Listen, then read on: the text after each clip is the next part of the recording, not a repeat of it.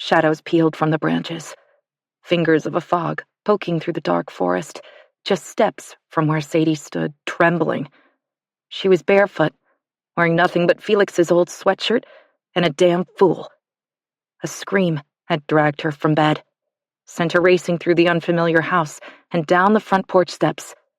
Her whole world was reduced to cold grass, a throb of tangled trees, the jut of a craggy peak, shiny as a dragon's scales in the light of a quarter moon. It was an animal. It had to be. Something small and injured. Maybe a coyote? A wolf? But it didn't sound like any of those things. It sounded human. Sadie! In a moment, she was in his arms, caught from behind with her back pressed tight to his naked chest. What are you doing? I heard... Sadie trailed off as a shattering, keening wail made her clutch at her husband's arms, where they wrapped around her chest. What is that? A fox, he soothed, lips against her hair. It's just a fox. Their pups are being born right about now, and they're very territorial. It's awful. Her voice broke, and the last remnants of the nightmare that snatched her from sleep began to dissipate. Sadie was home. Not home. That designation was reserved for their small bungalow in equally small Newcastle, Iowa. But in the house where Felix grew up, a ramshackle 2-story craftsman with dormer windows and mossy eaves planted deep in the heart of the North Cascades, a place so different from their quiet Midwestern town they might as well have moved across the world.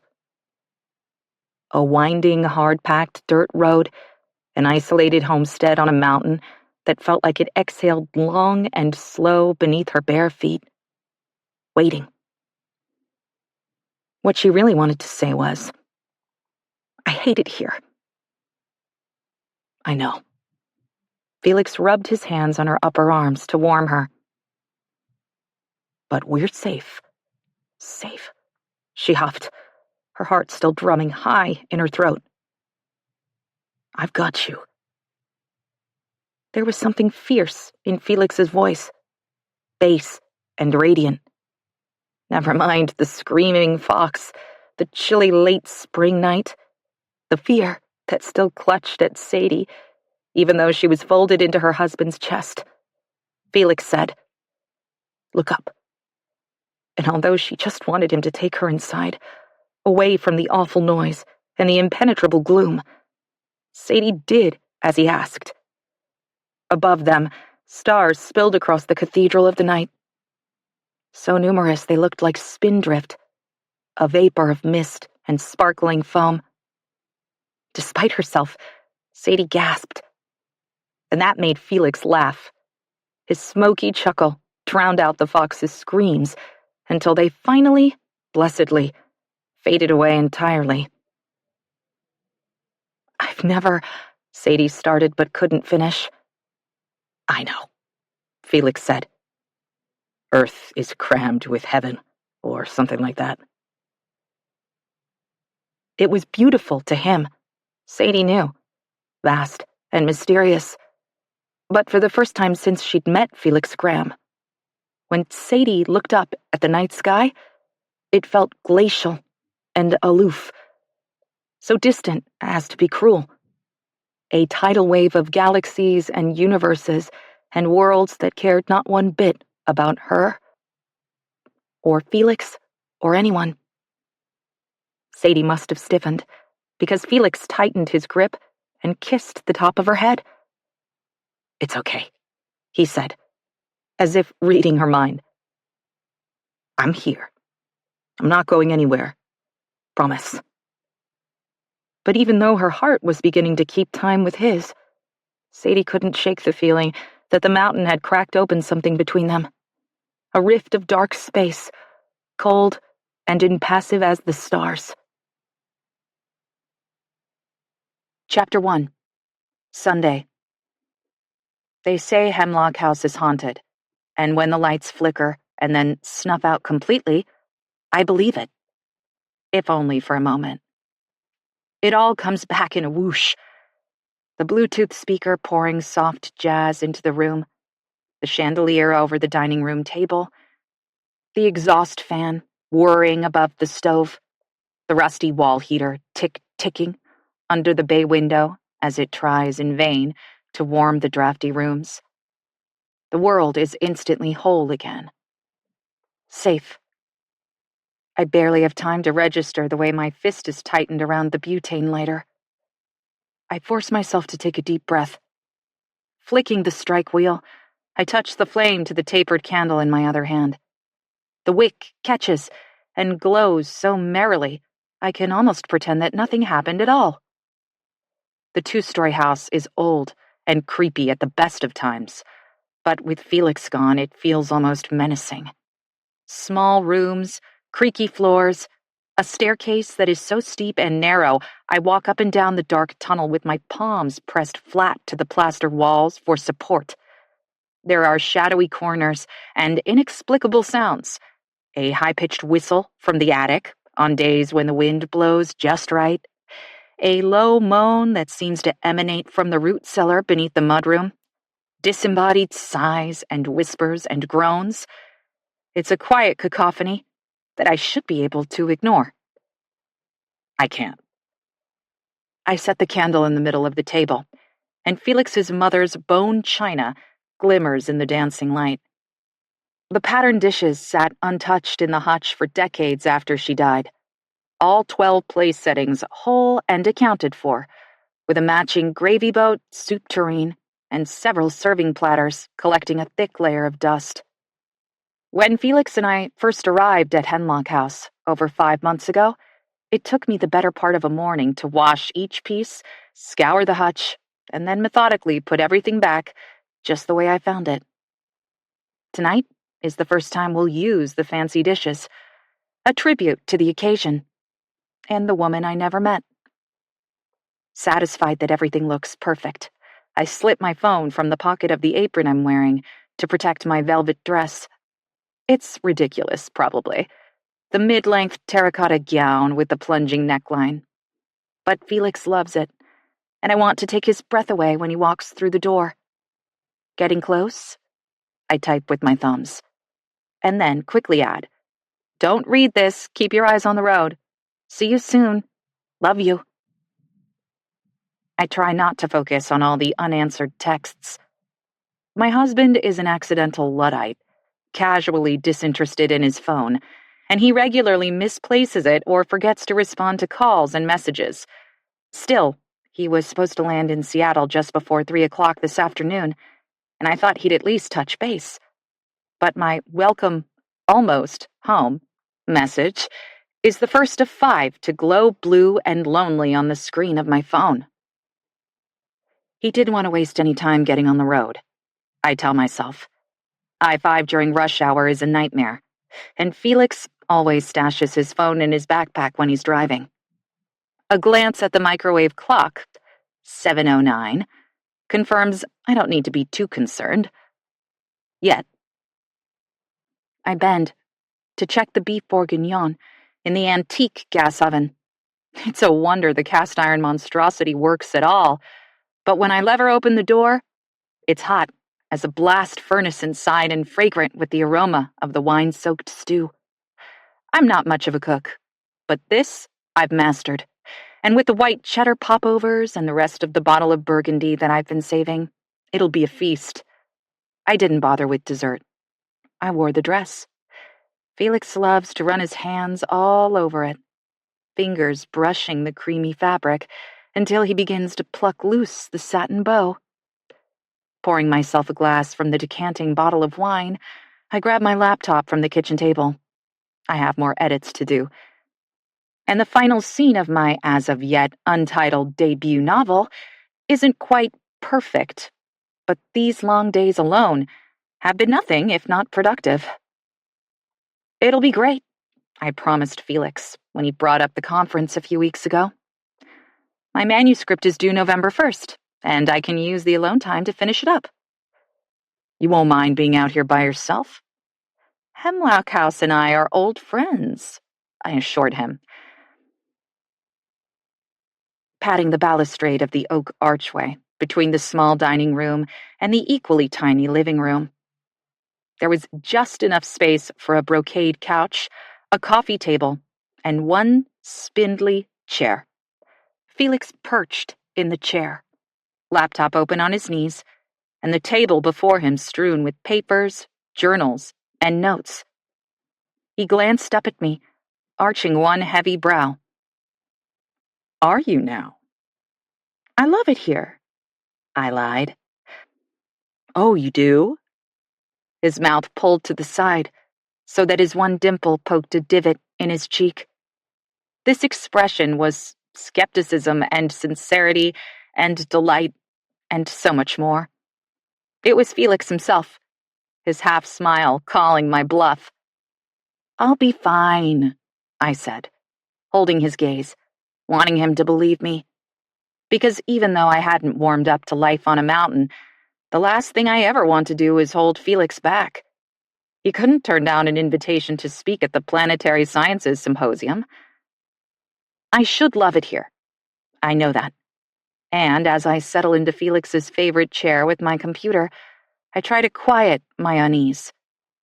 The mountain, our mountain, is undeniably gorgeous. But while it is lovely and serene, it's equally as dangerous and savage. Carry a bare whistle.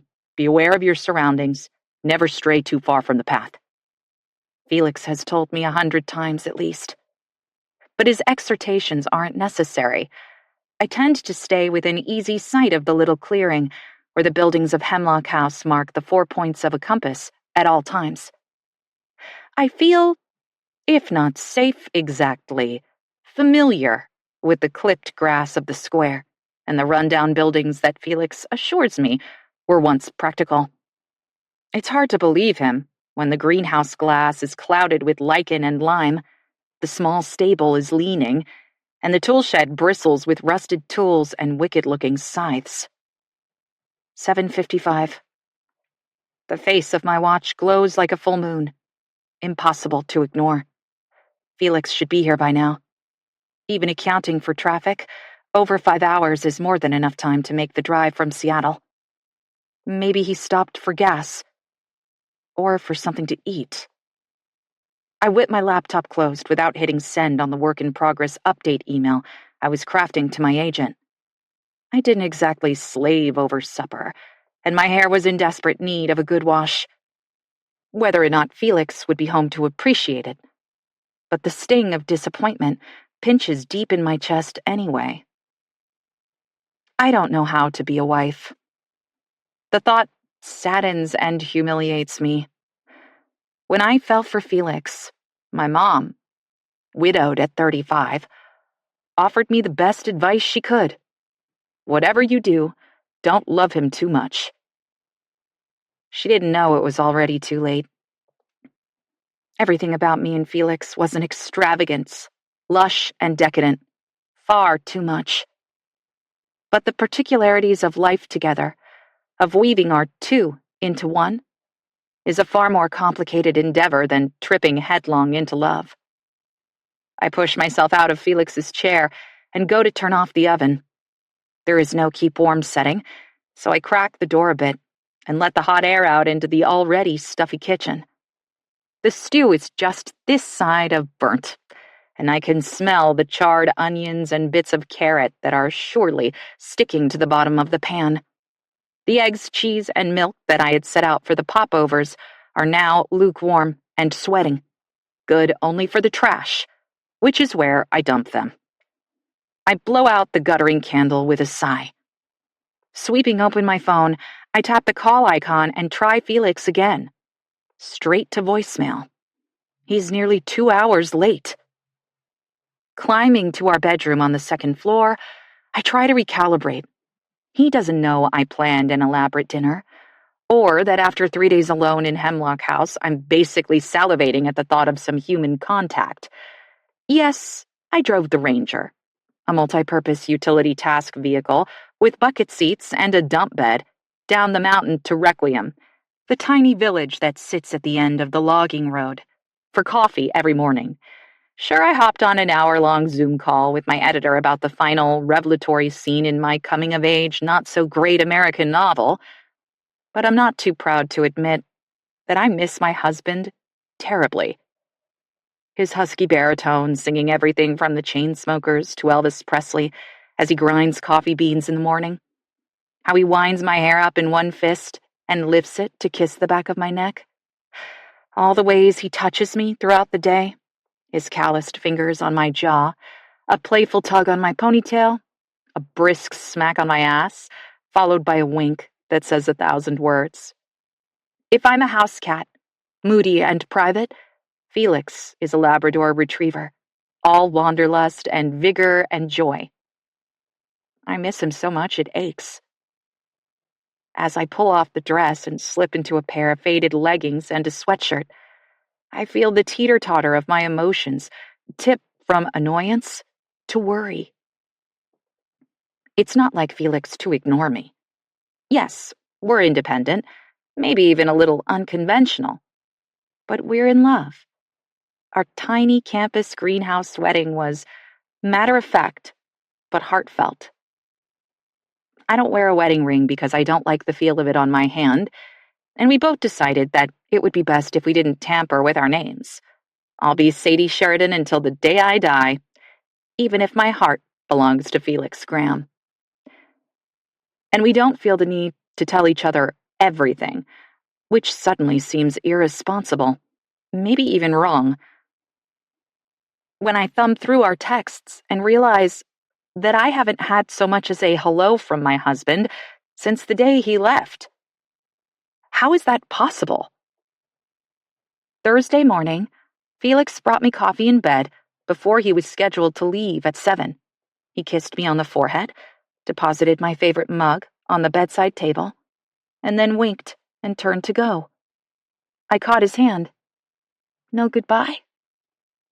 I thought that was implied, he said, his voice low and a little flat. I thought you were going to wake me up. I was drowsy, but I remembered how he had clasped my wandering hand in his and given me a chaste kiss the night before. I'm so tired, Sadie, he'd said.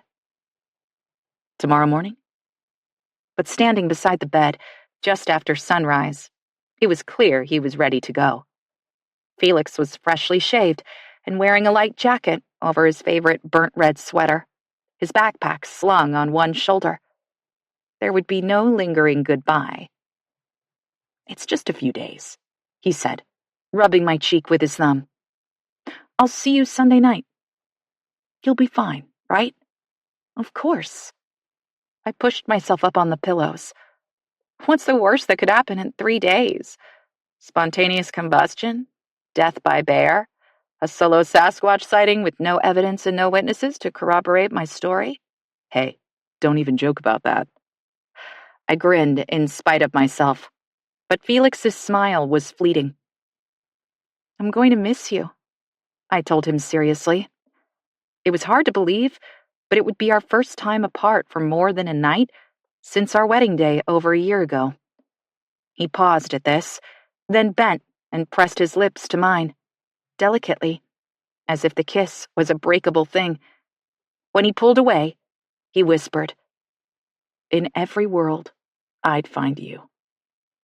And in every world, I'd love you, Felix Graham. Then he was gone. Back downstairs, I gather the day journal I keep on a desk in the kitchen breakfast nook we jokingly call my office, and push open the double wooden doors that lead to the main floor's study. I'm not forbidden from entering Felix's office, but it feels strange to be here all the same. His work requires reams of data, special high-res monitors, and a pair of supercomputers that can download and print images from the James Webb Space Telescope. Felix learned less than 6 months ago that his proposal had been selected by the Space Science Telescope Institute, and his research would include observing time with the world-famous instrument. He had been ecstatic. To study brown dwarfs for NASA was a dream come true, and Hemlock House was the perfect place to unplug, focus, and realize that dream. The room hums even in his absence. The computers with their tall towers merely sleeping, while an oscillating fan whirs to keep everything cool. It's his laboratory and his playground, the place where his lucid dreams and most fervent hopes unfurl against the backdrop of science, cold and fragile as spun glass. Lifting a long curl of paper, still tethered to the oversized design printer, I study the fantasy that is deep space. A jagged swirl of gas cloud, the color of Spanish saffron. A starburst of white light. An unknowable sorcery. I drop the printout as if the paper burns. Maybe I have the date wrong, I say to the wilting philodendron on the windowsill. It's the only other living thing in this house, and suddenly I need to hear a voice, even if it's just mine. Maybe he's supposed to come back on Monday. But both my digital and handwritten planners confirm Felix's Sunday return, and I realize I'm in his office because I already knew they would. I begin to rifle through Felix's things. I'm careful at first, afraid of disturbing anything important or disordering his meticulous research. But then the mantel clock perched on the wide window ledge chimes 10 o'clock, and my heart turns to ice in my chest. Felix is too late. Too late for there to be any safe, logical explanation for his absence. His flight landed on time. I double-checked hours ago, and the only thing that could have prevented him from pulling down our sinewy dirt drive by now is tragedy. But my mind skitters away from the particulars of that thought as my vision becomes a star-spangled mess. I'm hyperventilating now, so I slide out Felix's chair and crash into it, trying to hang on to a shred of reason so I can make a plan. I'll call again, and then reach out to the local police.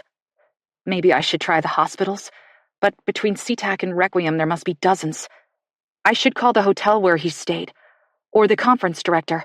I'll call his boss, his department chair, I think, or the team that funded his research. My breath returns, but my heart is beating too hard and fast for comfort. Before I can wrestle the situation back under my control, there's a mechanical ding, the universal sound for an alert. The computer monitor in front of me glows to sudden, unexpected life, the password-protected home screen temporarily overridden. It takes me a while to realize what I'm looking at. Before we moved to Hemlock House, Felix told me about his father's obsession with the unknown. Wraiths and will-o'-the-wisps, unidentified aerial phenomena, and even the elusive Sasquatch.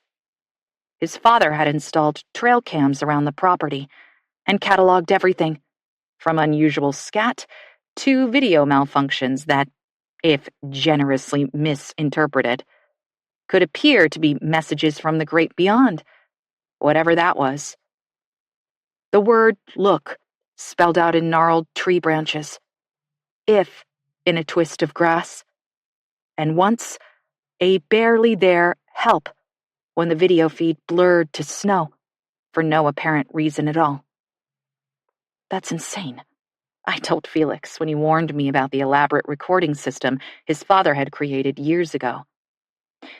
Tell me we're not moving to a Pacific Northwest version of Skinwalker Ranch. He laughed, kissed my forehead. No trail cams or conspiracy theories. I promise. We have real work to do. Now, staring at Felix's oversized computer screen, I understand that my husband lied.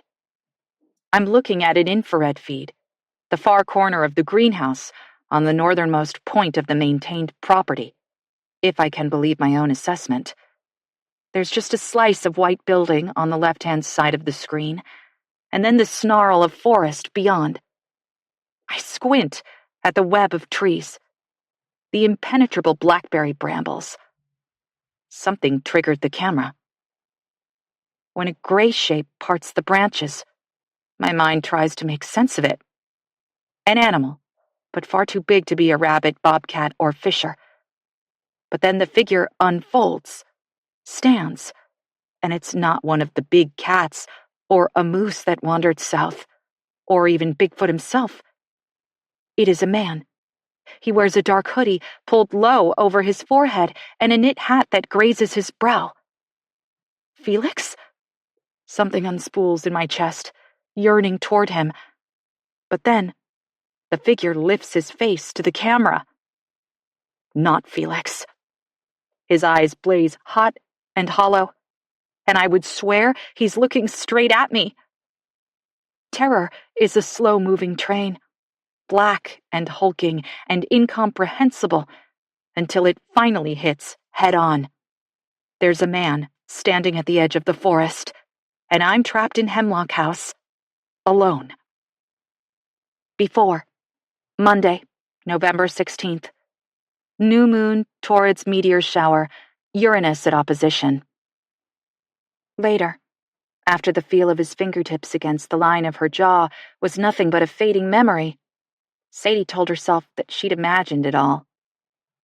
The whole thing was reckless, a last-minute lapse in judgment that made her pocket her car keys and turn away from the parking lot of the Humanities Building toward the dark north entrance and the quad. It was November in Iowa, a night so cold and dark, the first prick of brittle late autumn air was keen as a freshly honed blade. She almost turned around, but Sadie had been in Newcastle for over 2 months and still working past 10 on an ordinary Monday night. She was lonely, just gathering the courage to admit it, and the flyer tacked crooked on the bulletin board in the English department pod felt like an invitation. The heels of her sensible flats tapped a rhythm on the flagstones of the courtyard as she hurried, then jogged between the science building and the campus commons toward the football field, of all places. But there was a certain exhilaration in having somewhere to be that wasn't her office, a classroom, or the condo she rented on the outskirts of town. Sadie wound the scarf tighter around her neck and bunched her fists beneath the long cuffs of her wool coat. She told herself the spontaneity of it was thrilling. The poster had promised stargazing on steroids, with a couple of the science department's portable telescopes set up for viewing both a meteor shower — Sadie had already forgotten the name — and something to do with Uranus, which would have sent the middle schoolers she used to teach into hysterics. The poster had crackled with energy, a guileless enthusiasm that made the crisp night air feel clean and fresh as newly fallen snow, full of possibilities. The Brantford Memorial Stadium, Go Newcastle Knights, was cloaked in darkness, the streetlights extinguished for what she could only imagine was an attempt to cut down light pollution for the stargazers. But Sadie wasn't afraid as she hustled beneath the brick arch to the knot of people gathered at the 50-yard line. Her eyes had adjusted to the ink-black world, and Newcastle was safe. Like, leave your keys in the ignition, don't lock your front door safe. Though she still did both, and carried a personal alarm clipped onto the strap of her purse, a relic from her days teaching 8th grade English in downtown Milwaukee. The only thing Sadie had to fear tonight was putting herself out there, a directive her mother had barked at her only a few hours before. Don't be such a mouse. Put yourself out there. Wouldn't she be surprised when Sadie told her she'd done exactly that, if she remembered the conversation at all? 20 or so people were clustered in a semicircle around a man who stood between a pair of telescopes mounted on silver tripods. No one glanced up when Sadie folded herself in at the edge of the crowd, grateful for the cloak of the deep, moonless night. She was also, she hoped, indistinguishable in the small crowd of students, perhaps a faculty member or two. Her light hair was pulled back in a low ponytail, navy peacoat belted tight. Maybe no one had to know that the newest member of the English department had made her first social appearance since arriving on campus in late August. But anonymity wasn't the point of this outing at all. Maybe there had already been introductions, and she had missed her chance to share that she was Dr. Sadie Sheridan, assistant professor of creative writing, though her degree was in English Lit, but beggars couldn't be choosers. Recent transplant from Wisconsin, French cuisine aficionado, so pleased to meet you. She began to back away. I want you to take your shoes off, the man between the telescopes instructed, cutting straight through Sadie's distraction. She was so surprised by the strange direction, she froze mid-getaway.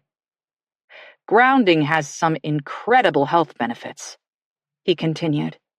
Research suggests that the negative charge of the Earth's surface can neutralize free radicals, regulate our nervous system, and synchronize our circadian rhythms. It's cold, Dr. Graham, someone complained. But it was good-natured, and more than a few of the students laughed. Well, we could talk about the benefits of cold therapy, Landon, or you could trust me on this. Stargazing isn't just a fun hobby. It's an art, a way to ground yourself in time and space as you contemplate the infinitude of the cosmos. To connect with both the world around you and the baffling beyond. I find it helps to feel the earth beneath me before I turn my attention to the stars. Dude's a wannabe poet, a student muttered, but everyone bent to remove their shoes. Sadie couldn't see Dr. Graham. Not well. Yet something about the way he spoke made her toe off one camel flat and lower her bare foot gingerly onto the clipped grass of the football field. It was definitely cold and a bit damp, but it also felt like green growing things and summertime and childhood. It made Sadie smile, because she couldn't remember the last time she'd stood barefoot on grass, so she quickly slid off the other shoe, wiggling her toes in the carefully maintained turf. I'm going to pass out binoculars and star charts, Dr. Graham said. I want you to spread out on the field and find a place to lie down. There are blankets if you want them. Once your eyes have adjusted to the dark, you can watch for the so-called falling stars of the Taurids meteor shower, or see if you can find Sisyphus, Cassiopeia, or Pisces. I'm here for the Starlink satellite train. This brought a gale of laughter, and as the crowd filed forward to accept a pair of binoculars and a star chart, Sadie could just make out the flash of white teeth as Dr. Graham smiled. I'd keep my eyes on Taurus if I were you, he said. The meteors will radiate from the center of the constellation. A girl passed Sadie a pair of binoculars and a laminated star chart over her shoulder.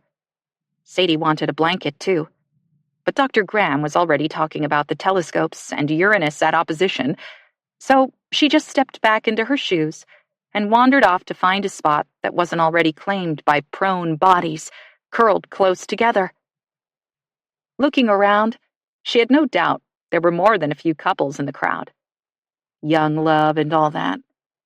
Was stargazing the perfect first date, or hopelessly cheesy? And was it pathetic that she was here, among them? When Sadie finally lay down, the vast expanse of sky made her dizzy, like she was falling and flying at once. She dug her fingers into the grass and tried to concentrate on Dr. Graham's calm directions, his nearly whispered guidance for locating the Andromeda Galaxy by star-hopping from the W-shaped valleys of Cassiopeia to the great spiral solar system itself, the most distant object visible with the naked eye, he claimed. Sadie had no idea what she was doing, but his voice became the quiet soundtrack to her exploration. And as the sky became darker still, and the stars and planets and far-flung galaxies poured across the velvet scroll of forever, she lost herself. There were whole universes contained in each pinprick of golden light, and she was so very, very small. A single heartbeat, a whisper. Did you want to look through the telescope before I pack it up? Suddenly, Dr. Graham was standing over her, his face in shadows, hand outstretched. Sadie propped herself up on her elbows and glanced around, confused. She felt lightheaded, almost drunk, and she realized that the field was emptying. The stargazers wandering back to dorm rooms, the all-night diner, or perhaps Joe's, the one seedy but welcoming bar in Newcastle. Embarrassment coursed through her, and she fumbled for the discarded star chart, the binoculars that she had abandoned long ago. The wonder of it all spilled out of her. A tipped cup. She regretted coming. But if Dr. Graham thought her a fool, he didn't let on. It's magical, isn't it? He loved it, Sadie realized. The sky, the stars, the limitless possibilities of the great beyond. Yes, she said belatedly. It was magical, and she had been utterly transported. But now she felt stiff and cold, ashamed that she had let herself get so lost in space, literally. Sadie curled her feet beneath her and tried to stand, but her thigh-length coat was making it tricky, and she ended up dipping sideways. Here, Dr. Graham said. He leaned down, slipped an arm around her, and helped Sadie to her feet in one swift movement. Did you know that some physicists believe there are more universes than the human mind can comprehend? It makes me believe in, well, everything. Everything? Sadie parroted, as his hand fell away. She was freezing, her body trembling, protesting the time she had spent in the grass. She wrapped her arms around herself to both ward off the cold and hide the fact that she was shaking. Maybe anything is a better word. Dr. Graham ran one hand through his black hair. It was thick, wavy, and just a little too long to be respectable. It's hard not to believe in anything and everything when our understanding is so rudimentary. Her eyes had grown so used to the dark, she could see that he had a dimple when his mouth pulled into a half-smile.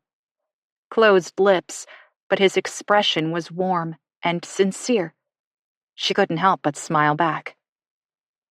There are more things in heaven and earth, Horatio, than are dreamt of in your philosophy. Sadie was mortified the second the line popped out of her mouth. Sadly, the name's not Horatio. Again, the crooked smile. The dimple. It's Felix Graham. Science department. But I'm guessing you already knew that. You must be the new assistant professor. I'm sorry we haven't crossed paths. Sadie's chest burned when he stretched out his hand, and she was grateful that he couldn't see her pinked cheeks.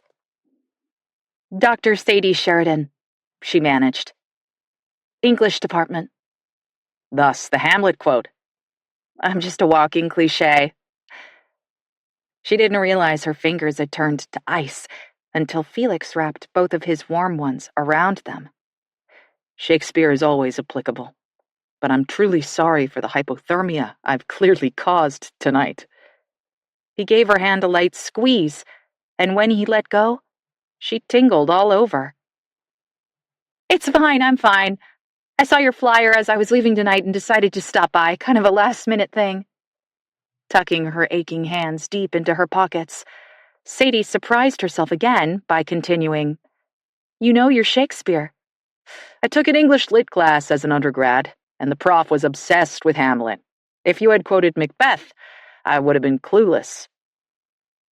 He had a very slight accent, or maybe a lisp, a softening of his consonants, vowels rounded as if he savored each word, like something sweet on his tongue. Sadie found herself squinting at him, grateful for the cover of night, as she tried to discern more than just dark hair, dark eyes. Felix was taller than her by a few inches, wearing nothing but a thick sweater, though the night was becoming almost unbearably cold. Can I? She began at the exact moment he blurted, Would you like to see Uranus at opposition? Sadie almost giggled at that. The punchline of a bad junior high joke. And Felix must have caught the glint in her eye because he grinned. My astronomy students have a new one every day. Uranus jokes will always be funny. Will they? Sadie raised one eyebrow. You're right, Felix conceded, shaking his head. Only funny to 12-year-olds and lovers of planetary science. Yes. Sadie dismissed the bite of the November night, along with her self-consciousness. I'd love to. There was something easygoing and authentic about Dr. Graham. Sadie had finished her doctorate just a year ago, a few weeks after her 41st birthday, and breaking into higher ed at her age was a lesson in humility. It was why she'd accepted a position at a relatively unknown small college over 500 miles from home, from the quaint assisted living facility where her septuagenarian mother, her only family, lived. Sadie had left everything behind for Newcastle, and so far, she wasn't convinced it had been worth it. Her course load was intense, her lectures packed. She didn't have time to make friends. But Felix acted as if this moonlight meeting was as normal as bumping into each other after faculty assembly. Once a year, Uranus comes into opposition, he said, leading Sadie to the single telescope left standing. Everything else had been packed away into cardboard boxes. How had she missed that? The Earth and Uranus pair up on this side of the Sun, only 2.8 billion kilometers apart. Practically touching, she said, and felt like an idiot. But she was rewarded with a light chuckle. Next-door neighbors, Felix agreed. It's a piece of cake to spot it with binoculars, but you can see the planet's distinct blue-green marbling with this telescope. Did you spot it earlier? She could have lied, but Sadie shook her head and admitted, I got distracted. Totally understandable. Here, let's start with these and work our way up. He handed over the binoculars he'd rescued from one of the boxes and pointed at the night sky, telling her where to find Uranus in relation to the great square of Pegasus. Sadie had no idea what he was talking about, but gave it her best shot, squinting into the smudged lenses until Felix stepped behind her. May I? He asked, and before she could answer, he touched her. It was nothing, really, just a fingertip or two on her jaw, lifting her chin a few degrees. You have to look up a bit more, Sadie. Her name on his lips wasn't unlocking. In a single moment, Sadie's whole heart fell loose and open. It looks just like a star, Felix said, oblivious. But it's not. The diameter of Uranus is 4 times that of Earth, and it possesses the coldest atmosphere in the solar system. But Sadie wasn't listening anymore. Her skin flamed where he had touched her. She felt naked and exposed. Thank you, she choked out, shoving the binoculars in his direction. Could he tell? Did he know how he affected her? Sadie knew she had made an absolute spectacle of herself, coming to this stargazing event, whispering under a moonless sky with a colleague like she was a flirty teenager, instead of an academic, a professor, in her 40s. In the telescope, you can... Thank you, she said again, interrupting. I'm afraid I have to go. Maybe I can see it another time. Of course, there wouldn't be another time. Once a year, he had said. A special event. Something unique and disruptive and extraordinary. As uncommon as Sadie Sheridan doing something impetuous. This was informative, she said, gathering herself and trying to force the wayward pieces back into place. Midnight stargazing with strangers was the most un-Sadie-like thing she could have possibly done, and the impulsivity of it felt rash and uncomfortable. It was nice to meet you, Dr. Graham. Felix, he said, but she had already turned away. You can call me Felix. Sadie wanted to tell him that he was the most interesting person she had ever met, that she believed she could spend the entire night looking at the sky with him, and never once get bored. But the lightness in her chest, that uninhibited exhale that made her tingle all over, was ridiculous. Sadie knew herself. She liked her life safe and predictable. Her 2 feet firmly planted on the ground. A thoughtful plan outlined. Don't forget the cost-risk analysis and a foolproof exit strategy. She simply wasn't built to be untethered. Chapter 2. Monday. The closet stinks of mothballs. I can smell them before I open my eyes. I know exactly where I am. I know why. I'm surprised that I slept, even if it was just for an hour or two with my cheek pressed to the cold back wall of the cramped hideaway. 8:24. The face of my watch frowns in the dim light. Felix is 15 hours gone, lost or hurt or God knows what. The thought makes me shudder, and every inch of my stiff body protests. I'm alive. Last night, that didn't feel like a given, but as I part the heavy curtain of coats and fumble for the door handle, I feel a quick beat of humiliation. I spent the night in a closet, the closet of Felix's study, to be specific, where I had to shove aside boxes and tunnel beneath old garments like a field mouse in winter. If he could see me now, the line between Felix's eyes would deepen in concern. He'd lift me into his arms, rub my hair between his fingers, whisper cielito against my neck. Little sky. A white-hot pulse of want throbs through me. I want my husband here. With me, his voice sanding away the lethal corners of last night, his hand wrapped tight around mine. He would have known just what to do, his height and breath a commanding deterrent, even if he had no weapon to wield. I emerge into the sun-bright room, squinting at the cheerful new day, and question everything. Last night, after seeing the strange man on Felix's monitor, too lanky and furtive to be my dependable, confident husband, I slid to the floor, my brain downshifting towards survival without any conscious decision to do so. I crawled through the study toward the living room, avoiding windows so that the twinkling snow globe of the house wouldn't project my every move. At the front door, I double-checked the lock, and then wedged Felix's favorite chair under the handle. A tricky endeavor as I crouched on the floor, trying to keep my head below the windowsill. I had to kill the lights.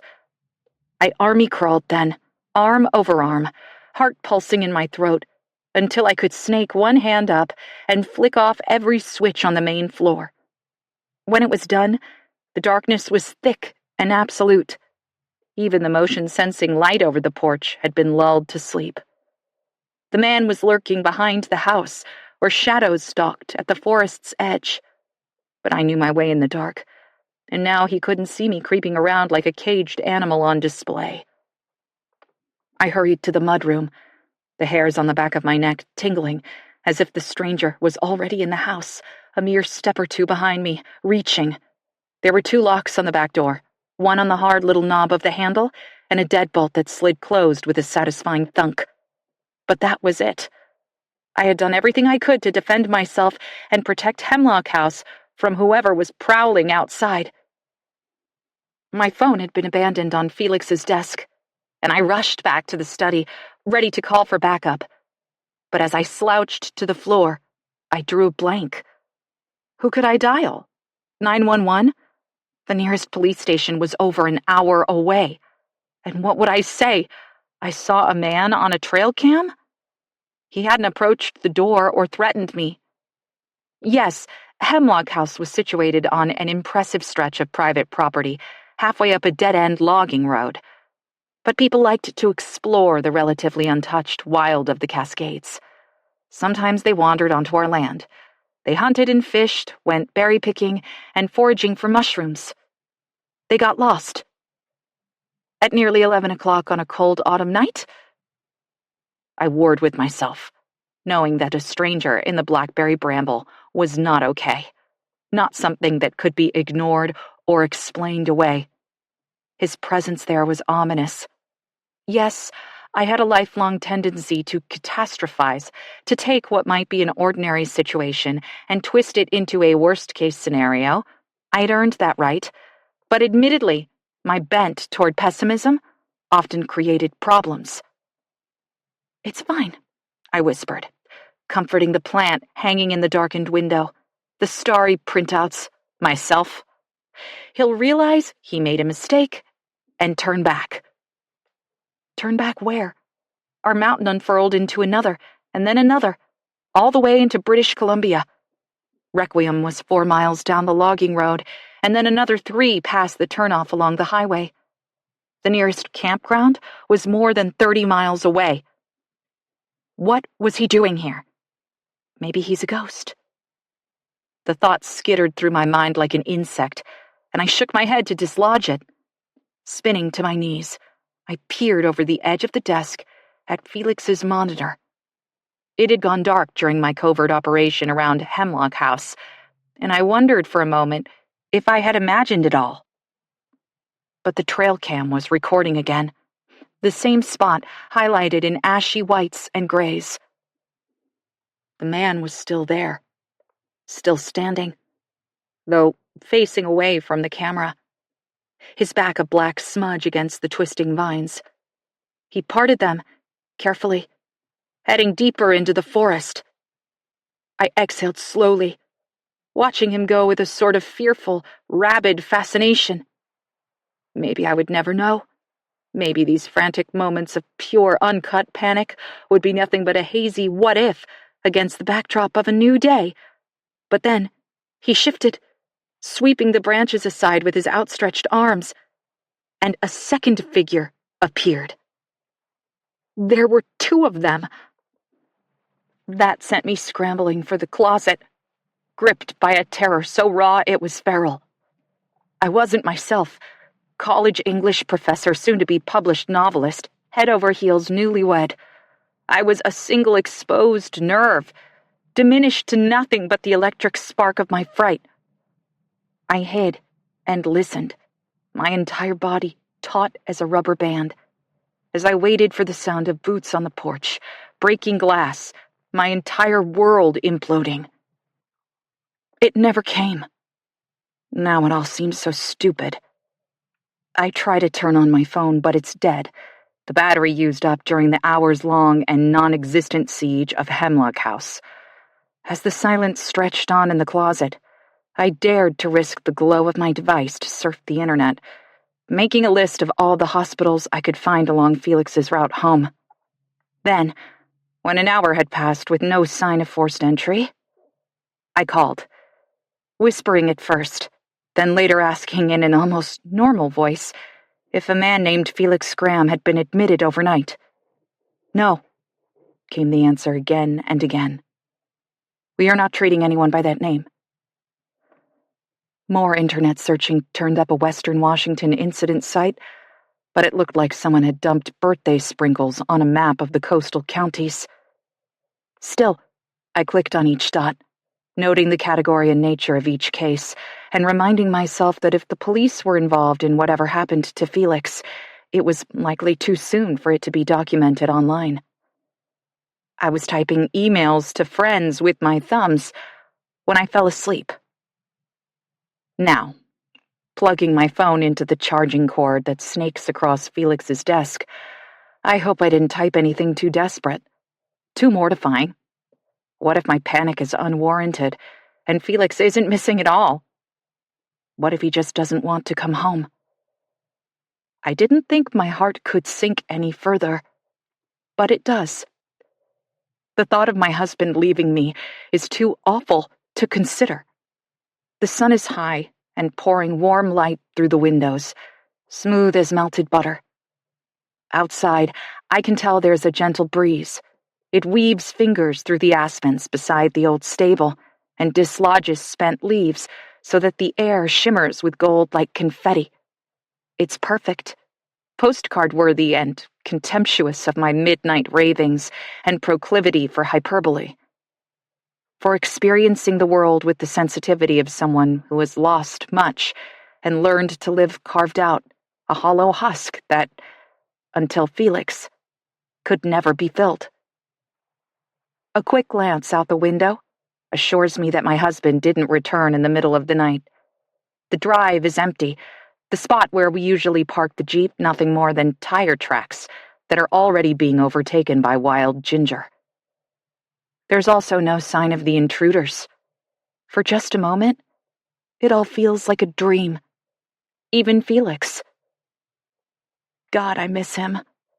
It's a bone-deep ache, sharp and bitter, and it overrides any residual fear that makes Hemlock House seem alien and strange. I can deal with whoever trespassed and cursed me with a sleepless night later, but right now, I need to find my husband.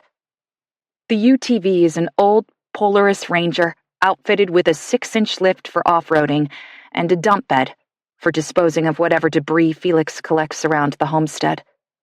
He was especially excited about these two features when we first arrived at Hemlock House, although I didn't pay much attention to the particulars.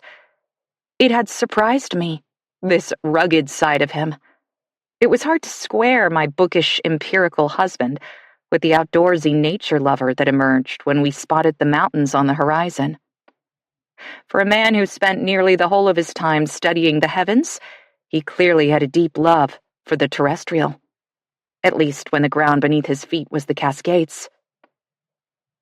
My hand trembles when I fit the circle key into the ignition of the UTV. I've somehow managed to brush my teeth, pull my hair into a topknot, and throw on a pair of jeans and a sweater. But I know Cleo will take one look at me and know something's wrong. That's fine. I need her resolve. No police department will take my missing person report too seriously after less than 24 hours, and my support system in Requiem is threadbare. There's Cleo. That's it. The trek into Requiem is beautiful under any circumstances, but I barely notice the crisp snap of the autumn air. The crystalline sunshine, the susurrus of the wind in the trees. The logging road is a squiggle of hairpin curves and loose gravel, and it requires all my focus to keep the oversized tires of the side-by-side from slipping off the edge. I'm driving too fast for comfort. A speed that just yesterday would have felt impossible to me, nearly out of control. I live for predictability, constancy, order. This isn't me. But what choice do I have? I press down on the gas a bit more. Requiem is more of a village than a town, a hodgepodge collection of buildings lined up on both sides of the highway that caters to tourists. There's a hardware store that sells hiking essentials, a gas station, a small family restaurant. Felix once told me he remembers shopping at Timberco with his dad, and his mom used to send him to Gus's for gallons of milk and loaves of bread when he was a teenager. But there are newer additions, too. A tiny distillery with a landscaped yard lures visitors to lounge at the painted picnic tables for hours.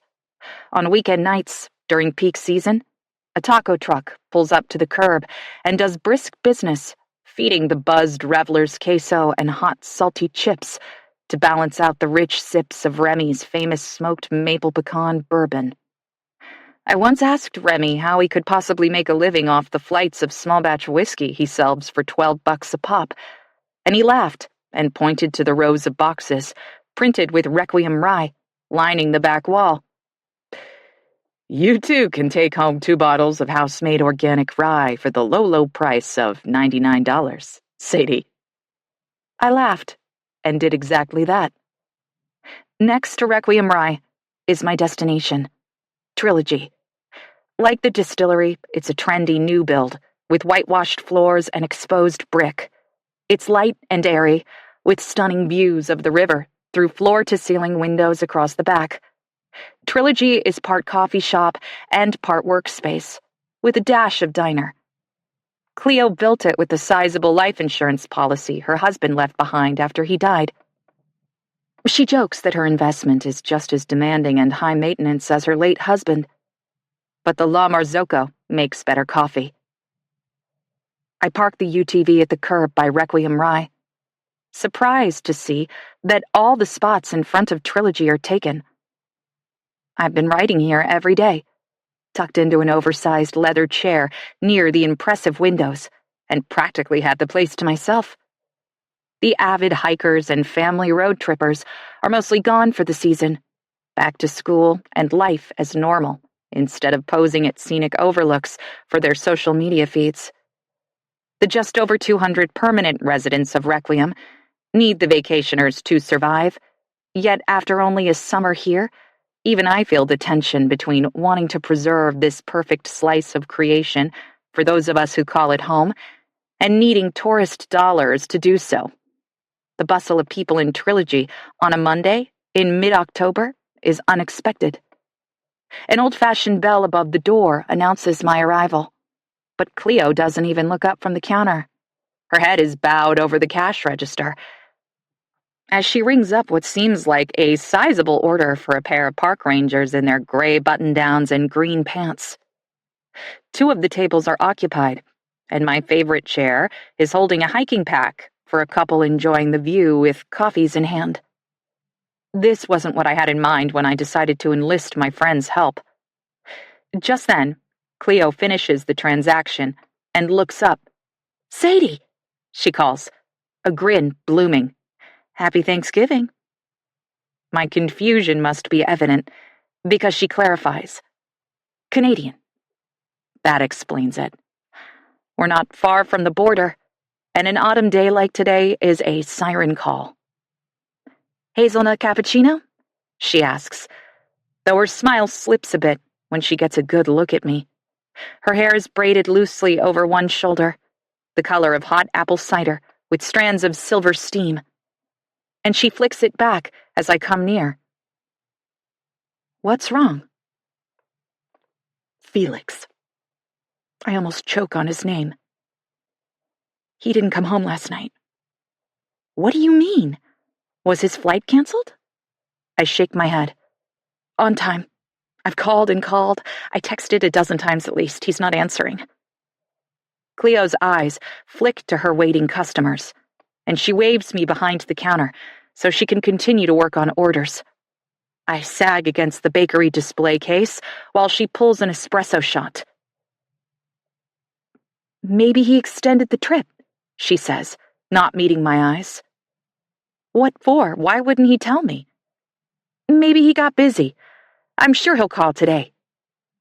Something about her response feels off, dismissive and cool, instead of the compassionate understanding I was expecting.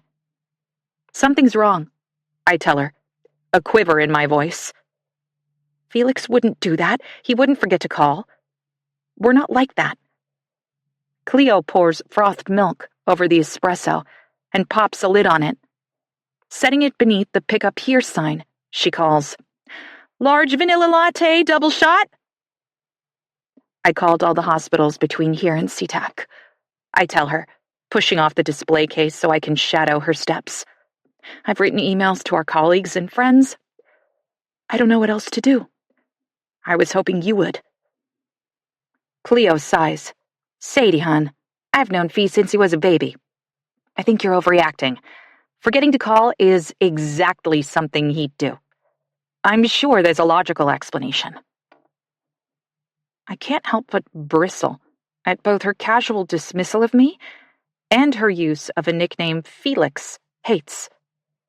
I want to say, "You don't know him the way I do." But that's not true. Cleo has known Felix his whole life. He's been in mine for less than 2 years. When we moved to Hemlock House, I expected Felix's homecoming to be happy. And it was, sort of. Felix came alive on the mountain in a way that I had never seen before. The Cascades and Hemlock House were home in a way our sensible one-story brick house in Newcastle, Iowa, never could be. But memories lingered in the musty rooms, and it was obvious they weren't all good. I can admit that Felix has been quiet, maybe even cagey about his past. The people he introduced me to in Requiem have all been kind, but guarded, careful. His family clearly has a reputation, and though I can't put my finger on why we're treated with wary deference, I inherently understand we're set apart somehow, given a wide berth. It never really bothered me until now, until the closest thing I have to a friend out here, never mind that she's almost 20 years my senior, is giving me the cold shoulder. Felix is missing, I say with more heat than I intend. My husband is missing, Cleo, and you're acting like you don't care at all. She presses her lips together, finishes up a second coffee, and hands it to the park ranger, who's waiting on the other side of the counter.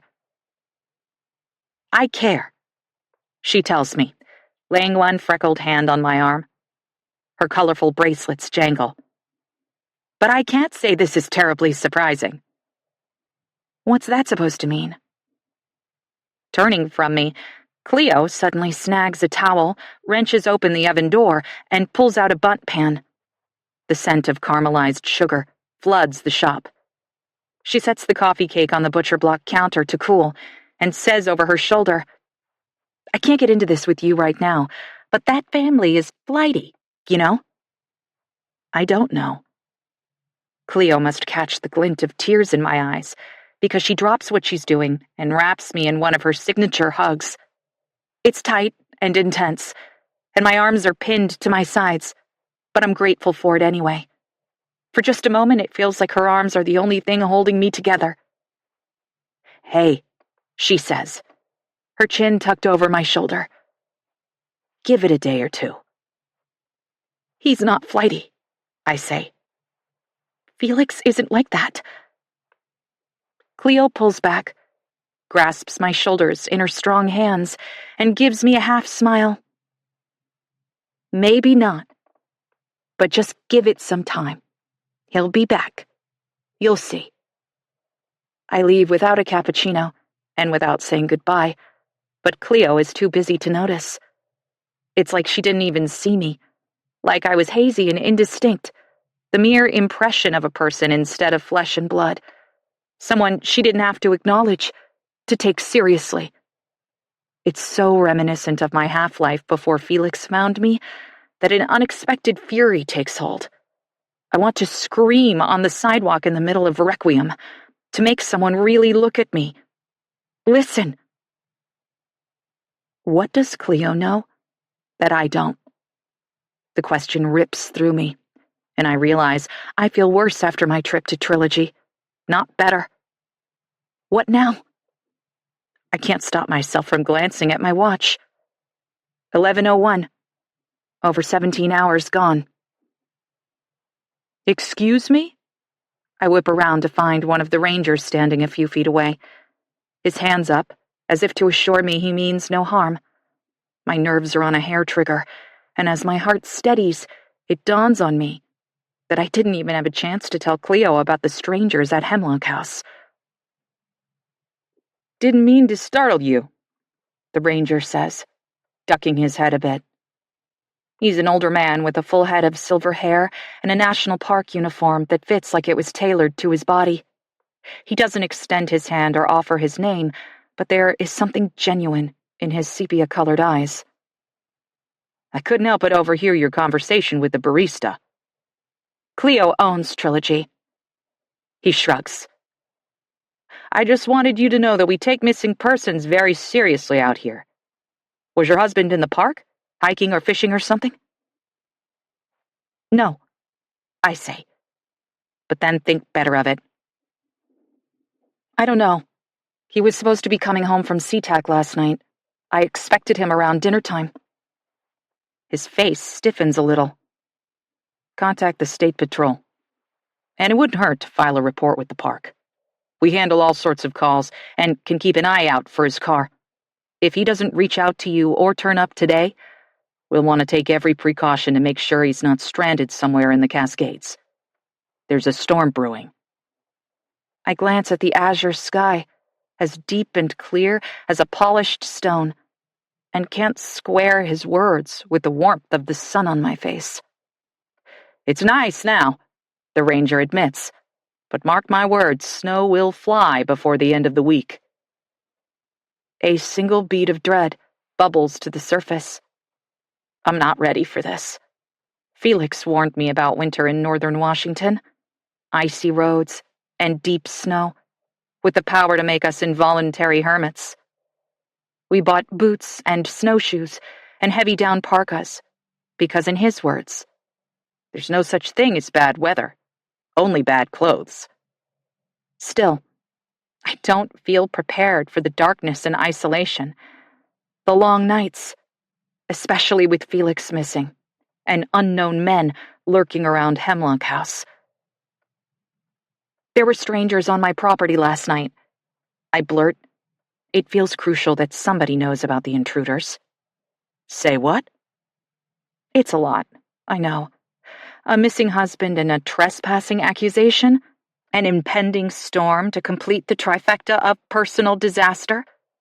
I wonder if he even believes me. I don't think they did anything, I say. There were 2 men lurking at the edge of the property. I saw them on one of our trail cams. The ranger takes a step toward me, his eyes flinty. You need to be very careful, ma'am. It could have been an innocent mistake, a navigational error. But poachers are armed. Poachers? They'll shoot anything that moves. Cougar, wolf, elk, bear. I can feel the blood drain from my face. Be sure to tell the state patrol about them, too, he says. My jurisdiction only covers the park, but we work with local law enforcement when the situation warrants. Thank you, I tell the ranger. I'll call. But my voice hitches, and he catches it. He gives me a sympathetic smile and doesn't patronize me by saying that everything will be okay. Instead, he nods goodbye, and I swear he'd tip his hat if he was wearing one.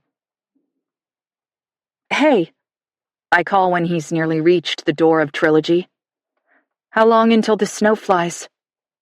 The ranger swivels and studies the washed, clean slate of sky as if he can read the forecast in the crooked cross of contrails at the farthest edge. It's going to turn fast, he says eventually. 2 days, 3 at most. Get ready, okay? It can be dangerous up here. Chapter 3. Monday. The turnoff for Hemlock House is a blink-and-you-miss-it 2-track lane through a tangle of almost impenetrable underbrush. When we first arrived nearly 6 months ago, we had to turn back to Requiem so that Felix could buy a brush-clearing sickle from Timber Co. to cut down the blackberry canes that had grown over the path. I eyed the wicked carbon steel blade and short, blunt handle, unconvinced that such a compact tool could make a dent in the fairy tale thicket that made our new home seem like Sleeping Beauty's castle. Felix read my mind. There's a gas-powered brush cutter in the shed, he said, a glint in his eye. All I have to do is get to it. I'd believed, foolishly, that the property was overgrown because Felix had been gone for so long. Sure, he'd contracted with a local realtor to make sure the place didn't completely fall apart. But Hemlock House sat empty for years, the forest slowly reclaiming the patch of land his family had worked so hard to cultivate for over a century. But beating back the wild was an almost daily chore, something that required time and attention so that the house and grounds weren't swallowed up by nature. At first I'd found the riotous vegetation lovely. The 5-petaled white stars of innumerable blackberry blossoms, the bright pink cups of creeping bindweed, the tufts of old man's beard that scaled the cedars and draped the branches like long, lacy Christmas garlands. But Felix pointed out the way they choked the trees and smothered the bleeding hearts that his mother had planted in the shade along the north side of the house. On a trip into Requiem for groceries, he showed me a rusted-out truck in a shallow ditch that had been strangled by ivy and wild blackberry. I could barely make out the shape of the abandoned vehicle beneath the shroud of virulent green. Now, steering the UTV onto the narrow path home. I feel like the mountain is closing in around me. The forest has eyes and arms in the form of creeping vines that could stealthily overtake me. Nothing about Hemlock House feels safe or civilized. The heavy metal gate is open, just the way I left it, and the homestead is quiet and undisturbed. It feels abandoned, almost ominous.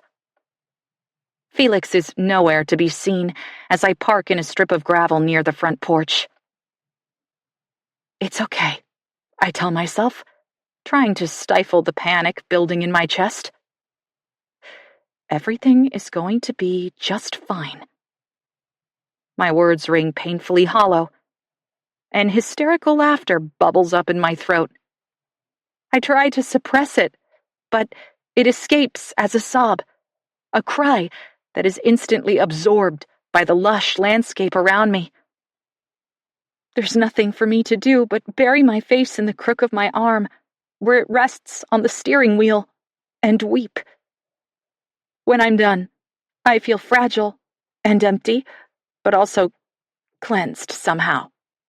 Like I've rinsed the toxic thoughts away, and the only thing left is the truth of what I'm facing. My husband is gone, and, as far as I can see it, there are 3 possible reasons why. He's dead. I force myself to hold that thought in my hands, a burning coal that hurts so badly I gasp, but pretending won't do me any good, so I don't. Felix, my beautiful husband, could have had a terrible accident and is yet to be found. He's missing. Maybe his Jeep went off the road, and he's injured or unconscious or confused. He could have taken a wrong turn on an isolated stretch of highway, lost somewhere remote without reception. He left me. It's unthinkable, and something I would have never even considered a mere 18 hours ago. But I know firsthand that life and people are unpredictable, capable of blindsiding you in the most shocking, untenable ways. Not my Felix. Everything inside me rebels against this grim practicality, this careful assessment of the impossible situation I find myself in. And yet, what choice do I have but to move forward, clear-headed and sure? I'll do what I always do. Make a plan and follow it. By myself, apparently, which is how I have always worked best. I open the half door of the UTV and step onto the quilted lawn of Hemlock House. The ground is spongy here, thick with the scrubby grass that grows in rocky soil and patches of almost whimsical clover that fill in all the gaps. As I brush the tears from my cheeks, a pair of whiskey jacks soar down from the canopy of trees that hem the yard, chasing each other around the stubby fingers of our leaning electrical poles. Their whirling pattern is a game, a dance, and I would be charmed if I didn't know that they're scavengers. Felix told me months ago, when I first admired their soft gray feathers and white bellies, that they don't migrate, but winter in the mountains, eating carrion that predators leave behind. I shiver, thinking of impending snow and carnivorous birds that look as if they might alight on your finger, but would do whatever they must to survive. I look up the number for the Washington State Patrol, like the park ranger suggested, so I can report my husband missing. I pace the homestead yard as I do so, walking tight circles as I click different links on my phone until I finally find the contact info for the office in Whatcom County, the closest jurisdiction. It's a frustrating conversation, stilted and inconclusive, because my instincts were right, and the officer doesn't seem overly concerned about Felix's whereabouts.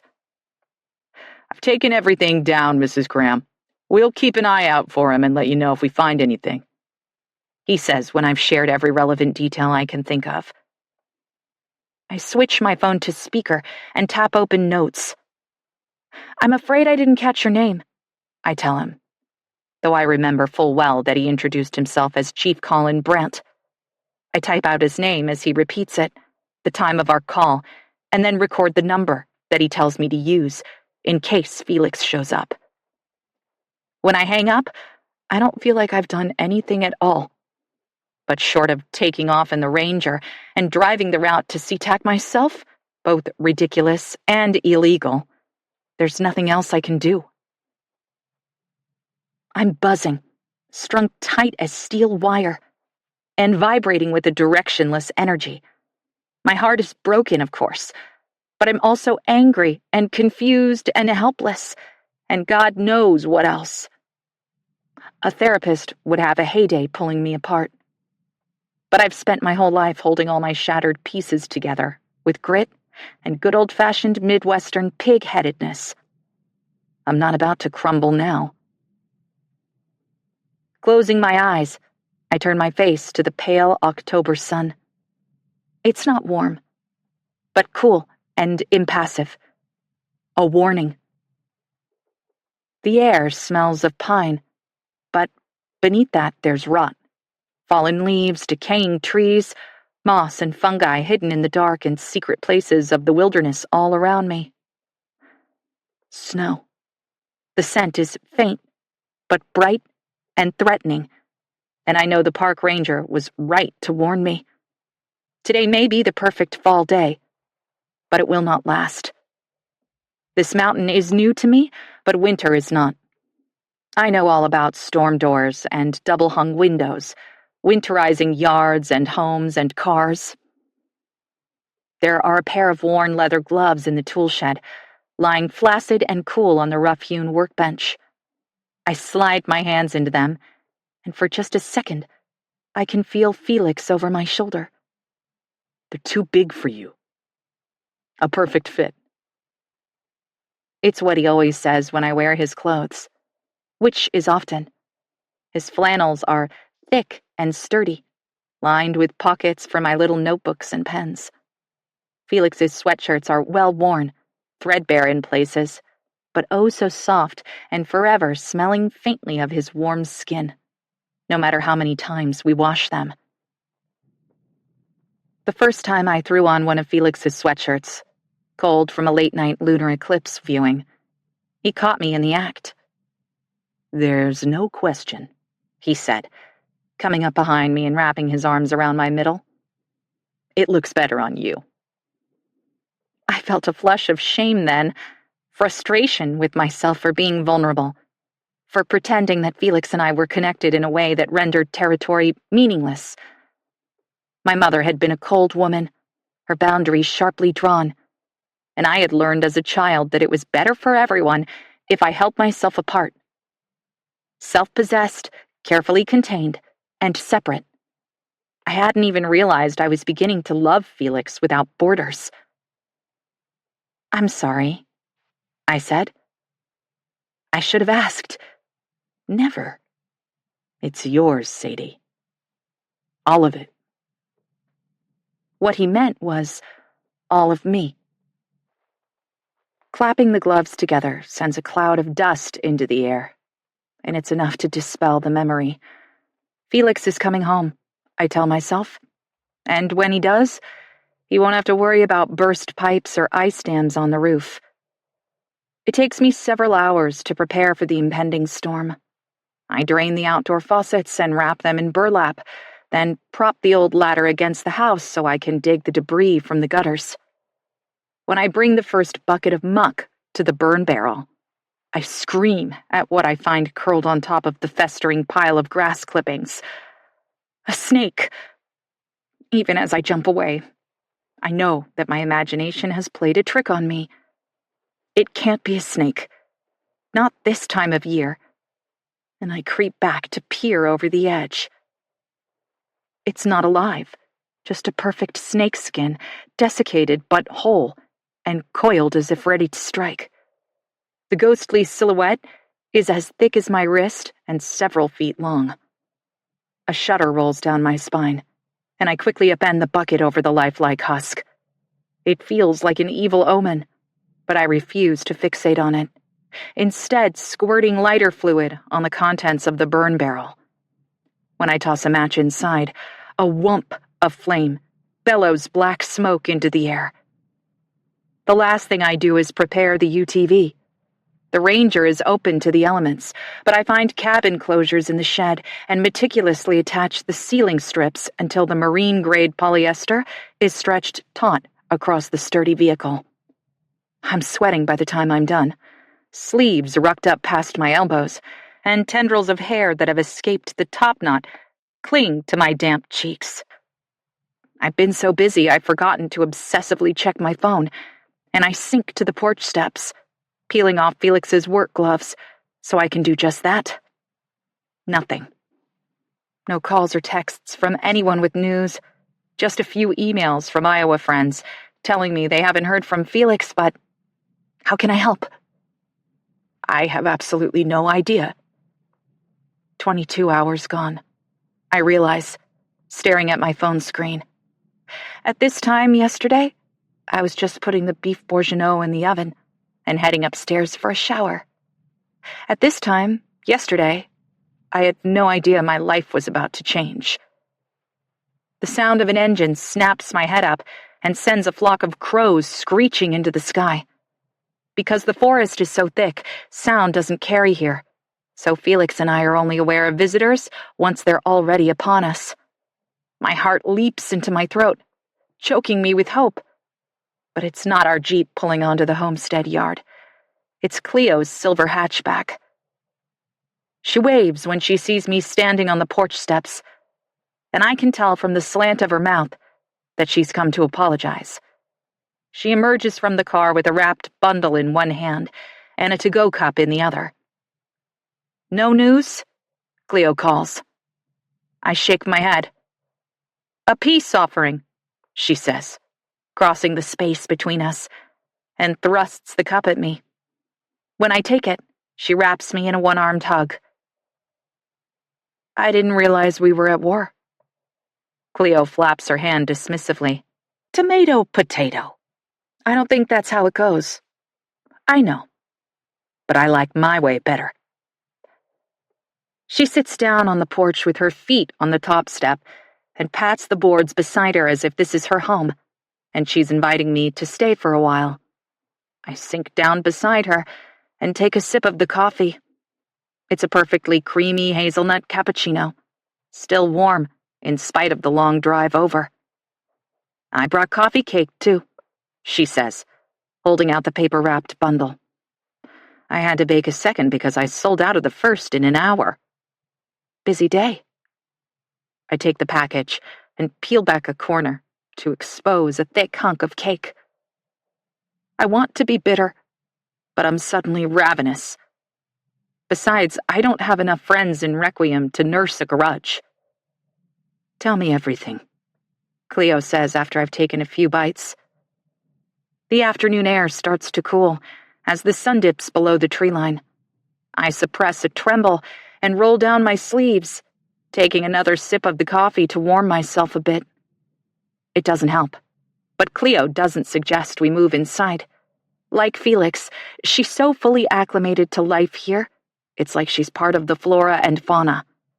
I'm convinced she'd be comfortable in any weather at all, in her rotating wardrobe of different-colored North Face half-zips and sturdy jeans.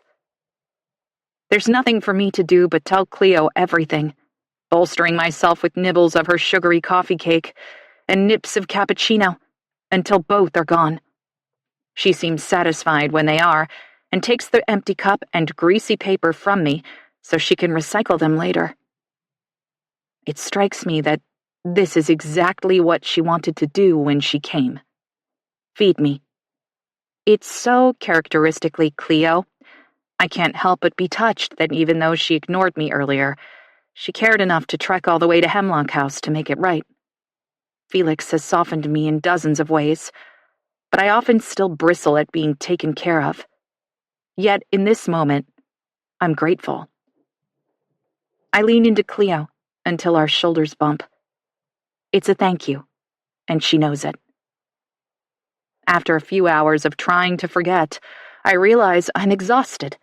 I want someone else to take charge, to tell me what to do or how to find Felix, but instead of outlining a game plan, Cleo heaves a massive sigh. Goosebumps rise along my skin. What? I ask, my voice flat. Well, he's not dead, is he? Cleo squints through the growing shadows at the spot where our winding driveway disappears into the trees. If Felix was in an accident or something else terrible happened, someone would have called you by now. He has his ID on him. I nod. Of course he does. He drove. He flew. He needed his license for both. What if it was a single vehicle accident and no one was around? The route to and from SeaTac is well-traveled, Sadie. I guarantee you, someone saw something if Felix was in a wreck. And if anything happened at the convention, you would have already received a call. I know she's right, and it both comforts and scares me. So where is he? Cleo fixes me with a sober look until understanding dawns behind my eyes. She smiles gently and lays her hand on top of mine. It's warm and dry on my clammy skin. He'll come back when he's ready. I feel as if she slapped me, but I know that it won't do any good to try and convince her that Felix isn't like that. That he wouldn't just abandon me at Hemlock House. I swallow. You said the Grahams are flighty. What did you mean? Cleo looks away, then pulls her braid over her shoulder, slides the elastic off the end, and begins to unravel it with her fingers. They were always just different. I'm going to need more than that. I never met them, remember? It's true. I never met Felix's parents or his sister. But there's more to it than bad timing. Felix and I rarely talk about our families of origin. That's strange. I know it is. And yet, in the beginning it felt right for us to keep our sad stories far away from the new life we were creating together. My childhood was unhappy, his unsettling, and we avoided discussing them. It was enough to know that we had suffered and emerged more or less intact. Now we talk about our people carefully, tending old wounds that split open far too easily. It's irresponsible, maybe. A willful ignorance that feeds the naive belief that we can simply forget everything that came before we fell in love. But I am made of loss. Felix of perfection that grows from a deep need to keep his world ordered and safe and calm. My mother left her mark all over me. I know Felix's family did the same to him. I don't want to speak ill of the dead, Cleo says eventually. But the Grahams were eccentric, living way out here, keeping to themselves, you know. They never really made friends in Requiem. So, being private is hardly suspicious. They were. Cleo shoots me a sidelong glance, then begins rebraiding the hair she just unwound. I can tell that she's decided to give me the unvarnished truth, and I'm grateful. David Graham was a bachelor, living out here alone, until one day he showed up with a wife half his age. She was small, pretty, could barely speak a word of English. The joke was that Lucia was a mail-order bride. I bristle. That's cruel. Do you want me to tell you or not? Cleo doesn't wait for an answer. Felix was born right away, Gabriella less than 2 years later. We only knew about them because Lucia showed up in town with one baby in a sling around her chest and the other on her hip. It wasn't obvious they were David's kids, but she paid with his bank card, so... Cleo's hair tie has slid off her knee and fallen to the porch step, and I bend down to grab it for her. Still not strange. I'm getting to it. She takes the tie, secures the braid, and then leans back with her elbows on the porch floor. So Lucia and the kids would disappear for long stretches of time. Back to Mexico, I interject, because I know this part. to see her family. I guess. But it's almost like David and Lucia and the kids weren't really a family at all, because whenever she came back, he disappeared. Where? Cleo bobs one shoulder. Who knows? David was really into the supernatural. Like lots of people around here talk about the Sasquatch, but it's not real, you know? We don't actually believe in it. He did.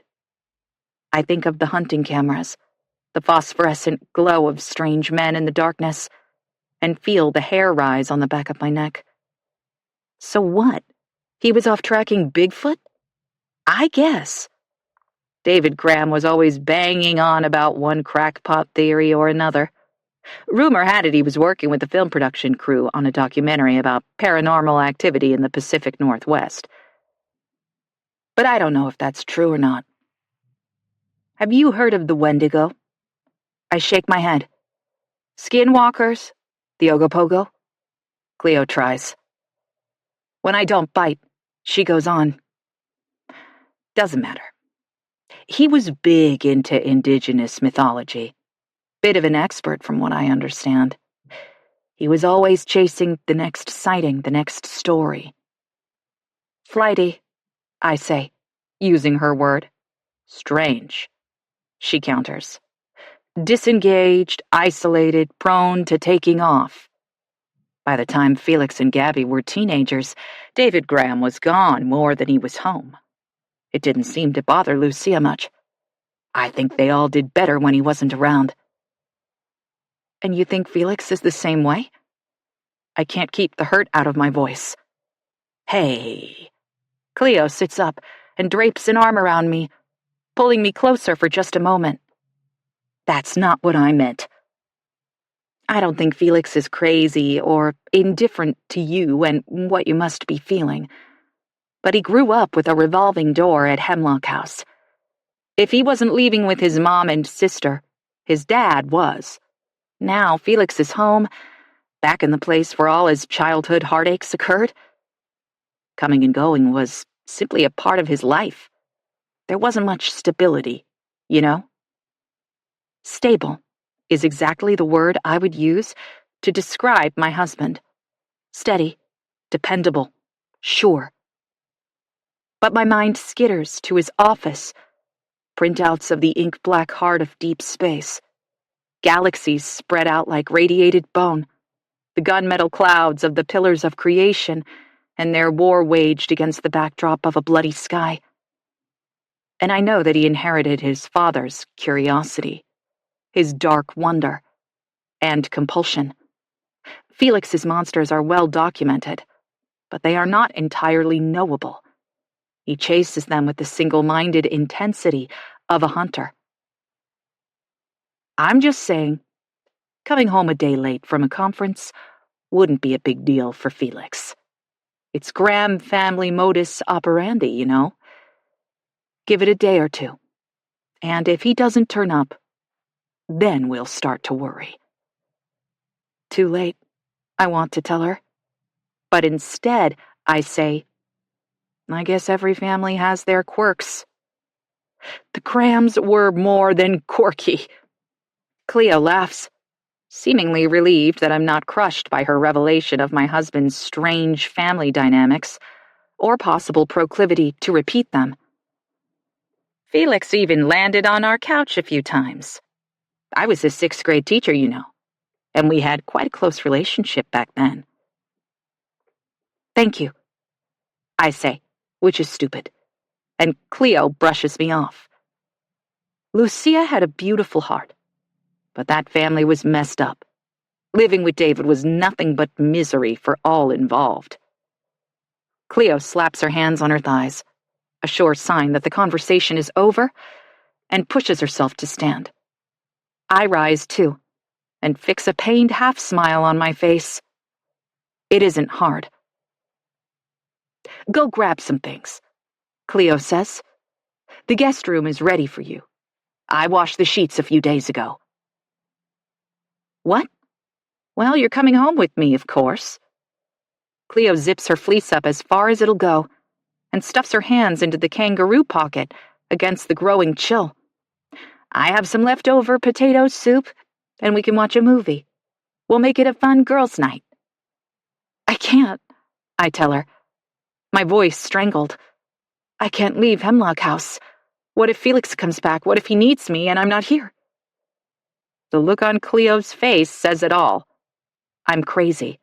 Crazy to stay out here by myself, and crazy to cling to the notion that something's wrong when she's made such a compelling case for both the genetic factors and learned behaviors that would enable my husband to simply not come home as planned.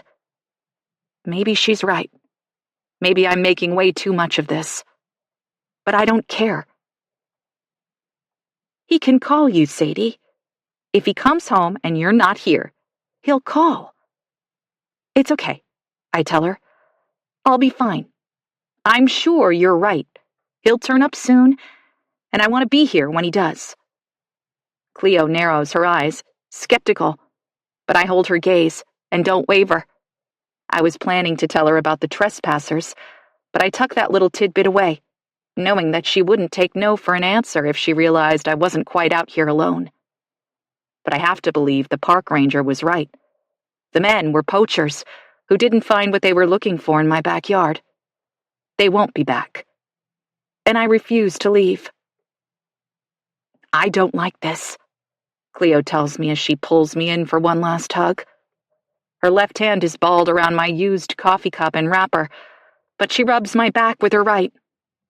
Call me if you need anything. And I mean anything. Your faucet leaks? I'm your girl. Feeling lonely? I'll come get you in the middle of the night. I'll be fine, I tell her again, then try to appease her by saying, I'm sure Felix is on his way as we speak. I'm shocked I don't choke on the words. Cleo nods, but turns away quickly to hide the doubt that suddenly clouds her eyes. She's not fast enough. I see it, and know that deep down, she's worried too. I watch her drive away, the dramatic smudge of a crimson sunset bleeding between the fingers of the trees that line the yard of Hemlock House. Something about the dark draw of approaching night, the red claw marks of a gory sky, and my own deep isolation conspires to disturb me. I cross my arms against the night, unsettled by Cleo's stories and the history of this beautiful, toxic place. There is a reason I both love and hate it here. The relentless, arcane beauty and the malicious, encroaching wild. It's haunted by sadness and loneliness and the ghosts of David Graham's futile search for imaginary demons. I shiver, and not from the cold, as if the lines have been conjured by an unspoken spell. I remember the witches of Macbeth. It's been years since I memorized the scene, but it floats back to me in bits as a gust of wind sweeps down from the mountain, scattering the carpet of brown leaves at my feet. Round about the cauldron go. I don't know why I never thought of it before. Haven't wondered why Hemlock House isn't River Run or Summit View or Cottonwood Estate, all of which would be perfectly apt names for this sprawling mountain homestead. But hemlock is poison. I turn to the house, the windows opaque and unknowable, as if they are keeping secrets. Maybe they are. Maybe they always happen. And maybe, if I want to know what happened to my husband, where he is, and why, I'm going to have to do some digging. I can't help myself. I say the last bit out loud. Root of hemlock, digged in the dark.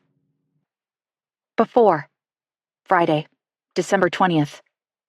Waxing gibbous moon, Ursid's meteor shower, winter solstice. Sadie's office looked like it belonged on the set of Dead Poets Society. Newcastle University provided the bones. Creaky hardwood floors, dark-paneled bookshelves, mullioned windows. But she leaned into the aesthetic with overflowing stacks of old books, a leather and bourbon-scented candle, and a gilt frame that contained one willowy hand-lettered word, ardently. There was an antique map of Middle-earth and an African violet on the windowsill that had just unfurled 3 perfect lavender blooms, like an early Christmas present. The office was small, but to Sadie, it was perfect, rich and delicious as warm pumpkin cake. The students were gone for semester break, and the English pod was silent but for the quiet hum of central heating and the rap of snow on the window. The flakes were hard little crystals, dry as cut diamonds, because of a cold snap that had plunged temperatures into the single digits. It was late on a Friday night, and Sadie knew she should take the remaining introduction to creative writing short stories home to grade. But her office was far cozier than her condo. Besides, she had told her mother weeks ago that reception was poor in the garden-level English department, and when Alice's aides knew Sadie was working, they rarely allowed her mother to call. Sadie had a mug of peppermint tea, a space heater under her desk, and the muted glow from a strand of white Christmas lights that she had draped across one of her floor-to-ceiling bookshelves. What more could she possibly want? When the door to the department pod creaked open, it sounded thunderous in the silent space. Sadie felt a stab of irritation because the peaceful cluster of offices after hours was her own private kingdom. She nursed an irrational proprietary claim on the anteroom, with its mismatched sofas and burbling water cooler. Since her colleagues were all married with children at various ages and stages, who raced home at the first opportunity, they didn't seem to notice the knitted throw she had carefully positioned over the dark stain on one of the couch cushions, or the snake plant that now graced a low table near the glass-paneled door to the hallway. Sadie sighed, hoping whoever it was had simply forgotten something and would be in and out in minutes. Still, she turned down the volume on her speaker in case the velvety instrumental arrangement alerted the interloper to her presence.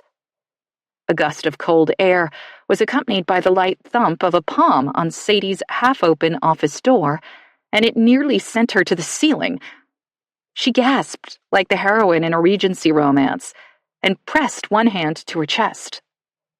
"Whoa," Felix Graham said, stepping into her office uninvited. He crossed the narrow space in 2 large strides. His dark eyes were sheepish, but the lift at one corner of his mouth betrayed amusement.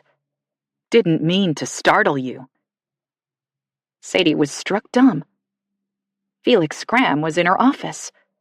She hadn't spoken to him since the night on the football field, though she had hoped to.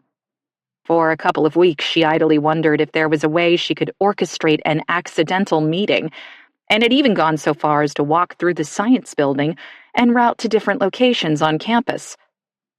Once she caught sight of him after a guest lecturer had presented in Newcastle's stately chapel, but after hurrying to catch up, she stopped so quickly it was as if she was tethered, and someone had yanked the chain. What was she thinking? She was hopeless at relationships, and she knew it. A botched romance, no matter how attracted she was to Felix, would be her undoing. She simply couldn't risk it. Instead of catching up to him, Sadie took a shuddering breath, straightened her pencil skirt, and cast a furtive glance around to make sure no one was watching. Then she'd walked off in the opposite direction. Now he was standing at her desk, towering over her, actually, as she sat with a red pen in one hand and her mouth slightly agape. She snapped her teeth together. "You surprised me." "Sorry, I've been meaning to stop by and keep getting sidetracked. It's been a busy semester." He raised one knowing eyebrow at the untidy stack of papers on her desk. "It has," she said, putting down the red pen and pushing back her chair. "Very busy semester. Can I get you a cup of tea?" Sadie's manners were coming back to her, slowly. Felix's shoulders were dusted with snow, as if he had been sprinkled with powdered sugar, and his hair sparkled white. "You must be freezing." Felix shook his head, sending a fine spray of droplets across the room. No, not at all. I like the cold. Then he looked down. Nice slippers. Sadie had forgotten she was wearing them. She kept a pair of fluffy faux fur-lined slippers beneath her desk. Often her favorite part of the day was when she sunk into her ergonomic office chair and kicked off her shoes so she could slide her toes into the soft, warm slippers. Looking down, she realized they were ratty and worn. One discolored sole was peeling loose. Oh, these old things? She laughed, her heart light for the first time in weeks. Now that you've seen them, I can't let you leave this office. No witnesses. I solemnly swear your secret is safe with me. Felix crossed his heart with a finger and then settled into one of two chairs Sadie used for student meetings. He seemed perfectly at home in her space, as comfortable as if they'd known each other for ages. Peppermint? Sadie asked, lifting the last remaining tea tin from the bookshelf that doubled as a drink station. Or peppermint. It's getting a little lean around here. Christmas break and all. I'll go with peppermint.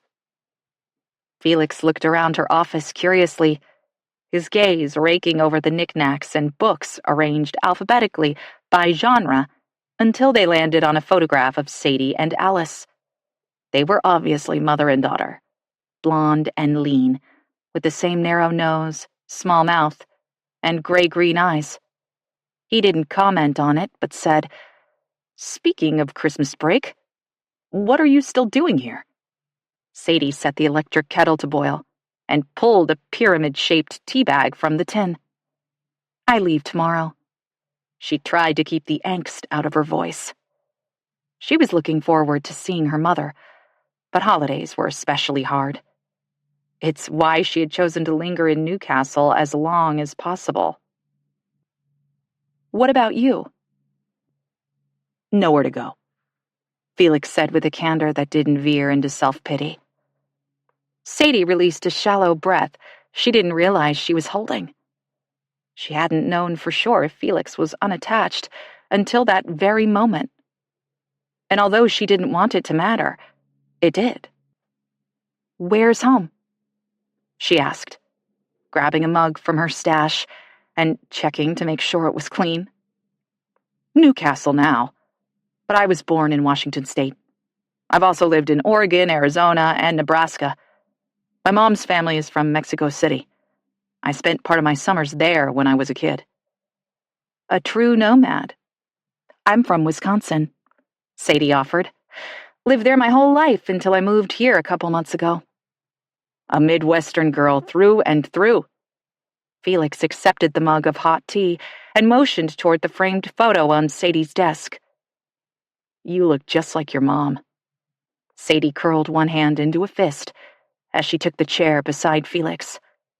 She'd discovered long ago that it was best to get this part out of the way as soon as possible. Hiding the biggest defining event of her life only made things awkward later on. At best, people felt like she'd kept important information from them. At worst, they felt lied to. My dad and older brother were killed in a car wreck when I was 4. It's just the two of us. Felix had the grace not to look stricken. Instead, he studied her, carefully, his eyes penetrating hers, as if looking for the veiled grief of the left behind. She fought the urge to look away. Sadie didn't miss her father or brother, per se, but she felt their absence like a bomb-sized crater in her world. It never grew over, and her mother had never healed. Sadie had known from a very young age that it was her job to be everything Alice had lost. Her partner, her son, the life she was supposed to have. Sadie tried, but she was never, ever enough. It's okay, Sadie said when the silence between them stretched on. It was a long time ago. Now Felix seemed shocked. Is it okay? No, Sadie thought. and felt a rush of something that was dangerously close to affection for the enigmatic professor. Wasn't he supposed to be cold, closed off? Weren't scientists aloof and passionless? Before Felix could express his condolences or probe deeper into the mechanics of her sad little family of two, Sadie asked, "What about you?" Now that the hard part was over, she was eager to steer the conversation away from her life. She didn't want his pity or his scrutiny, and she definitely didn't want to talk about Alice. How her mother had never been satisfied, never okay, always wanting, demanding her daughter's time, attention, and focus. Alice Sheridan was quicksand, a gaping chasm of need with razor-sharp edges that ensured Sadie could never escape. Sadie was only here, nearly 38 years later, and a couple 100 miles away from the assisted care home, because of Alice's dementia. Occasionally, Alice forgot the accident had happened at all, and then remembered in a rush that was as devastating as the first time she'd heard the news. But she frequently forgot Sadie. "Who are you?" she'd ask, a snide barb in her voice when Sadie visited, or, "Not another new girl." Though Sadie never wore the smart plum-colored scrubs that were the uniform at Valley Rest Senior Care Home. "It's me, Mom," she'd say over and over. "Your daughter, Sadie Noel." Then she'd lean forward and, against all odds, take her mother's dry, brittle hand in her own, trace the veins like rivers on a map to a place she longed to visit, but never could. "My parents have been gone for a while," Felix said. "My sister, Gabrielle, still lives in Washington. We're estranged." His voice didn't waver. He was stating a fact, nothing more. Sadie felt a prick of compassion for him, and then her cheeks warmed, because she knew what he was doing. She shared something ugly, so he was doing the same. It was an offering of sorts. Felix's hands on the mug had Sadie mesmerized, slender, elegant fingers that she suddenly longed to touch. So she pulled herself roughly back to reality by blurting, "What are you doing here?" It was rude, to say the least, and she softened it by adding, "I mean, how did you know I was here?" "It was a few days before Christmas. It seemed like everyone else had taken time off." Felix's cheek dimpled. "There's exactly one office on campus lit up tonight. I knew it was yours." "How?" "You have a reputation, Dr. Sheridan. Just a few months in and you're already known for being hardworking and a student favorite." "But," she rolled her hand, encouraging him to get to the less flattering bits. He shrugged. "You're also known for lingering in your office until all hours of the night." Sadie groaned theatrically to cover up the sting of his words. "I'm pathetic, aren't I?" "Of course not." Felix seemed genuinely confused. "You take your work seriously. You should." She wanted to tell him that she wasn't just writing lesson plans and grading student papers when she lingered in her office past midnight. Sadie was busy on her own project, too. Her book had sparked the interest of a literary agent she'd met at a writing conference in Austin over a year ago, and they'd been in touch throughout the rewriting process. Addison was young, a budding agent who was still building her client list, hoping to discover the next Marilyn Robinson in a sea of hopeful contemporary novelists. "You write with such a subtle beauty," she told Sadie over cups of weak hotel coffee on a sun-soaked terrace. "There's something real and aching in your words. But your story needs a lot of work." Sadie had been working, writing and rewriting, sitting through masterclasses on Zoom, hiring freelance editors to take a crack at 10 pages here and there. Her book wasn't bad, but it wasn't good yet either. The bottom line was, it wasn't publishable, and she knew it. But she wasn't about to tell Felix any of that, even if it was tempting. Sadie believed he'd be a good listener, She thought he'd understand. Felix took a sip of his tea, then set the mug on her desk and reached into his coat pocket. Anyway, I'm sorry to barge in on you, but I've been meaning to swing by for weeks. I wanted to give you this. It was a small piece of paper, about the size of a postcard. When Sadie took it, she saw that it was a picture of a sparkling blue orb, surrounded by concentric rings. It's Uranus, Felix said. For just a moment, they stared at the card together, and then he made a sound like he was choking, and they both erupted in laughter. Sadie laughed so hard she hiccuped, which only made the whole thing even more funny, and she howled until tears ran down her cheeks.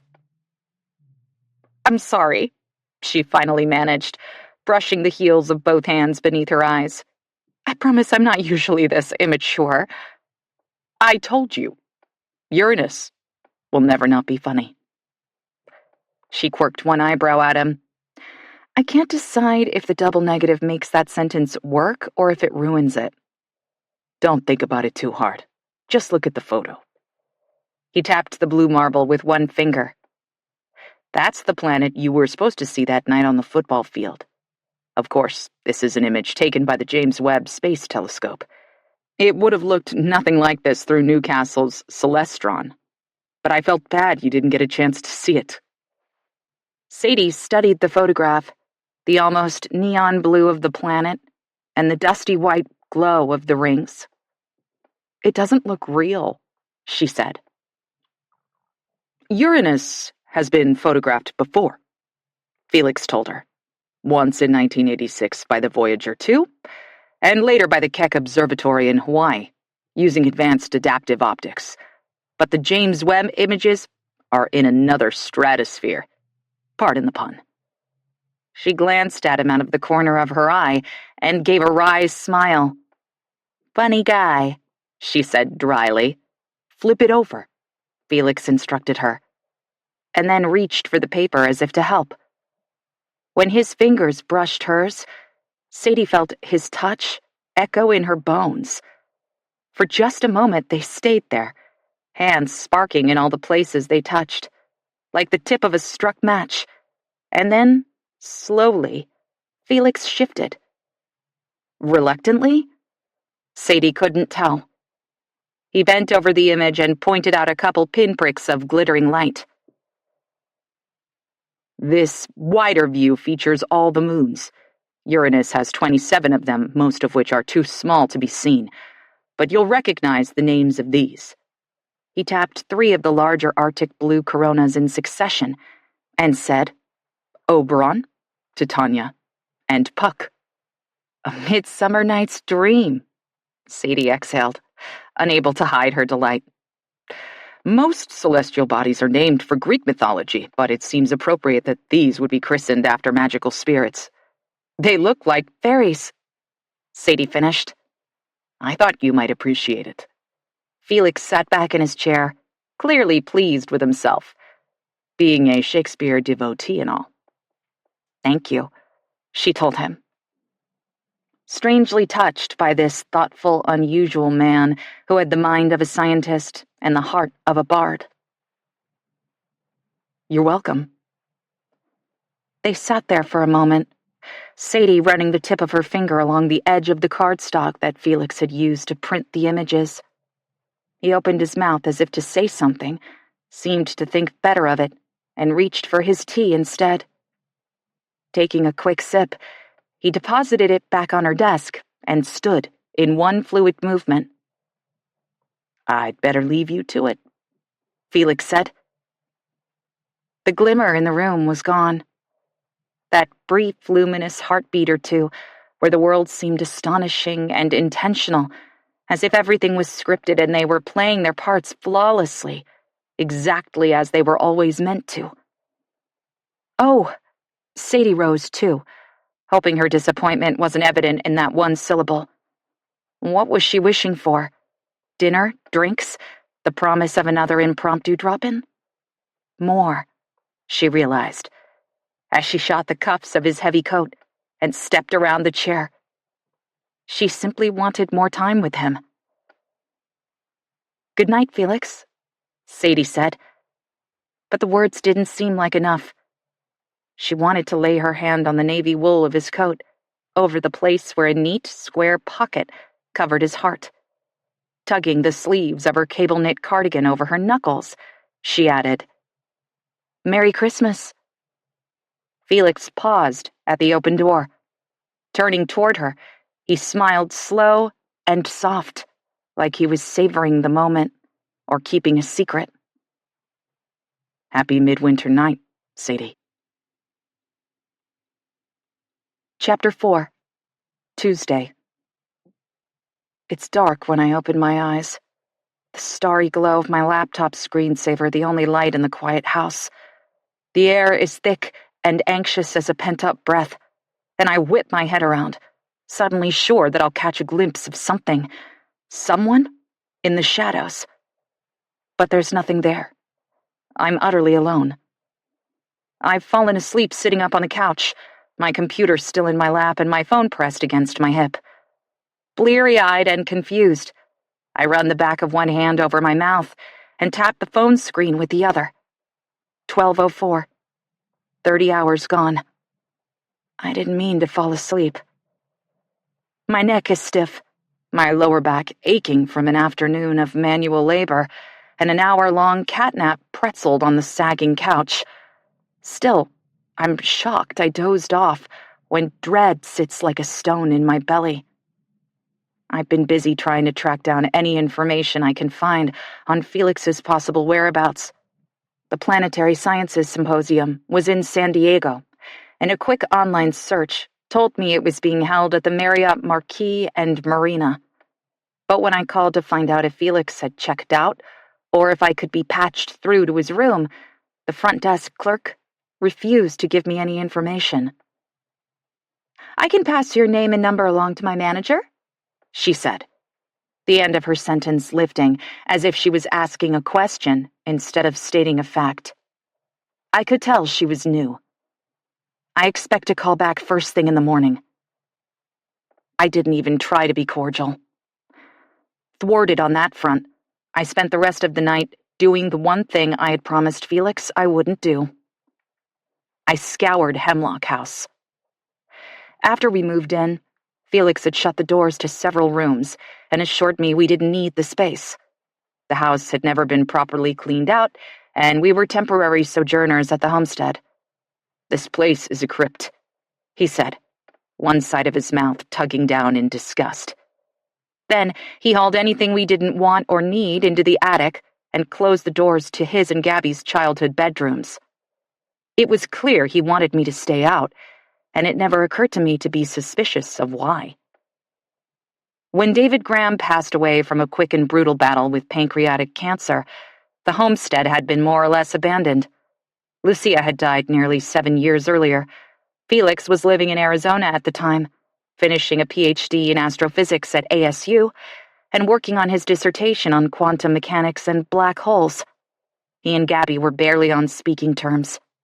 And what Felix told me about their tragic homecoming and unhappy reunion was that neither had time to go through the house.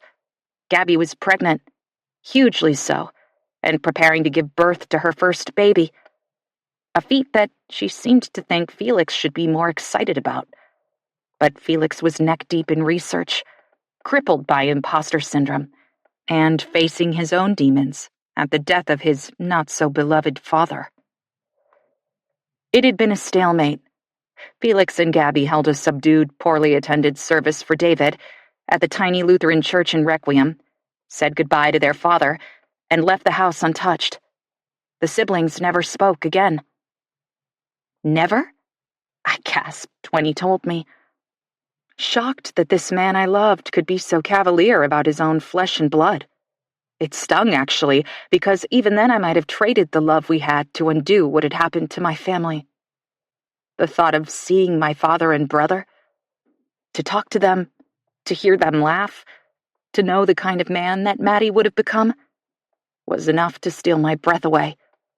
I couldn't imagine choosing estrangement over a living, breathing sibling. But Felix had given one tight jerk of his chin, a rare show of contempt, and the conversation was over. "I'll go through everything," he told me when he closed off parts of the house. "Just leave it, okay?" Felix phrased it as a request, but it was an order. 5 months into our sabbatical, the closets are still filled with musty clothes, the drawers crammed with faded towels, yellowed bricks of ivory soap, old sheets. A junk drawer in the kitchen is a graveyard of dried-out pens and half-used tape dispensers, trail maps, and rubber bands. Hemlock House is a mausoleum, the resting place of a life interrupted. We've cleared out space for ourselves, but much of it remains untouched. Sometimes I feel like if I move fast enough, I might catch the shadow of Felix's mother among all her old things. A silvery wisp of her slender hand, spectral and reaching. Now I'm surrounded by flotsam and jetsam in the form of whatever I could find that might offer me some insight into the Graham family. Who they were, what made them tick. I found nothing so providential as a journal or a diary, but I collected an old photo album, a banker's box, filled with a messy tangle of crumpled receipts, bank statements, jotted notes, and 2 of David Graham's black composition notebooks. I'm pretty sure Felix shuttled most of his father's research to the cellar when we moved in, but I found these tucked into the cupboard above the sink. They had been slid upright between an old rum bottle with an inch of cloudy liquid in the bottom and the perpetually damp cabinet wall. I've already thumbed through one of the notebooks and found it filled cover to cover with scribbled commentary, awkward sketches, and oddly proper-looking formulas. Carefully, I close my laptop and slide it onto the coffee table. Then I reach my hands overhead and interlace them, stretching first to the right and then to the left, trying to work the kinks out. After just a couple hours sleep on the closet floor last night and an uncomfortable couch doze, I know I should brush my teeth and head to bed, try to get some real rest. But my mind is once again worrying so fast, I know sleep would be impossible. Instead, I decide to brew a pot of coffee and keep going. Maybe Felix thought it was too spendy to stay at the Marriott Marquis and opted instead for a cheaper option nearby. The grant money covers work-related travel, but Felix is frugal and unfussy. He'd be just as happy in an outdated roadside motel as a 5-star resort. I'll make a list of hotels within walking distance of the Marriott and start calling. But as I head toward the kitchen, I notice a soft glow emanating from Felix's office. Earlier in the night, I watched the monitors for any sign that the trespassers were back, but gave up after the only thing that triggered the sensors was an owl that swooped through the trees. Even now, still yawning and bleary from my unexpected nap, I expect another false alarm. The strange men from last night are surely long gone. Except they're not. My heart jolts and threatens to beat out of my chest when I step into the office and see the same white-haloed figure from last night. Same dark hoodie, same knit hat, same round-shouldered posture as if he has something to hide. I frantically scan the periphery of the frame, searching for the second intruder, but it seems the tall figure is alone. As I watch, breathless, he jogs across an open expanse of yard to the greenhouse. Looking around furtively, he grabs the handle and gives it a pull. There's no lock on the door, but it sticks. I know that rotten wood has warped the metal around the strike plate. That you must give the door an almighty jerk. That it'll screech loudly when it eventually yanks loose. I can't hear what's happening, but it all plays out in front of me just as I know it will. The man tugs again, and when the high-pitched shriek of metal on metal finally pierces the night, he spins around as if caught red-handed. His eyes blaze hollow and phosphorescent on the high-res computer screen. I gasp, fingers tingling with fear, and throw myself toward the living room and my phone. The house is dark, so I don't think he or anyone else can see me moving behind the windows. but I stay crouched anyway as I fumble over the couch.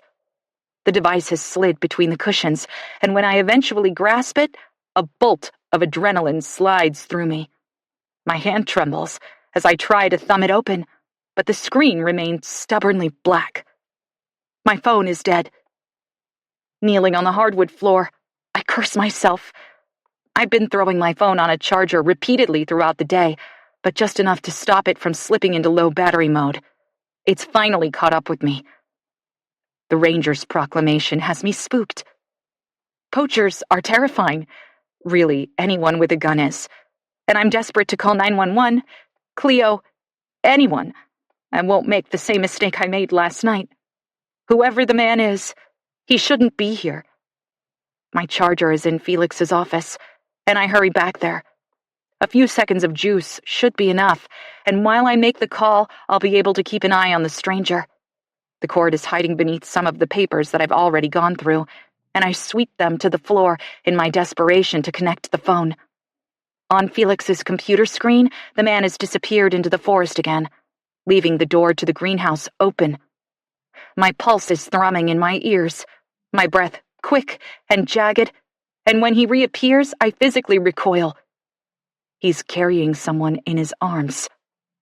It's a struggle for the stranger to clear the bramble with a body gripped to his chest, but he lowers his head and pushes through. One small, dangling leg catches on a blackberry cane, but the man doesn't stop. Instead, he surges forward, ripping a long branch of thorns straight out of the ground in his effort to keep going. It drags behind the stumbling pair like a broken shackle. Is he carrying a woman? A child? Terror bubbles up in my throat. Try as I might, I can't square the scene before me with anything rational or understandable. Am I watching a rape in progress? An abduction? And why here? The answer is swift and almost painfully obvious. Because Hemlock House is huge and isolated. Because it's haunted. I tear my eyes away from the scene unfolding before me to check my phone, but the screen remains stubbornly dark. Tapping it with my fingers and then hitting it in frustration, I feel a cry wrench free from my throat. I can't just sit here. I can't let this man do whatever he plans to do without at least trying to stop him.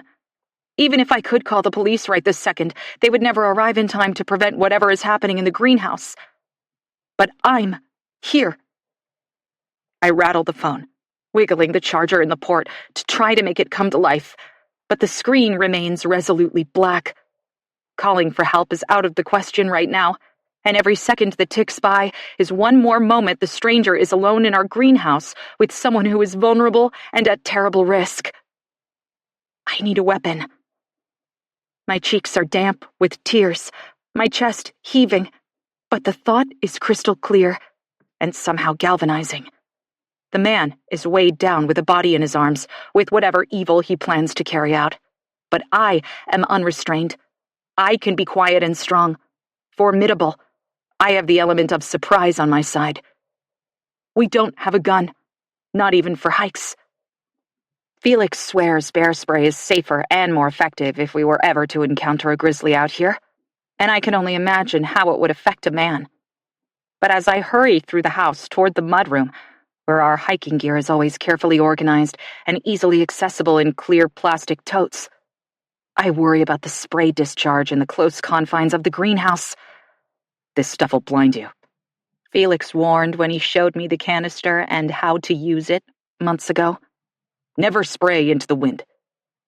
He hasn't said anything about enclosed spaces. The cool cylinder of bear spray feels disproportionately heavy in my hand, consequential. But I decide saving someone's life is more important than worrying about collateral damage. Still, when I slip into my hiking boots, I also grab the crowbar propped against the mudroom wall. Before he left for San Diego, Felix had been peeling off the moldy baseboard in the constantly damp, chilly room. I slip into the night without my coat, my eyes already adjusted to the dark, and my body too keyed up to feel the bite of the cold air. Around the corner, the greenhouse glows faintly in the pale moonlight, a sickly iridescent green from the moss that's grown over the warped glass. Creeping slowly across the lawn, I flick my gaze between the door of the greenhouse and the spot at the tree line, where the man has created a sort of path. My heart sinks at the thought that there were 2 men last night, and the second has yet to appear. I almost lose my resolve, but the bear spray has a maximum range of 30 feet. If someone comes skulking through the bramble, I can fog them before they even realize I'm there.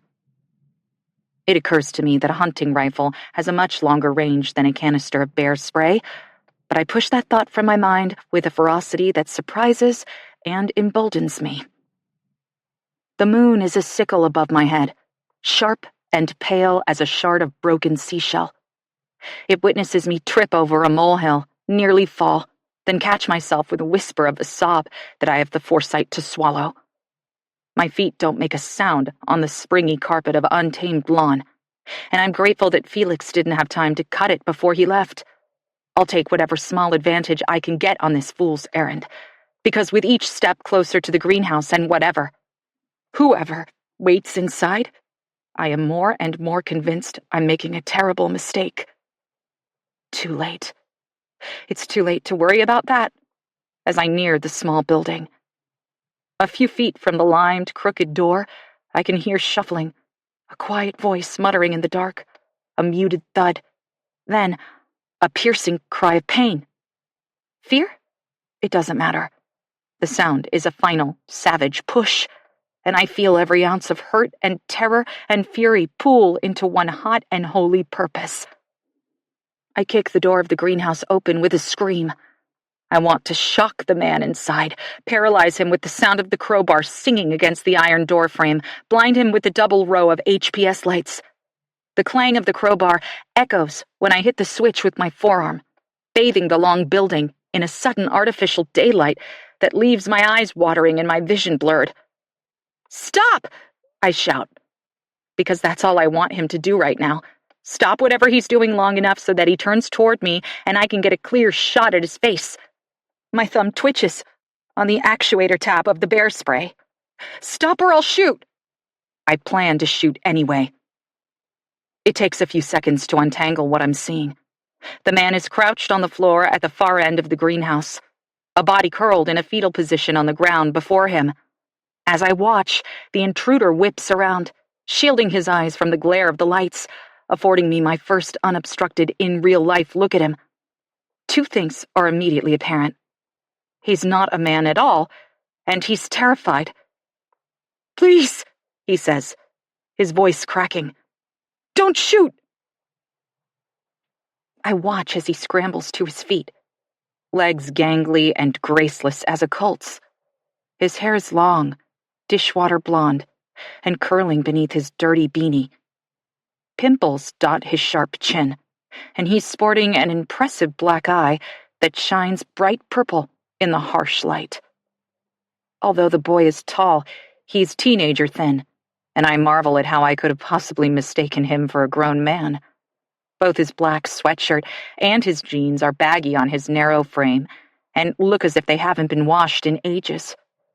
They're stained and fetid, the sweatshirt ripped with a sizable hole over his right shoulder.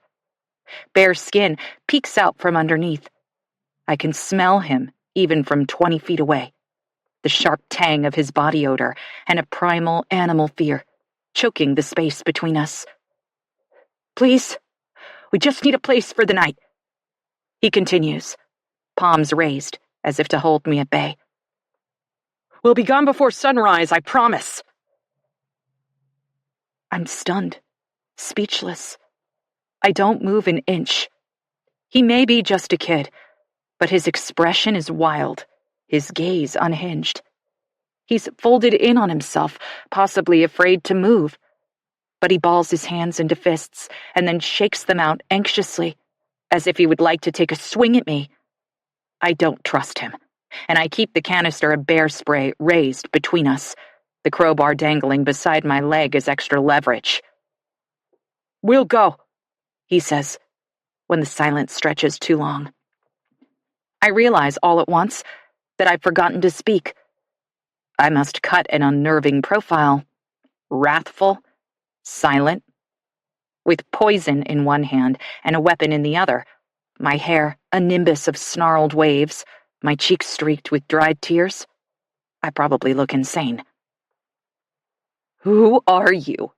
I croak, my voice thick with disuse. "Henry," he says. Did he pause? I can't read his expression. "Henry who?" "Just Henry." "Where did you come from, just Henry?" He thrusts his head over his shoulder, back toward the forest and the path through the briar. "The mountain?" Henry nods. "There's nothing out there," I tell him, frustrated that my words come out shaky. My hands are quivering, my core molten. He shrugs, clearly starting to realize that I'm not quite as menacing as I seemed at first.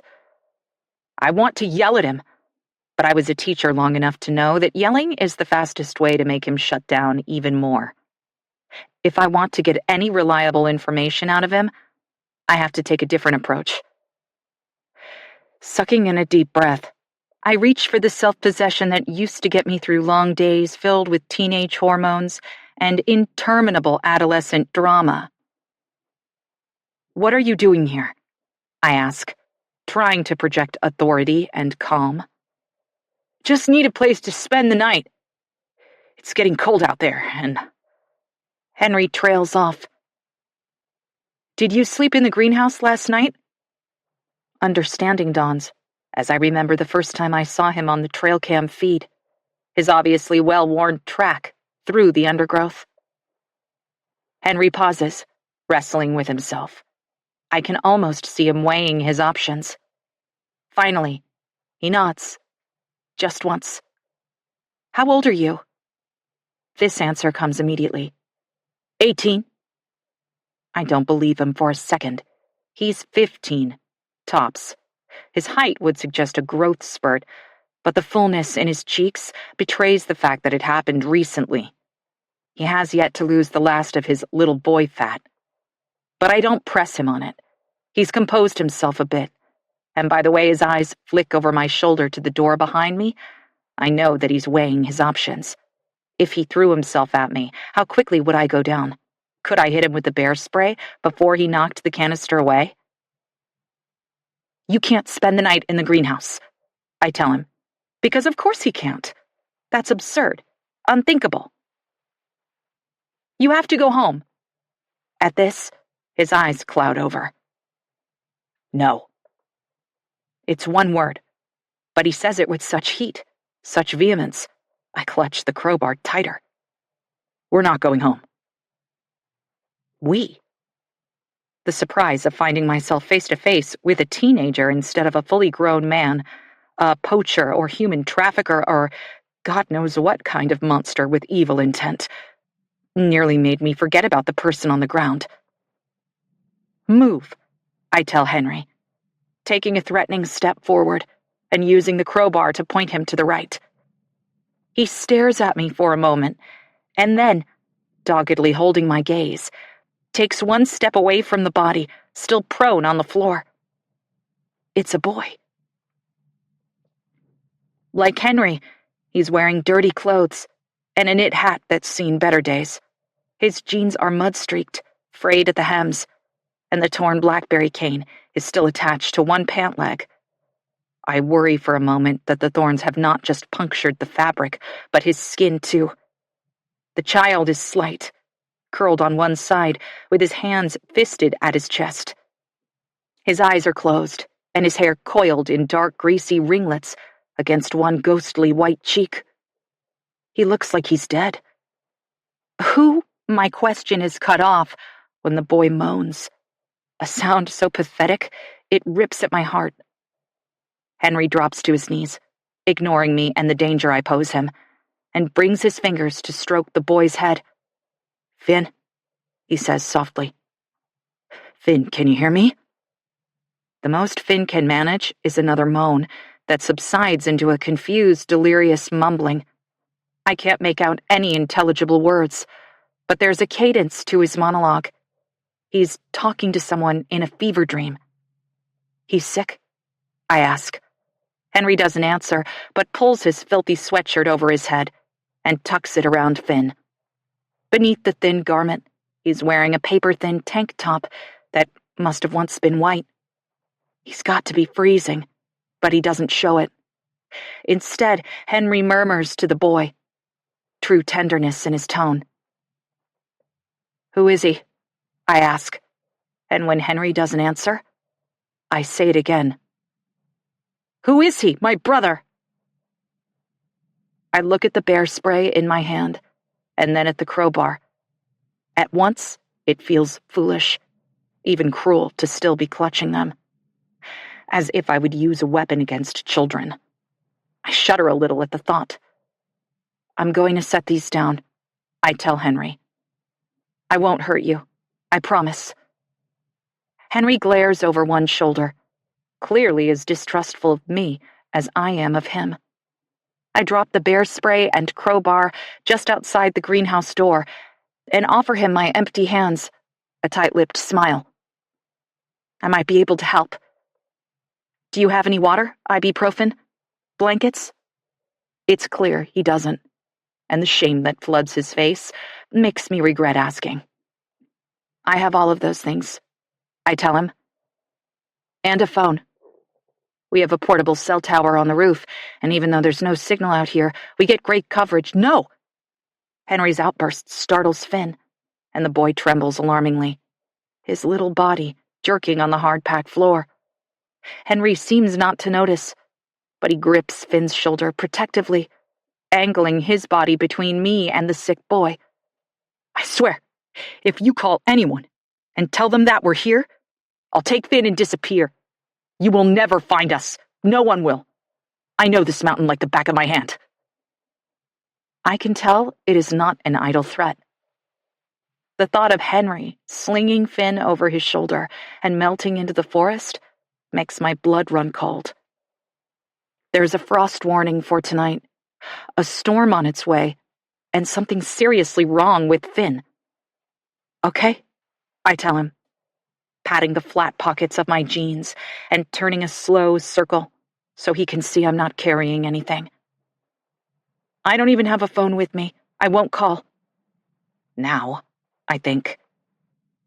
"May I see him?" I ask again, taking a tentative step forward. I can tell that letting me anywhere near his brother is the last thing Henry wants to do, but he also understands that he doesn't have much of a choice. Finn clearly needs help, and only I can offer it. Wordlessly, Henry shuffles to the side. He crouches knee to knee with his brother, offering me the space by Finn's chest and head. I walk over slowly, making sure my movements are measured and smooth. Nothing to worry about here. Then I kneel beside the boys. Up close, the stench is almost overpowering. My middle school teaching years inured me to sweaty boys and rapidly maturing girls. But this is next level. I have so many questions. I want to ask them where they came from and how long they've been roaming around in the wilderness. There's nothing out here but Hemlock House, and I can't even begin to imagine how they found themselves on this patch of forsaken ground of all places. I want to ask where their parents are. Surely their mother is losing her mind, wherever she is. This kind of neglect doesn't happen overnight. These boys have been missing for a while. And up close, I can see that Henry's black eye is painfully swollen, a recent injury that has yet to fade even a little. But as many questions as I have, nothing is so immediately pressing as the needs of the little boy before me. His skin is glossed with a sheen of sweat, but his lips are cracked and dry. High on his cheekbones there are two bright dots of color, the twin stains of a high fever. I put out a hand to touch him, and then glance to Henry for permission. He gives me a barely perceptible nod. Finn's skin radiates heat long before my fingers brush his forehead. It's been years since I pressed my palm to a child's skin to gauge temperature, but this is beyond anything I've ever experienced. It almost hurts to touch him. He's burning up, I tell Henry, alarmed. Moving my hand to Finn's narrow chest, I can feel the rattle behind his quick, shallow breaths. I think his lungs are full. He could have pneumonia. Henry and I stare at each other for a moment, and the fear in the older boy's eyes gives me the courage to try again. Look, he really needs a doctor. No, Henry whispers it this time, but there's steel in that one small word. He knuckles away a tear that escaped from the corner of his good eye, and says it again. No. When he shifts to stand and slings one of Finn's limp hands over his shoulder, half hoisting the boy into his arms, I give in. Okay, I say quickly against my will. I won't call anyone. Just put him down. Henry loosens his grip, and Finn slumps back to the ground, seemingly unaware that anything has happened at all. It takes everything in me not to cradle his head, to brush aside the lank hair that's clinging to his temple. In one way, I've never had children of my own, but in another, I've had hundreds. I think about Emily, who showed up to school with the raised red welt of a burn peeking out from the collar of her shirt. Or Ivana and Alexander, refugees who didn't speak a word of English. Of Hudson, whose mother died from breast cancer halfway through his 7th grade year. He used to lean against me, lightly at first, and then, when I didn't give way, slumping the full weight of his body against mine. A tangible knowing that he was not alone, that someone would hold him up when he felt like he might fall. I loved them all in my way, and I feel that same sudden irrevocable beat of connection with Finn. He needs me, and I'm here, even if I have no idea what that means. What are we going to do? Henry asks after a moment, determinedly avoiding my gaze. But I don't respond. I'm stuck on that one word. We. There is no we, I think. Until Felix, it had only ever been me. And now here I am, alone at Hemlock House with 2 strange boys, one of whom is sick. I'm at a loss. For the span of a heartbeat or two, I long for my husband with a yearning that nearly levels me. I want him here, beside me, making everything okay, in the way that only he can. What am I supposed to do? I was afraid of the unknown men who were lurking outside Hemlock House, but in some ways, the reality of this situation is even worse. With Finn shaking before me, I feel a new kind of fear slide through me like a knife. It's bottomless, otherworldly. It feels like a little boy's life is in my hands. Chapter 5. Tuesday. I can't bring Henry and Finn into the house. I just can't. And maybe that's wrong of me, but less than an hour ago I thought they were bent on destruction. And even though I now believe that's not the case, I have no idea who they are or why they've sought sanctuary at Hemlock House. I don't know them, and I don't trust them. So I leave the brothers in the greenhouse and hurry back across the lawn to gather supplies. Quilts from the hall cupboard, bottles of water. There's ibuprofen in the medicine cabinet above the bathroom sink, and cough syrup that hasn't yet expired. I don't know if I can give a child cough medicine intended for adults, and I have no idea how much Finn weighs, but the kid is in bad shape. Maybe a half dose would be better than none at all. At the last minute, I think of Henry in his old ribbed tank top and climb the stairs to our bedroom. There's only one small closet with a pocket door, my clothes and Felix's mingled together in a knot of knits and soft cotton. It hurts to run my fingers over Felix's shirts, and I select an old blue sweatshirt he rarely wears. I want to bury my nose in it, but I resist the temptation. Back downstairs, I deposit the provisions on the dining room table and jog to the office to grab my phone. I promised Henry I wouldn't call anyone, but that doesn't mean I can at the very least search home remedies for lung infections. Maybe if I can convince Henry that Finn needs medical intervention, he'll give in and let me call for help. But when I lift my phone from the desk, it remains dark. Damn it, I mutter. dropping to my knees to fumble along the wall for the outlet. As I suspected, the prongs are barely clinging to the slots. I must have yanked the cord out just enough to detach it in my haste to plug my phone in. After slamming the connector into the outlet all the way, I rise to check that my efforts paid off. This time, a white apple appears on the screen. Relief floods through me, but it'll be a while before the phone is usable. On my way back to the boys, I panic. I left the bear spray and crowbar against the outside wall. What if Henry's found them? What if this was all an elaborate ploy? But when I get close, I peek behind the bricks and moonlight glints off my makeshift weapons. They're right where I left them. And when I slip back into the greenhouse, it seems as if Henry and Finn haven't moved either. Here. I hand Henry the sweatshirt and carefully kneel to ease the rest of the supplies to the ground. He glowers at me for a moment, but I can see the goosebumps all along his arms, and in the end, he pulls the shirt over his head without a word of thanks. Try to get him to swallow these, I say, tapping 2 ibuprofen into my palm. I hand them over to Henry, along with one of the water bottles. He just stares at the little orange pills in his hand. What is it? My jaw actually drops. Ibuprofen, an anti-inflammatory, a painkiller and fever reducer. When I realize that Henry's not buying it, I grasp his wrist and squeeze. Trust me, it'll help. He looks between me and Finn, contemplating. But it's clear to both of us that Finn is suffering, and it seems like Henry is at the end of his rope, willing to take the risk. As he lifts Finn's head and coaxes him to gulp one round tablet at a time, I use the quilts to create a sort of nest.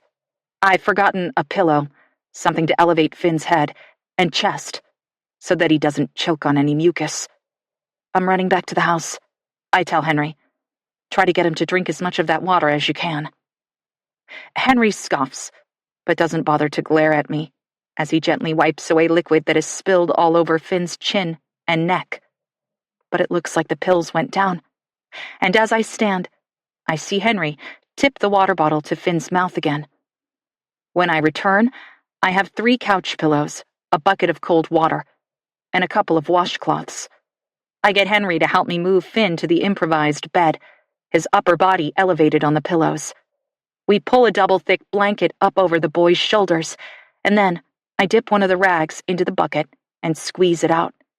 Henry watches as I wipe Finn's face, drawing the cloth across his eyes, cheeks, and mouth, wiping away the grime that coats every inch of his exposed skin.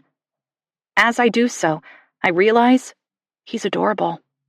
Button nose, bow mouth, and thick, long lashes that any girl would envy. Finn moans, and when he does, a deep line appears between his eyes. I want to smooth it away, but settle instead for dragging off his greasy hat and brushing his hair back. Henry doesn't say anything until I rinse the washcloth for the last time, wring it out, and lay the cool compress on the little boy's burning forehead. Where'd you learn how to do that? I'm not sure what he means. Use ibuprofen? Make a bed out of blankets? I decide it doesn't matter. My mom, I say tightly. After Dad and Maddie died, the only time she ever showed me tenderness was when I was sick. A slight fever, and she nursed me like her life depended on it. Of course, when I got better, and my need for her wasn't so immediate, Alice Sheridan went straight back to being distant and aloof. But I clung to those rare moments of connection like a lifeline, and I used to pray for strep throat, a flu bug, a case of good old rotavirus. They proved to me that somewhere, deep down, my mother loved me enough to want me to be well. Henry must have mommy issues, too, because his jaw goes rigid and he looks away. What do we do now? Wait. How long? Depends. If the pills work, his fever will come down. I shoot Henry a sideways glance. Have you never taken ibuprofen before? He pauses just a second too long before saying, "Yeah, ours just don't look like that. I didn't know if—" I let him trail off and don't press the point. "Look," I tell him, "I know I came in here a little aggressive. You were trespassing on my property, and I didn't know who you were or what you were doing. You scared me." Henry grunts, and I take it to mean the feeling is mutual. "But I'm not going to hurt you, and I swear I won't hurt Finn." It's an olive branch of sorts. But rather than accept the truce, Henry folds his arms across his chest and leans against the leg of one of the shelves that stretch the length of the greenhouse. He fixes me with a haughty look. "As soon as Finn feels better, we're gone."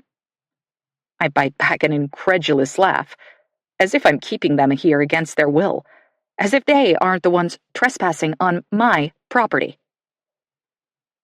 "You do that," I say, settling against a shelf across from him. We're facing each other, the narrow center aisle of the old greenhouse between us. Finn's makeshift bed links me and the surly teen, with the sick boy's head at my hip and his feet at Henry's.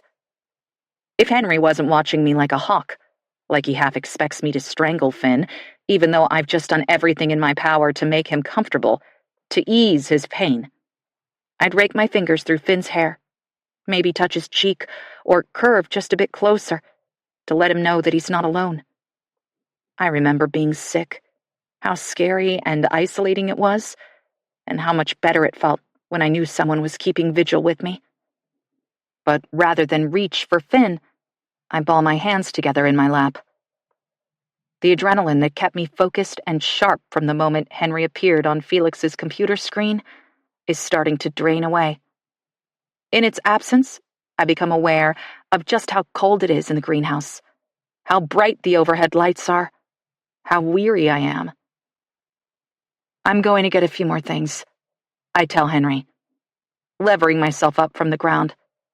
I realize too late how weak I must look, clinging to the wooden shelving as I rise. I'm a 40-something English professor, and without the aid of the bear mace and crowbar, I'm no match for an angry 18-year-old.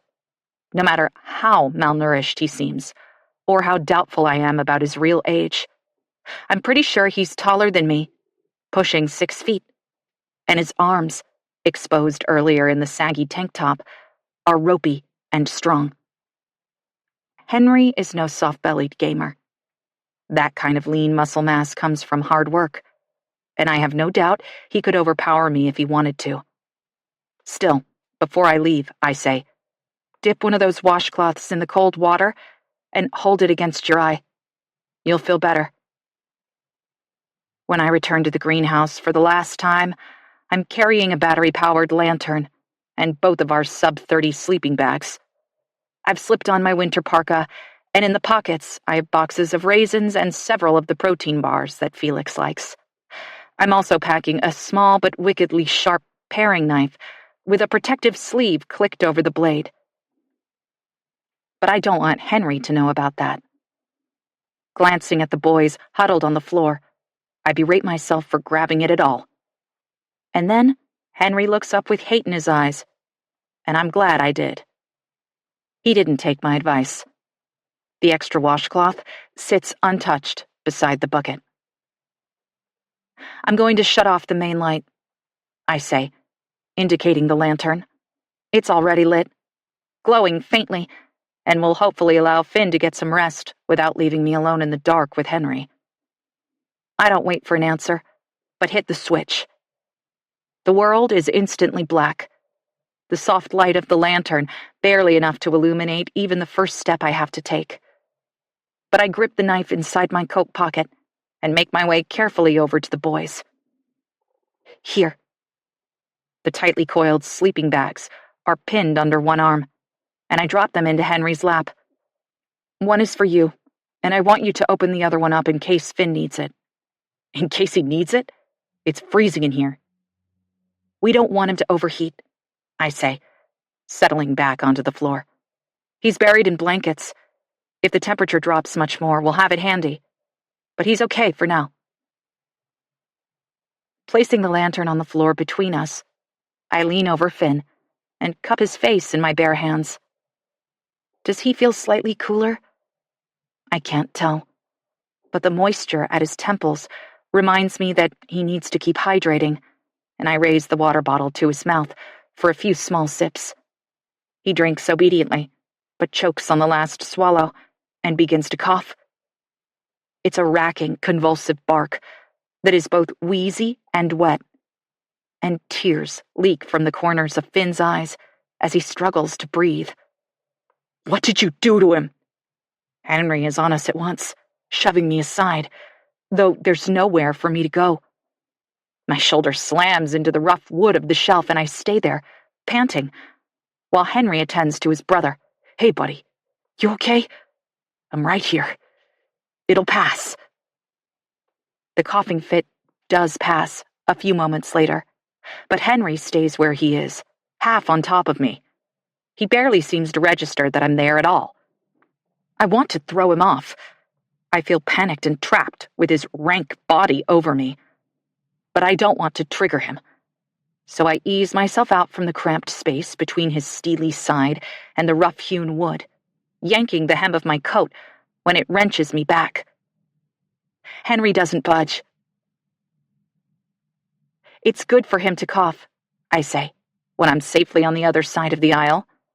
I'm breathless and fighting the urge to run back to the house and lock the door, call 911, even though Henry swore he'd take Finn and disappear. The boy's small hand, curled like a chrysalis in the gentle maw of his brother's much bigger fist, is the only thing that stops me. How can that be good for him? Henry asks after a few tense beats of silence. It clears his throat and airways, loosens up the mucus in his chest. Better out than in. It's what my mother used to say, rubbing my back as I bent over a pot of steaming water with a towel thrown over my head.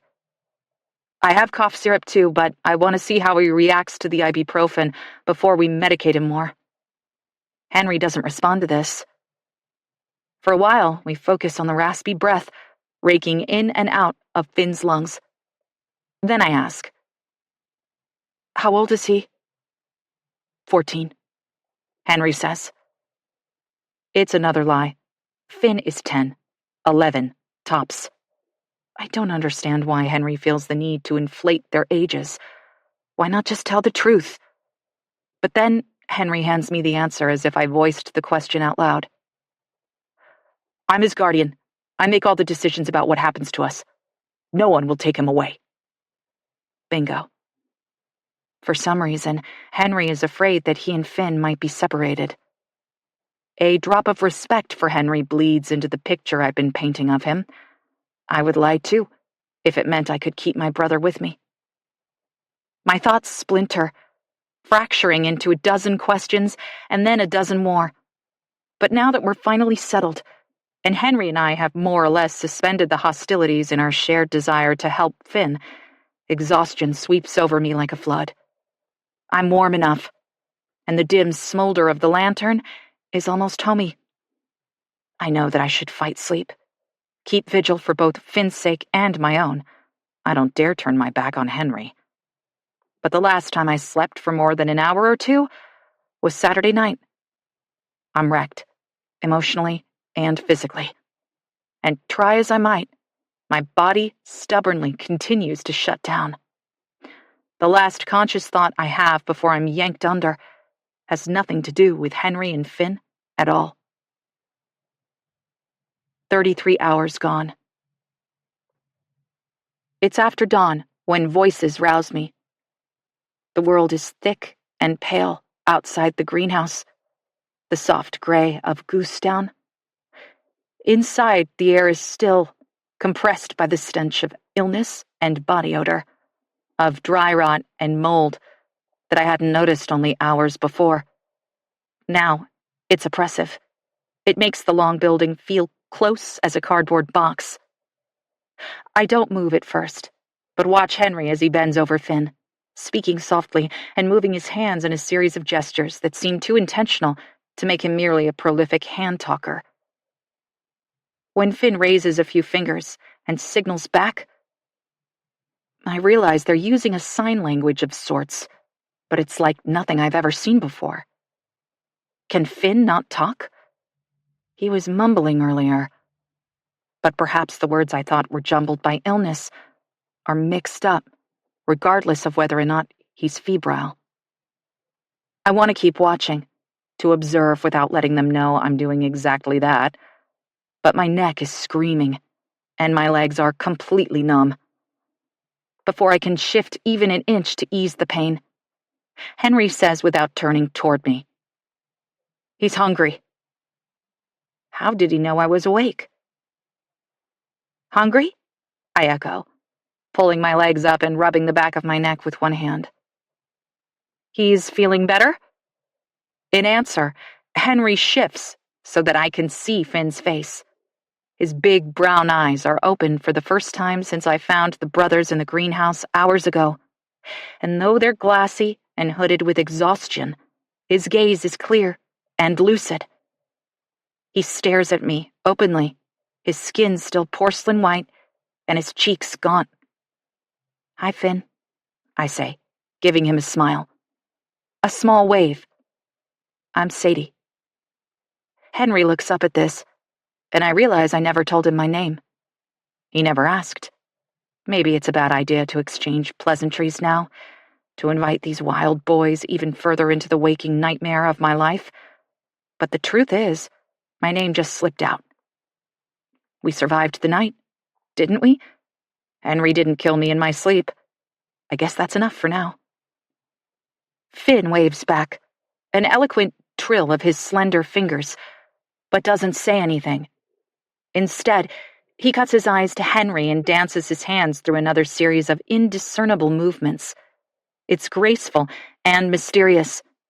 I feel like there might be elements of ASL blended in with gestures that I'm sure are homemade. Years ago, when Peter and Carly, my best friends in Wisconsin, had a baby, they taught her the signs for hungry, please, thank you, and all done. It was such a successful experiment, they added help, yes, book, play, sleep, and a dozen more. Among them, Mom and Dad. I think I recognize those signs now. Thumb tap chin twice with fingers extended and straight out. Thumb tap forehead twice with fingers extended and straight out. But I can't be sure. I try to discern as much as I can while the brothers communicate silently for several seconds, but it's no use. All I can say for certain is that Finn is getting increasingly frustrated. And when Henry draws his lips into a severe line and gives his head a stiff shake, Finn crosses his arms over his chest and looks away. "He's hungry," Henry says again.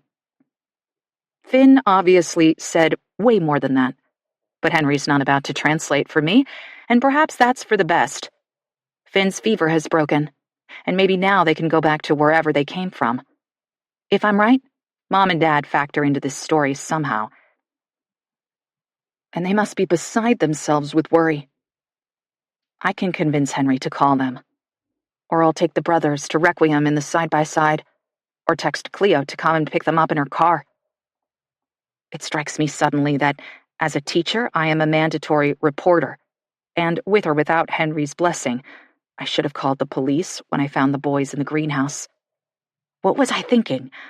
I wasn't thinking, and that's exactly the point. It was late, I was afraid. Felix still is, presumably, missing. The whole thing was a recipe for disaster. But it's not too late for me to make everything right. "I have food," I say, dragging myself back to the present moment. One step at a time, I remind myself. I'll feed them, call for help, and turn my attention back to where it belongs, to my husband. I remember that the protein bars and raisin boxes are still in my pocket, and I pull them out now, offering them to Henry. At first he just stares at the packets in my outstretched hands. Then he reaches across the space between us and gathers up the lot, depositing them on the blanket that covers Finn. "What are these?" he asks, lifting a protein bar and studying the label. "Protein bars," I begin, but Henry cuts me off with a huff. "I can read," he says, his voice dripping with derision. "They're good for you," I tell him. "I thought they'd be a quick way to get a lot of nutrients into Finn." Who are these boys? Who's never heard of ibuprofen or protein bars? I scorned the idea of them materializing from somewhere on the mountain, but that doesn't seem so impossible anymore. Finn is already opening one of the small red raisin boxes. He peers at what's inside, then plucks out one of the dried fruits with 2 fingers.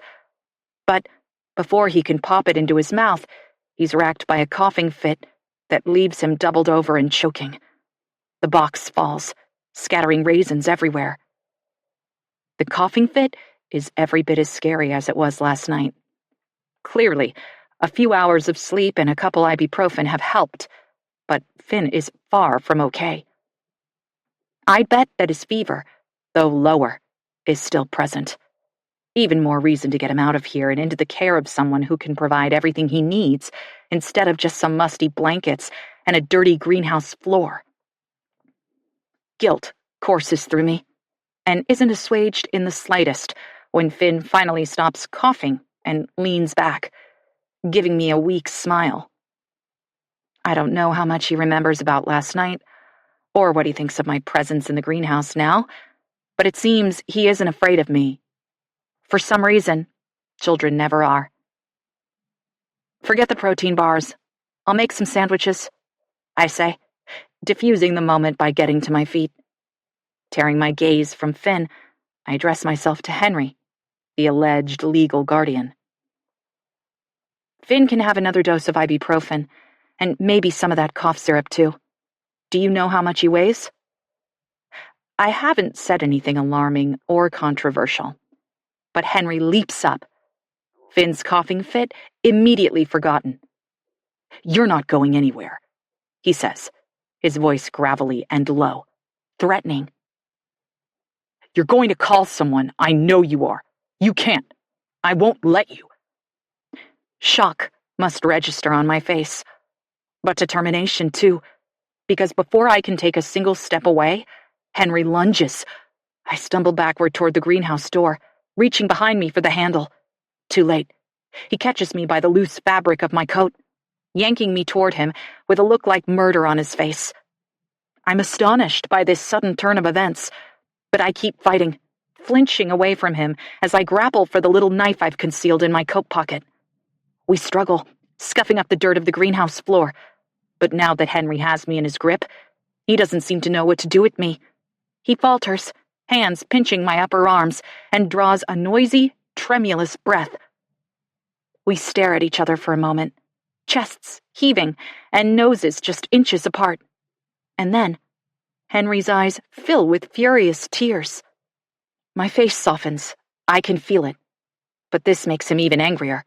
He flings me away, slamming my lower back into one of the potting benches, and turns, heaving. His rage finds an outlet in the rows of nested plastic pots that still line the shelves of the greenhouse. "Fuck!" he shouts, hurling the pots to the floor.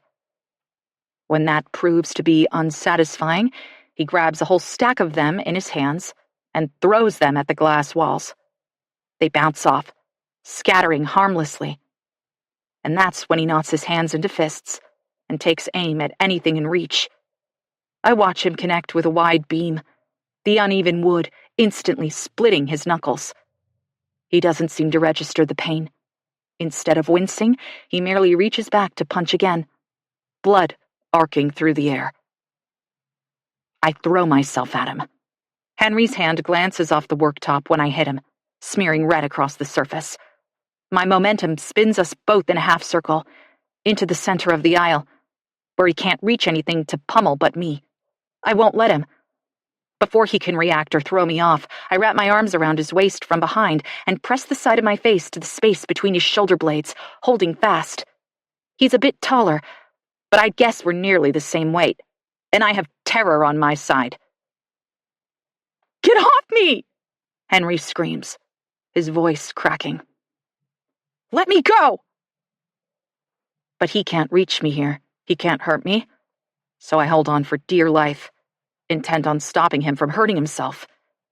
Henry twists and bucks, trying to pry my arms from him as he curses and cries and spits. He's sobbing now, huge, wrenching howls, torn from somewhere bone-deep and agonizingly dark. I can't begin to imagine what's happened to him to cause this much unbearable pain. I don't want to. So I squeeze my eyes shut and cling to him. As long as he's in my arms like this, we're all, for the moment, safe. When Henry finally goes still, it's all at once, quick and clean, like someone has switched off the power. He stands in the middle of the greenhouse, sweaty and bloody, and sniffs. I'm spent, my arms trembling from the effort to hang on, and as Henry grasps my wrists to release my hold, I let him. Not because I believe the outburst is over, but because I can't hang on anymore. I almost sink to the ground when he steps away, but catch myself against a beam. I stay there, gasping for breath, while Henry remains frozen, his back toward me. After a few seconds, I watch him raise Felix's sweatshirt and draw it across his face, wiping his tear-stained cheeks and running nose. I'm shaking, fear rattling my bones. But I can see the fight has left him, like a receding tide. I'm sorry, Henry says, his voice ragged. But he's not talking to me. He walks to where Finn is now sitting up in the nest of blankets and pulls his brother into his chest. Suddenly, I can hear the little boy's snuffling cries, the keening of a child whose whole world has shattered. The brothers cling to each other, and I feel like I should look away, like I'm witnessing something unimaginably intimate, sacred. I'm sorry, I say too, but I don't know what for. For the agony these boys are experiencing? For whatever brought them here? For Finn's fever, Henry's bloodied hand, my own secret desire to rid myself of them? I'll make sandwiches, I say again, as if the last few minutes never happened, as if I can erase the entire episode with the promise of peanut butter and jelly. Neither of the boys look up when I leave. Chapter 6. Tuesday. Outside, the grass is dusted with frost, thick as a sugar donut. It crunches beneath my feet, marking my path from the greenhouse to the side door with sets of perfect prints. It's a flannel day, all gloom and fog, slung low and heavy between the trees, so that my coat is soon covered with droplets. They bead up, collect, then run off in slender rivulets. When I turn back, I can barely see the greenhouse shrouded in gray. It could be a nightmare, all of it. A strange, lucid dream that evaporates with the mist that will lift when the sun rises. But the sun will not rise today. I know that when the first raindrops hit my shoulders. Light at the outset, but within seconds, so dense, I jogged the last few steps to the shelter of the porch. The house seems different after the hours I spent in the greenhouse, and once over the threshold, the only thing I want to do is shower. A long, hot cleansing that would leave my skin pink and raw, my nostrils filled with the crisp scent of soap. I squeeze my eyes shut and picture Felix there, sitting on the closed lid of the toilet seat, his voice like a soundtrack as I wash my hair. He loves being in the bathroom when I shower, and I love how he grabs my towel when I turn the water off, how he wraps it around me when I step over the porcelain edge of the tub. I rub my eyes, forcing thoughts of my husband away. I don't have time to wallow right now, or shower, so I tow off my boots and shed my coat in the mudroom, then head straight to the kitchen sink. After lathering my hands and arms to the elbows, I plunge my face into the still-cold stream of water. Lapping it up, I drink until my stomach hurts, and then bury my wet face in a dish towel and wish for tears. But I'm wrung dry. When I've pulled myself together enough to keep going, I head to Felix's office and my phone. I can't resist the hope that bubbles when I realize it's charged, and my screen is filled with missed messages. But none of them are from Felix. There's a string of texts and a call from Cleo, and 2 voicemails from numbers I don't recognize. The first is from Chief Colin Brandt, calling to see if Felix has turned up. I'll call back later. I have nothing to report, and Chief Brandt's perfunctory tone tells me he doesn't either. The second message is from the general manager at the Marriott Marquis in San Diego. Can I please call her back? I do so immediately, clearing my throat while the number rings. When someone answers, I state my name, reason for calling, and request to be connected with Cynthia. Good morning, Mrs. Graham. A woman's polished voice greets me a moment later. I don't tell her that I'm Miss Sheridan. It's too complicated. I received your message this morning and have consulted our records. Thank you, I say, grabbing a pen and a scrap of paper from Felix's desk. I need to write everything down. I don't want to miss a single word. Normally, I don't release guest information, Cynthia says. But since Mr. Graham did not stay with us last weekend, I decided to make an exception. There's a note of reprimand when she adds, I understand your request was quite adamant. She might be waiting for an apology, but I can't get past the first part of what she said. Felix didn't stay at the Marriott? No, he did not. Is there any... The Marina District is San Diego's most exclusive neighborhood.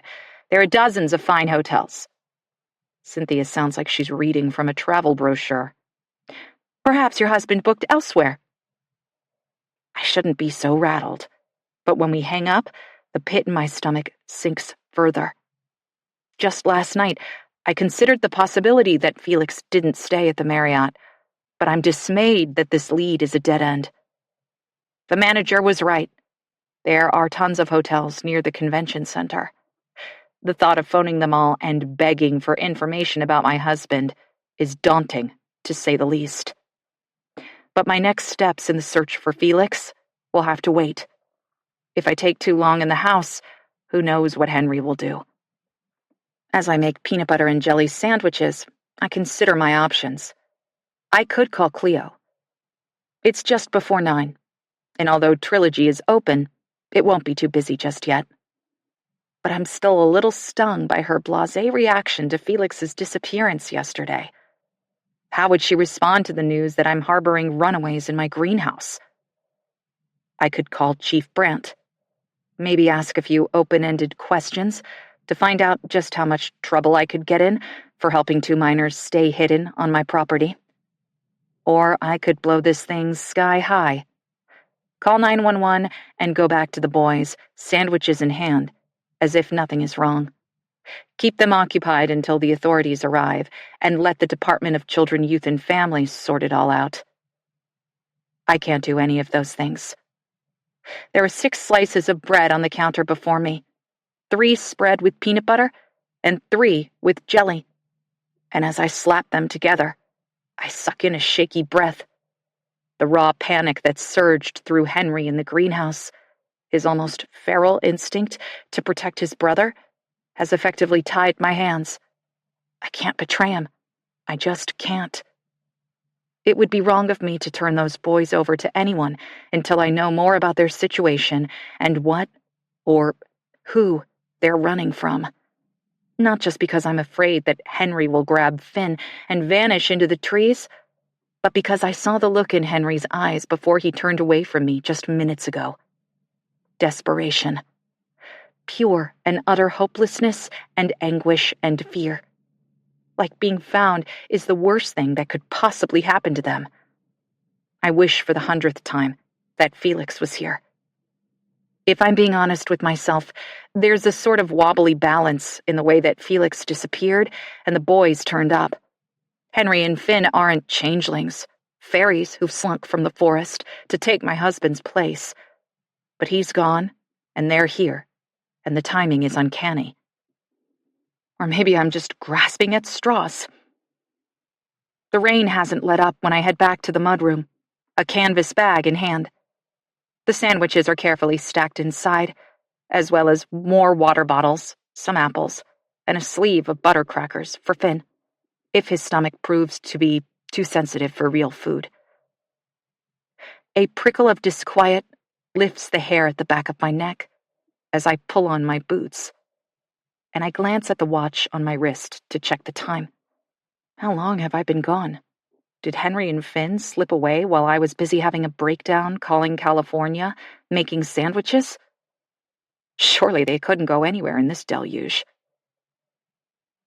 I'm halfway down the porch steps before I manage to get the umbrella popped open, and then I'm slipping on the icy grass in my rush to get back. The frost hasn't dissipated in the rain, just transformed into a thin, hard shell that fractures with each step I take. It's colder outside than I remember, or maybe I just got used to the warmth of the house. Either way, the park ranger wasn't wrong. This feels like the beginning of a significant storm system. "Henry?" I call when I get close. I can't help myself. "Finn?" The door to the greenhouse swings open, and Henry steps aside to let me in. Thank goodness. He keeps his face downcast, his eyes on the ground, stubbornly refusing to meet my gaze. He's ashamed. I can feel it coming off him in waves, but I know his contrition is temporary. Anger is more palatable than shame. And Henry will soon slip back into fury to protect himself. Hopefully I can use this respite to make some progress with him. "I brought sandwiches," I say unnecessarily, "and apples, and..." I trail off, surveying the small building in shock. It's only been raining for 15 to 20 minutes, tops, but the water is seeping into every crack and crevice like we're caught in Noah's flood. It's sluicing down the inside of the warped greenhouse glass, dripping from the seams in the panels, and pooling on the floor in the far corner. I shouldn't be so surprised. No one has tended to this outbuilding in a decade or more, and the natural world found its way in. Now that I'm taking the time to notice, I can see snarls of vines that have grown up over the roof and pushed their way through fissures in the foundation. Finn is once again lying back on the pillows in the bed Henry and I created for him, but the farthest edges of the blankets are already dark with water. The boys can't stay here. For a moment, I battle with myself. Is it safe to invite them in? Of course it's not. But how can I do anything else? "Come on," I say, turning to Henry. "We have to get Finn inside." I doubt that Henry will come on his own. He doesn't trust me either. But if I make this move about Finn, he just might comply. I can see his mouth start to form the word no, but when a full-body shiver makes him tremble involuntarily, he pauses, nods. "You carry Finn," I tell him, "and I'll get the blankets. Is there anything else?" I think I already know the answer to this, but when Henry shakes his head, I feel a twinge of compassion all the same. They have nothing.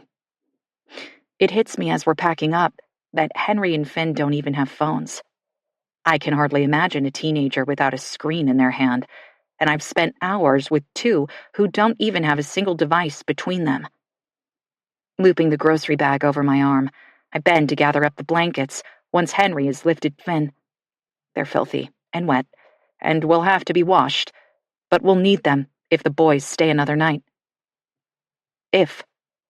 Like they have anywhere else to go. Maybe these two feral young men are everything David Graham was always searching for.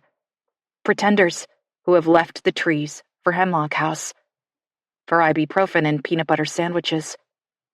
I give Henry the umbrella so that he can tent it over Finn, and then sprint to the house through the pouring rain.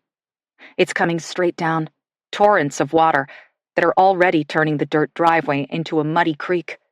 I can only imagine how all this precipitation in such a short time will swell the river that runs alongside the logging road near the bottom. For a moment, I worry about being trapped on the mountain, but I shove those fears aside. It's not logical. The road is maintained, and the portable cell tower on the roof ensures help is always just a phone call away. Besides, I have enough to lose sleep over. Felix is still out there somewhere. Holding the door open for the boys, I watch Henry struggle the last few slippery steps with Finn in his arms. When they've crossed the threshold, I realize that Henry's in trouble, and I drop the blankets and reach for Finn. The young man lets me take his little brother, not because he wants to, but because he doesn't really have a choice. He's off balance and falling, and when Finn's weight has been transferred, he hits the ground hard. "You okay?" I ask, lowering myself to the top of the 3 short steps that lead from the mudroom into the kitchen. Finn is so warm, cradled against my chest. I can feel him radiating heat through my coat. "Twisted my ankle," Henry says. But before I can ask anything more, he adds, "It's fine, I'm fine." Of course he's fine. God forbid he admits a weakness or asks for help. He can just add it to the growing list of his injuries. Black eye, torn knuckles, bum ankle. It feels weird to have the boys inside, like I'm doing something wrong, forbidden. Felix and I haven't really had guests out to Hemlock House, and now that I've invited the intruders in, it suddenly doesn't seem like our home. It seems like Felix's, and I'm breaking some unspoken rule. What would he say if he could see me now? Soaking wet and rocking a sick, strange child in my arms? Realizing that I am indeed rocking, a barely perceptible side-to-side sway that I didn't even know I was doing, I stop immediately. I realize that I know exactly how my husband would respond. My Felix has a soft spot for neglected things, a way of seeing and seeking out those who need him most. He saves beached starfish, getting his shoes wet so he can slip the echinoderms gently beneath the waves instead of hurling them into the deep. He leaves milk out for stray cats and lifts fallen nests back into trees. He befriends anyone who hovers around the edges feeling lost and alone.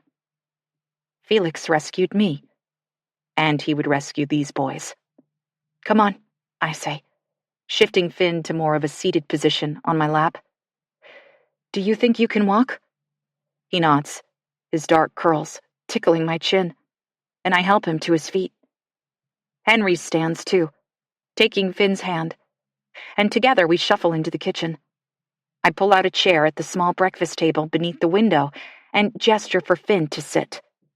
He climbs into it, his feet barely grazing the floor, and lays his head in his arms on top of the table. Everything about him screams exhaustion and defeat. But when I glance at Henry, I realize that he is already hardening. He stands behind Finn, his fingers wrapped around the back of the chair. He wouldn't think twice about maiming or killing to protect his brother. "What now?" Henry asks. What now? I don't know. There's no handbook for this.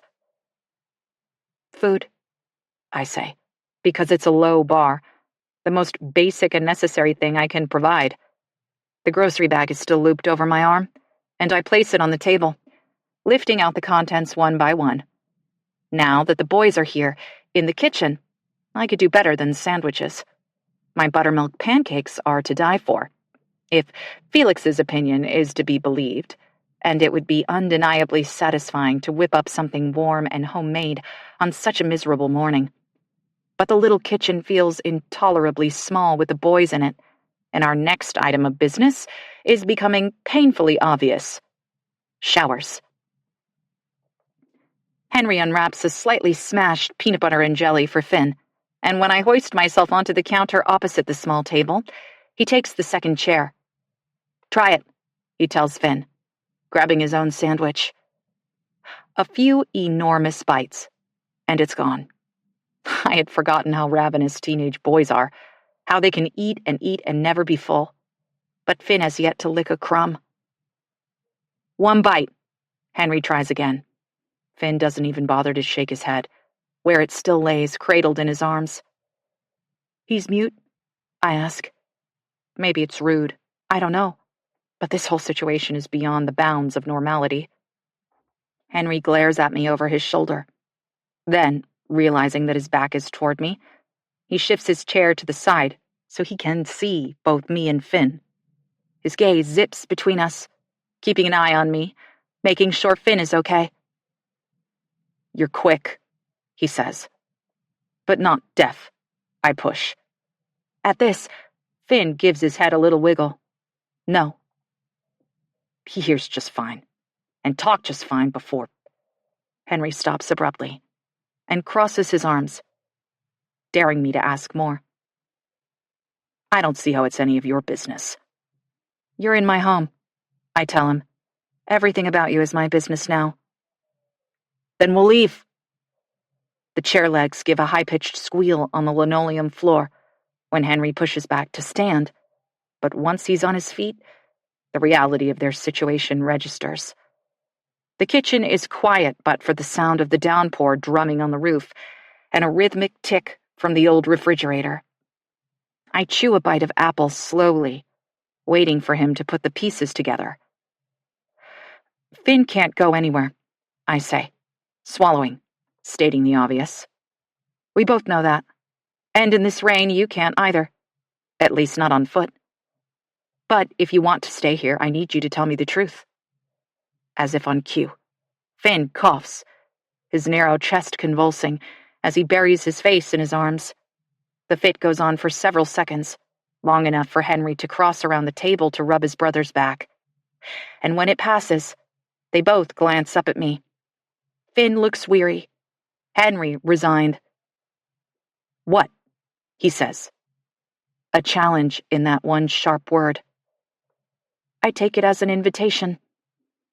"What's your last name?" "Smith." A lie. Henry says it too fast, and Finn's eyes flick to him in confusion. But I don't think I'll get anywhere pressing the point, so I try another tactic. Maybe peppering him with questions will work. "Where did you come from?"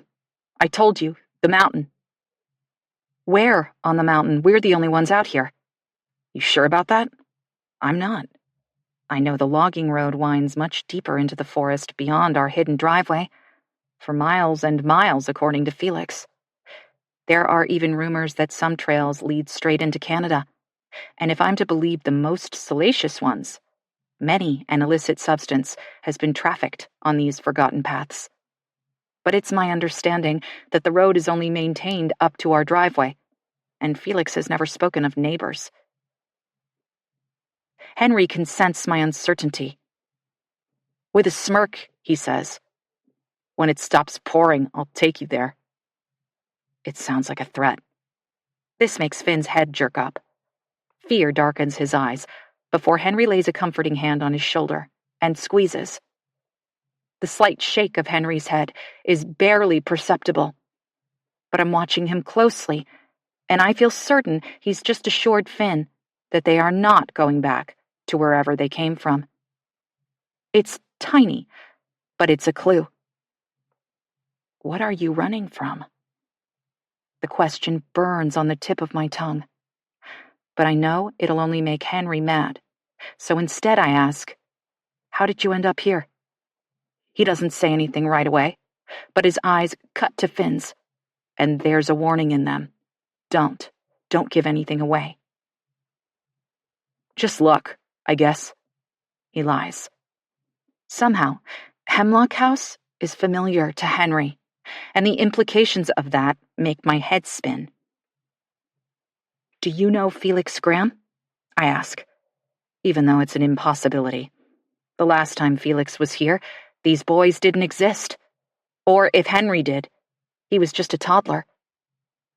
Henry shakes his head. "Never heard of him." That rings true. We're silent for a few moments, listening to the sound of the rain as it batters the drafty old house. A squall pounds on the roof and lashes against the windows, howling through the trees.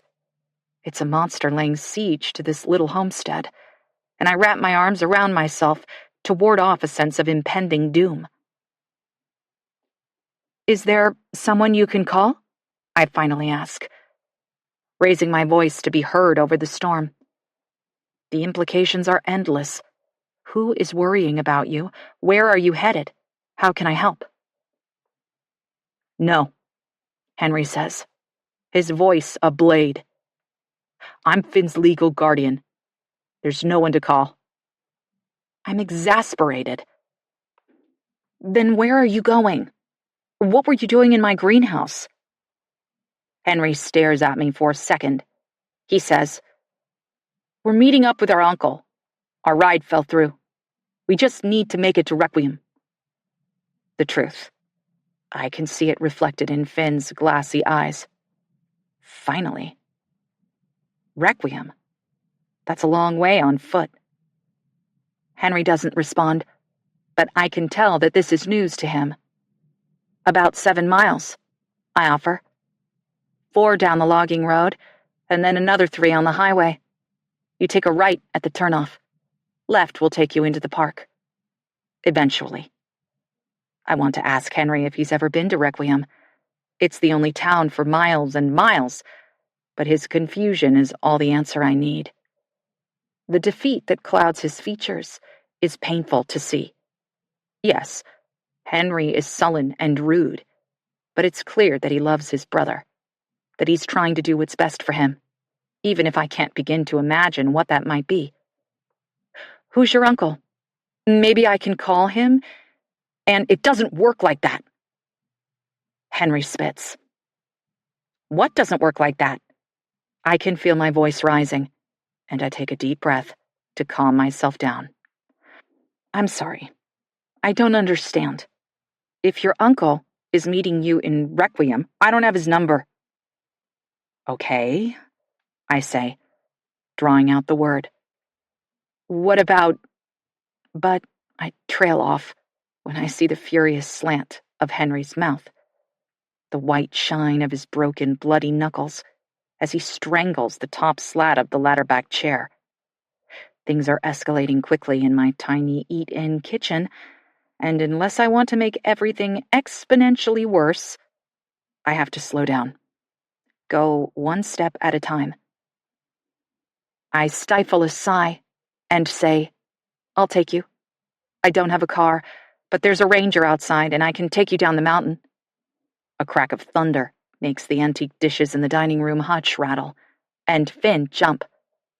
I add, maybe after it settles down a bit out there. Henry turns his face to the window, studying the downpour that makes the forest look like a dark fantasy.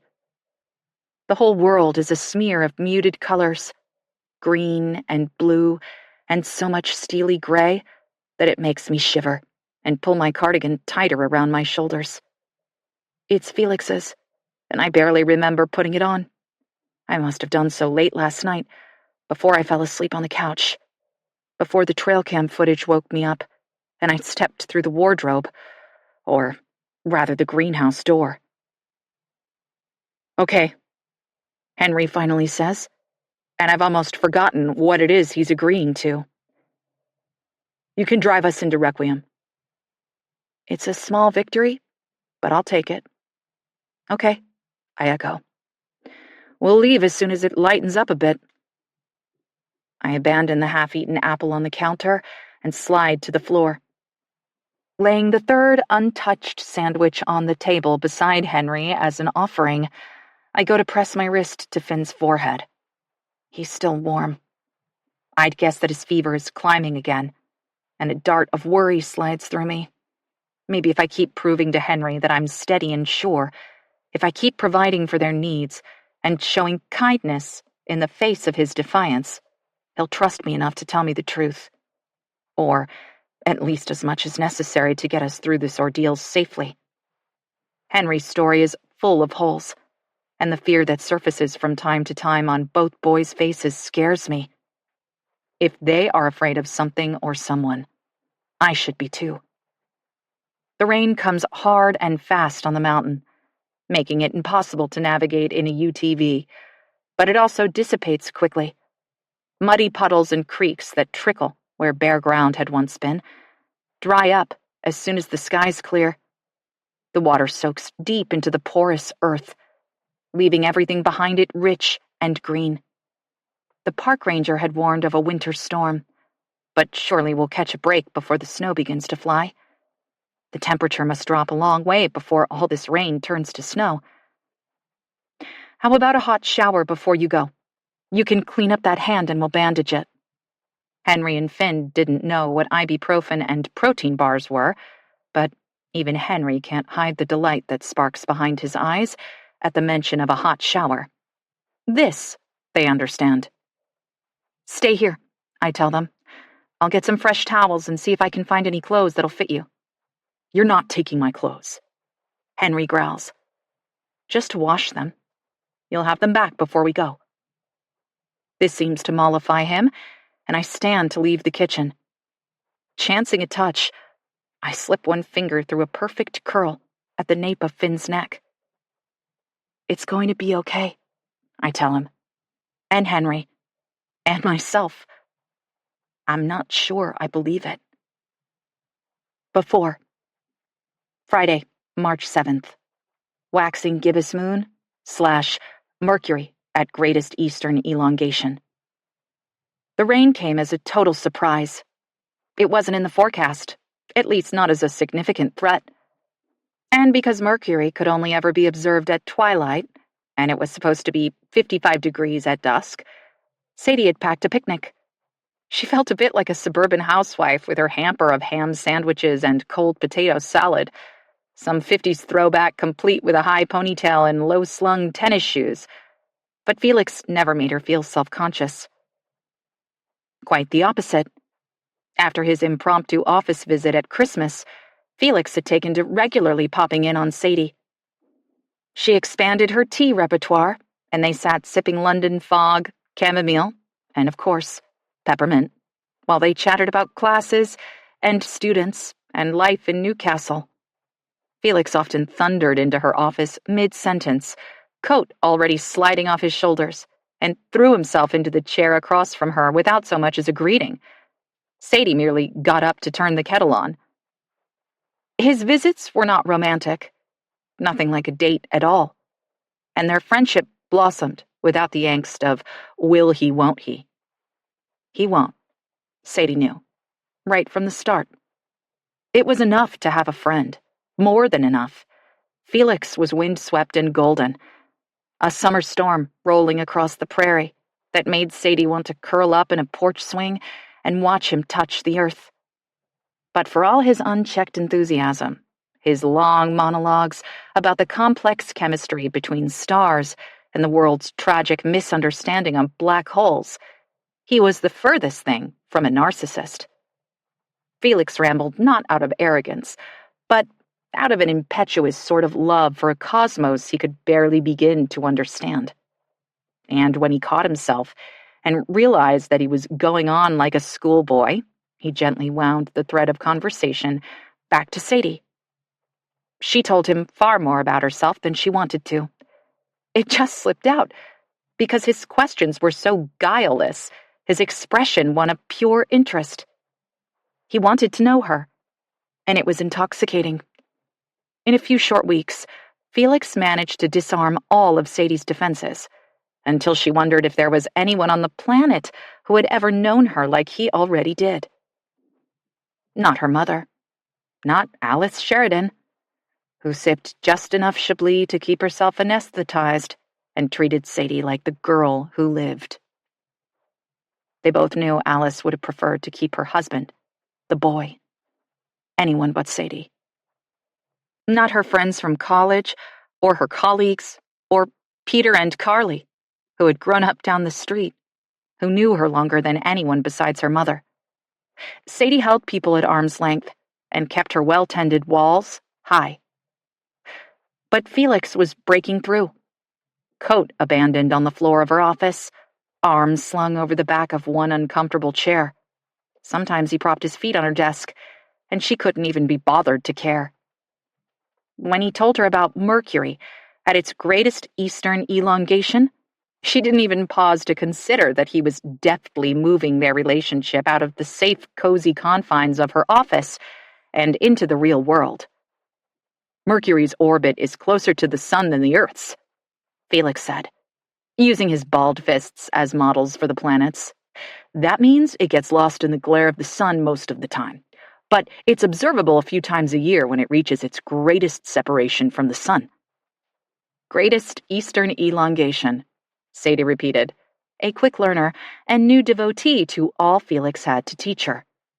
She felt sometimes like an apprentice, like she was seeing the world and her place in it for the very first time under Professor Graham's thoughtful tutelage.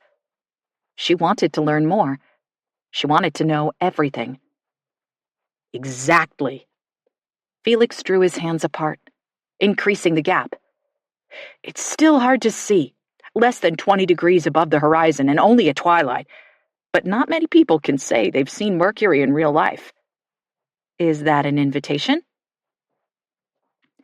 Felix just grinned. Now he stood at the door of her condo, the hood of his coat pulled down low over his forehead, his shoulders rounded against the rain. Even hunched over, water dripping from the lip of his cowl, he cut an elegant silhouette. His mouth was quirked to one side. Dimple exaggerated, as if to say, "What you gonna do?" Still, Sadie couldn't help but be disappointed. You're kidding me. She stared beyond Felix's frame for a moment, taking in the soft spring rain, the dark blur of sky, and the obvious dissolution of their plans. I didn't realize the clouds were supposed to dissipate, Felix said, stepping over the threshold as she ushered him inside. But I don't think that's going to happen. Sadie felt stupid that she hadn't realized the weather had turned, that she had instead sliced ham at her tiny kitchen island and listened to Taylor Swift's Fearless album like she was a lovesick teenager. She'd been in her early 20s when that record came out, too old to relate to any of the songs about high school love and candy floss romance. Definitely too old now. Sadie blushed, as if Felix could take one look at her and know how she had spent the last hour in daydreams that she barely dared to admit to herself. Easing off the tote she had slung over her shoulder with their picnic inside, she said, "Well, maybe some other time. Mercury will be at its greatest western elongation in August." August. Sadie didn't know whether to be disappointed that their outing was canceled or excited that Felix imagined they'd still be together, still be friends, in 5 months. Felix pushed his hood back, and rainwater puddled on the laminate floor. He didn't seem to notice, but he did clock her move to deposit the tote on the table and swept it from her hand. The night's not a total write-off. NASA's Messenger spacecraft orbited Mercury for 4 years before it crashed into the surface in 2015. The probe snapped over 200,000 pictures. Sadie smirked. And I suppose you have them? Every last one. Felix smiled back. No, of course not. But I have some. The good ones. Want to see them? Although Felix had been to Sadie's office dozens of times, she had never been to his. The science department was across campus from the cluster of humanities buildings, a newer, state-of-the-art glass and white tile piece of art that was perpetually cool and empirically neutral. There were only a few carefully chosen pictures on the wall, the double helix of a strand of DNA, a complicated equation rendered in a leaning hand on an old black chalkboard. Even the air had a filtered blank quality. As they pushed through the main double doors and into the brightly lit building, Sadie wished they were outside in the growing dusk as planned. But a quick glance at Felix's profile revealed that he was in his glory. This was his space, and he was eager to share it with her. Because it was shortly after 5:30, the science building was still buzzing with activity. Classes were wrapping up, students leaving the laboratories in pairs, either complaining about or celebrating their results on a particularly difficult chemistry experiment. A few professors paused to ask Felix a question or clarify the start time of a scheduled meeting, each of them glancing over at Sadie and then moving along when Felix acted as if her presence beside him was the most natural thing in the world. She felt uncomfortable until he pressed his fingers lightly to the small of her back, guiding her down a narrow hallway.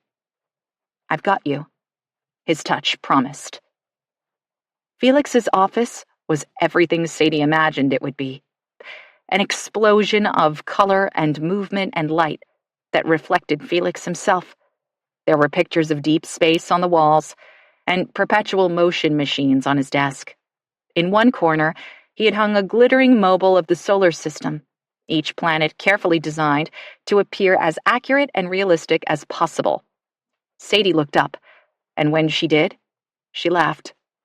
Felix had hung a vintage poster on the ceiling that featured a retro UFO hovering over a shadowed forest with the words, "The truth is out there." "Did I mention I'm a total dork?" Felix said, draping his damp coat over an office chair and depositing their picnic on his desk. "I love the X-Files. Or I did, 20 years ago." Sadie spun a slow circle, taking it all in. "But you're a scientist, Dr. Felix Graham. Shouldn't you find the supernatural laughable? The supernatural is everything just beyond our grasp. The universe is filled with things that are outside our understanding." "Like what?" "I believe in infinite worlds," Felix said, crossing his arms over his chest, watching her. "At least in theory." Sadie felt the warm glow of Felix's attention and turned to face him. "What's that supposed to mean?" "How complicated do you want to get?"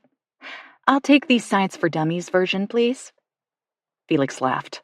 "Well, there are several different theories, like the many worlds interpretation of quantum mechanics, but I think inflationary cosmology makes the most sense." "Less science, more dummies," Sadie warned. When Felix grinned, he did so with his whole face, eyes crinkling at the corners, dimple winking, teeth flashing so that she could see the way his left incisor twisted in just a bit. It was a perfect flaw, the kind of defect that made him all the more irresistible, and she shifted her focus to a sculpture on his desk to stop herself from staring at him. "It's about the exponential expansion of space," Felix said, trying again. He cupped his hands together and then puffed them out slowly. "An alternative understanding of the formation of the universe that posits a brief period of accelerated expansion. Cosmic inflation predicts many big bangs, not just one, that create many expanding universes." "A multiverse?" Sadie shot him a skeptical look out of the corner of her eye. "Exactly." "Thanks for the lesson, Spider-Man." But Felix's eyes sparkled. "Why not? I'm not a physicist, but there's so much we don't know, Sadie. The observable universe has a radius of roughly 46.5 billion light-years. Billion. Who knows what we have yet to learn?" Sadie laughed and lifted her hands, as if to say, "Enough. I can't comprehend it, right? The Andromeda Galaxy is the nearest major galaxy to the Milky Way, and guess how many stars it contains?" "Do I get a prize if I'm right?" Felix regarded her, considering. "Actually, yes. I do have a prize for you." Her eyes widened. "It better be good." "It is." 10 billion, Sadie guessed, then seeing his face, amended her answer. 100 billion, not even close. 500 billion? Felix shook his head. 1 trillion, he said. My next guess. But Felix had already spun away and started rifling through his desk drawer. "Do you have any idea how much that is? 1 trillion is 1,000,000 million, 1,000 billion, A1 with 12 zeros behind it." "Felix, stop!" Sadie laughed again, laying a hand on his arm. "You're going to break my brain. A stack of $1 billion bills would be approximately 68 miles high, but a stack of $1 trillion would reach nearly 68,000 miles into space. You're making that up. I swear, I'm not. 1 billion seconds is 32 years. 1 trillion is 32,000 years. Sadie just gaped at him, wonder sparking like electricity in the space between her body and his. When Felix reached to take her hand, she didn't think anything of it. His fingers curled around hers, and she squeezed his hand right back, tripping a little when he pulled her out of his office. But he steadied her, his hand drawing her close, and guided her deeper into the science building, to a locked metal door at the very end of a long hallway. He let go to press his fob against the sensor, and Sadie's hand felt cold without his fingers laced through hers. "You don't have a spaceship in there, do you?" she teased. "Kind of, yeah." The lock disengaged with a satisfying click, and Felix opened the door to step inside, triggering the motion-activated lights. Sadie followed, absorbing the large empty room, the lab tables that had been methodically lined up against the walls, and the neat stacks of stools, 4 high. In the center of the laboratory, taking up most of the available floor space, was a black circle of thick fabric that had collapsed into a heap of soft peaks and valleys. "What is that?" Sadie asked, but Felix had already grabbed an extension cord and plugged in a small blue fan. The room was filled with a whir of blowing air, and within seconds, a fat tunnel, leading to the circle, puffed up and began to fill the dome. It didn't take long for Sadie to realize what she was looking at, and she couldn't suppress the little thrill that cartwheeled down her spine.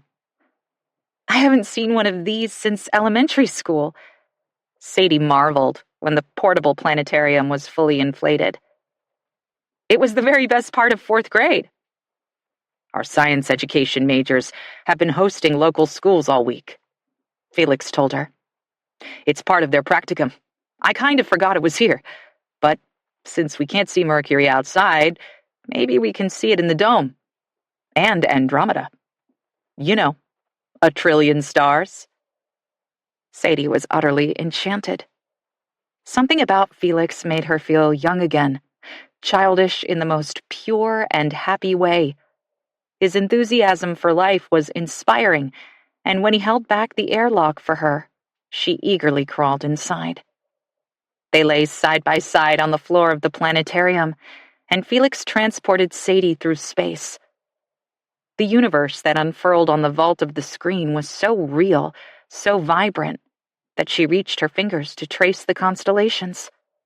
And when Felix maneuvered the software to make it seem as if they were standing on the moon, she marveled at the watercolor sphere that was Earth. The white swirls of massive storm systems, the midnight blue of the deepest oceans, the golden veins of deserts streaking through lush emerald rainforests. "Thank you," Sadie said after they had deflated the dome and locked the door behind them. They were back in Felix's office, and all was quiet after the constant hum of the Star Lab's artificial atmosphere. In fact, the entire science building was still and hollow. It seemed to sigh in relief at the end of the week's silence after a bustling Friday afternoon. Sadie felt that way too, sated and content, hushed as a lullaby, peaceful in a way she hadn't felt in years. Ever. There was something about the way Felix poured himself out that filled her right up to overflowing. When Sadie took a step toward him, it was almost involuntary. A testament to his irrepressible gravity and the way she was drawn into his orbit against her better judgment. Felix could have turned away. She half expected him to. But he took a step toward her, and then another, until they were close enough to touch. "Thank you," Sadie said again. And this time she wasn't talking about the Star Lab. She was grateful for all of it. For his friendship and the joy he brought her. The way he threw wide the doors to a bigger, more beautiful understanding of the heavens and the earth than she ever thought possible. The way he made her feel known. Turn him into stars and form a constellation in his image, she thought, truly understanding Juliet for the very first time in her life. His face will make the heavens so beautiful that the world will fall in love with the night. Sadie didn't realize she was looking down until Felix's fingers lightly touched her chin, tipping her face toward his own. "You're welcome," he said. And then he bent his head and brushed his lips against hers. It was a glancing touch, the merest whisper of connection, as if he wanted to give her permission to pretend it never happened at all. But that was the last thing Sadie wanted, and before he could back away, she twined her arms around his neck and pulled him close. She kissed him hard and deep, her mouth conveying everything she didn't have the words to say. With her lips and teeth and tongue, with her nails digging into his shoulders, afraid to let go for even a moment, she said it over and over again. "I found you." And Felix kissed her back. When his mouth trailed from jawline to neck, and all the way down to the fragile wing of her collarbone, he whispered against her skin, "How long?" Sadie knew exactly what he meant. "From the moment I saw you." Before the Hamlet quote? She laughed low, way before that. "Me too." He pressed his nose into the hollow at the base of her throat, and then lightly ran his tongue along the bone. Sadie shivered. Later, after his fingers had shadowed every inch of her skin, leaving stardust in their wake, Felix coiled and uncoiled a strand of Sadie's hair. She was draped over him, head on his chest, and one bare leg thrown over his thighs. He fit perfectly in her bed, in her life, and she was sure down to her marrow that she had never been, nor would she ever be, happier. Until he spoke. "I was made for you," Felix said. It was a simple proclamation, a lover's cliché that felt all wrong coming from a man of science, of cold hard facts and knowable things. "Made?" Sadie nuzzled deeper into his embrace. "I thought we exploded into being. A happy accident. The unexpected result of a physics equation in space." Felix groaned. "You have so much of that wrong." "I guess you have a lot yet to teach me." Shifting, Felix untangled himself from Sadie and rolled onto his side, so that they were nose to nose, across the pillow. "We all believe in something," he said, brushing a strand of hair from her cheek. "Even science is a sort of faith. We can't prove many things, even though plenty of evidence supports our theories. We may never know if inflationary cosmology is real, or just our very best guess at why the universe is flat. In the end, we might not be able to certify any of it." "You're losing me, Professor," Sadie said, giving him a soft kiss. It was a proposition. But Felix pulled back. "We believe in the Big Bang, or that dark matter makes up roughly 75% of the universe, or that life could exist on other planets. But what's at the heart of all those theories?" "Belief," Sadie murmured, because it was what he wanted her to say, because it was hard to focus on his words when she was in such utter awe of him. She marveled at the sunburst of bronze in the very heart of his dark eyes, sketched the fine line of his brow, his cheekbone, his jaw with a single fingertip, fell a little deeper. "I believe in us," Felix said, catching her hand so he could hold it against his chest. "But we're more than a theory. We're evidential, an absolute inevitability. I knew it the moment I saw you." "Explain that." "A chemical reaction?" This time, Felix kissed Sadie, rolling her onto her back as he rose over her. Propping himself on his elbows, he brushed his lips against her forehead, the apple of each cheek, the tip of her nose, and finally, her mouth. "Something like that." "And what about your infinite worlds, Dr. Felix Graham? Where do we fit in that theory?" Felix laughed against her shoulder, the vibration making her tingle all over. everywhere, he said. Sadie Sheridan, I would find you in every single one of them. Chapter 7. Tuesday. I find suitable clothes for the boys and then hustle them off to the upstairs bathroom. Finn is so weak that I don't dare leave him to his own devices, and Henry must agree because he enters the bathroom with his brother and locks the door behind them. Too late, I worry about the medicine cabinet over the sink, the neat line of amber bottles on the top shelf. Neither Felix nor I take medication regularly, but there are some old pills knocking around up there. Antibiotics that we should have finished off. Maybe even some leftover Vicodin from Felix's knee scope last spring. And drugs are just the beginning of my worries. Is there a pair of scissors in the drawer? Tweezers? A metal nail file? Anything Henry could use as a weapon? The house is filled with dangerous things. From Felix's scalpel-sharp Japanese chef's knife to the ice pick we keep in the drawer by the sink. I can't hide everything, but really, what would be the point?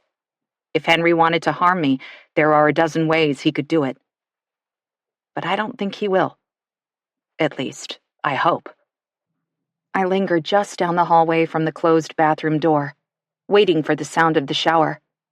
Henry talks quietly to Finn, too soft for me to make out what he's saying.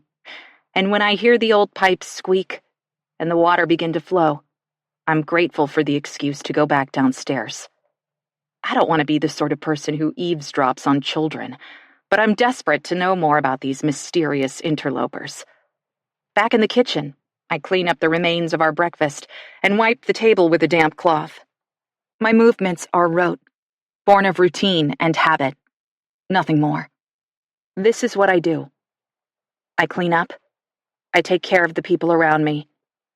In this one way, my marriage with Felix is conventional, but not because of some traditional understanding of gender roles. I just like to keep the house neat, trailing after Felix as if I can map his movements by the breadcrumbs, literal and otherwise, that he leaves behind. A round stain on the countertop where he has splashed a bit of coffee over the rim of his mug. An open book on the table in the dining room, dog-eared and abandoned when a new idea snagged his attention. Thin file folders in an untidy stack on the end table beside his favorite chair. On top, an uncapped yellow highlighter, a handful of pens, a loose charging cord with no converter box. I miss the evidence of my husband in our home. I wish I could wind back the clock and leave those hints of him all over our space. Had I known he wouldn't come back from San Diego, I wouldn't have touched a thing. When my phone rings, a beat of adrenaline pulses high in my chest. I fumble in the back pocket of my jeans, then search the table, the counter, and finally spot the device on the windowsill above the sink. My heart drops when I realize it's not Felix. It's Cleo. "Hey," I say, putting her on speakerphone. "Good morning, gorgeous. How'd you survive the night?" I know she's talking about my emotional state with Felix in absentia, but I swallow hard, willing myself to sound normal. If she only knew what my night had entailed. "It was all right," I manage. "And if my voice is thin, it's to be expected. I left you a message and several texts. I was about to send out the cavalry." It wasn't several texts, but I don't correct her. "Yeah, I slept in a bit. Sorry about that." "No worries," Cleo chirps. Then, "No news?" I can't bring myself to answer. "He'll turn up." Cleo rushes to fill the space left by my fear. "Have you called the hotel? Talked to any of his coworkers?" I don't want to give Cleo an accounting of my efforts to track Felix, and I don't care to explain that he doesn't really have coworkers right now. Research partners, yes, but they are all remote, working on their own aspect of the project in different parts of the country. So I mumble a reply that could count as affirmation. "He'll be back," Cleo assures me, all optimism and bluster. "Today's the day. I can feel it. Call me when he turns up. Will you? Of course.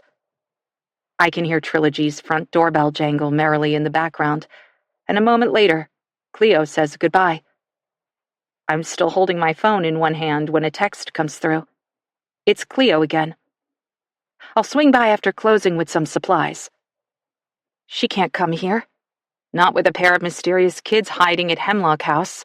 Henry cold and brooding. Finn sick and quiet. Both of them total strangers, with a dubious backstory. Of course, I could be en route with them to Requiem by the time she shuts down Trilogy, but that would only leave me with more to explain. I'm all set, I text back. Working, actually. I'll see you soon. A pink heart appears almost immediately on my sent message. Cleo is pleased, no doubt, that I've set my worries aside and found a way to focus on my book. She knows how important it is to me and how worried I am about meeting my deadline. She'll leave me alone until I reach out, ostensibly emerging from my writing cave. I feel a stab of guilt for lying to Cleo, but comfort myself with the thought that I can stop by her place once I've handed the boys off to their uncle. Maybe I can ask her more about Felix's past, and why a new side of him began to emerge when we moved to Hemlock House. Because standing alone in my shadowy kitchen, I must admit that my husband has been different since we arrived in Washington. I chalked it up to a myriad of things. His research project, being back in his boyhood home, and the inherent stress of both of us living on deadline. Never mind the isolation, the demands of the homestead, and the phantoms that lurk between these walls. But now I have to wonder if he was hiding something from me. One night, several weeks ago, I woke up to discover Felix's side of the bed empty. It was a shock, rolling over to find him gone. And though I had been in a deep sleep only a second before, the cold sheet where Felix was supposed to be jolted me awake, as forcefully as a glass of ice water to the face. Felix?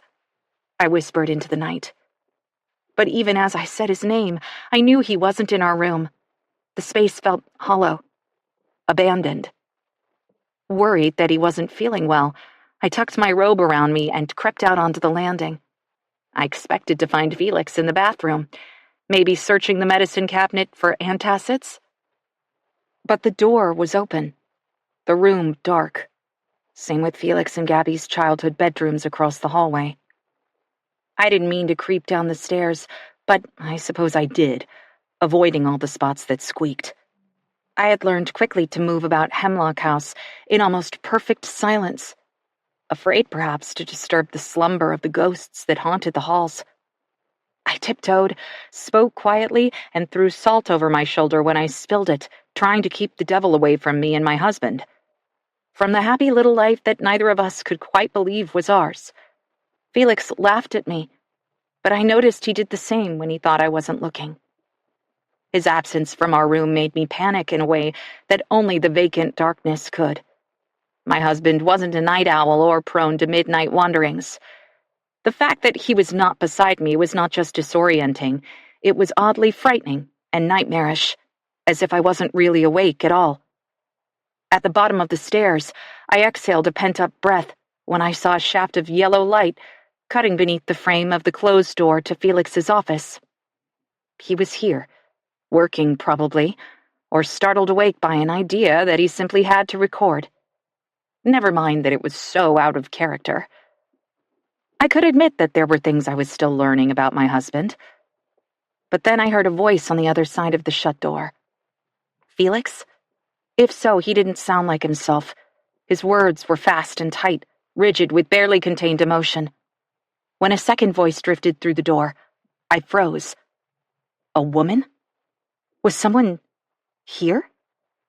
In my shock and confusion, I hurried across the living room and the warped floorboards moaned my arrival. I wrenched open the office door, terrified of the scene that would greet me. But the room was quiet. Felix was alone.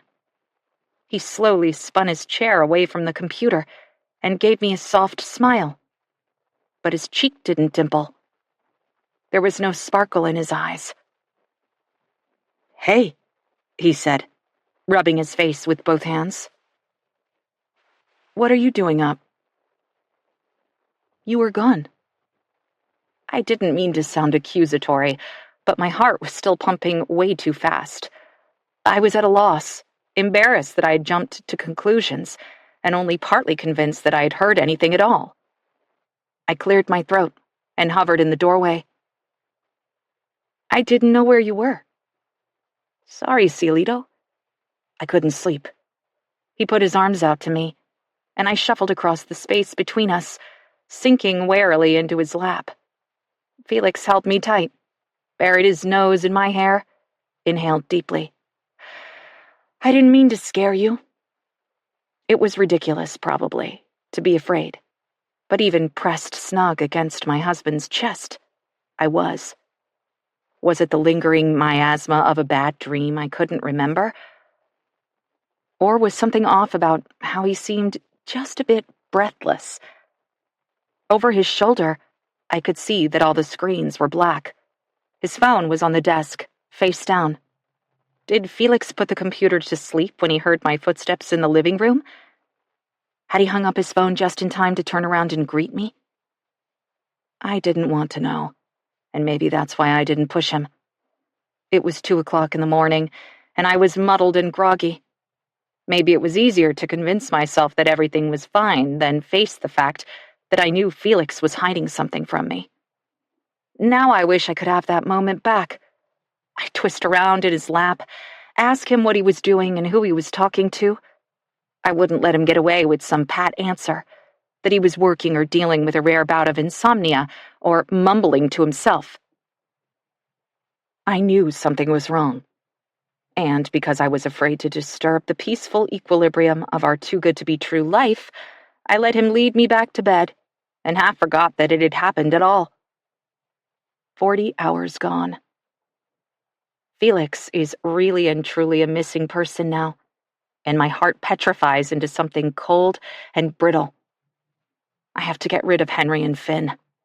It's illogical, but a sliver of me wonders if I can conjure my husband by evicting these intruders. Of course not. Still, I need to turn my full attention to my missing husband. I don't deserve the life I've been given. I know that. But you'd better believe I'm going to fight for it. The boys appear in the arch between the kitchen and dining room, and I startle a bit. They didn't make a sound.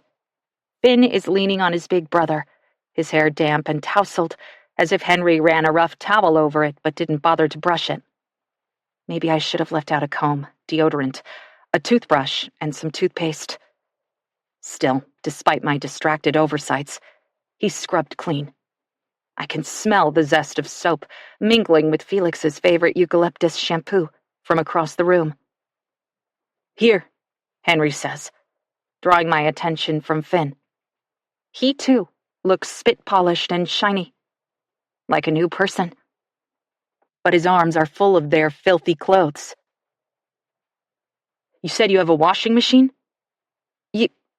Yes, I stammer, stepping forward to take the heap of rancid fabric from his arms.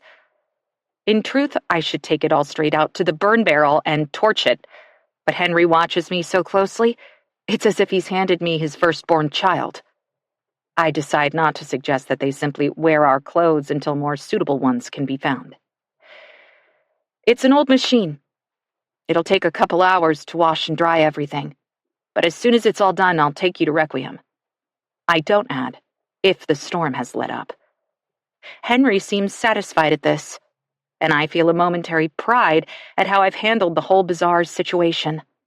I've managed to shepherd us all through unscathed, more or less. I motion toward the table where I've collected a box of bandages and some antibiotic cream. For you, I tell Henry.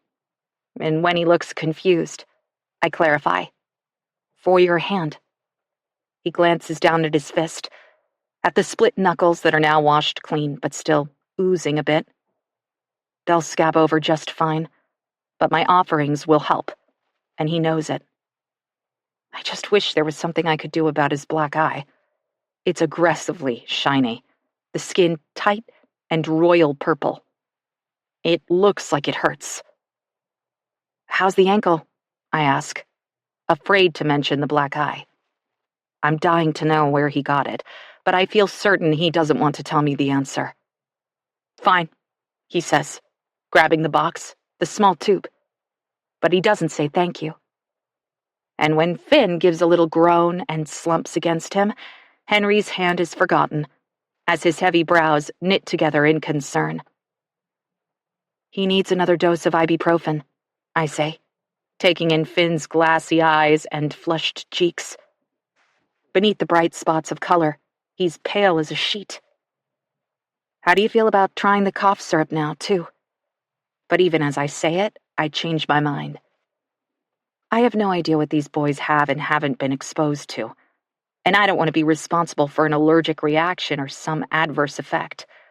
Finn needs a doctor, not my well-intentioned but unqualified ministrations. Never mind. We'll let your uncle decide what to do. This makes Henry's eyes flash, but I ignore his obvious discomfort at the mention of this enigmatic uncle. I sincerely doubt his story, but getting the boys to Requiem is a step in the right direction, whether or not there's a family member there waiting for them. I'll throw these in the washing machine, I tell Henry. Take Finn into the living room and get him settled on the couch. I'll bring a pillow and a blanket, some medication. Maybe he can nap until it's time to leave. Henry looks like he wants to argue, but there's nothing to argue about, so he shoots me one last glare before turning his full attention to his brother. I watch until they're through the dining room and out of sight. Then, I hurry to the mudroom and drop their knot of clothes to the floor. Rummaging through the pockets, I search for anything that might give me a clue as to who they are or where they came from. A wallet, an ID, a scrap of paper, anything. But of course, Henry is too savvy for that. If there were any personal effects in their clothes, they've all been removed. Except when I put my hand through the kangaroo pouch of Finn's sweatshirt, my finger glances across something cold and hard. When I pull it out, I realize it's a river rock, granite-colored, with veins of shiny white that sparkle like quartz. Rubbing my thumb over the surface, I discover it's been worn smooth. A worry stone, then, and much beloved, if the long silky plane is any indication. Sighing, I slide it into my pocket to return to Finn. When the laundry is running, I slip upstairs to grab a pillow and a heavy quilt. I also peek into the bathroom, glancing into every corner, as if I can tell just by looking if anything is missing or out of place. The only difference I can spot is the 2 extra towels hung neatly over the shower curtain rod. Apparently, despite their disgusting clothing, Henry and Finn are not total slobs. Back downstairs, I cross into the living room with an armload of things to make Finn more comfortable. Here you go, I say, snapping the quilt loose to spread it over his legs. He's propped on the couch pillows, his dark curls still damp. But when we make eye contact, anxiety clouds his features. One hand dances through the air and points over his shoulder to where Henry is standing at the window. The young man has drawn the curtains shut, and his body is coiled with tension as he stares through a tiny slit between the fabric and the wall. Someone's here, Henry murmurs, so quietly I can barely make out the words. But then they click, and hope surges through me. I drop the corners of the quilt and bolt toward the front door. Felix's name is on my lips, but before I can race out onto the porch to greet him, Henry throws himself in front of me. He grabs my upper arms and wrestles me away from the door. "What are you doing?" I half shout, trying to writhe out of his grip. But Henry is frantic. He pushes me back into the room, away from the little alcove that frames the front door, away from Felix. "No one can know that we're here," Henry says between clenched teeth. I'm staring over his shoulder, willing my husband to be parked in his usual spot, preparing to sweep me into his arms and explain everything. But there's an edge to Henry's voice that makes me look at him. The teenager's eyes are raw with panic. I realize belatedly that his hands on my arms are trembling. I suck in a steadying breath and take a step back, drawing Henry off balance. He stumbles a bit and has to squeeze tightly to keep his hold on me, making me wince. I know that his thumbs will leave bruises on the soft skin of my inner arms. I don't care. It's okay, I say, trying to get through to Henry. It's my husband. But I don't know that. Not for sure. And all at once Henry's fear seeps into me. I shiver. What if Henry has good reason to be afraid? What does the car look like? I ask, wary of the answer. Brown. Henry seems to realize that I'm not going to rush to the door, and he lets me go, crossing his arms over his chest awkwardly. It's a strong man's stance, but he looks like a scared kid to me. It's a big brown truck. I deflate, hope plunging as quickly as it rose. The UPS guy? Henry glances at Finn, one hand quieting the boy with a few intentional flicks of his fingers. What's UPS? He asks, yanking his gaze to me, and then easing backward toward the door, presumably to block me if I make a run for it again. You're joking, right? I'm too disappointed to be kind. It's the delivery truck. I push past Henry, exasperated, fighting angry tears. And when he catches my wrist to stop me, I twist my arm quickly to break the hold. It's a simple self-defense move, but it takes him by surprise. Don't touch me again, I whisper, biting off each word with barely contained spite. I've had just about enough of Henry. I can do whatever I want. It's my house. A noise from the couch draws my attention to Finn, and when I see his expression, I feel instantly sick to my stomach. He's cringing away from me, his fever-bright eyes wide with fear and distrust. A second ago, I wanted nothing more than to throw the boys out of my home and lock the door. But what kind of a monster would do that? Finn is sick. It's pouring outside. The mountain is hazardous even under the best of conditions. I'd be signing their death warrants. It's okay, I say, gathering myself. I raise one hand, palm up, toward Finn, and lift the other at Henry. I'm both surrendering and trying to keep them at bay. It's a tension we all feel. Listen, I won't tell him you're here. You have to trust me. You don't really have a choice. When I turn my back on them, I half expect Henry to charge me from behind, but he holds his ground. I walk slowly to the front door, unlock it, and step outside, closing it softly behind me. The rain is still lashing down, a torrent that is already creating slushy little rivers across the lawn. But the porch is covered, and I'm grateful for that, as I stand in my socks on the chilly boards. The cold is bracing, and I inhale the damp, thick air in an effort to clear my head. How on earth did I get myself into this mess? And where is Felix? The back hatch of the mid-sized truck is open, the UPS logo on the side splattered with mud from the drive out to Hemlock House, no doubt. Someone carefully eases down from the storage compartment, then hurries across the grass with a medium-sized box clutched tight. He takes the porch steps 2 at a time, rocking back on his heels when he looks up and sees me standing there. "Holy shit," the man says under his breath. "You scared me." The feeling is mutual. This man is not our regular delivery guy, but some skinny stranger with faded neck tattoos and hollow, sunken eyes. He stares at me for a moment, calculating, before he holds out the box. I take it, suddenly aware of how deeply disappointed I am. I didn't even realize until this moment that I had expected to see Douglas, the local guy. I could have asked him for help, maybe even sent the boys down the mountain with him. But the jittery stranger before me is not Douglas. I can smell the sweet rot of his oily hair and unwashed body. And when his tongue darts out to lick a sore at the corner of his mouth, I force myself not to recoil. My husband is inside. I lie, taking a small measured step back. I wish I could hurry to the living room and lock the door behind me, but I need to know what's happening outside the confines of these haunted walls. I say, "How are the roads?"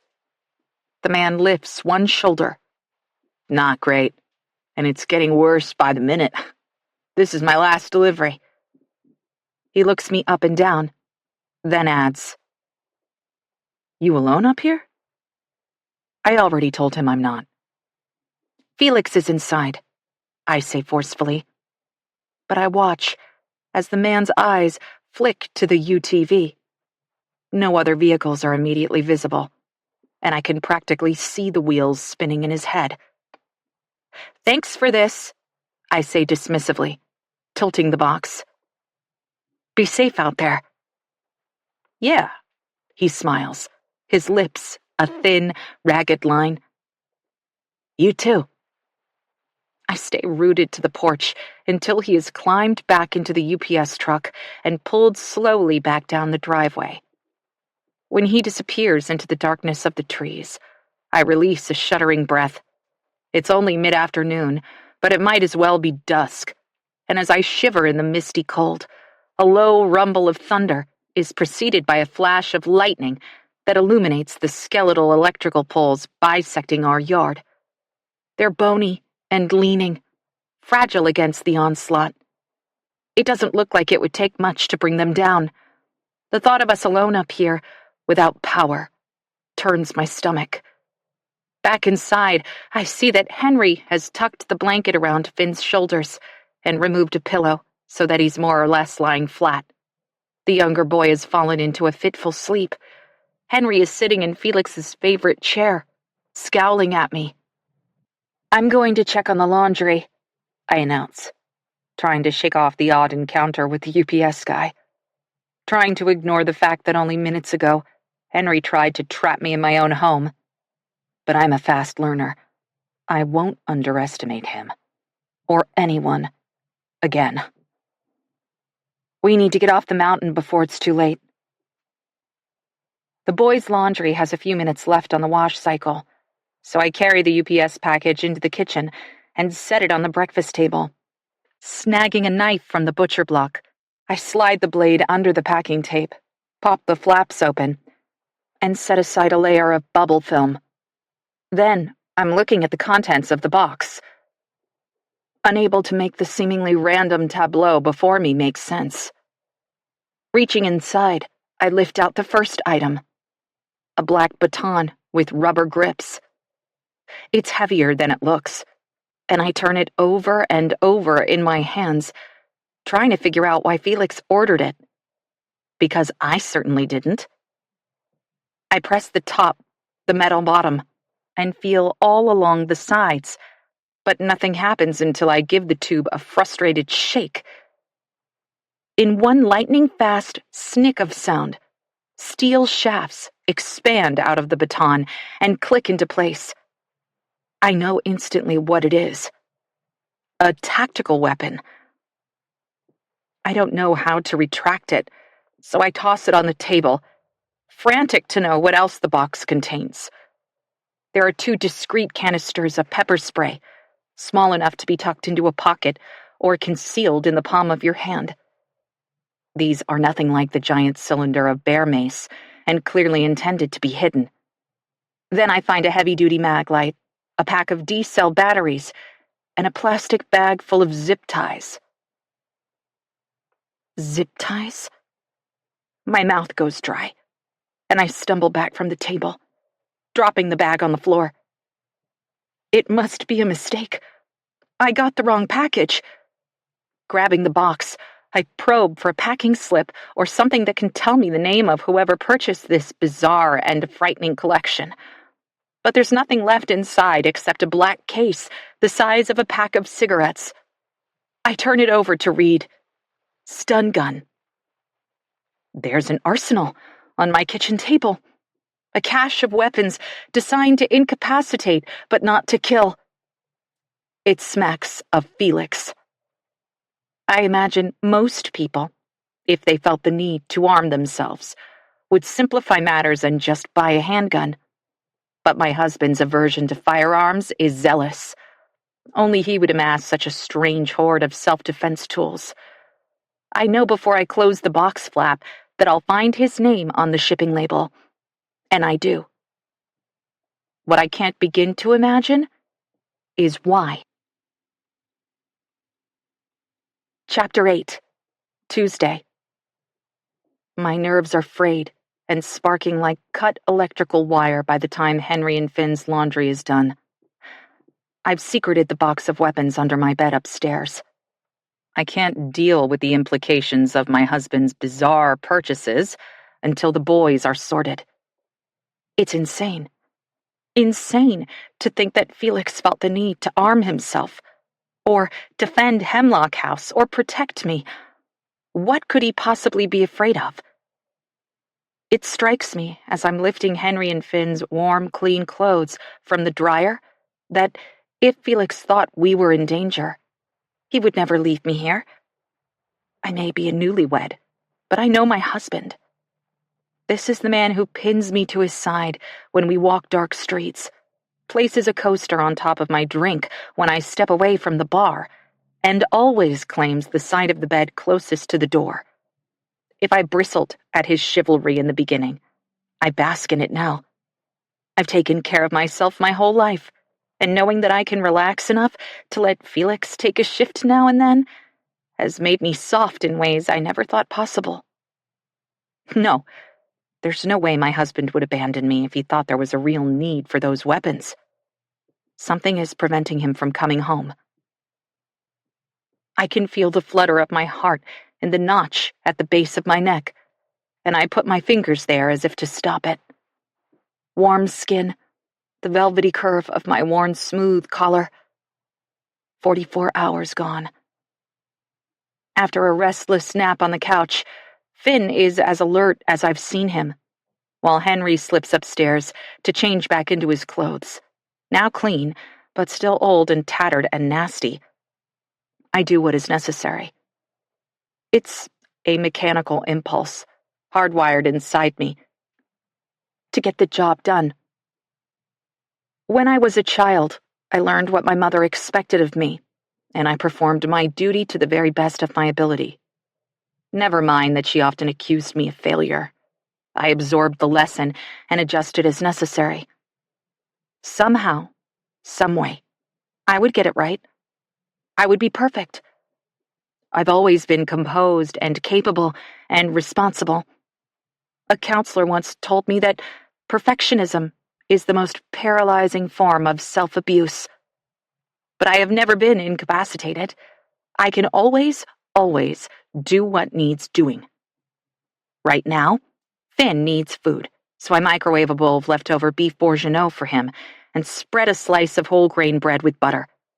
There's a bit of milk left in the fridge, and I give him the rest of it, hoping that some calories will perk him up even more. But as he sits at the kitchen table, the stew wafting savory steam into the air, he ignores the food and stares out the window toward the trees. Not hungry? I ask, sinking into the seat opposite him. Focusing on him gives me an excuse to push my fears about Felix aside. Finn doesn't look at me, but gives his head a little jiggle. You'll feel better if you eat something, I tell him. You have to build up your strength. At this, he looks down at the bowl, as if seeing it for the first time. I watch as he carefully picks up a fork and spears a hunk of carrot.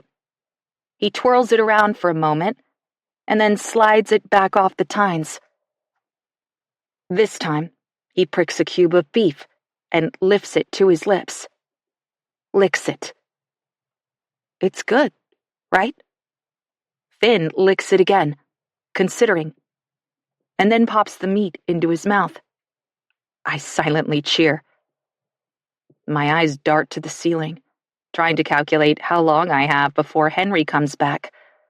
I'm dying to ask Finn some questions without his overbearing brother breathing down my neck, but I'm not sure if the younger boy will be able to answer me. I decide to risk it. While Finn digs around in the bowl for more protein, I casually ask, "How long have you and Henry been sleeping in my greenhouse?" Finn's dark eyes flick to mine, but then he ducks his head, and his chocolate-brown curls obscure his face. Tucking another bit of beef into his mouth, he slowly raises 3 fingers with the opposite hand. 3 nights? Finn nods. Including last night? He nods again. I decide to keep the questions casual, easy. How long have you been sick, Finn? 2 fingers this time. I breathe a sigh of relief. As ill as Finn seems, I don't think pneumonia could have settled into his lungs in such a short time. Could it? It's probably just a case of the flu. Or maybe bronchitis. How old are you? It's a trick question, and he catches it out immediately. Finn's whole head jerks up to regard me, a hint of panic in his eyes. He holds up all 10 fingers, then balls both his hands into fists before offering up 4 more. 14. It's the same age Henry told me, but I still don't believe it. Regardless, I smile at Finn, trying to put him at ease. I used to teach middle school, I say. You would have fit right into my classes. Do you like football? Basketball? He just watches me, his expression blank. Maybe you're more of a video game guy. I try again. Comics? Books? Finn turns his attention back to the bowl and swirls his fork through the stew. Hiking, then? Or hunting? Do you like to hunt, Finn? Finally, he gives me a little one-shouldered shrug, and I rack my brain, trying to remember what people hunt out here. But hunting puts me in mind of guns and violence, and that brings me right back to the box of weapons stowed under my bed, and I just can't go there. The delivery suggests a 4th, unbearable reason my husband might be missing. Something is going on. Something dangerous that I know nothing about, but that Felix felt he had to prepare for. It's a chilling, impossible thought, so I shove it aside. Disappointed in my own lack of investigative prowess, and accepting that there isn't much Finn could communicate to me anyway, I let it go. How's the soup? I ask. Finn seems to be gaining a little color in his cheeks, a warmth that could be a direct result of the bourguignon. He dips the bread in the broth now, then takes a careful, measured bite. It's strangely satisfying to watch him, his delicate hand holding the bread so gently it seems he's afraid it might disintegrate, his fine jaw working steady and slow. He's an attentive, thoughtful boy. I can see that just after a few moments alone with him. And there's something about his calm countenance that betrays depth. Finn is also painfully cute, and I can't stop the way he plucks at my heart. I'm astonishingly drawn to him. I never wanted kids. Of course, I know how strange that sounds, how alien and unfathomable. So I didn't say the quiet part out loud. Instead, I'd tell well-meaning friends that I was waiting for the right person or the right time, or that I was married to my work. After all, wasn't I already a mother figure to hundreds of kids? Year in and year out, I gave up my lunch for those who forgot, listened to teary confessions of bad behavior, celebrated victories big and small, and even hugged the kids whose parents neglected them. Their artwork hung on my fridge, and when they passed me notes on the last day of school signed with love, I loved them right back. Didn't that make me a de facto mom? It wasn't until I met Felix and came to terms with the fact that my window of opportunity had likely closed that I could fully grieve what I'd never had. What if? If Felix and I had fallen in love 10 years earlier, what would our lives have looked like? I imagined a boy with Felix's dark hair and a girl with my honey waves, a scruffy, lovable dog, a white picket fence, and what? A fatal car accident that cleaved our family in two? An unconventional childhood that ended in estrangement? Neither Felix nor I had happy family experiences, so to imagine that we would have been able to pull off the American dream was pure foolishness. What did we know about family? We had each other. It was far more than enough. But Finn, eyes dark and thickly lashed, just like Felix's, is messing with my head. I can almost picture my husband ruffling those curls, sweeping Finn up in one arm and tossing him, giggling, over his shoulder. In another life. When Finn looks up and smiles at me, I smile back. He puts down the bread and points to the bowl of stew. With his right hand raised, he hovers his palm over his heart and moves it in a tight circle. Oh, I say, I've nearly forgotten that I asked a question, but I'm honored that Finn is answering it, that he's trying to teach me something. You like it? You like the stew? He nods and performs the sign again. I mirror his action and am rewarded with another small smile. Then, grabbing his fork, Finn snags another chunk of meat and sticks it into his mouth. Chewing, he closes his eyes and shakes his head, obviously enjoying his meal.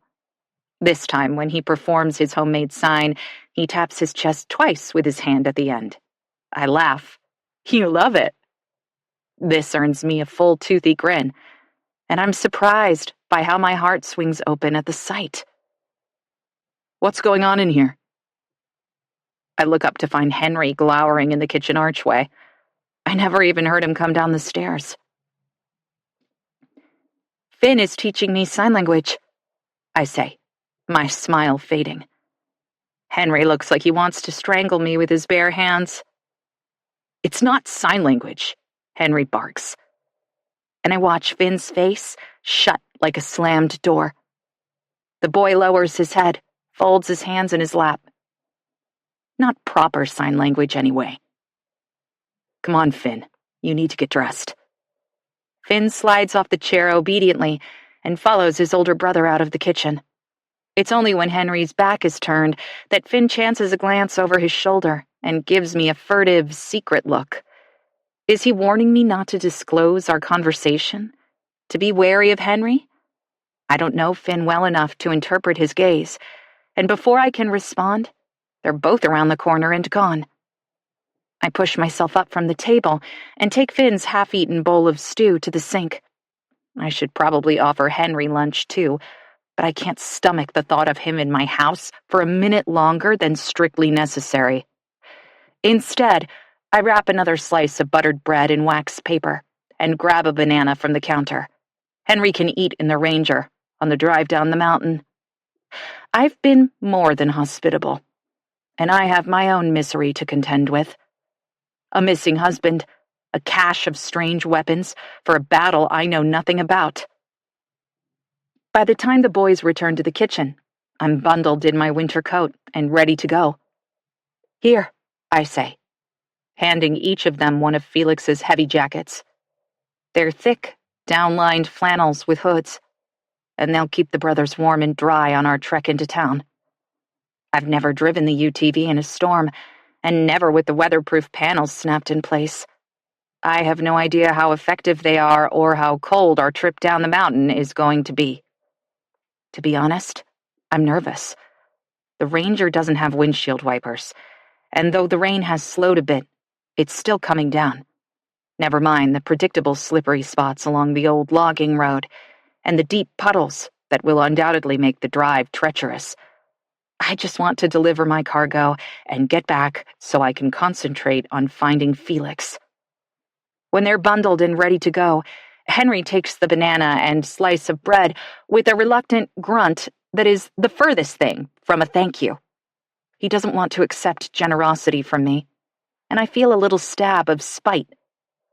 But this perplexing experience is almost over, and I force a tight smile at Henry because, whether I like him or not, whether I understand him or not, we do have something in common. We are both dependable. Tenaciously so. You're going to have to hold Finn on your lap, I tell him as we head out the back door. The porch is slippery, and water beads all along the eaves like a string of gleaming black pearls. Instinctively, I reach for Finn to steady him, but Henry shoves himself between us. Fine, he says, and swings Finn into his arms, as if proving to me that he can take care of his brother, that he doesn't need my help. I roll my eyes but don't say anything. The Ranger is dry inside, but cramming 3 warm bodies into such a small space almost immediately begins to fog the polyester. I start the engine and rub the side of my hand against the windscreen to clear away the haze. Where are we headed? I ask, careful not to look at Henry. He still hasn't told me anything about who he's supposed to meet or how we'll find him. Requiem, he says. I grit my teeth but don't say anything. If we get there and Henry still refuses to be forthcoming, I'll do whatever I need to do to ensure the boys are safe and provided for. I may have promised not to call anyone last night, but all bets are off now. My phone is charged and in my pocket, and I have a police officer on my recent call list. The gate at the end of the winding drive is still swung open, waiting for Felix's eventual return. The top rail, a length of rusted metal and chipped red paint, is a gash in the drenched underbrush, pointing not toward Requiem, but deeper into the forest. I stifle a shiver. I've never been up that way, to the place where logging companies once clear-cut entire mountainsides. You can still see the scars from the highway, places where the new trees are smaller, their color a pale, juvenile green, against the old jade forests. On the logging road, away from the homestead, I feel exposed and vulnerable. In places, the canopy meets overhead, creating a dark tunnel that makes the twisting route seem plucked from some ancient folk tale. It's wet and cold, ringed with mist, as if a spell is being cast out of sight, and just for a moment, I understand why David Graham hunted demons. It's easy to believe they exist here. How far is it? Henry asks, as I give a large puddle wide berth. There's no telling how deep it is. The drive usually takes me just under 15 minutes, I tell him. But it'll take a lot longer today. I'm crawling through the hairpin curves, taking it slow as the tires chew up the soggy gravel and kick mud at the rear windshield. It's already covered in brown smears. Out of the corner of my eye, I see Finn shift on Henry's lap and work his hands through a few motions. How big is Requiem? Henry asks, interpreting for his brother, I assume. Small. A couple hundred people or so, but it services a pretty large rural area. The truth is, I was shocked the first time we drove from Hemlock House to the coast. Between Requiem and the corridor of Interstate 5, ragtag communities dotted the landscape. Trailers and old RVs and cabins that looked as if they had been built during the Mount Baker gold rush in the late 1800s, but then left to rot for 100 years. These makeshift villages pimpled the bush, and the only reason I knew people lived in the hollowed-out carcasses of mobile homes and old buses parked deep in the tangled grass were the current political signs strung between trees and plastered to leaning walls. I guess these people called Requiem home, too, and collected mail from P.O. boxes at the little brick post office on Main Street. All at once it hits me that maybe Henry and Finn are from one of these settlements. Their long hair, torn clothes, and obvious neglect feel oddly reminiscent of the run-down makeshift neighborhoods. They shared the same air of unloved things. But it's clear Henry has never been to Requiem. I don't know how they could live so close and not have ventured even once to Gus's, Timberco, or Trilogy. An uneasy feeling churns in my stomach. "Look out!" Henry shouts, stiffening one arm around Finn's chest and using the other to brace himself against the roll bar of the side-by-side.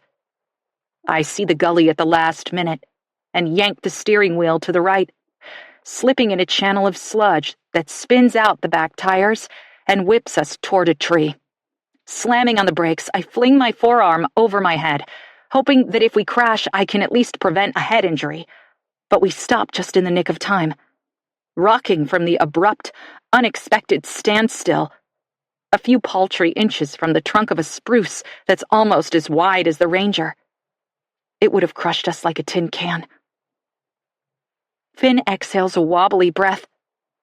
Henry doesn't make a sound. "I'm sorry," I manage, my voice shaking.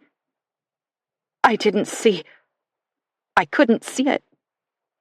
It being the little river that I now realize originated from a cleft in the rock face beside us and carved an absolute canyon out of the road I've driven down 100 times. The water is running fast and several inches deep, scoring the poorly maintained road like an incision. If we had gotten stuck in it, I feel certain that we would not have made it out. "It must be raining really hard at higher elevations," Henry says. He sounds hoarse, but not angry. In fact, I'm unnerved to detect a note of fear in his tone. "I bet the river's overflowed." "Already?" I think. We missed spring in the mountains, but Felix had told me about flash floods and one unusually wet May when his family was stranded at Hemlock House for over a week after every body of water in a 50-mile radius spilled its banks. But that had happened over the course of many days. It's only been raining for a few hours. "We hit a rough patch," I say with more conviction than I feel. "I'll slow down, and we'll be fine.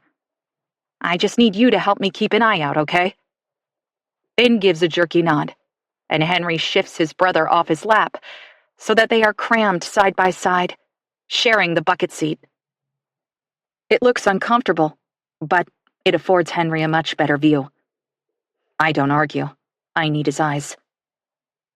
The rain is coming down harder again, and the temperature must have dropped because it's slushy on the polyester windscreen. I wrench open the door and slide from the cab, squelching in the muddy mess that is the only road off the mountain. Using my arm, I sweep clear the windshield, but it's a lost cause, because by the time I'm done, the sleet is already collecting along the bottom edge. "We're not going to make it," Henry mutters when I hop back in and slam the door. "It's dangerous to try." "We will," I snap, angry at his lack of faith in me and the way it's making Finn ping-pong nervous looks between us. We shared a moment in the kitchen, and Finn wants to trust me, but Henry seems determined to sabotage any progress we've made. I don't know why I care. The whole point of this excursion is to extricate myself from the boys. We'll take it slow, but we'll make it to Requiem. It takes a bit of rocking back and forth, some steady pedal work and vigilant incremental turns to pull away from the divot at the base of the tree. Then I have to reverse past the growing ravine carved into the unstable gravel and hug the wrong side of the road to clear the stretch that nearly derailed us. By the time we've rounded the next curve, I'm sweating from stress and bent over the steering wheel, with my nose nearly pressed to the windscreen. I can hardly see a thing. "This isn't safe," Henry whispers, as I navigate the Ranger to straddle another gaping puddle. "What do you want me to do, Henry? Take you back to my place? You couldn't wait to get out of there." I wince, surprised at the bite in my words, but I'm starting to panic. Henry's right, this isn't safe. But what choice do I have? My focus has to be on Felix, not a pair of strangers who carry a host of burdens I can hardly begin to guess at. I'm just saying that it won't do any good if I don't need you to tell me. We can't even, but I'm so wrapped up in trying to make my voice heard over Henry's increasingly loud complaining that I don't feel Finn's hand on my arm until he pinches me. Hard. By then it's almost too late. We're halfway around another corkscrew bend when the road itself disappears. I slam on the brakes, jerking the steering wheel to the left, away from the bluff, where a section of gravel has eroded completely away, and we jolt to a stop. This time we all spill out of the Ranger. The logging road is gone. Or at least a chunk of it is. For the last mile or so, we've been hemmed in by trees on both sides. But here the mountain falls away to the west, and a steep ridge cuts down to the valley below. Rocky outcroppings stand where they always have. But the places in between, the mud and foliage, the scrappy trees that had sprouted despite the severe setting, have washed away, taking a portion of the road with them. One tree has been spun upside down and is barely clinging to the cliffside with its roots in place of branches, wet soil dripping from the knotted rhizomes like dark blood. It's a world upended, strange and terrifying. Finn is crying, a sorrowful sniffling sound that makes me reach out instinctively and pull him to me. He doesn't fight it, but throws his arm around my waist and buries his face in my side. Henry doesn't so much as blink while his brother sobs against my coat. Instead, he asks, "What now?" I can barely hear him over the steady thrum of rain. "You were right," I say. "I shouldn't have kept going." He looks like he wants to say something, maybe offer an olive branch of his own. But I don't give him the chance. "We need to get back inside the Ranger. You're getting soaked. The Mac jackets that I gave the boys are not fit for this weather." In my defense, I only thought they'd be running between the UTV and the toasty interior of Trilogy, not stranded at the precipice of a non-existent gravel road in the pouring rain. Still, Finn is sick, and Henry won't be far behind him if I don't get them out of the sleet. I screwed up. I let my emotions dictate my decisions, and now I have to make it right. Back inside the Ranger, I reverse away from the jagged ledge of crumbled road, then stop to press my forehead to the steering wheel and take a few shuddering breaths. I'm unraveling at the seams, but for Finn's sake, I say, "It's fine. We're okay. We'll find another way off the mountain." "How?" Henry sounds defeated. "There's always a way. I break off, berating myself for overlooking the easiest, most obvious answer, and dig in my pocket. Of course. I can call for help." "Who are you going to call?" Henry asks, staring at me intently. But for once he doesn't argue. Cleo is my first instinct, though I might be better off going straight to Chief Brandt. Surely he has the resources to rescue us. But before I can share any of my plans with Henry, they fall apart. One glance at my phone screen reveals I have 0 bars. No service. Of course I don't. This has always been a dead zone, and no doubt the storm is making cellular service even spottier than usual. I sigh, tapping the useless phone against my lips for a moment while I think. I'm not comfortable enough with the terrain to try off-roading my way to the highway, even though the Ranger is built for it. Knowing my luck, I'd just get us lost, or worse, take us to a cliff edge that none of us spot until we're vaulting over the side. "I can't call from here. We have to go back," I tell the boys, as sleet slowly ices over the windshield. I shiver, feeling the cold for the first time since we left Hemlock House. Our journey has been such a train wreck, I haven't had time to think about how my fingers and toes are numb, my cheeks tingling from the icy air. Henry and Finn must be freezing. "We can't just go back," Henry insists, but even I can tell his frustration is half-hearted. We both saw the road, or lack thereof. We don't have a choice. But don't worry, there's a portable cell tower at the homestead. We'll call for help. If Henry wants to argue, he must have bitten his tongue, because I don't hear a peep out of him. Maybe he realizes that the situation isn't good, that we need help. Or maybe he'll ambush me the minute we make it back to Hemlock House, take my phone and my only connection to the outside world. But I can't think about that right now. Instead of agonizing over Henry's silence, I make a careful turn, giving the sharp boundary of disintegrated ground wide berth, and head back the way we came. It's the only logical course of action, and because I know what I need to do, I focus on that and tamp down the dread that threatens to brim over. Because if we can't make it down the mountain, Felix can't make it up. My husband can't come home, even if he's trying to. Chapter 9. Tuesday. It takes us twice as long to retrace our path as it did to travel to the place where the logging road has ceased to exist. I have to stop several times to clear slush from the windshield, and every time I do, the cold settles deeper into my bones. Even worse than my plummeting core temperature is the icy dread that wends its way through my veins. The nearer we get to Hemlock House, the more I come to grips with just how close we came to utter disaster. I can't think about the cavity in the earth where there was supposed to be a road without experiencing a full-body shudder. The second time it happens, my teeth begin to chatter. Finn slips his arm through mine and hangs on, wordlessly passing to me what little comfort he can offer. I adore him for it. I pull the Ranger as close to the back door as I can get, ignoring the patch of grass that Felix has coaxed to grow around the stepping stones. I can't waste my worry on frivolous things when I'm afraid Henry will make a play for my phone, when we might be cut off from civilization completely. If I could just untangle myself from the boys, everything would be so much easier.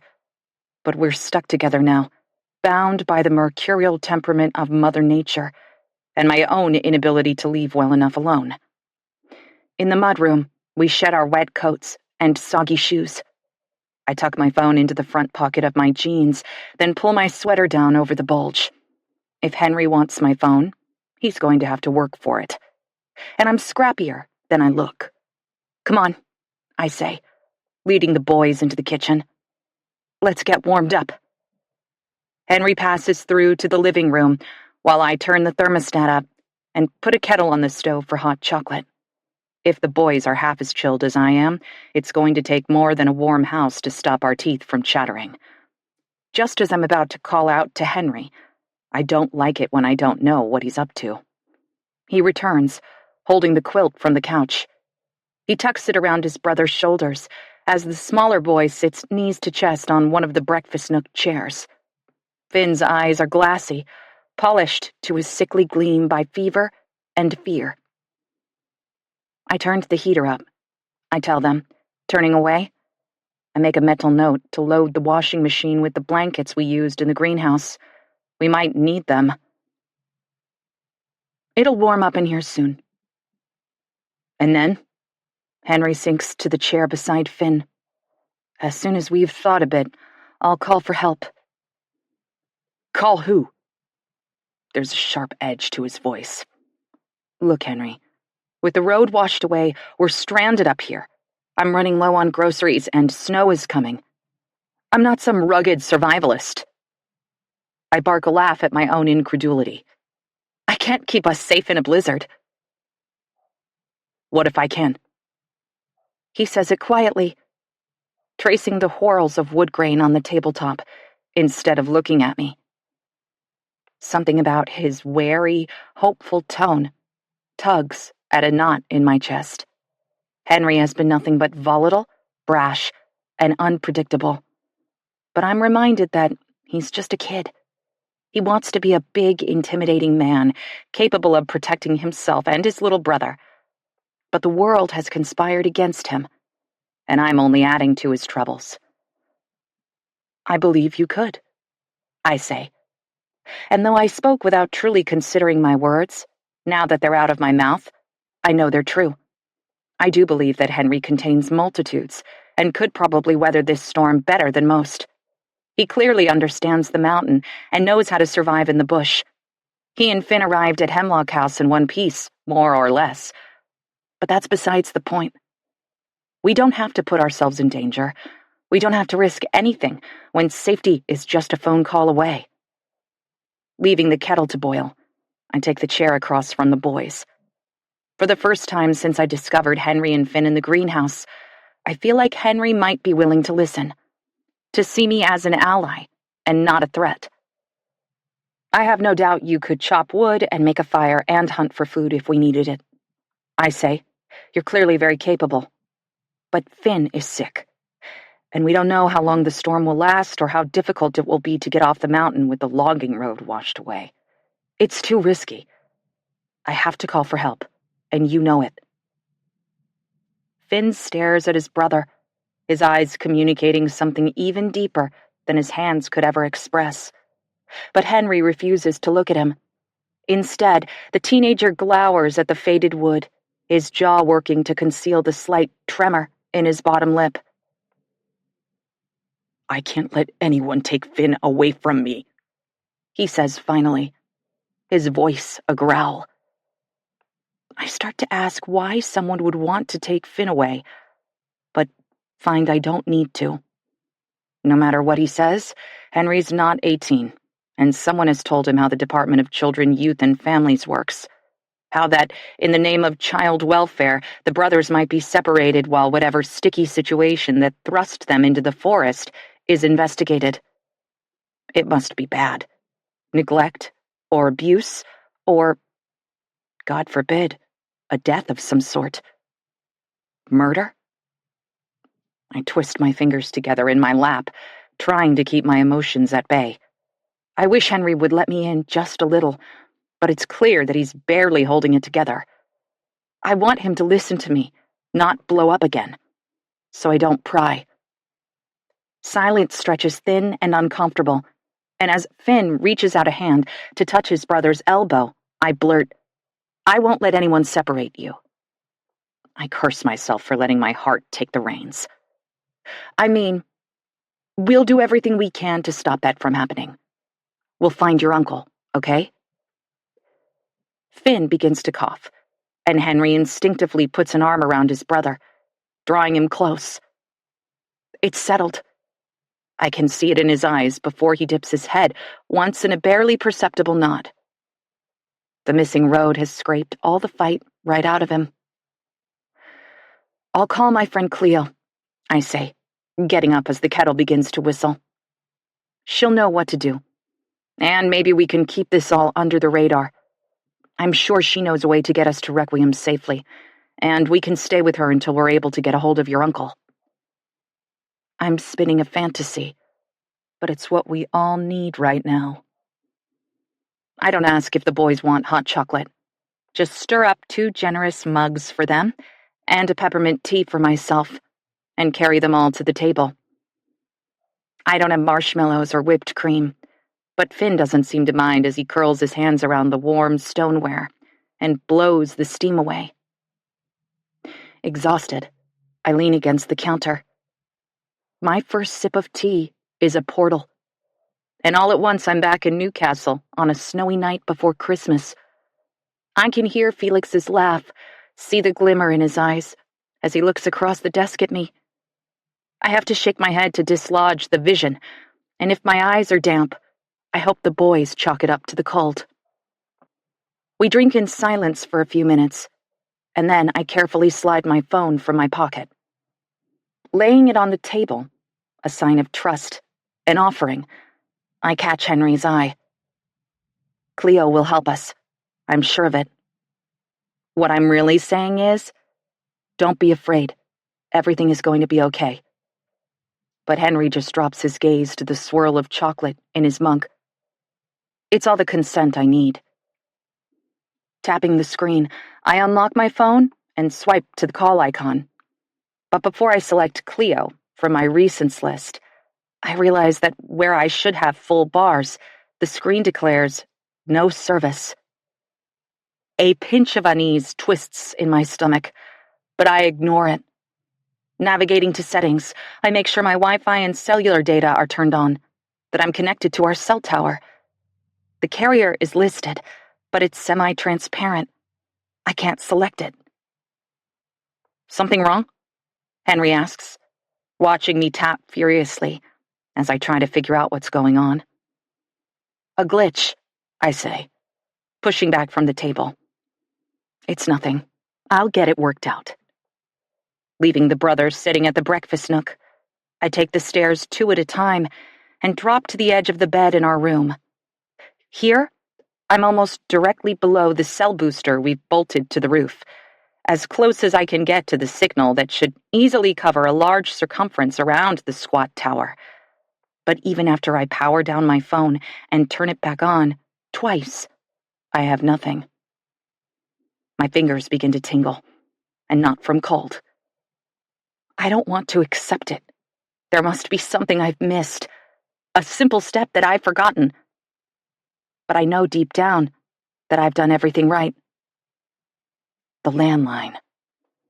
I remember it with a jolt and push myself up from the bed to race back down the stairs. Who has a landline? I had laughed when Felix set it up shortly after we moved in. The Graham family phone was still mounted on the wall in the kitchen, a mustard-colored base and handset from the 80s, with a mismatched extra-long cord so Gabby could take the receiver into the mudroom and shut the door for privacy when she was a teenager. I thought we'd take it down, store it in the attic, or donate it to a museum or something. But Felix grinned back at me. We have a landline, he said. Got our old number back and everything. Why? Because we can. Because it's more dependable than the cell tower. I had thought it was silly at the time, and cursed the day Felix reconnected the line, because in September we started receiving actual calls. The ring jangled through the house so raucously, I jumped every single time. There was never anyone on the other end the few times I lifted the receiver. Just a muffled silence, and once, I thought, the sound of someone breathing. Creepy. But now, I'm elated that Felix planned ahead, that he considered this very scenario and gave us a viable plan B. I skid into the kitchen, ignoring Henry's raised eyebrows, and lift the old-fashioned receiver. But even before it's pressed to my ear, I know. There's no dial tone. The line is dead, as vacant and useless as a relic. Of course it is. Phone lines up here are above ground, not buried deep, like they are in the Midwest. How easy it would be for a fallen tree or a strong gust of wind to interrupt service. A sliver of dread, glittering and sharp, wedges in my chest as I glance over my shoulder at Henry and Finn, still sitting at the table with their empty mugs before them. I feel like I failed them when I finally admit to myself that we're completely cut off from the rest of the world. We're trapped at Hemlock House. Be careful up there, I shouted when Felix climbed the roof to attach the cell antenna. It was an unseasonably warm day in May, and all the windows of the house were flung open to catch the alpine breeze. It was laced with cedar and the crisp, woody fragrance of fiddlehead ferns unfurling in the mossy shadows. Boxes were still piled on every available surface inside, and we had spent the last few days cleaning cobwebs out of every corner, removing dusty sheets from the furniture. Hemlock House felt alien to me, like we were living on another planet. But the signal booster that Felix was installing would undoubtedly help. Just the thought of cuddling up with him to watch an episode of Succession or to scroll Instagram while we showed each other funny reels made me smile. Want to join me? Felix's head appeared over the edge of the roof, his mouth canted in an impish grin, dimple winking. It's the perfect place to stargaze. I checked my watch. It's 5 p.m. I'm sure we could think of something to do while we wait for the sunset. My husband was irresistible. I climbed the ladder, wrapping my fingers around the gutter when I got to the top, and lifted my face to his. Felix leaned over the edge to kiss me, a bright, happy smack that reminded me again of why we came. He was so radiant here. But there was an edge to his joy, an almost manic urgency that I didn't understand. Though he had come to Hemlock House to retreat, to focus and write and finish our projects, I couldn't shake the sense that Felix had a secret to-do list that kept him strung tight and ever busy. Calm down, I wanted to tell him. We have all the time in the world. But instead of pressing it, I let him be. Maybe he needed to hustle around this place, fixing things and setting right past wrongs. Maybe his hours-long wanderings through the forests of his boyhood were an exorcism of sorts, or at least a form of therapy. And if Felix rushed to and fro, a frantic energy flickering through him, I expected him to level out eventually, to find his equilibrium at Hemlock House in a new way, as a grown man, with a wife, and a successful career. A life his younger self could scarcely have imagined. There was a shushing sound, and a few gravelly bits trickled off the shingles and plinked into the gutter. Felix slid down an inch or two, his nose mashing into my cheek as he chuckled a quiet, "Whoa, maybe it's steeper than I thought." Maybe I should keep my feet on solid ground, and you should hurry up. I stayed with my hands braced on the pitched roof, while Felix double-checked the bolts and made sure the cell tower was on and functioning properly. He sent me a dirty text from the apex of the house, and when it pinged in my pocket, I cheered. I felt like I could spend the rest of my life alone with him and never want for another. But this connection to the outside world still felt like a lifeline. Now, standing in the driving sleet with one arm thrown up to block my face from the bite of freezing rain, I can see that the Christmas tree-shaped antenna is completely iced over. The delicate horizontal bars have formed one solid lick of ice, and though the tower should be fully weather-resistant, I can't see enough of it to know what else might have happened to cause its demise. For all I know, squirrels chewed the wire connecting it to the booster box in the house, or the weight of the ice has cracked some vital bit of hardware. If the roof was steep and dangerous when Felix climbed it in May, it's as accessible as the peak of Mount Everest now. The sharp plane is an absolute skating rink, scalable only with ice traction cleats and a harness, accessories we do not own. "So?" Henry asks when I tromp back into the mudroom. He's been waiting for me, arms crossed as he leans against the door jamb. I want to shout at him, say something caustic and mean because I'm trembling with a terror and anger adjacent to fear. But I press my lips together, force myself to draw in a long breath. There's something wrong with the tower. Henry's face shifts, but I can't read his expression. Is this news a relief to him? Is he happy that we're cut off from civilization? But instead of gloating, he says, "I'll climb the roof, see if I can figure out what happened." It's bravado, of course. What could he possibly know about a portable cell tower? But his kindness is unexpected. "Thank you," I manage after a moment. "That's nice of you. But you're not going up there unless you have a death wish." "So we're stuck." "Looks like it." I push past him into the kitchen. Our signal booster might be defunct, but at least the electricity is working. The house is warm and still smells faintly of hot cocoa, but there's an undercurrent of must, of sickness and decay. My nose wrinkles, and I wrap my arms around myself.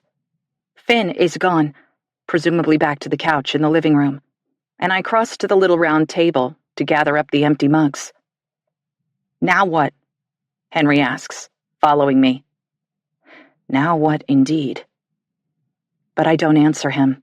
Instead, I busy my hands washing the dishes that have accumulated in the farmhouse sink. Hemlock House doesn't have a dishwasher. And though I'd bemoaned that fact when we first moved here, Felix and I grew to love the half hour we spent shoulder to shoulder cleaning up in the evenings, No phones or computer screens or distractions. Just the two of us and the gentle rhythm of our days. Often we talked, but silence was just as good as conversation. I learned the cadence of his breath, the way he clocked every creak and moan and whisper of wind in the eaves that was the language of the old house. Felix would tilt his head, listening, and a memory would glide across his face like a phantom. At first, I asked about the ghost of a smile on his lips, or the sad slant of his eyes. But he always leaned over to kiss my temple and assured me it was nothing. He'd tell me in time, I believed.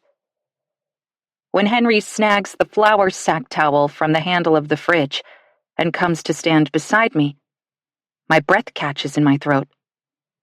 I don't know if tears are threatening because I'm nauseous with worry about Felix, or because Henry's thoughtfulness is so unexpected. Maybe both. Taking a plate from the shallow side of the sink, Henry carefully towels it off, then says, "We can try again tomorrow." "I think the cell tower is done for," I tell him, lifting my shoulder to catch the tear that has slid down my cheek. I gulp a quick, fortifying breath. "And you're not going on that roof. I mean, we can try to get down the mountain. Not on the road, obviously, but there are trails all through these woods. Maybe there's another path to the highway." It's true that the mountain is crisscrossed with 4x4 trails, but they're not well marked. I glance at Henry's profile, the shaggy hair, stern jawline, rough skin, and for just a moment, I can see the man that he will become. He's gritty and fearless, unrelenting, and while these qualities have frustrated me from the moment I met him, they have the potential to serve him well. He could be a good man, strong and dependable and brave. But there is also something tragic about Henry, something wolfish and dark. He's been hurt before, badly, and it's made him fierce. One look at the swollen, eggplant-colored skin around his eye, and I can hardly blame him for being malicious. I've heard it said that hurt people, that they take their pain and unleash it on others out of spite or revenge, or simply because they can. And I can see that inclination in Henry. There's a part of him that wants to rage, to tear down everything that stands in his way. Henry is at war with himself, and I have to be careful. "Think you can navigate the trails?" I finally ask, turning back to the sink. "Yes." "You really did come from there?" I wave my sudsy hand toward the north-facing window and the forest beyond. There's nothing out there but wilderness for miles and miles. It's Henry's turn to glance at me. He gives me a smile like a switchblade, quick and sharp. "I already told you that." "So what? Like a Hansel and Gretel cabin in the woods?" "Something like that." I can tell by the way his whole body has gone tight that this line of questioning is off limits. Okay, I can let it go. I'm discovering more about him in fits and starts, bit by bit. And for now, it's the best I can hope for. "I have a compass," I offer, suddenly convinced that trying to get to Requiem is safer than staying trapped at Hemlock House with a brooding, unpredictable Henry. I'm learning how to use it, but I don't trust myself. Henry exhales a derisive breath. "I can use a compass." "What about the UTV? Can you drive the Ranger?" He pins me with a "you've got to be kidding" look. "Obviously." "Okay." I trail off, studying the oily slick of dishwater as if my next step will be revealed in the murky swirls. But it's not like I have options. I'm stuck here, marooned at Hemlock House, and utterly isolated from anyone who can help. Worst of all, I don't know where Felix is. My eyes dart to the digital clock on the microwave and confirm what my gut already knew. Felix is 48 hours gone. My husband has been missing for 2 days. Fine, let's do it, I say, gaze still fixed on the clock. Tomorrow, we'll try again. You can drive. You can navigate us down the mountain. If we head southwest long enough, we should eventually hit the highway. In my peripheral vision, I see Henry nod. If it's snowing, stop. I interrupt. I can't. I just can't think about that right now. There will be a break in the weather tomorrow, and we'll make it safely to Requiem. Henry doesn't argue. When the dishes have all been put away, we make our way to the living room. I hope that Finn has fallen asleep again. Rest is the best thing for him. But when I round the corner into the living room just a step or two behind Henry, Finn is nowhere to be seen. Where is he? I ask, pinning Henry with a suspicious look. Has he been distracting me in the kitchen so that Finn could snoop through the house? To what end? I told him to go lay down on the couch. Unless he's a very good actor, Henry seems as confused as I am that Finn is nowhere to be seen. Maybe he had to pee? Henry checks the main floor bathroom while I jog to the top of the stairs. The second floor is dark and quiet. Finn didn't come up here, and there's no way he would have wandered outside in the driving sleet. Because the house is small, there's only one other place he could be. And by the time I've made it back to the living room, it's clear that Henry has already located his brother. A frisson of possessiveness flickers through me at the sight of Henry standing in the open door to Felix's study. That's my husband's private space, and not only is it filled with his books and notes and research, it still bears his presence. One of his flannels is draped over the wingback chair in the corner, unwashed and still smelling of wood smoke and pine. His favorite pen is resting on a sheaf of paper beside his keyboard, a few scribbled lines, the last thing he wrote before he left. Yes, I've spent time in Felix's inner sanctum since his disappearance. But that's different. I loathe the thought of Finn and Henry dragging their eyes, and God forbid their dirty fingers, over his things. Hey, I call sharply. You're not allowed in there. Henry looks over his shoulder at me, but doesn't move away from the door. Crossing the living room in a few wide steps, I wrench open the other half of the double door and bark, "Get out! Now!" Finn turns toward me, his narrow body lithe and almost elegant as he spins on the hardwood floor. My words had an edge to them, but he seems not to have noticed, as his eyes dance and his mouth pulls into a wide smile. He raises his arms and turns another circle, slower this time, pointing at all the amazing things that Felix has pinned to the walls and hung from the ceiling. There's the solar system mobile from his office at Newcastle University, and the X-Files poster. In a moment of silliness, Felix even peeled off the glow-in-the-dark stars that had once adorned his childhood bedroom and scattered them all around his office. They still seem to give off a faint gleam on clear nights. But maybe that's just wistful projection on our parts, or a trick of the moonlight. But trinkets and sentimentality aside, the majority of wall space has been taken up by several of Felix's high-resolution printouts of brown dwarfs. I've seen all these images 1,000 times before, but the expression on Finn's face reminds me that they are awe-inspiring. A few of the posters are what Felix considers to be accurate artists' renditions, but the two pictures flanking his desk are real photographs taken by the James Webb Space Telescope. They're huge, nearly 3 feet by 4 feet, and staggeringly beautiful. The first is a glowing red-orange orb, with blazing slashes that look as if a tiger has dragged his claws across the surface of an alien planet. Finn hurries over to take my hand, and then pulls me deeper into the room until we're standing together before it.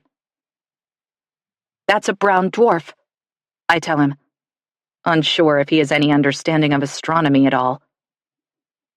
"What's a brown dwarf?" Henry answers my unspoken question with another. "I'm not a scientist," I say, wishing that Felix was here to explain. I love how my husband's whole body ignites when he talks about his work, how he becomes incandescent in his desire to make everyone he meets fall in love with the sky. But Felix is missing. Only I'm here. A brown dwarf isn't a planet or a star. It's something in between. Is that for real? The picture? I ask. The whole thing, Henry says, waving his hands at the photo, the office, and everything it contains. Yes, my husband is an astronomer. He studies space, and he's currently conducting research on brown dwarfs. I hadn't planned on telling the boys anything about Felix, but I can't bring myself to drag Finn from the office when his eyes are devouring the images like candy. Moments like this are what Felix lives for.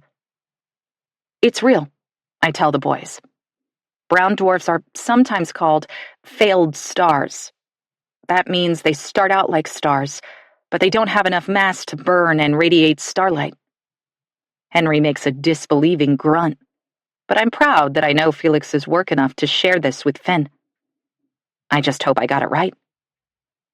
This is a star cluster, I say, leading Finn over to the second poster, a pink and purple scorch of cosmic vapor studded with twinkling points of light.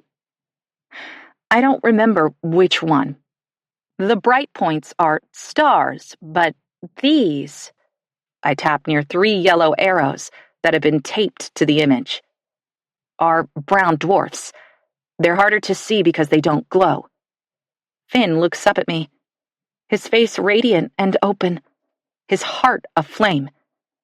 He makes a fist, and then quickly splays his fingers, pulsing his hand out from his chest. They're beautiful, aren't they? I know I've gotten his meaning when he grins. We have telescopes, too, I tell him, warming to the topic. Several of them. When the weather clears, I can... But I trail off, realizing that stargazing with Finn is a ridiculous fantasy. In what world would I tip his small chin to the heavens, pointing out the glittery spill of the Milky Way? I wish I could take the rash off her back, but Finn rushes through several more of his homespun signs, and I look to Henry for help. The older boy is no longer loitering in the doorway, watching us with his mouth pulled into a snarl. Instead, he's wandered over to the table where Felix has collected things he loves. Found objects, pictures, mementos. Henry is holding one of the framed photographs in his hands, studying a selfie that I had taken of Felix and myself when we were falling in love. Felix is behind me, a half smile sloping the corner of his mouth, an unreadable look in his eyes. As I watch, Henry raises one finger to the dimple that puckers my husband's cheek.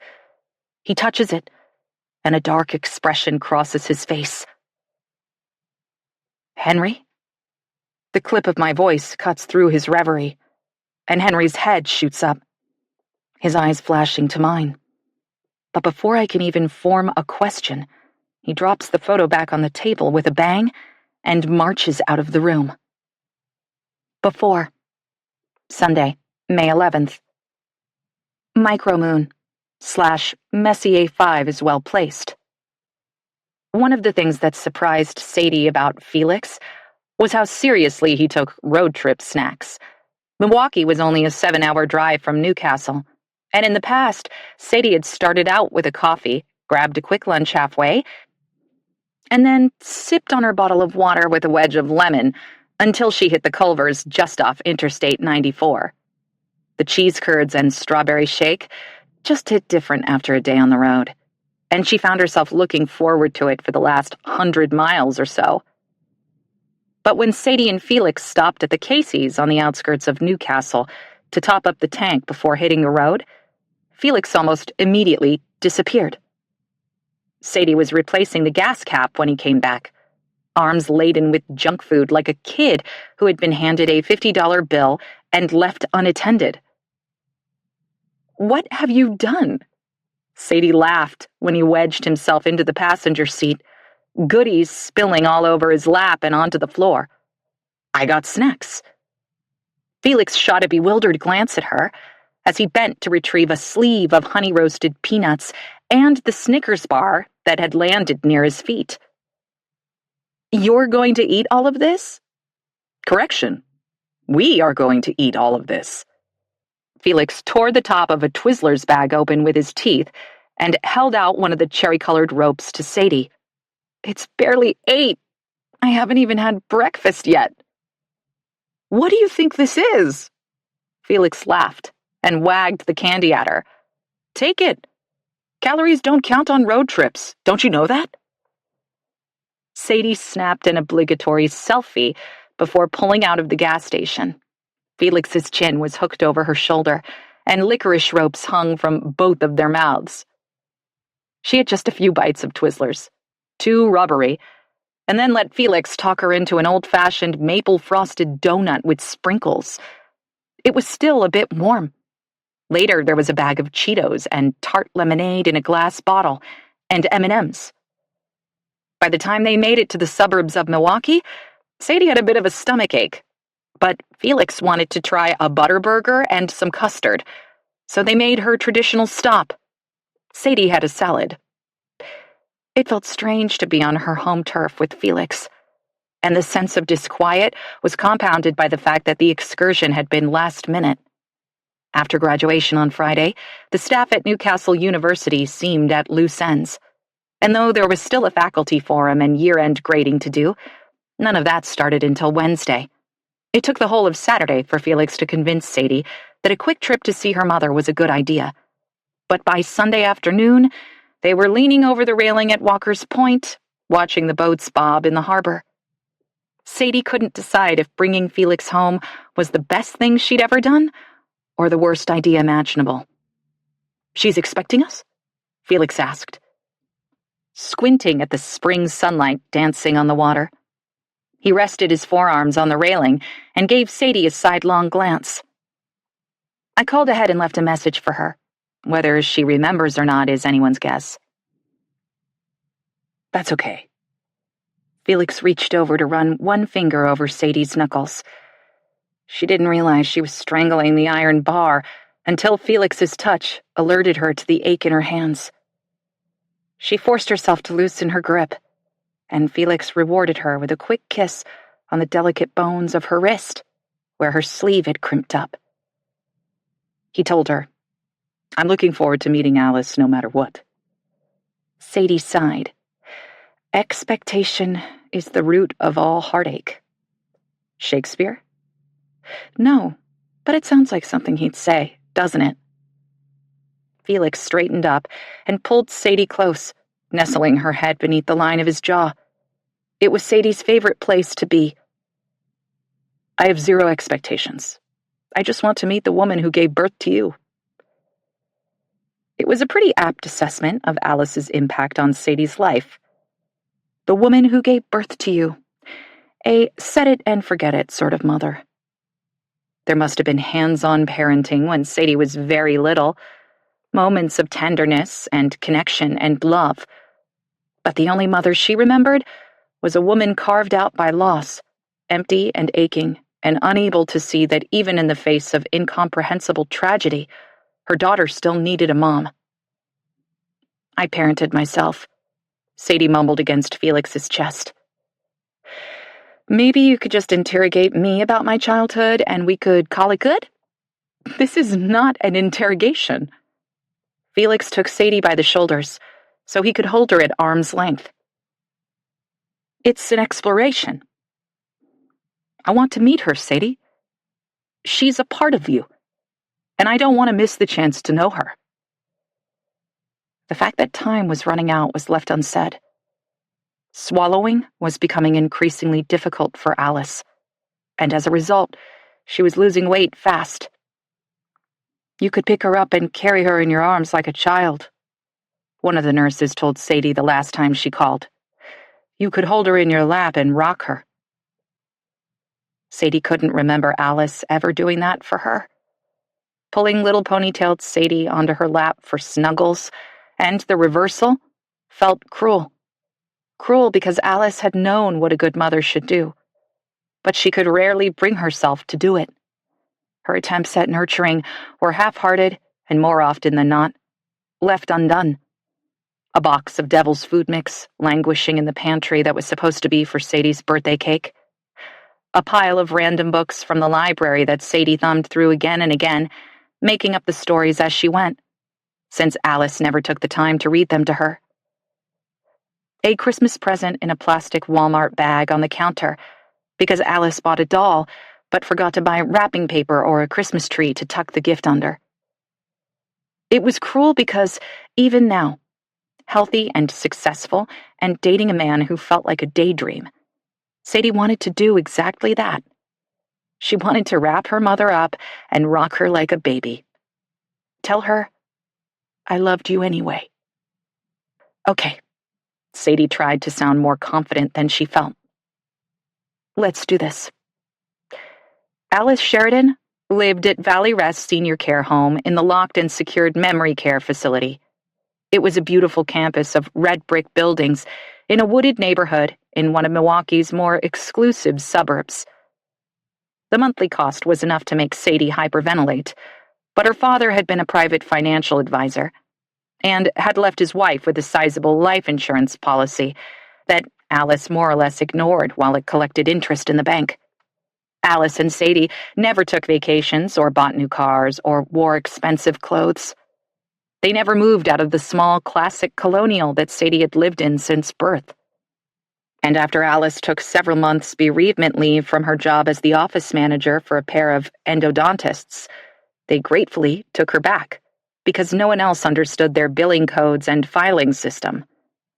The Sheridan girls were fine, at least financially. And when it became obvious that Alice needed full-time care, Sadie spared no expense. Felix whistled low as they drove the tree-lined drive to the state-of-the-art facility. The grounds were elegant, the buildings newish, but designed to look historic. There was a fountain with copper peacocks and bespoke marble stairs, and all the employees wore the same plum uniforms with crisp straight lines. In short, it was the sort of place a very wealthy woman would live out her days, and Sadie was uncomfortably aware of how confused Felix must be. Her cheap condo and Target clothes had not prepared him for this. His family had been land-rich but empirically poor. Goodwill clothes and ramen suppers and kitchen chair haircuts with his mother wielding the scissors. "We're not rich," Sadie said, pointing Felix to the hidden parking lot on the far side of the main building, but found she didn't have the energy to explain further. She would, someday. For now, she just had to get through the next hour or two. They signed in, were buzzed through the locked and alarmed doors, a precaution for residents who were often confused and prone to wandering off, and wound through the courtyard filled with live trees and a tiny sedate pond, to the hall, where Alice's room was third on the right. Sadie paused before the closed door, her gaze determinedly fixed on the brass nameplate. "She'll probably think we work here," Sadie said. "It's more than likely she won't remember me, and she'll treat you with suspicion. Men are not to be trusted in Alice Sheridan's world. They leave." But Felix wasn't deterred. He turned Sadie gently toward him and cupped her face in his hands.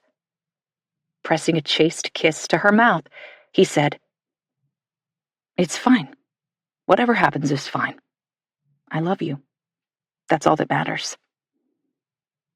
For one surreal, shimmering second, time froze. Sadie froze. But then she could feel the rough skin of his thumbs on her cheeks, his warm breath in her hair. They were both rumpled and tired, wilted from long hours in the car. But she found she didn't want fanfare anyway. Felix had said "I love you" for the first time, in the most straightforward, unequivocal way. And it was perfect. She didn't need a confetti cannon or candlelight. This, right here, was a gritty, dirty, real-life sort of love. The kind that could withstand the ugly truth of fear and uncertainty, and her hidden secret self. Somewhere, a television was tuned to Jeopardy, and Ken Jennings' voice created a quiet soundtrack as Sadie stared up at Felix. The air smelled faintly of cooked vegetables and urine, and Sadie had dark shadows beneath her eyes and a rumble of indigestion. But it was the most extraordinary moment of her life, because she knew beyond a shadow of a doubt that she loved Felix too. She felt like she always had. "I love you," she said, and the words tasted as rich and decadent as dark chocolate. Felix grinned. "I know." After that, it felt easier to rap on Alice's door and then step into her single-bedroom apartment. "Hey, Mom," Sadie called, her fingers twined through Felix's, but there was no answer from the old woman. From the threshold, Sadie could see that Alice was not in her favorite spot, propped in an oversized chair near the window, with a view of the carefully maintained grounds. It was getting dark, and Sadie and Felix were reflected in the pane of glass. A mismatched pair. He, tall and broad, black-haired and brown-eyed, with skin the color of sun-baked earth. She, small and slight and blonde, with mossy eyes and creamy skin. Sadie loved the view, the vignette of the two of them framed by gauzy curtains, and she pressed herself into his side for just a moment. But then there was a sound from the bedroom, and Sadie realized that Alice wasn't in the community dining room or somewhere else on the grounds like she initially thought. For some reason, this knowledge hit her with the force of a slap, and she squeezed Felix's hand tighter. For Alice to be in the bedroom and not propped in her favorite chair by the window was telling, a subtle but unalterable indication that her disease had progressed to another stage. Alice's primary physician had warned Sadie about this and tried to prepare her for the beginning of the end. A near-total loss of language, the inability to perform even the most basic motor functions, confinement to her bed. Had it happened already?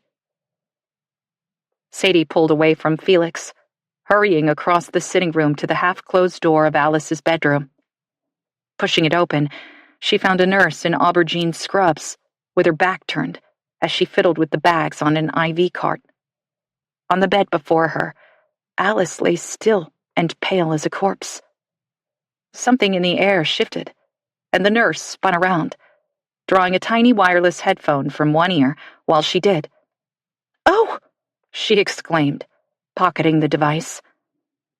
"I'm so sorry. I didn't realize Alice was expecting visitors." Sadie opened her mouth and closed it again. "You must be Alice's daughter. I'm Remy, one of the hospice nurses." Hospice. Sadie knew it was coming, but she hadn't realized the transition had already been made. She thought of the recent voicemails that she hadn't bothered to listen to. Apparently they weren't just run-of-the-mill updates. "Alice had a really good day today," Remy continued, then directed her attention to where Alice lay curled in the bed. The old woman was so small, she looked like a child beneath the pale yellow blanket. Remy gently lifted one gnarled hand and patted it. "You had a good day, didn't you, Alice? Look, you have visitors. It's Sadie." Of course, Remy knew her name, and where she lived and how often she visited or called. It was part of the comprehensive care package at Valley Rest, and Sadie shriveled at the thought of this stranger knowing all about her negligence. She was a terrible daughter, ungrateful and distant and cold. Sadie should never have moved to Newcastle when Alice was so obviously declining, in need of family nearby to care for her. She never should have tried to start a new life, make friends, fall in love. Tentatively, Sadie took a step forward. And then, when Remy made room for her beside the raised bed rail, another. "I'm sure Alice would like some time alone with you," Remy told her. "Everything is fine. I just administered her meds and she's comfortable." I'll give you all some space." "Don't." The word was a quiet scream, a split second of terror that made a tremor billow through Sadie's body. But it was too late. Remy had already slipped past Felix with a soft smile and was out the door. In the sudden deafening silence, Sadie could hear the mechanical blip of the machine that Alice was hooked up to, and the irregular wheezing breath of her dying mother. When Felix came to stand beside her, Sadie felt herself stiffen against his embrace, assured of her own unworthiness in the face of his so recently professed love. But Felix only held her tighter. "Hello," he said, reaching one hand down to Alice's, where it lay inert on the thin blanket. He covered her knobby fingers with the warmth of his wide palm. "I'm Felix Graham. It's so nice to meet you." If Alice understood what he said or knew who was standing beside her, she made no indication. Her head was angled toward the window, and her eyes were at half-mast, lids heavy and unblinking. Sadie couldn't tell if she was awake or not. But she was painfully aware of how much her mother had aged in the weeks between her last visit and now. Alice's fine hair had been brushed into a white cloud that floated ethereally around the pleats of her high forehead, and her gaunt face was etched in shadows. Her mouth moved, slowly, as if she was whispering something to herself. "Alice?" Sadie tried, leaning over the bed rail. And then, when that didn't work, "Mom?" Still, nothing.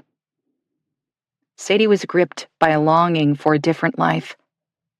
A relationship with Alice that would allow her to lower the side of the bed and curl up beside her mother.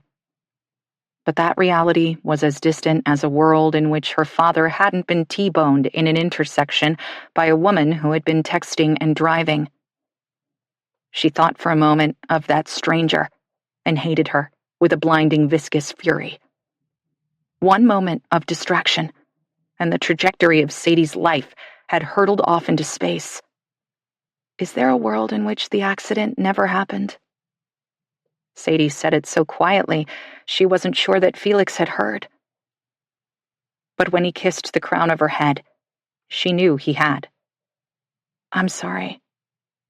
I wouldn't change a thing. But, hey," Felix stopped her. "I understand." She knew he did.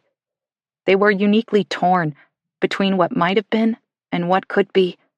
And just because Felix had already grieved the death of his parents and the loss of his sister, didn't mean that he couldn't remember the ache of it. He hadn't told her much about his own broken past, but Sadie could feel the throb behind his words whenever David and Lucia came up. Or worse, Gabby. His sister was so precious a memory, Felix hardly spoke her name. It was as if she was a black hole, and he didn't dare to get too close for fear of being swallowed whole. And here they were, together in a world that wouldn't exist if they weren't both the walking wounded. Sadie, trying to free herself from a sadness that had robbed her not just of a father and brother, but of everything else, too. And Felix, putting distance between himself and the phantoms his father chased, the striving that led his mother to an early grave, and the abandonment of his only sister. He missed her so fiercely, Sadie could see panic etch itself across his features whenever she came up in conversation. Gabby was a bridge too far, a holy relic that Felix treated with reverence and awe, and not a little fear. Staring down at Alice, at the hollow shell of a woman that she had become, Sadie could see the end in sight for them both. A clean break, a new beginning, a way to leave it all behind and start over new. Felix was her tabula rasa, as fresh and filled with promise as a moonrise, and when Alice breathed her last breath, they could make a new world, one in which they loved each other and whatever had come before didn't matter anymore. Sadie promised herself in that moment that she wouldn't press Felix for information. She wouldn't rake over old wounds, trying to resurrect a part of him that had withered and died. And as she reached to wrap one hand lightly around her mother's brittle wrist, she knew that Felix would do the same for her. He was bearing witness to the slow dissolution of her childhood hopes and dreams, the final, bittersweet letting go. They stayed until the stars came out, and Remy returned to settle Alice down for the night. Though Sadie thought it was absurd to pretend that anything would change for her mother as a result of the bedtime routine.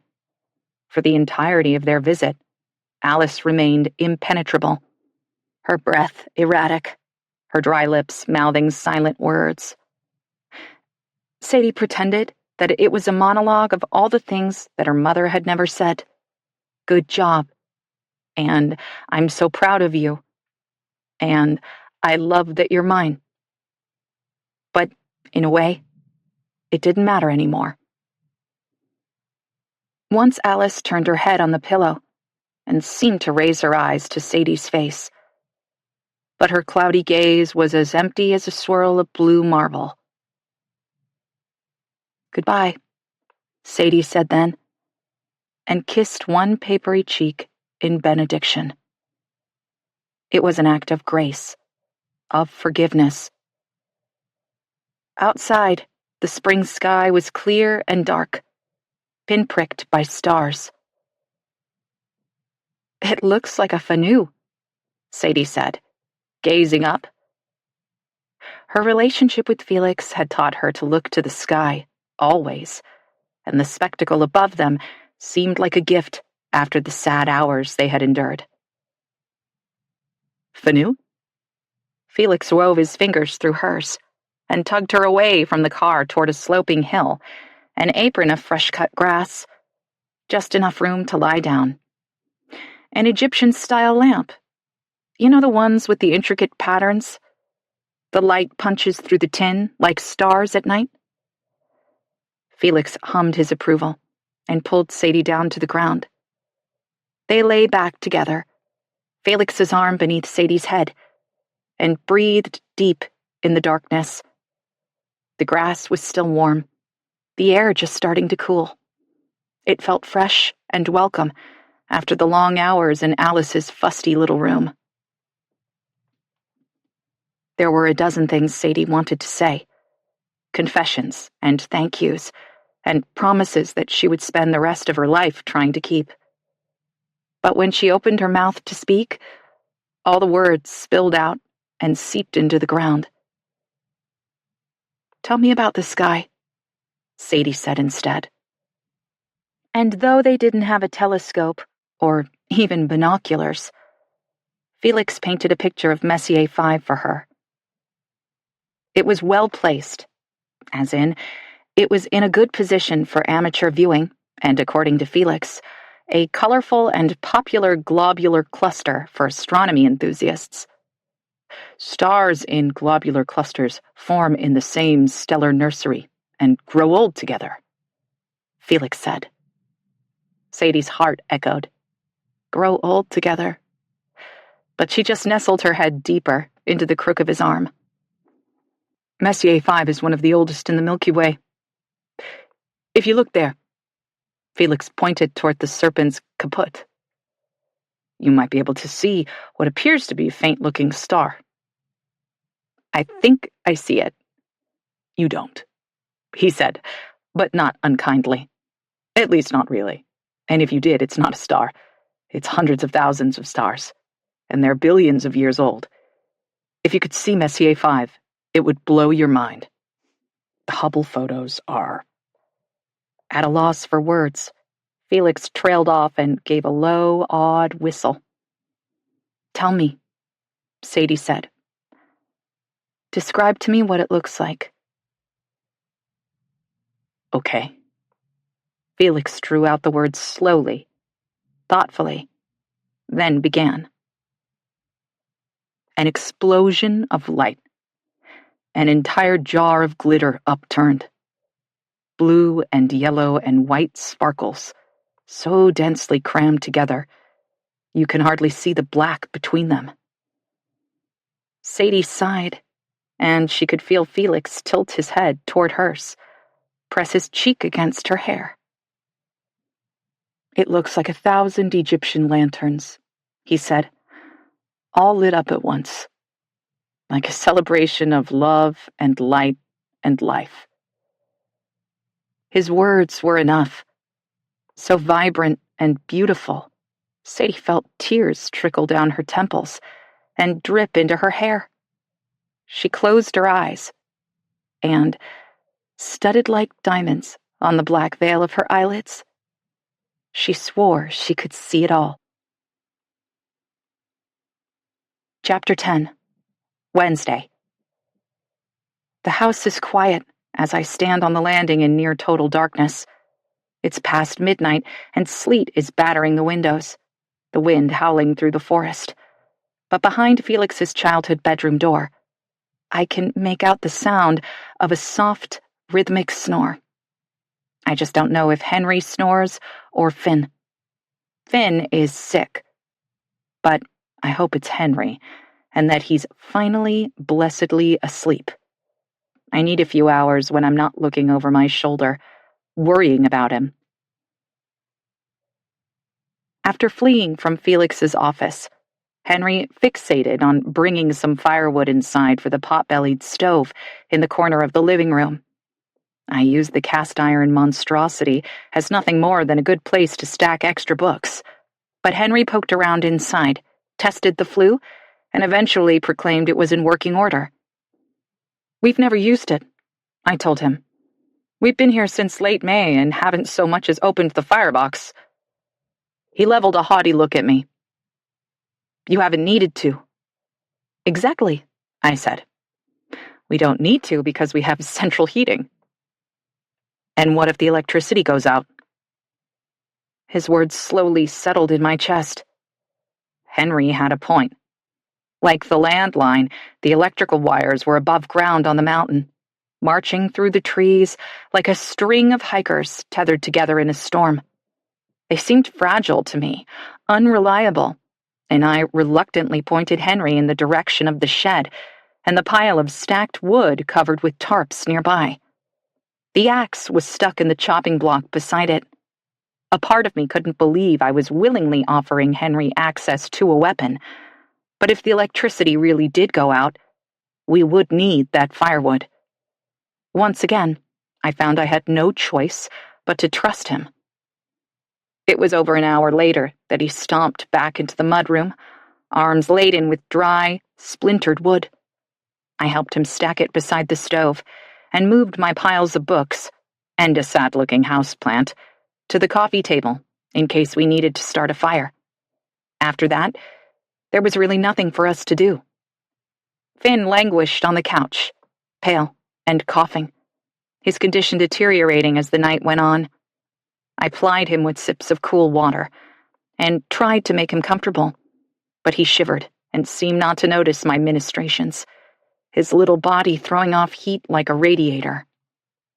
Henry kept watch from Felix's chair, and I curled up on the far end of the couch, with Finn's feet in my lap. I hadn't expected the boy to treat me so familiarly, but when I eased myself into the corner, he instantly scooted down to press his feet against my thigh. I melted a little, even though it likely had nothing to do with me. Finn needed comfort in whatever form he could get it.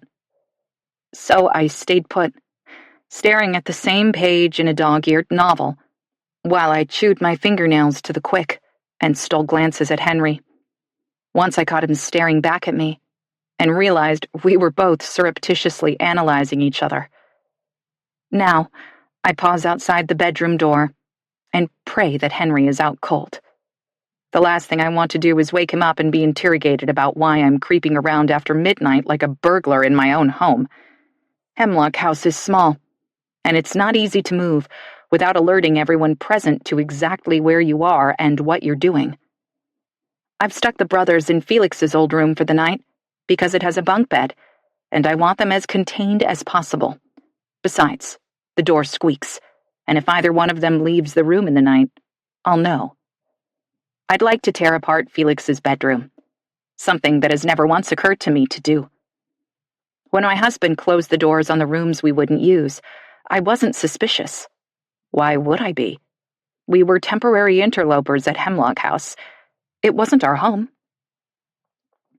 I burrowed into our shared spaces, our bedroom and bathroom, the entire main floor, and never gave the extra bedrooms or attic a second thought.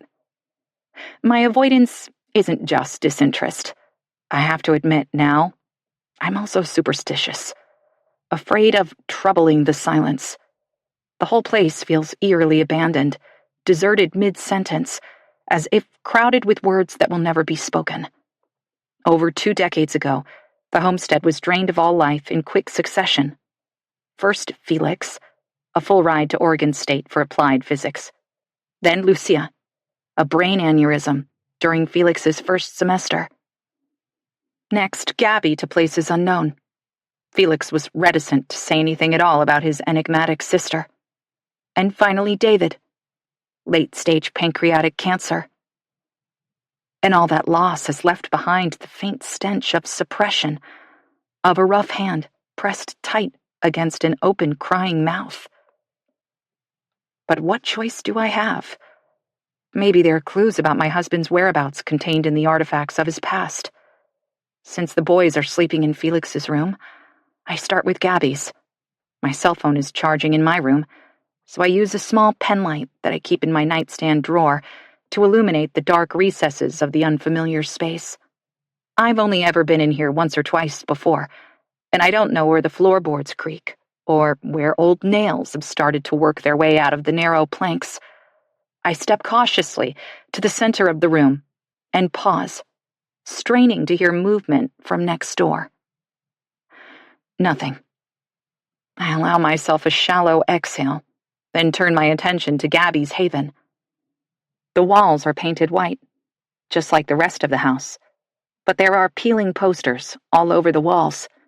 90s rock bands, Pearl Jam, Nirvana, Smashing Pumpkins, and a real stop sign propped in one corner that she must have stolen from a work site. Her bed is roughly made, the sheet hanging lower than the comforter, everything clearly unwashed. My heartbeat stutters when I realize that her DNA is probably still all over the rumpled pillow. This little glimpse into Gabby's teenage world feels almost voyeuristic. I don't know much about my husband's sister. Once, they were best friends. Now, they're estranged. Gabby's living somewhere in Washington, last Felix knew. She had a baby shortly after David died. That's all I know. It's not much, and I regret not pressing Felix more. Maybe I should have made an issue of it, reminded him that Gabby and her child are our last living relatives, and convinced him that we should try to repair whatever had been broken between them. I'm grasping at straws, I know that. But I can't shake the memory of the look on Henry's face as he studied the picture of me and Felix in the office only hours ago. His expression was one of shock and horror, but also something that looked a lot like relief. What if Felix's disappearance has nothing to do with the Planetary Sciences Symposium, and everything to do with the appearance of Henry and Finn? What if I've been looking everywhere, but exactly where I should focus my attention? Right here. The idea is chrome bright and blinding. I can't look at it straight on, because if it's true, it means that I don't really know my husband at all. Beyond the posters on the wall and the wrinkled bed, there's not much else in Gabby's room. She must have taken her personal effects with her when she left, and after I open the closet and find it empty, I know my hunch is right. All the same, I pull out the spindly chair at a desk beneath the one window. There's only a sheer curtain over the thin glass pane, and I can feel the cold seeping in around the edges. I reach to push back the fabric and look out into the night, but everything is black and threatening, and I can't see beyond the streams of icy water that course down the glass. My own reflection is a colorless blur. When a hulking shadow darkens the other side of the window, I nearly topple over backward.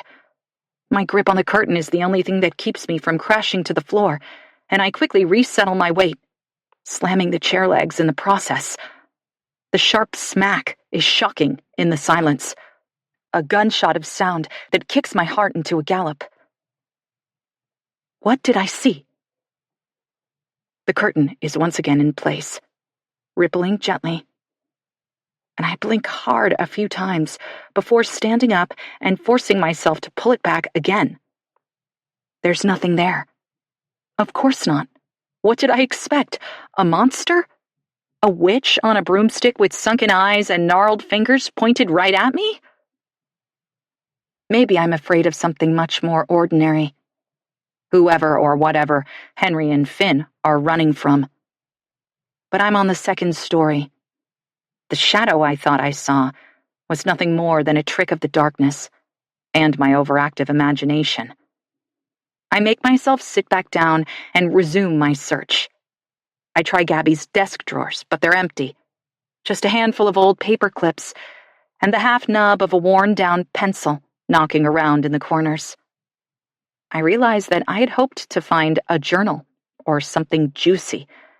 Maybe one of David's composition notebooks that Gabby had claimed and doodled all over before confessing the darkest secrets of the Graham family. No such luck. With a sigh, I click out my pen light and decide I should try to get some sleep. Wrapping my hands around the edge of the desk, I quietly ease back the chair so I can stand. But in the moment after I let go, my mind registers that something about the desk felt strange beneath my thumbs. Immediately, I begin to run my fingers over the wood, hoping for a secret drawer or hidden compartment that might contain some of the answers I'm desperate for. There's nothing of the sort. Still, something feels off about the underside of the desktop. When I brush my hands over the surface, it's rough and scored with ridges that shouldn't be there. Standing, I carefully lift the chair away and flip the flashlight back on. Then, I sit on the floor and shimmy beneath Gabby's small desk. Turning the light to the underside of the desktop, I illuminate the pockmarked surface. It takes me a few seconds to understand what I'm looking at, but when I trace my finger over some of the notches, I know. I found an archaeological site of Gabby's teenage obsessions. She has used a sharp object, a piece of wire, a pocket knife, to carve words into the flat underbelly of her desk, and the etchings stretch from edge to edge, across every square inch. In some places, she's filled the score marks with colored pen, casting them into sharp relief like 3D graffiti. My heart bottoms out. A sickening freefall. Gabby hasn't traced song lyrics or curse words or doodles on her desk. There's only one word, repeated over and over and over again. An addiction, a compulsion, an incantation that I can hear her whispering in a round. A conjuring. Ben. Before I even open my eyes in the morning, I know two things. First, the rain turned to snow in the night. The air has that inexplicable snowy quality, cottony and muted, like I'm in a vacuum. And that's when I realized the second thing. The house, too, is eerily still. Not a single wisp of noise. Henry was right. The electricity is out. I can feel it then, the encroaching cold. I'm bundled beneath a down comforter and wearing flannel pajamas, but my cheeks are frozen, my nose numb. Apparently the temperature drops quickly in this poorly insulated house. The clock says it's 6:56 a.m., and I'm grateful for the few hours of rest I managed, even though my heart and mind are still in knots. Henry and Finn. And Ben. Who on earth is Ben? I want to put my formidable research skills to good use. To fall down online rabbit holes in my search for more information about the enigmatic men suddenly thrust into my life. to tear apart the house, foraging for more clues about the boy whose name Gabby had once carved into the underside of her desk like the words to an evil hex. And Felix. I roll to face his side of the bed. Sheets flat, pillows smooth. I feel his absence like a phantom limb. Prickling and raw with pain, I can do nothing to ease. My husband has been missing for 60 hours, give or take. 2.5 days. It feels like an eternity. There's a thump across the hallway, then footsteps, and a low, hushed voice, murmuring in the uncanny quiet. Henry and Finn are up, probably half frozen and confused about the bitter cold. We were like the proverbial frogs, being slowly boiled all night long, except in reverse. Focusing on the matter at hand, I throw back the covers and wince as my bare feet touch the freezing hardwood floor. I need thick socks, a heavy cardigan. I'd even take a stocking cap and mittens at this point, and I thrill a little at the thought of a hot cup of coffee. The range is gas, and I'm guessing that still works just fine. I can boil water and use the pour-over. Thank goodness for small mercies. Grabbing a pair of wool socks from my drawer, I swing open the bedroom door just as Henry does the same across the hall. His hair is matted down on one side, and there are deep pillow creases in his cheek. Although he's taller and broader than me, he looks like a little boy, and my heart softens involuntarily at the sight. "Good morning," I say, a wry half-smile lifting one corner of my mouth. "Did you sleep okay?" "I was right," Henry snaps, ignoring me, and my goodwill toward him dissipates. "Yes, you were. Good thing you split all that wood." Finn appears behind him, peeking around Henry's bare arm. I realize with a start that they're both wearing nothing but t-shirts and thin pajama pants. Henry doesn't seem to notice the cold, but Finn is shivering visibly. "You must be frozen solid," I say, and wave Finn over. "Let's find you some warmer clothes." Finn slips between his brother and the doorframe and hurries across the hall into my bedroom. I watch as Henry's face falls, but he rights his sour expression a moment later, and I'm left to wonder if he's hurt by Finn's easy trust of me, or if I'm just imagining it. "Come on," I say, stepping aside to make room for him too. "My husband has a closet full of warm clothes. You can pick out whatever you'd like." "I'm fine," Henry insists. He walks barefoot into the hallway and starts down the stairs. "I'll get a fire going." I think he's crazy and obnoxiously stubborn. But what am I supposed to do? Chase him with a pair of socks and try to wrestle them onto him? The thought makes a quick grin flit across my face, and Finn smiles back at me, a mischievous glint in his eye. For just a moment, we feel like co-conspirators, sharing a laugh at Henry's expense. But that's not a good move. I have no desire to come between the brothers or engender doubt and mistrust. "Your brother is really tough," I tell Finn, as a whole-body tremor shakes me. I can imagine going downstairs without a sweatshirt or socks. I feel like an ice cube. He nods vigorously, and I lead him over to the dresser, where I find him a pair of knee-length wool hiking socks, plus a second pair for Henry. In the closet, he chooses one of my sweaters, a unisex charcoal gray knit, that he pulls right over the t-shirt and pajama pants he wore to bed. And I hand him one of Felix's Patagonia fleeces. "For your brother," I say. "Can you take these down to him?" Finn presses the clothes to his chest and turns to go, but when I lift my own jeans from the floor and feel a slight bulge, I stop him. "Wait," I say, remembering. I stick my hand inside the pocket of my pants. "I think this is yours." I had gotten used to the weight of the worry stone and forgot about giving it to Finn yesterday. When he sees the smooth rock in my hand, his whole face lights up, and he races across the space between us to snatch it out of my palm. "It's beloved, then," even more significant than I'd imagined, and I'm grateful I'm able to return it to him. Finn stares at the stone for a moment. Then he looks up at me and makes the sign for thank you in American Sign Language. This one I know well, and I can even sign back "You're welcome." I expect him to leave then, but Finn doesn't turn to go. Instead, he stutter steps back and forth, as if trying to decide what to do. Suddenly, he lunges forward and throws his arms around my waist. His cheek is pressed against my chest, his curls tickling my chin. But before I can think of what to do, how to respond, he's gone. I'm left trembling in the middle of my bedroom, and not because of the cold. For just a heartbeat, I can see the world as it might have been. Not just my extraordinary husband, this beautiful life we've built. A family. By the time I join the boys downstairs, Henry has a fire roaring in the pot-bellied stove.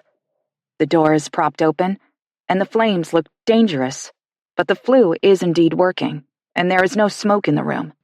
Just the pleasant scent of a cedar fire and a growing dry warmth radiating out from the corner.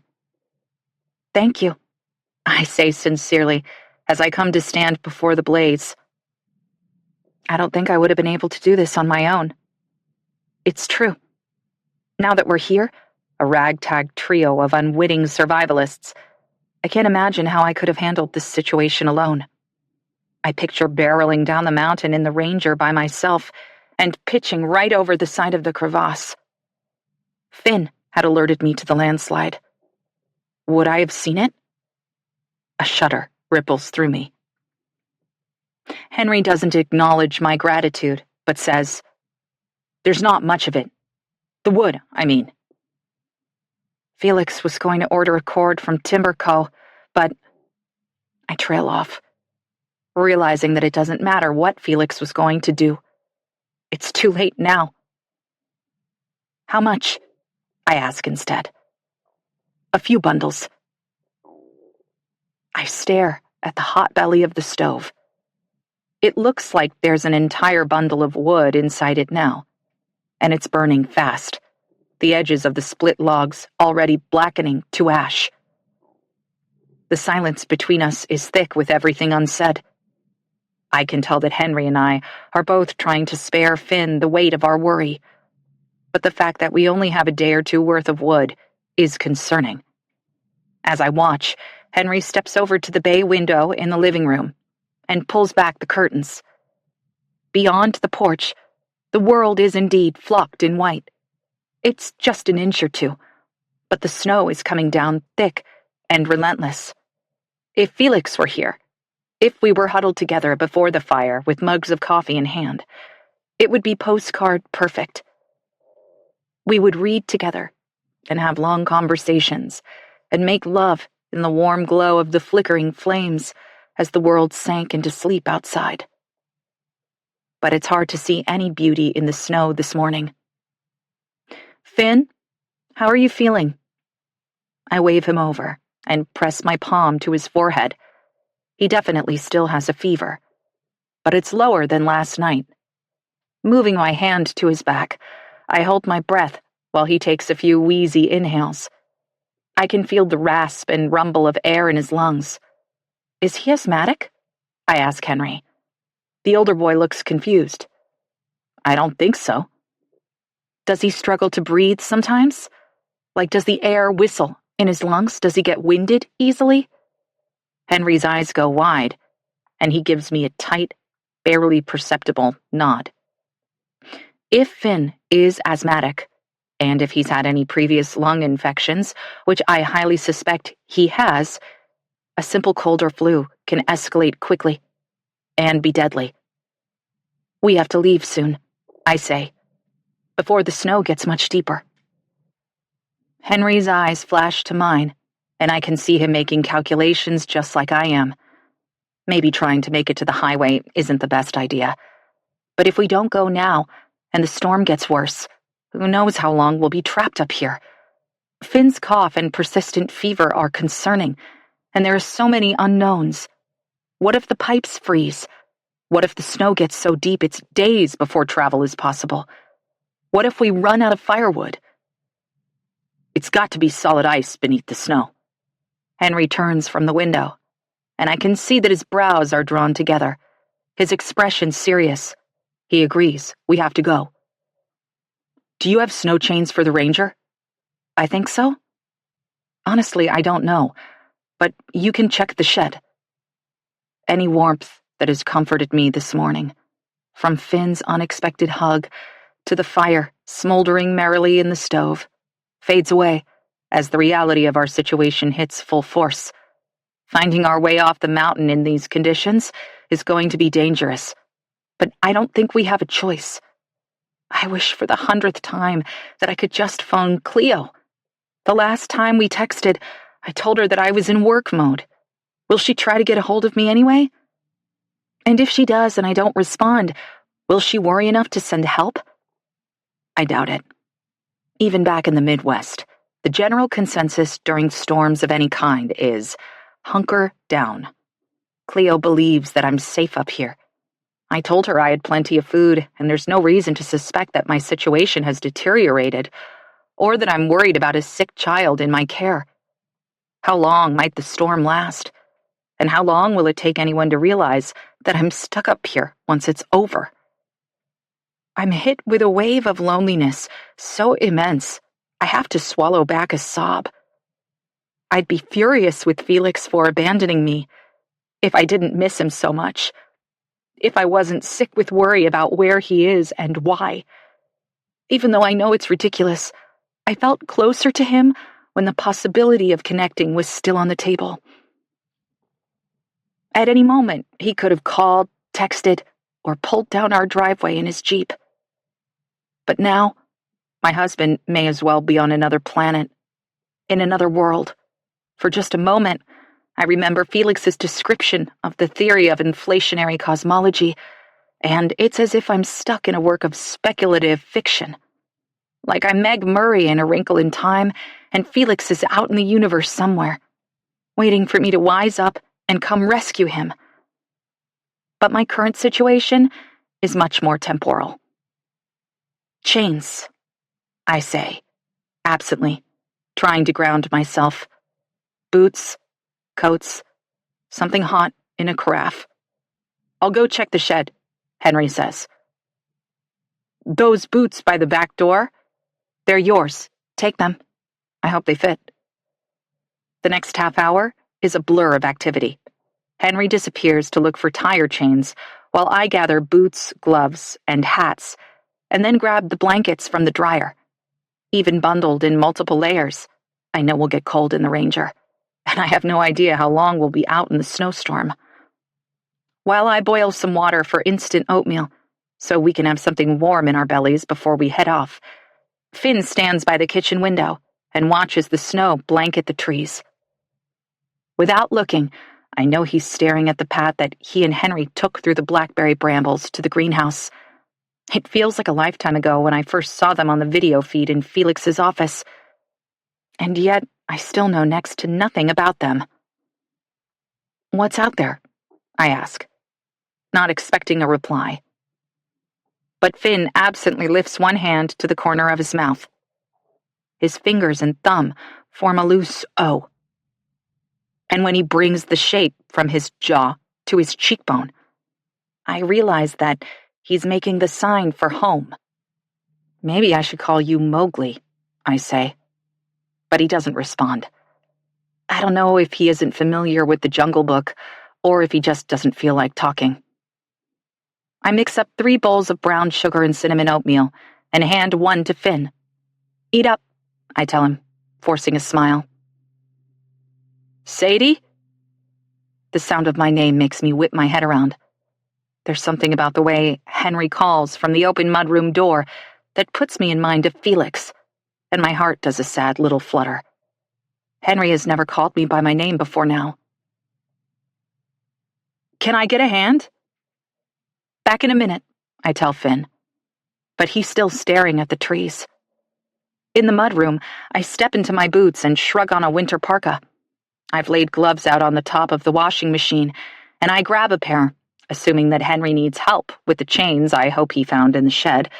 But when I step out onto the porch, Henry is standing beside the door, leaning against the house and watching the snow fall. I can see that all 4 tires of the side-by-side are now, thankfully, encased in chains. "Hey," I say, crossing my arms over my chest to ward off the cold. I haven't stopped shivering since I woke up. "Need a hand?" "I have a question." Henry pushes off the house and comes to stand before me. Staring down at me, he asks, "Where is your husband?" His words land like a blow. "Excuse me? Your husband? The guy in the picture?" "The guy whose boots I'm wearing." Henry lifts one foot and stomps it back down. "I don't see how that's any of your business. Is he dead or something?" I just gape. How dare he? After a moment or two of opening and closing my mouth, I manage. "He's at a conference." "How long has he been gone?" "That's not any of your business. I just want to know." "When's he coming back?" The hurt and anger that has been coiling behind my ribs strikes suddenly. "Where is your mom, Henry? Your dad? Where are the people who are supposed to be keeping you safe?" He looks as if I've slapped him. "I'm sorry," I say quickly, because tears have sprung to his eyes. They shimmer along his lashes until he swipes them away furiously with the heel of his hand. "You're a real bitch," he spits, and then turns on his heel to head back out into the storm. I watch as he trudges through the deepening snow toward the shed. I don't think there's anything left for him to do, nothing that needs to be fixed or prepared on the Ranger before we leave. But I don't blame him for needing a minute alone. He had no right to interrogate me about Felix, and no way of knowing the raw ache his questions would inflame. But I can admit that it was cruel of me to turn on him. I have to remind myself for the 100th time that for all his bluster and bravado, Henry is just a kid.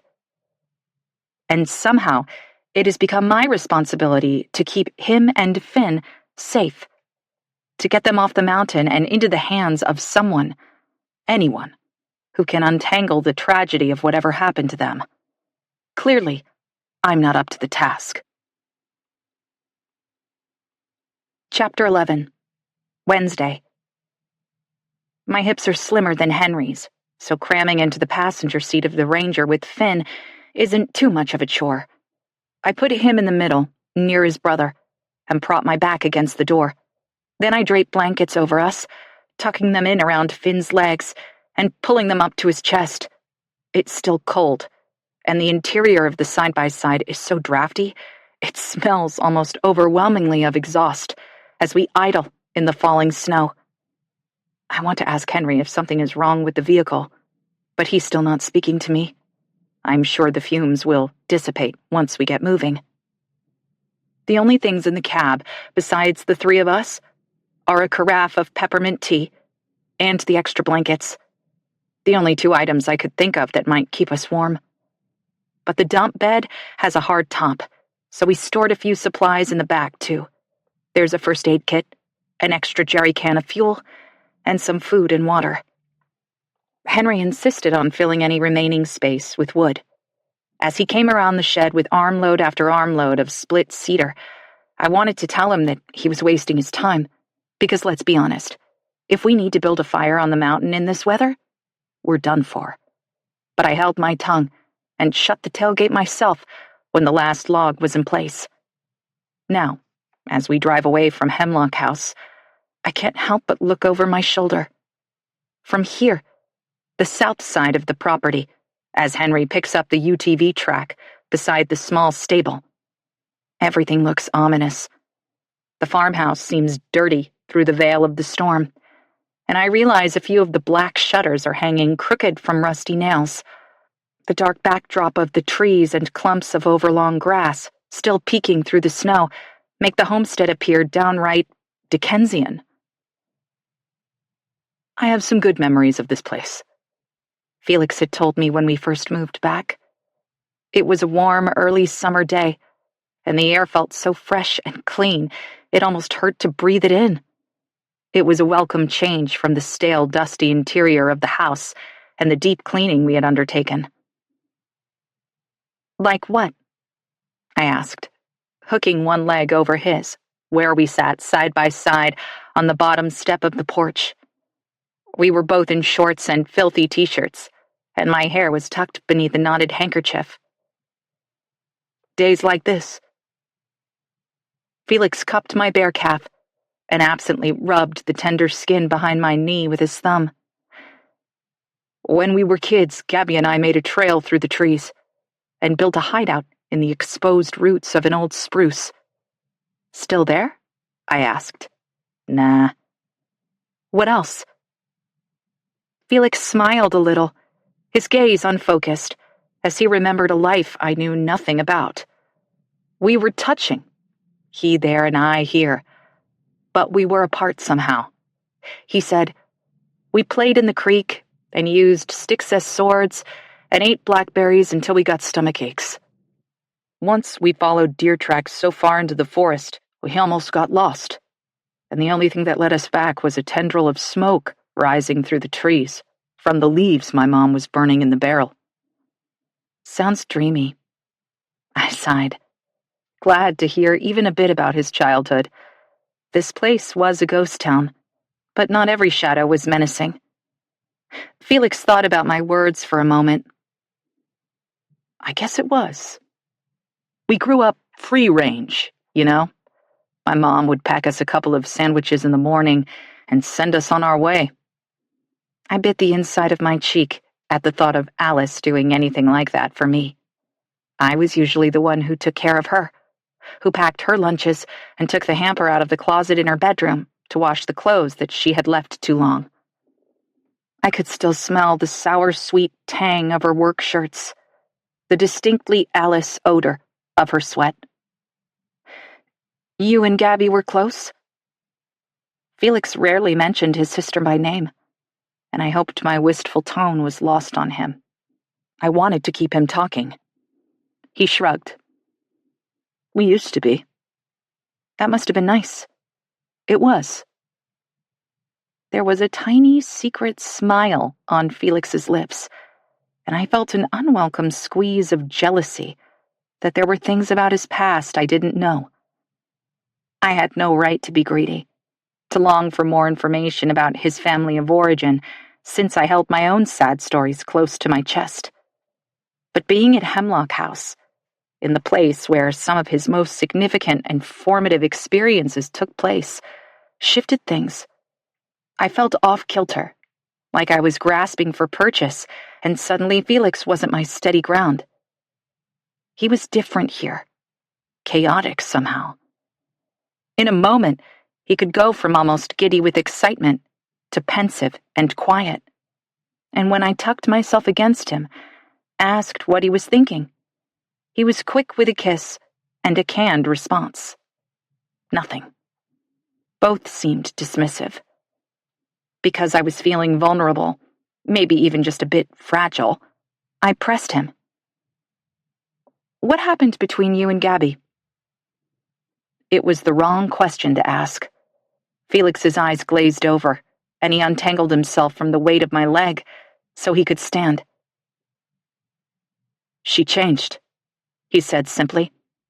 It wasn't much, but it was more than I expected him to share, and I tucked the nugget of insight away as he turned to go. There's a shutter loose, he said, pointing to one of the upstairs windows and transforming once again into the dependable, level-headed man of the house, instead of the adventurous little boy he used to be. I'm going to find a ladder and fix it. But it's obvious now that he never did. Hemlock House disappears from view as I point Henry to the barely visible 2-track trail that leads away from the homestead, and we're swallowed up by the trees.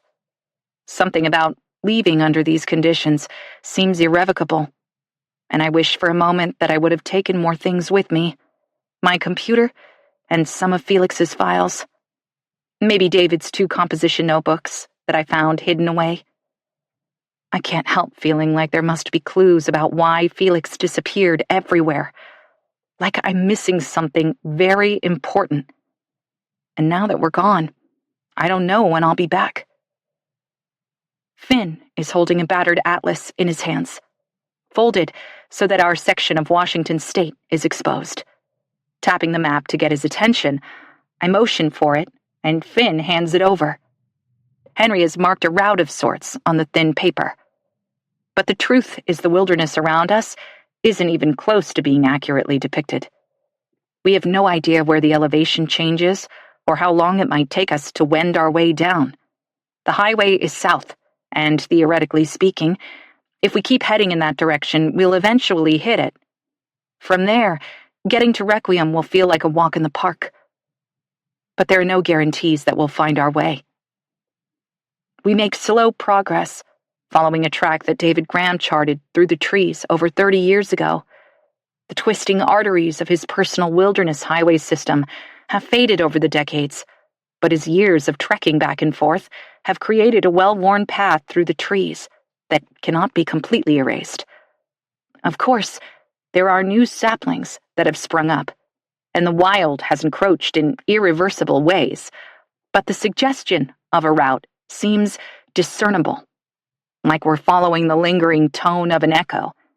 And Felix has spent many hours since we moved here, rediscovering them all, deepening the grooves that have filled in over time.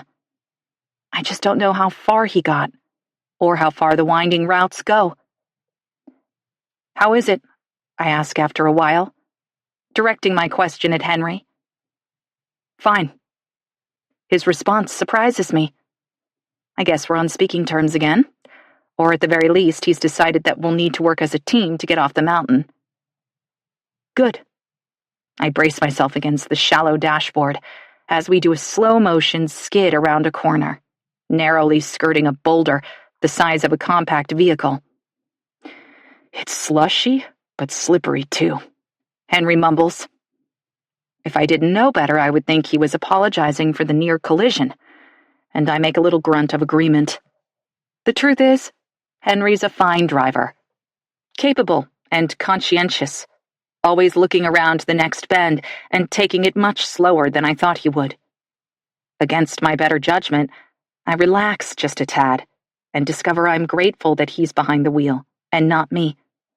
This whole odyssey is far beyond my comfort zone. We seem to be making decent progress, even if Henry has to pause every so often to check the compass and make sure that we're still heading south-southeast.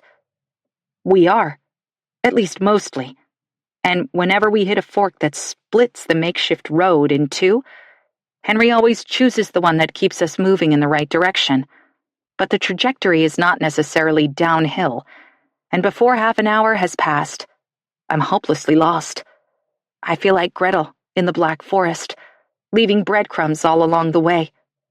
And just like those useless crumbs, when I look over my shoulder, I can see that our tracks in the snow are quickly filling in. If we must retrace our steps, I pray Henry knows the way. Finn is slumped against me, his head on my shoulder, and without thinking, I drop my cheek to his forehead. It's burning. I can't tell if his skin feels hot because I'm so bitterly cold, or if his fever has spiked again. It's been so unpredictable, so up and down, that I worry any progress he's made isn't really progress at all. Medication and rest has merely masked the symptoms of an underlying raging infection. All the more reason for us to keep going. When Henry pulls to a stop in a small clearing between a sentinel of trees, after nearly an hour of progress, at first, I'm annoyed. "Something wrong?" I whisper, because I can tell by the rhythm of Finn's breath on my neck that he's asleep, or nearly. But Henry doesn't say anything. Instead, he points. I peer through the gray, trying to make out what he wants me to see. Here, protected beneath the canopy of trees, the snowfall seems less intense, but the swirling flakes still form streams and eddies that flow like water and sometimes obscure the windscreen completely. A gust of wind momentarily blinds me, but when the whiteout clears, I catch a glimpse of what Henry is pointing at. Antlers. A perfect pair of ghostly antlers. 7 points at least, strangely illuminated in the dusky glow of the ranger's headlights. They're eye level and seem to be hovering in the tree directly in front of us. Impossible. My heart judders. What on earth? Henry is already getting out. His door slams before I can stop him, and the sound startles Finn. Shh, I murmur, pulling the blanket up to his neck. Close your eyes, Finn. Henry and I have to check something out a minute. Finn makes an unintelligible noise and slumps his head against the back of the seat as I ease myself out from under him. Somehow he's managed to half crawl into my lap, but extricating myself doesn't do much to rouse him. I slip out the passenger door and shut it gently behind me. The moment my feet hit the ground, I realize just how numb they are. I can hardly feel my toes, and the frozen earth beneath my boots only makes the ache worse. A surge of panic rises like bile in the back of my throat. What have we done? What are we doing out here? It seems obscenely irresponsible to have dragged Henry and Finn, a sick child, into the very eye of the storm. I would swear the snow is falling heavier now than it was when we left. Sadie! Henry's voice is whipped away by the wind, but it's enough to ground me back in reality.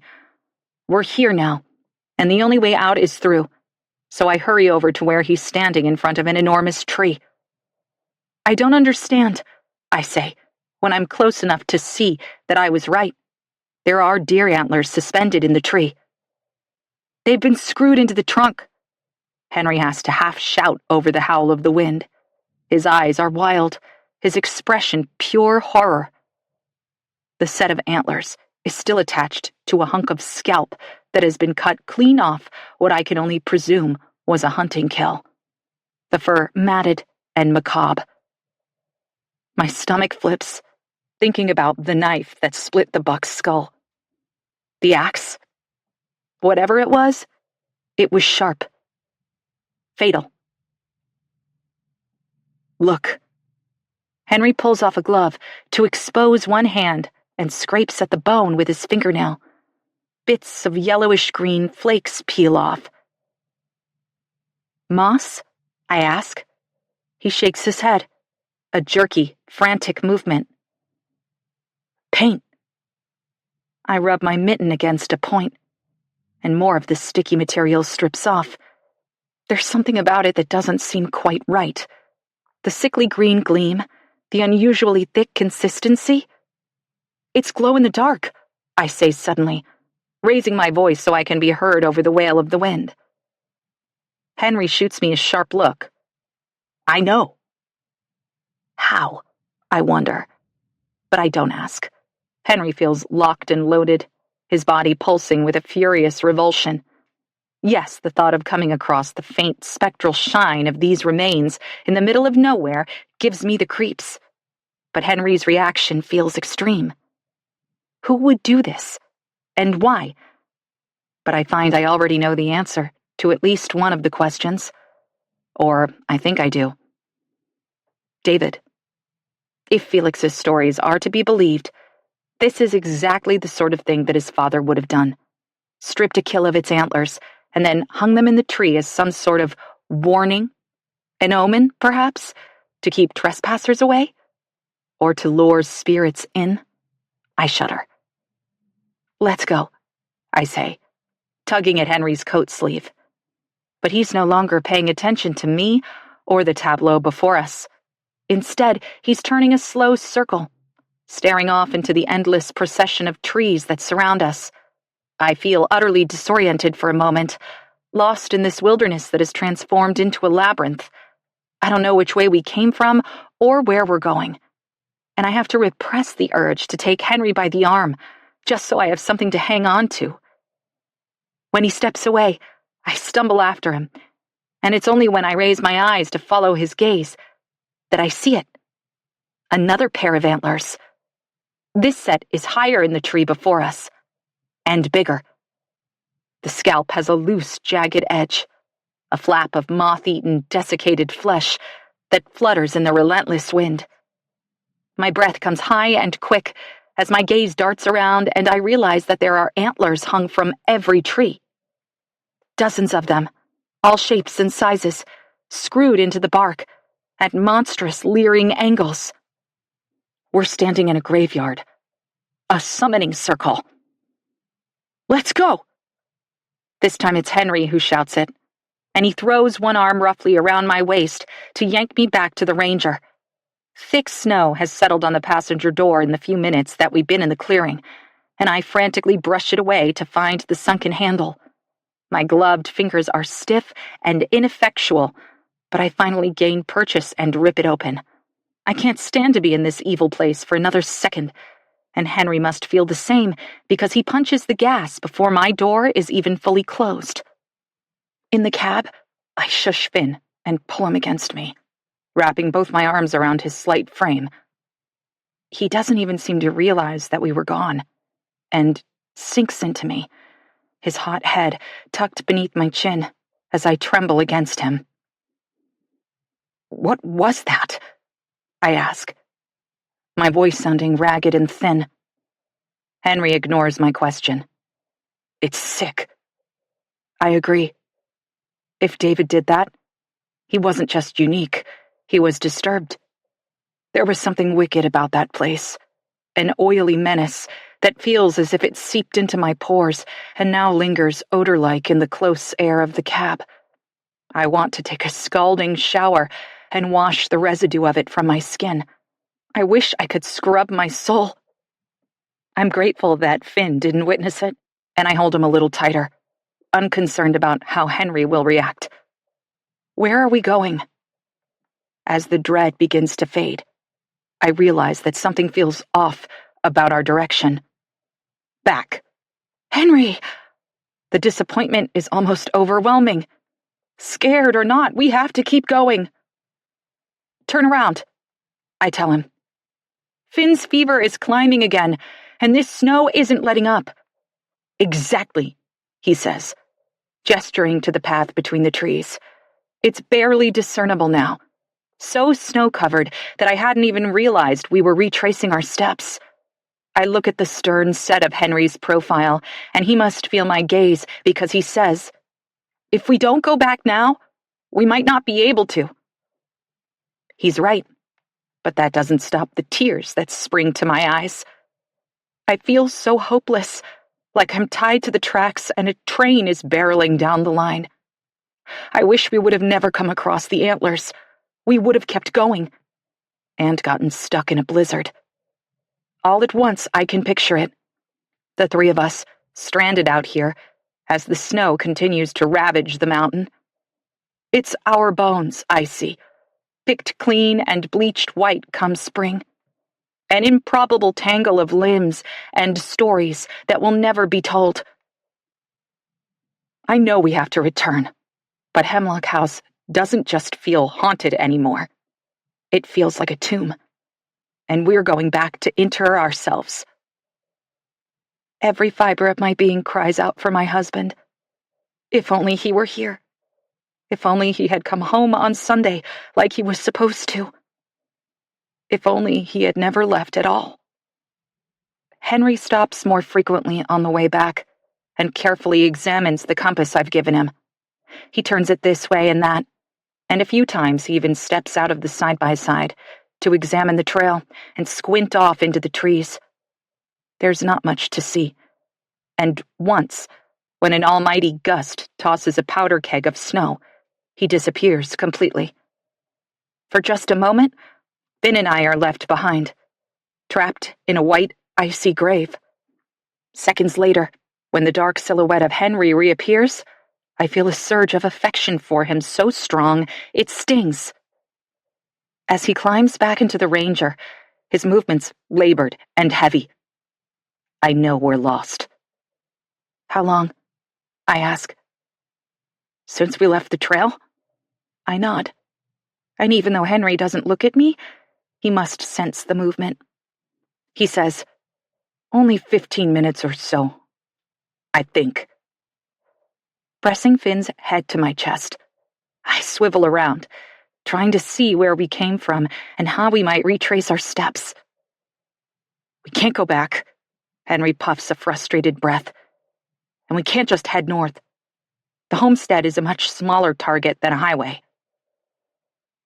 I think of the long stretch of road we were aiming for, and then the little cluster of buildings that comprise Hemlock House. It's just a tiny speck somewhere in the wilderness. Our chances of finding it without the benefit of David's old trail system are beyond slim. Panic thrums beneath my skin, a furious drumbeat that for the first time in hours makes me feel hot. I got Henry and Finn into this mess. It's my job to get them out. Stay put, I say, twisting out from underneath Finn. Where are you going? We can't be too far from the homestead. There must be a whole grid of trails nearby, and I know from riding a few of them with Felix that there are markings all along the way. Not many, and David didn't bother with reflective metal trail signs, like he probably should have, but I've seen lengths of pale orange fabric tied on low-hanging branches at intersections, or after a particularly long, uninterrupted stretch.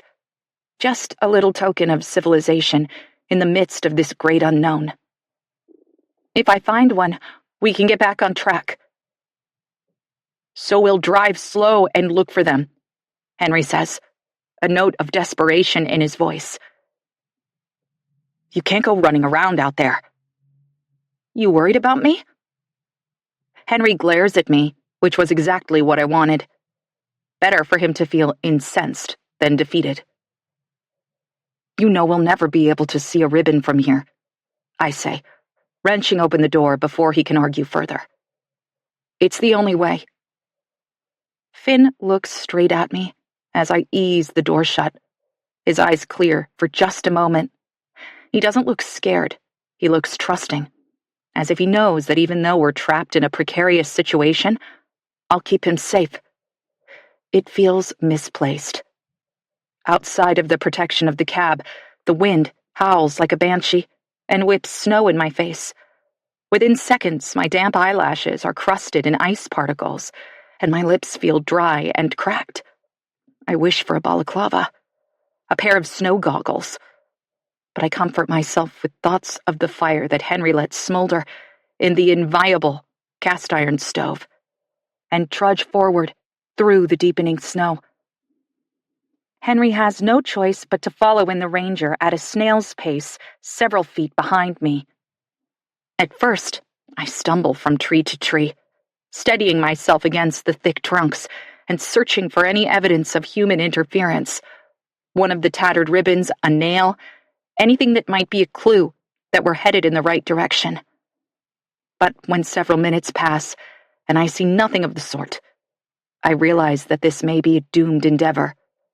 Instead of focusing so narrowly on the individual trees, I start to scan the area, hoping for a glimpse of something, anything, that stands out against the unrelenting sea of white around me.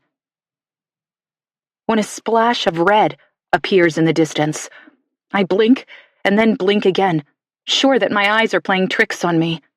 The world has become unyieldingly monochrome, and the interruption materializes like an oasis in the desert. A mirage, nothing more. But in moments when the snow parts like a veil, the color remains, a stain that only seems to intensify the more I stare at it. Something breaks inside of me. A splintering that began when I first looked at the clock several nights ago and wondered why Felix wasn't home from the airport yet. I remember the morning he left, his freshly shaven face, the weight in his eyes that suddenly seems like a crucial detail I missed. He was burdened the morning he left, preoccupied with something. He was wearing his favorite red sweater. I'm running before I have time to stop and think about what I'm doing. My whole body is pulsing with one thought. Felix, my husband, here all along. An apparition in a red sweater beneath a universe of falling snow. It isn't until I've nearly stumbled over the specter that I understand I've made a terrible mistake. Yes, there is crimson amid the snow, a vibrant spill of it, as bright and garish as a sacrifice. But it's not Felix's sweater, or anything that might offer me comfort or hope. Instead, a carcass is split open on the ground. Fur and hooves. A rib cage fanned open like a fragile broken instrument. Snow wreathes the limbs, but melts in the still warm cavity that gapes open, stinking and ripe. It's nearly empty, the tender organs devoured, the tough hide left for scavengers. He grabs me from behind, and my scream is swallowed by the wind. But Henry is undeterred as he drags me backward, away from the carnage. "Come on!" he shouts, twisting me around and jerking me in the direction of the ranger. At least, I think that's where we're headed. I can't see it anymore. And then he's taking me by the wrist, and we're running as best we can, tripping and stumbling and holding each other up until the black shape of the UTV looms directly ahead, and the kill is left behind for burial by snowstorm. We only stop when we can fling ourselves at the icy, unyielding side of the ranger. I'm leaning against it, catching my breath, when Henry whirls on me. "What were you thinking?" he growls, biting off each word with such fury it would frighten me if I wasn't so numb. I can't respond. Words seem just out of reach, a luxury I can't afford when everything inside of me just wants to give up. Henry must realize I'm in no shape to fight, that we're all clinging on by a very thin thread, because as quickly as his anger flares, it fades. He drags one gloved hand across his face and sighs. "You shouldn't have done that. We have to stick together. We could have—" He trails off, but there are a half-dozen ways to finish that grim sentence. We could have gotten separated from each other, or lost. If Henry and I didn't find our way back to the ranger, what would have happened to Finn? For a moment, I feel like I'm going to throw up, but I swallow down the bile in my throat. Henry is right. I shouldn't have run off. It was selfish and stupid. "I'm sorry," I say. "I thought I saw something." Felix. I thought for just a moment that my husband was closer than I could have ever imagined. And I'd be lying if I didn't say that the residue of his presence still clings to me now. I feel him. But maybe that's just a cocktail of hypothermia and longing, or trauma from the gruesome tableau laid out like an offering on the forest floor. Henry doesn't accept my apology, but he does offer an explanation. "The work of wolves," he tells me simply. "There aren't many, but they're here. Sometimes they take what they want and leave the rest for scavengers." Somehow, this makes me feel marginally better. The natural way of things is a much more palatable explanation than poachers, or something even darker. My mind is playing tricks on me out here, and I wish, not for the first time, that we had never left Hemlock House. "Let's get out of here," Henry says, shielding his face from a gust of wind that whirls a funnel of snow at his head. "I found a trail marker. It's just enough hope to keep me going." Chapter 12. Wednesday. It takes us nearly 2 hours, but we somehow manage to find our way back. We lose the trail again and again, only to catch a glimpse of orange through the blizzard, as if someone, is leading us through. With Henry setting a course for north-northeast, we crisscross our way through the forest and eventually stumble upon a landmark I recognize. "Go left!" I blurt, reaching across Finn to grab Henry's arm. "But the path leads, trust me. Those boulders point the way to the creek, and if we take a left here, we'll emerge between the stable and the greenhouse. It's not far. Maybe a quarter mile?" Henry glances over at me, wavering, but he must see the certainty in my eyes, because he does as I ask. Several minutes later, the leaning stable of the homestead appears between the snarl of trees like a vision. Henry catches my eye over Finn's head, and something powerful passes between us. Relief and gratitude after the stress of the last few hours. But it's more than that. We're connected now, bonded by this crazy ordeal, and the knowledge that we could have died out on the mountain. I find I'm proud of us. Proud of Henry. "You're going to have to carry him," I say, when Henry is parked and shut off the Ranger. Finn is fully slumped against me, and his hot head, pressed against my neck, is damp with sweat. Now that we're safe, or at least in a place where we can get warm, a new kind of fear slinks in. We survived our ill-advised attempt to off-road our way to Requiem, but our situation is still perilous, to say the least.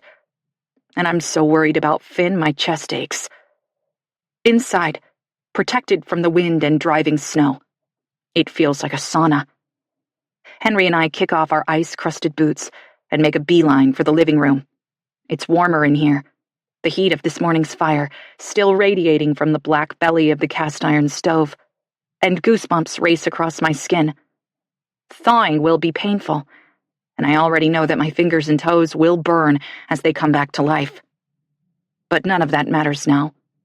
Henry lays Finn down on the couch and goes to stoke the fire while I get the boys settled.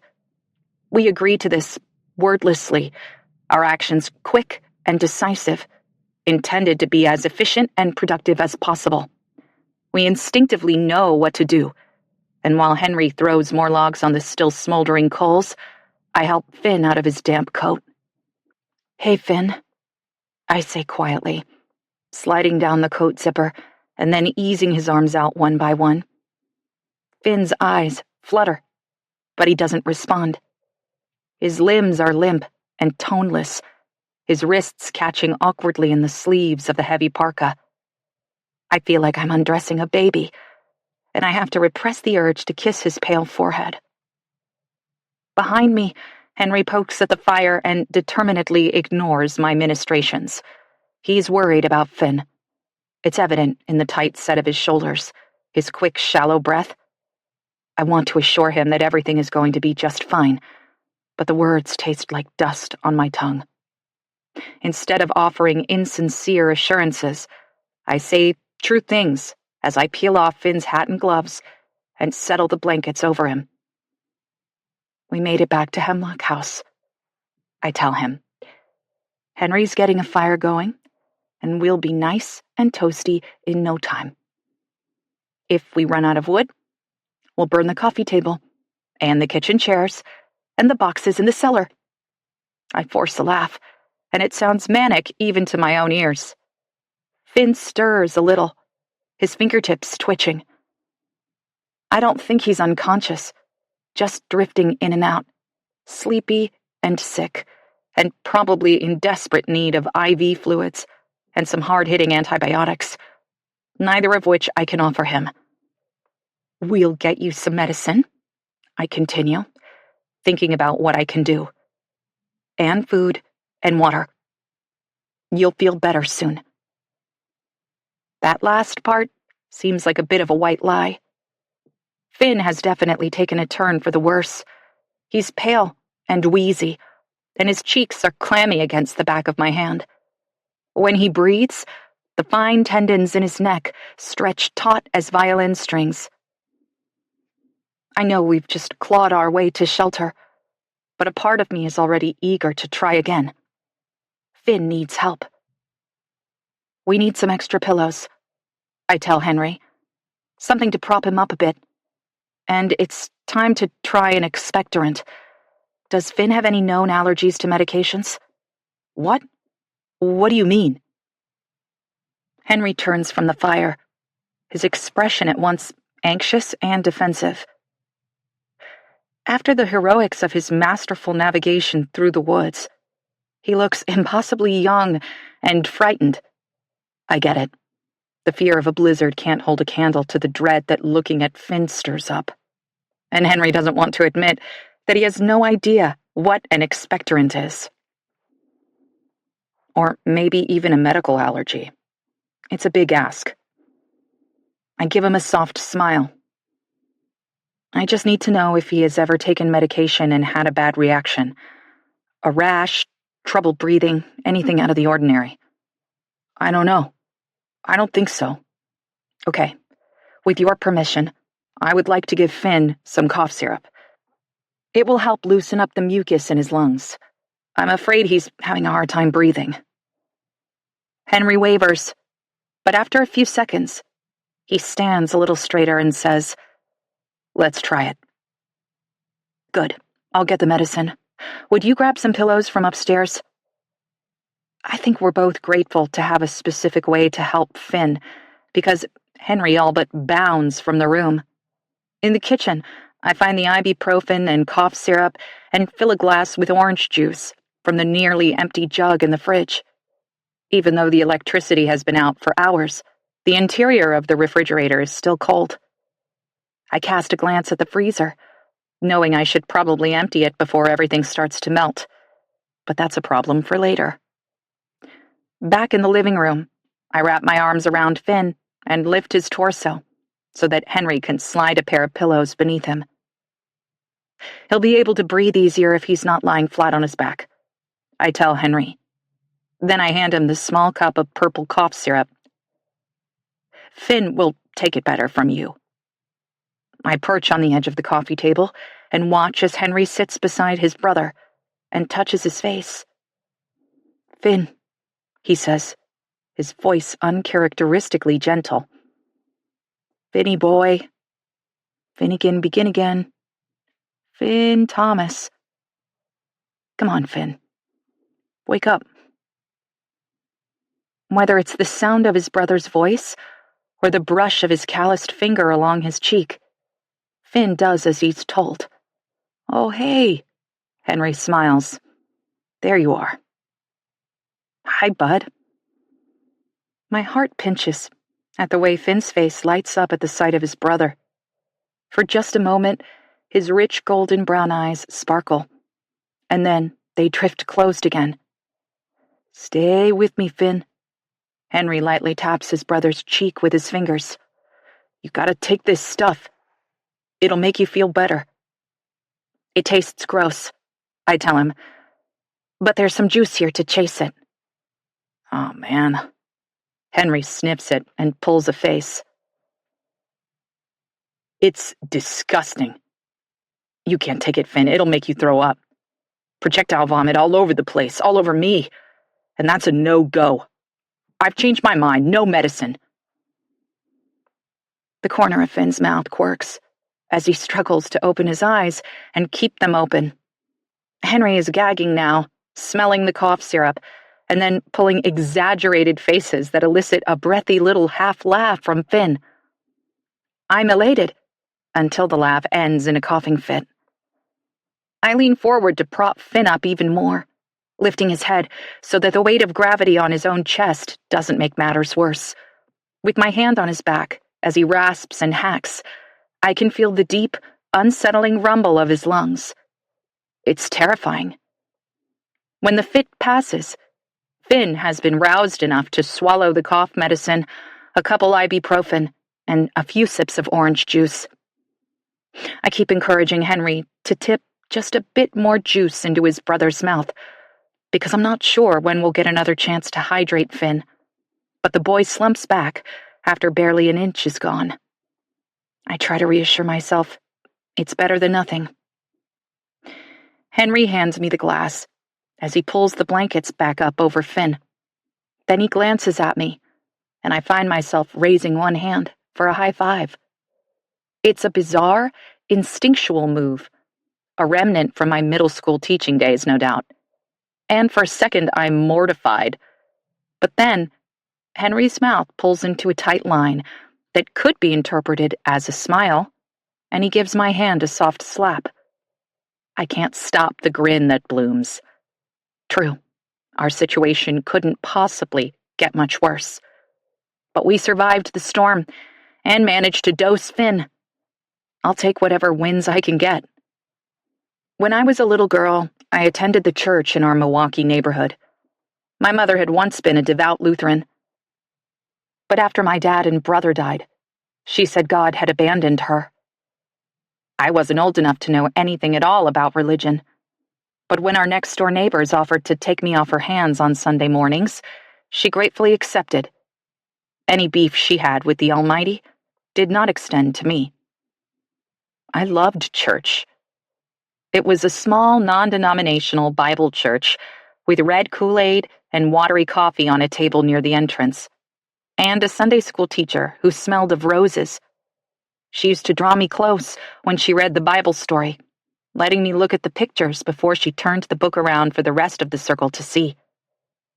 Looking back, I realized that she must have felt sorry for me, a pint-sized charity case with unbrushed hair.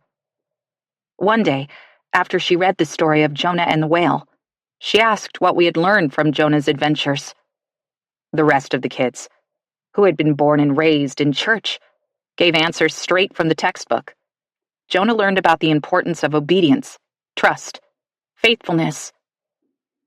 But I was stuck on the final scene, when Jonah went out of Nineveh and threw himself a pity party. God gave him a nap and a snack, I said, almost without thinking. There was a sort of stunned silence for a moment. And then that sweet Sunday school teacher hugged me close. "Aren't you clever?" she laughed. But it was a happy, delighted sound, not mocking, as I feared it would be. Sometimes a little nap and a snack fix everything.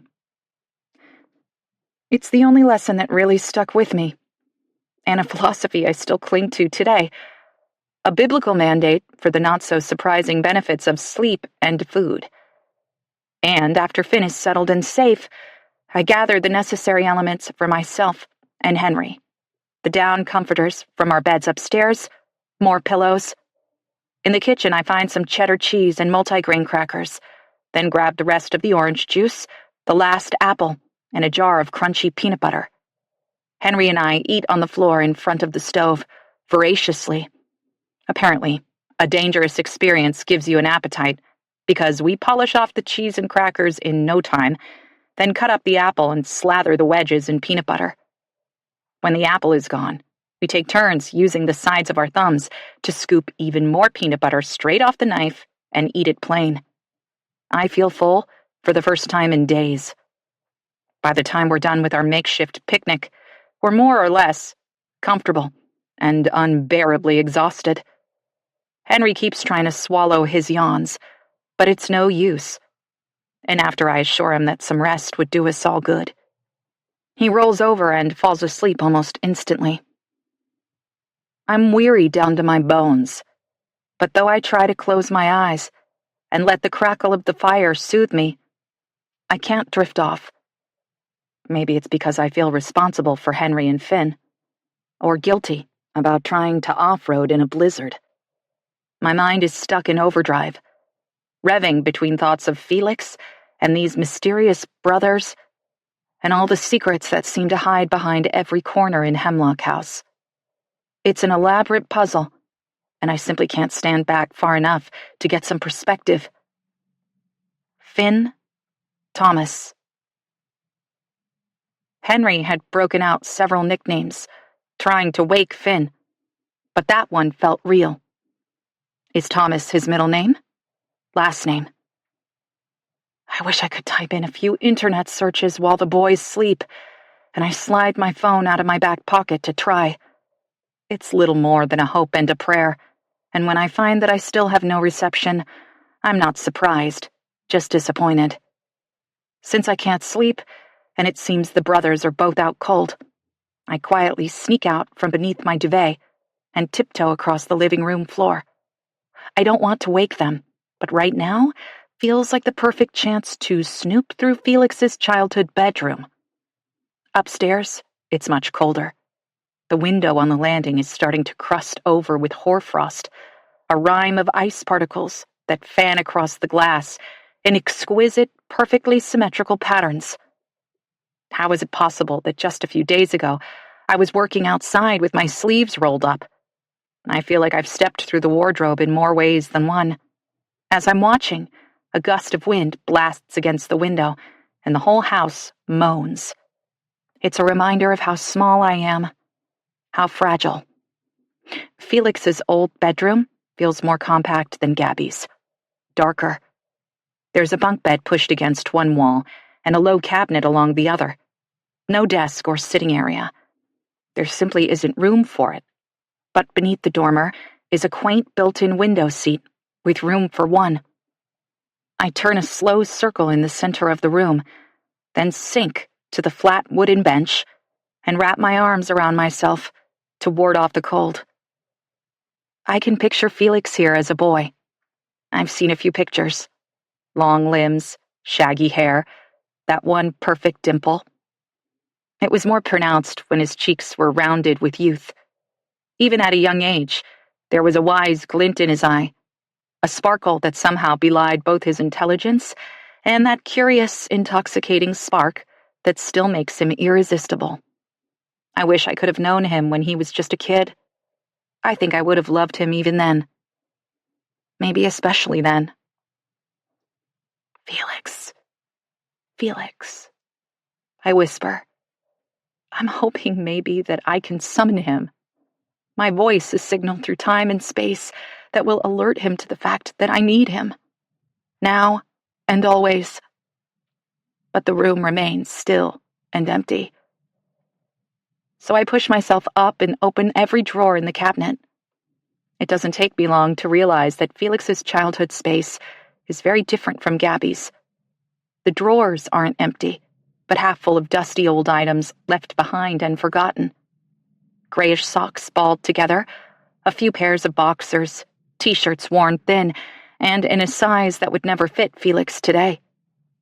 I can almost picture him getting ready for college, packing his favorite things, and leaving the rest behind.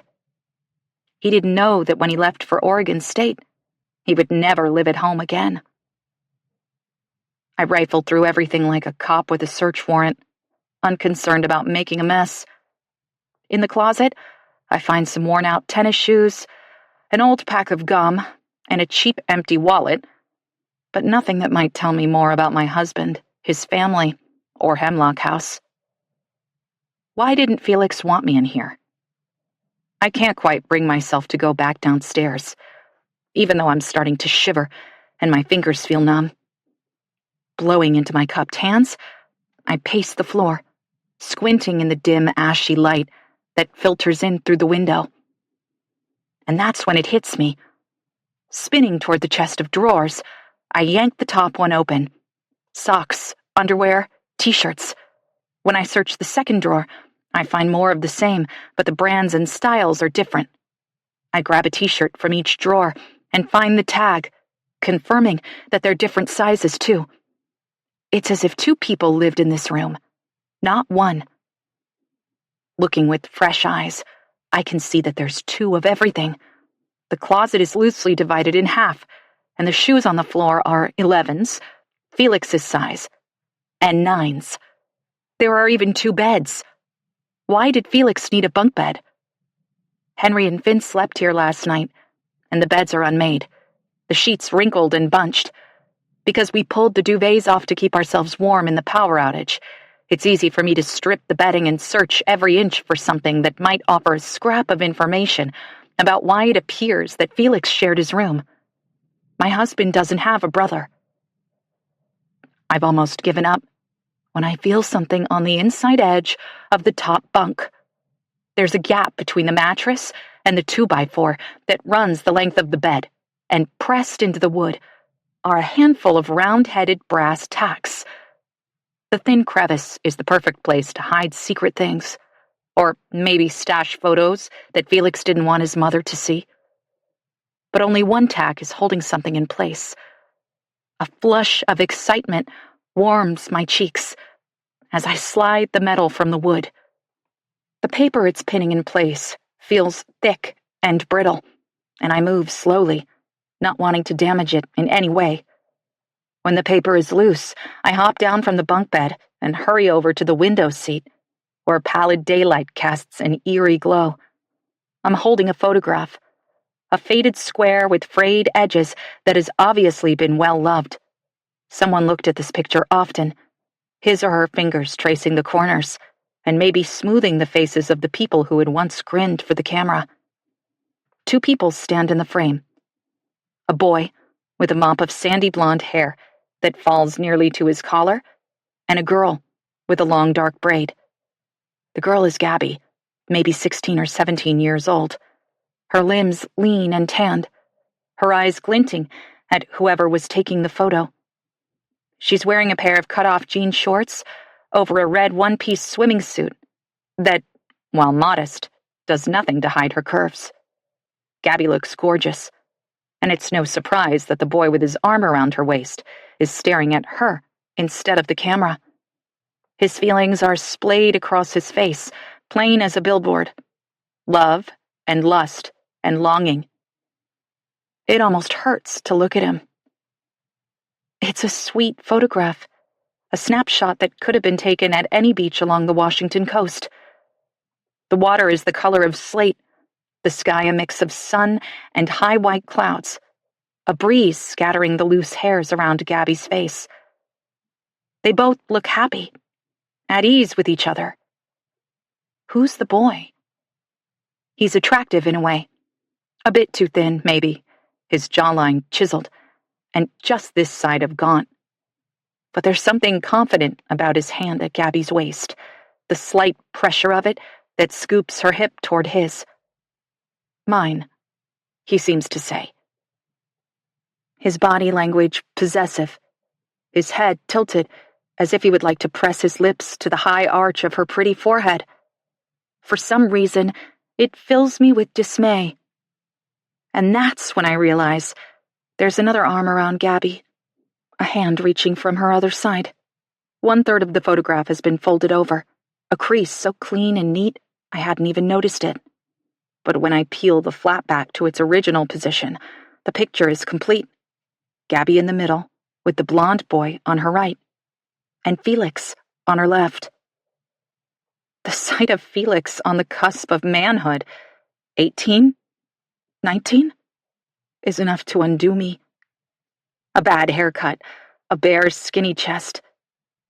His collarbones jut out, and he's awkward, unsmiling, his mouth half open, as if he is about to say something to the photographer.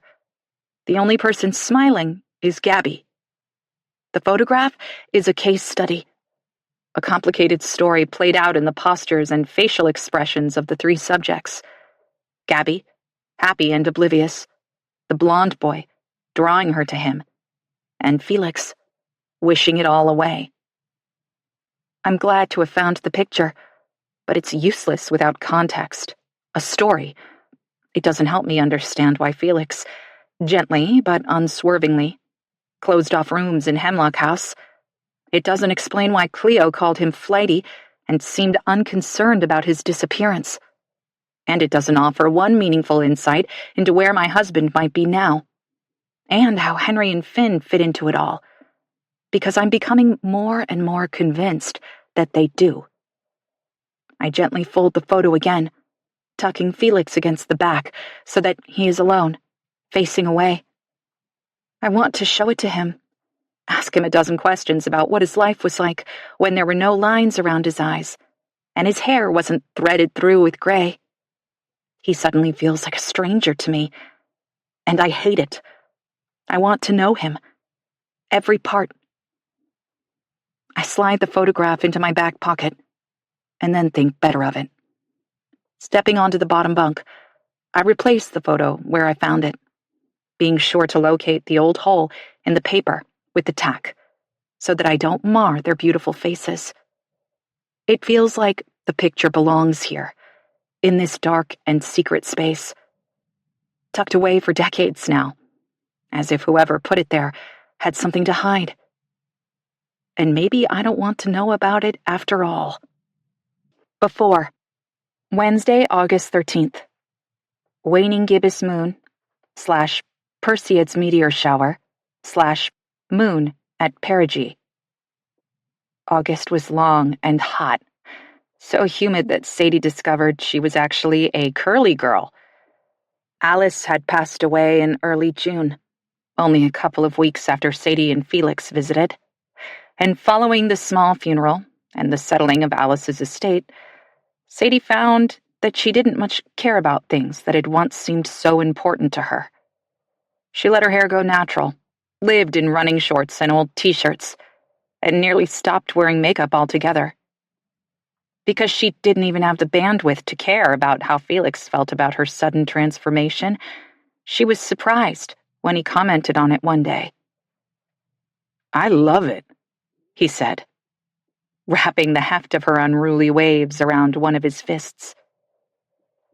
He tugged her head back gently and kissed the warm skin of her exposed neck. "My hair?" Sadie gripped his shoulders as he tipped her even farther. "The hair, your bare skin, all of it." Pushing Felix away, Sadie sank into one of the wicker chairs in her postcard-sized backyard and stretched out her arms to study them. They were tanned from long morning walks in the hot Iowa sun and afternoons spent in this exact spot, writing lesson plans on the cheap outdoor table Felix had picked up on clearance from Walmart. But her limbs were also dotted with freckles and sunspots, the skin of a middle-aged woman. It surprised her. In her heart, she was forever young, a little girl wishing her mother would bring her close, a teenager longing to be pretty, a woman coming into her own in a world that assured her she wasn't quite right. And here she was, past 40, and just beginning to figure herself out. For a moment, Sadie wished she could rewind the clock and do it all over again. Live her 20s and 30s, knowing what she knew now. But then, Felix winked at her before turning to lift the lid of the charcoal grill, and her life in this moment, her job, the manuscript she was working on, and Felix, flipping hamburgers as he hummed a tune she couldn't quite place, was more than she deserved. "I'm old," she told him. "I'm wrinkled and graying and probably perimenopausal." "Bring it," Felix grinned over his shoulder. "But you missed the best parts. I was perfect when I was 25 and I didn't even know it. Youth is wasted on the young." "I wouldn't change a thing." Burgers flipped. Felix replaced the lid and came to sit opposite Sadie. He reached across the table and drew a finger from one side of her forehead to the other. "I love this line best." "Stop it!" She slapped his hand away, but a smile played on her lips. "You're no spring chicken either, and hallelujah for that." Felix looked thoughtful. "Come on, Sadie, this isn't you. I'm sure I would have loved you at 25, but we're grown-ups now. We know who we are and what we want. We don't have to preen or pretend.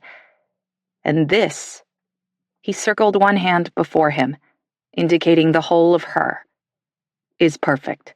This is Sadie in her natural element. Sadie undone. You're wilding." "Wilding?" Sadie repeated, laughing. "Returning to your natural state. Behaving in an unrestrained, organic manner." "Thanks, Mr. Merriam-Webster," Sadie said. "I just stopped straightening my hair. It's hardly a manifesto." But Felix was shaking his head.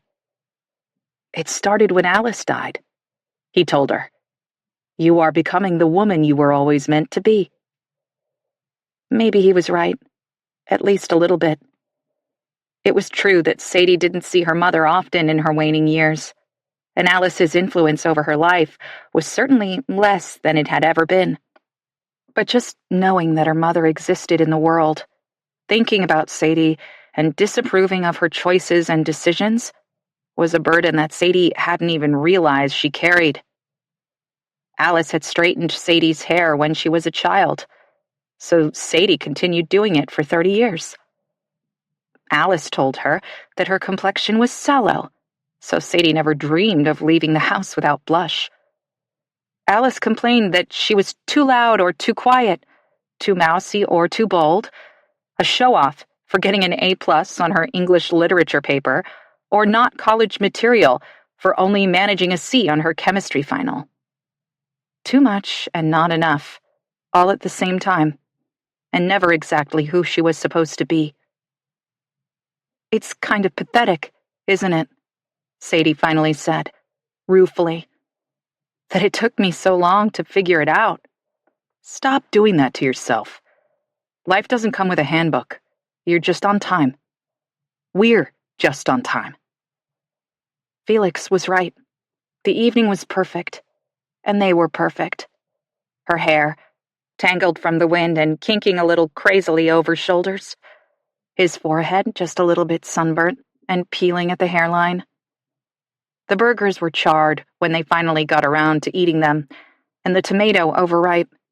Sadie had a mosquito bite behind her knee that itched so badly it nearly drove her mad. But all of it, was everything she ever wanted. It was a bad night for watching a meteor shower. The moon was not just waning gibbous, almost full and bright enough to fade the stars. It was near to perigee, the point when it orbited closest to Earth, and was therefore huge and luminous in the night sky. Sadie tried to beg out of their planned viewing on the roof of the science building at Newcastle, but Felix was uncharacteristically insistent. "For me?" he finally asked, 1 degree shy of begging, and made his brown eyes wide and beseeching. "Don't do that," Sadie moaned. "We're the grown-ups, remember? We don't pull out puppy eyes to coerce each other." But it worked, and they biked to Newcastle after midnight along abandoned streets that thrummed with the song of summer cicadas. On the roof, through a door in the sticky, teeming greenhouse, they were at the highest point in Newcastle. The science building was on the edge of campus on the farthest perimeter of town, and cornfields stretched, uninterrupted, before them. No street lamps obscured their view, and with a thigh-high brick wall around the flat rooftop, even if someone had been watching them from below, they would not have been able to see a thing. So, Felix drew Sadie into his arms and kissed her long and slow, his fingers tracing the dip of her spine beneath her t-shirt, and his teeth nibbling her lips, her jawline, her earlobe. "I thought we were here to watch the meteor shower." Sadie gasped when it became apparent Felix had other activities in mind. "Marry me," he said in response. That stopped her cold. Marry me? Marriage was something Sadie had long ago accepted would never happen for her. She'd stopped dreaming about children and grandchildren, someone to grow old with. Or maybe she had never dreamed of those things. If love always ends in death, and it always, always will, why love singularly at all? Sadie loved her students in a way, and felt safe in the familiar pattern of their coming and going, wave after wave on the beach, where she was steady, immovable ground. She loved her late mother, and what might have been. She loved classic literature, and a perfect turn of phrase, and a book that made her forget where she was. But this? Tethering herself to Felix? Trusting that he would be there when she woke up in the morning and curl up beside her at night? Merging their homes and their bank accounts and their schedules and their lives? Why? She asked, the question popping out of her as Felix continued to trail kisses along her cheekbone. "Because I love you," was the obvious answer. But that's not what Felix said. He wasn't startled by her reticence or hurt that she didn't scream yes. He simply tightened his grip on her waist and drew her even closer. "Because you're the most fascinating woman I've ever met, and I want to spend the rest of my life trying to figure you out." "I'm a colossal bore," Sadie laughed. Felix pulled back, offended. How dare you? You're brilliant and focused and kind. I've seen you with your students, and they adore you. You create entire worlds in that crazy little brain of yours, and then translate them onto paper so beautifully it makes me want to weep. You've practically memorized Shakespeare's entire canon, and yet there's still room for more. So you're learning all about relativity. For me. It's like a foreign language, Sadie complained. I don't understand a thing. Felix pressed a finger over her mouth. Shush, I was talking. You do this thing when you're really concentrating, where you wrinkle your nose as if trying to cast a spell. And when you finally work out the problem, you grin at yourself. I do not, you absolutely do. But still not done. You're methodical and organized and careful. I admire the way you never drop a ball and always stick with a problem until you've figured out the solve. You're really good at taking care of things, Sadie. And I think that's because no one has ever taken care of you. Sadie felt the tears then, not because Felix was in love with her and wanted to marry her, but because he saw her. He knew her in a way no one else ever had. It was a naked, exposed feeling, as if everything that hid and sheltered and protected her had been stripped away. But instead of being repulsed by what he saw, Felix leaned in. He wanted more. I know you don't need me, Sadie. Felix's fingers kneaded her skin gently, the only indication that he was nervous. You're perfectly fine on your own. But I hope that you want me enough to say yes. I plan to spend the rest of my life trying to unravel you. She didn't say yes. Not exactly. But she did stand on her tiptoes and kiss him. And when she paused to catch her breath, Felix slipped a simple woven band on her finger. There were tiny blue sapphires set in the golden twists. And when Sadie tilted her hand, they sparkled and danced like the night sky. A couple of weeks later, before the fall semester began, she said, I do. Felix and Sadie were supposed to get married on the roof of the science building beneath the stars, but a thunderstorm rolled in the afternoon of the wedding, and severe weather warnings forced them to hold the ceremony in the greenhouse instead. The glass building was hot and lush with the scent of earth and evolution. Tropical flowers that had no business blooming in Iowa hung from disheveled vines in a scandal of reds and pinks so vibrant they seemed indecent. There was hardly room to move among the riot of green, but they cleared a space before a wall of yellow-throated hibiscus and said their vows while the rain coursed down the foggy panes. Dr. Anthony Becker, the head of the theology department, performed the ceremony, and a few of Sadie and Felix's colleagues were in attendance. They kept it small on purpose, both because there was little room on the rooftop for guests, and even less in the greenhouse, and because they wanted it that way. Their marriage felt set apart somehow, almost holy, and if they could have accomplished it alone, they would have done so in a heartbeat. But the handful of friends that attended them turned out to be a blessing. Marin, Anthony's wife, brought a few bottles of expensive sparkling rosé, a vintage she had shipped all the way from the south of France. It's the perfect occasion, she assured them over and over, as the chilled wine shimmered on their tongues. Another coworker brought a homemade pavlova, filled with fresh lemon curd and topped with raspberries that had ripened in her own backyard. There was music from a Bluetooth speaker, and with the Christmas lights that Felix had strung from tree to tree, it was a true celebration. Lightning split the sky above them like a fissure in time and space, the light of another world breaking through for just a moment before slipping away again into oblivion. Sadie laid her head on Felix's shoulder and danced. If she had been a younger woman, perhaps Sadie would have imagined that this union was an undoing, a way to make amends for all that had come before, a fixing of what had been so grievously broken. But she knew better than to wish the past away.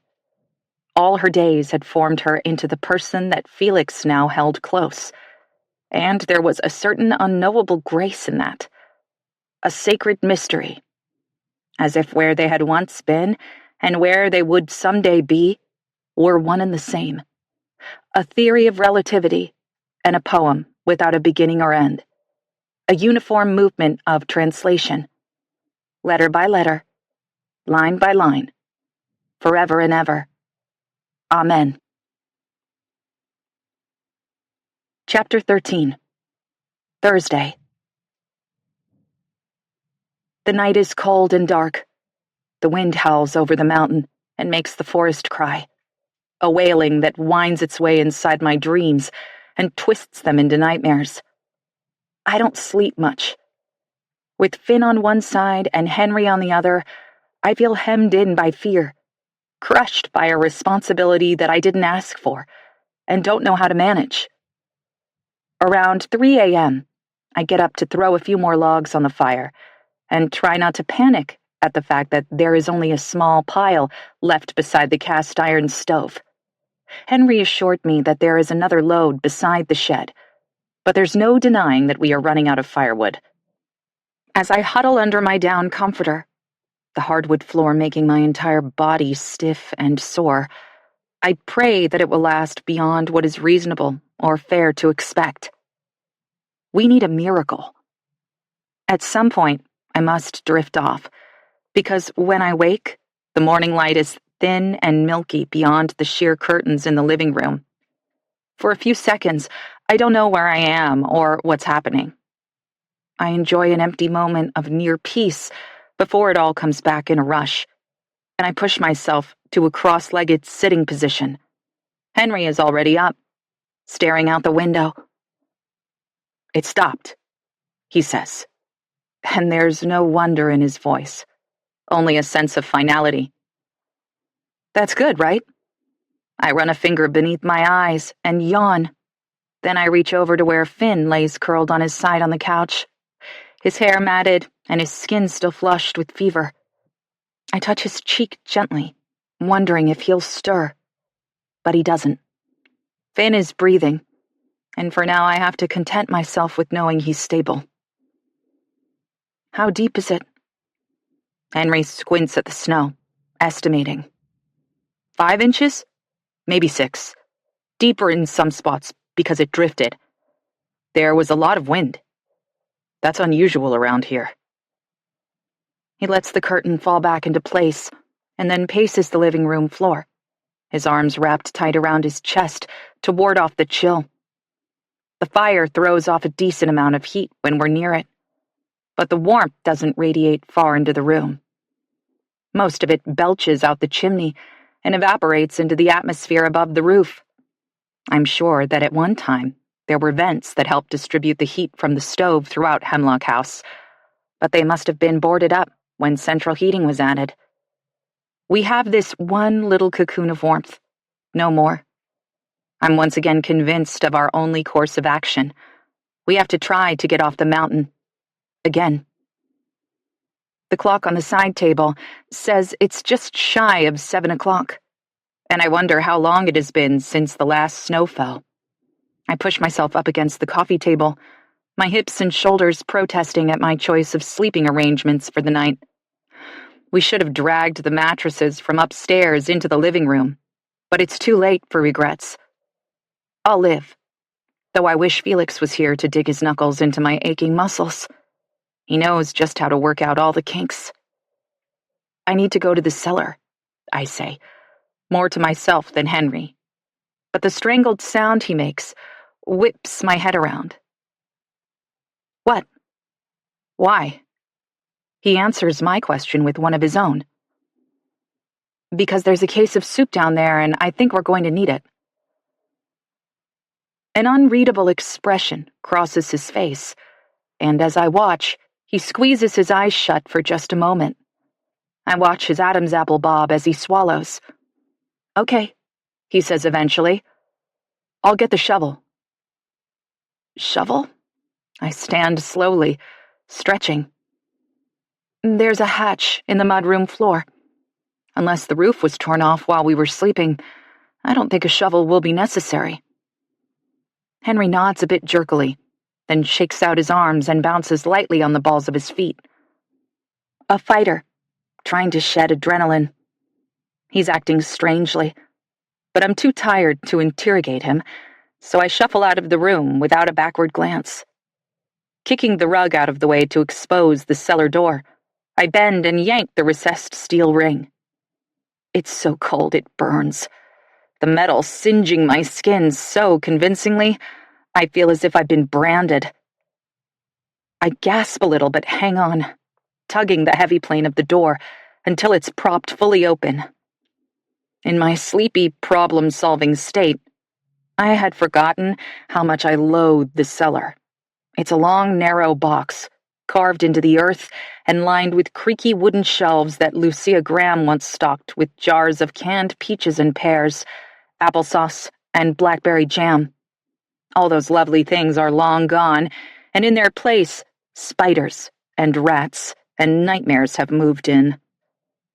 At least staring down into the gaping mouth of the cellar, that's what I imagine is down there. Banker's boxes. I remind myself, cataloging the truth so that I won't lose my nerve. Old books and family artifacts and soup. But when I ease down the ladder, it feels as if something sinister is pulling me beneath the house, cold fingers pressing under the cuffs of my pajama pants and circling the gap between the fabric at my waist. The second my foot touches the dirt floor, I fumble for the vacuum-packed box of tomato soup that I know is on the nearest shelf and heave it up onto the mudroom floor. It lands with a crash, and I scramble back up the ladder, letting the hatch door slam down the second I'm clear. If Henry heard the racket in the mudroom, he doesn't let on when I hurry back to warm myself by the fire. "There's a case of tomato soup on the counter," I tell him. "We're not going to starve." It's a bad attempt at a joke, and Henry doesn't laugh. He hasn't moved since I left the room. "Okay," he says, eyes fixed on Finn's still sleeping form. I flick my gaze between the brothers for a moment, then say, "I have a plan." I hope I sound casual, calm. "What kind of a plan?" He crouches down and sticks the poker into the belly of the stove, kicking up an explosion of sparks. The fire is, predictably, almost out. I take a deep breath, knowing that what I'm about to say will not sit well with Henry. "I'm going to try the logging road. We did that. It's washed out.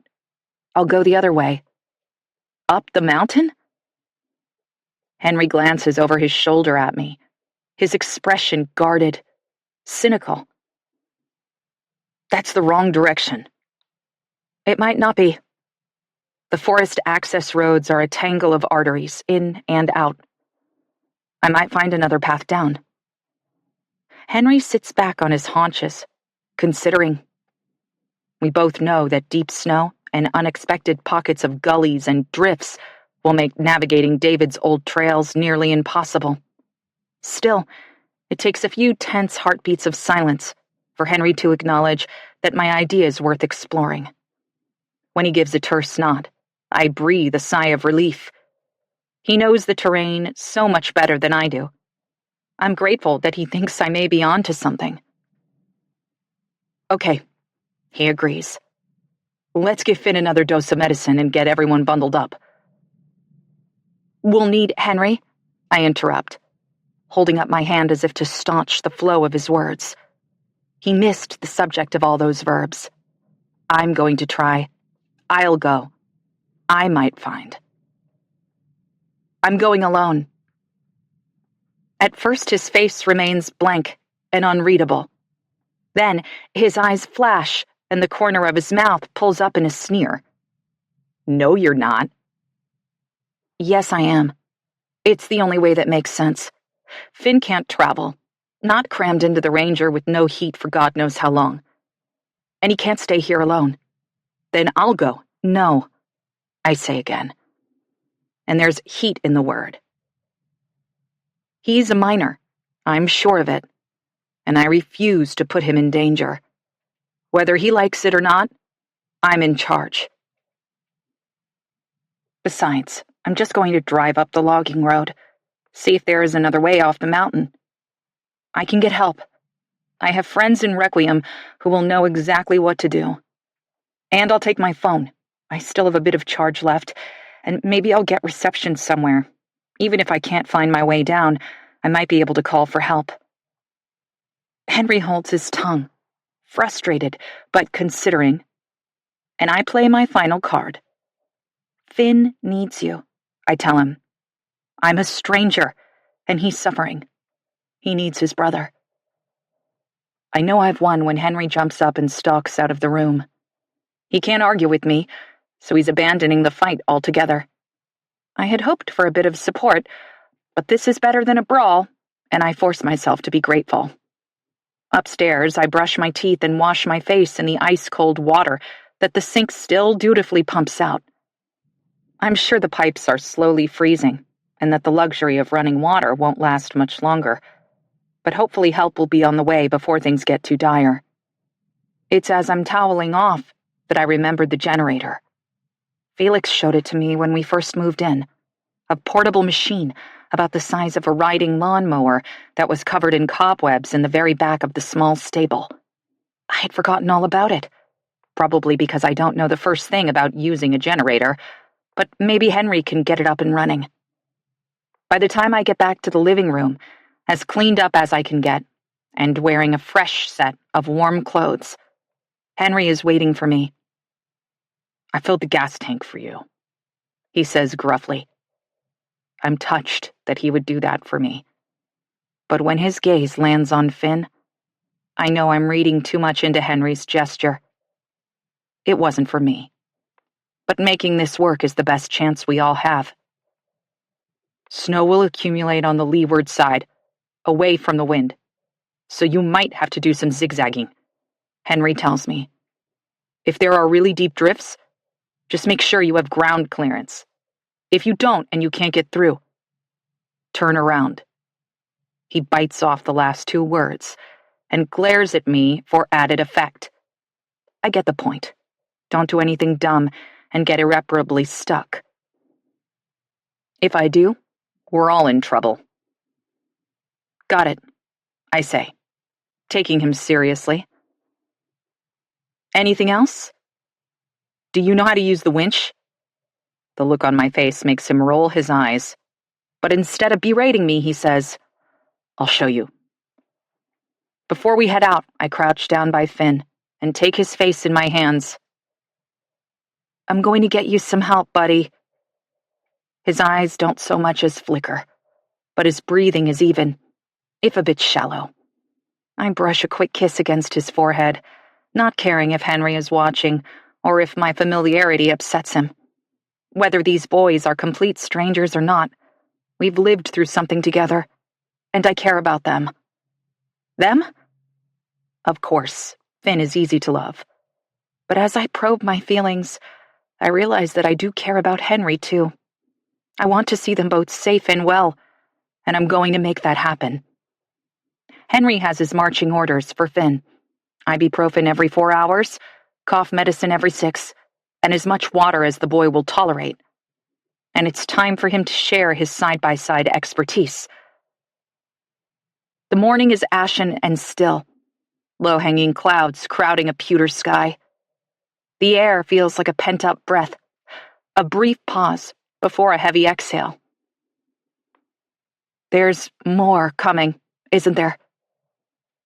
It's a rhetorical question, but Henry answers anyway. Soon, he says. I stare at him openly as he tromps through the snow in Felix's boots, his eyes fixed upward. How do you know that? I ask. Can't you feel it? He lifts his arms, palms up. The air is so heavy, it's giving me a headache. I don't know the first thing about drops in barometric pressure and their effects on humans, but somehow I believe Henry when he says he can feel the weather. This strange boy who wondered at a UPS truck is so in tune with the natural world, he can tell me that more snow is coming without the aid of a meteorologist or a forecast. He's an enigma, to say the least. For the next 10 minutes, Henry gives me a tutorial on the winch, and then offers up as much advice as he can on plowing through deep drifts. Finally, he says, "When it starts to snow, turn back, no matter where you are. You'll be able to follow the tracks home, but once the storm starts up again..." He trails off, and I can hear the note of anxiety in his voice. I understand. If I get lost out there, he and Finn are completely stuck. And who knows what will happen if Finn doesn't get the care he needs. Beyond his obvious illness, I'm afraid he's also dehydrated. I can't remember the last time he asked Henry to help him to the bathroom. "I don't like you going that way." Henry's expression is intense, but unreadable. He opens his mouth as if he's about to say something else, but thinks better of it and snaps his jaw shut with a click. I watch as he wrestles with himself for a moment, then squeezes his eyes shut and says quickly, "Don't trust anyone you meet. Just find a way to requiem." I almost laugh. "There's no one up there," I assure him. "We're the only ones crazy enough to live out this far." But a needle of alarm pierces my chest all the same. I wonder again where Henry and Finn came from, what they know about this mountain and the ghosts that haunt it. "I'll be careful," I assure him, pasting a brave half-smile over my dread. "And hopefully I'll be back soon with help." I leave it vague, because I don't know what help might look like. An ambulance can't make it to Hemlock House on unplowed roads, and I doubt a helicopter can fly in a blizzard. But somehow, someway, someone knows what to do. I just have to find them. I leave Henry with instructions on how to find the backup generator, and the relief that floods his eyes at the thought of having a task is briefly gratifying.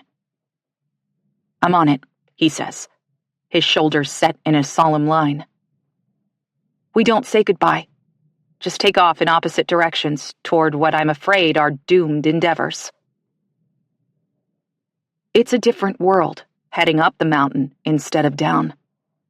Although it's a bit misleading to call the northern path up.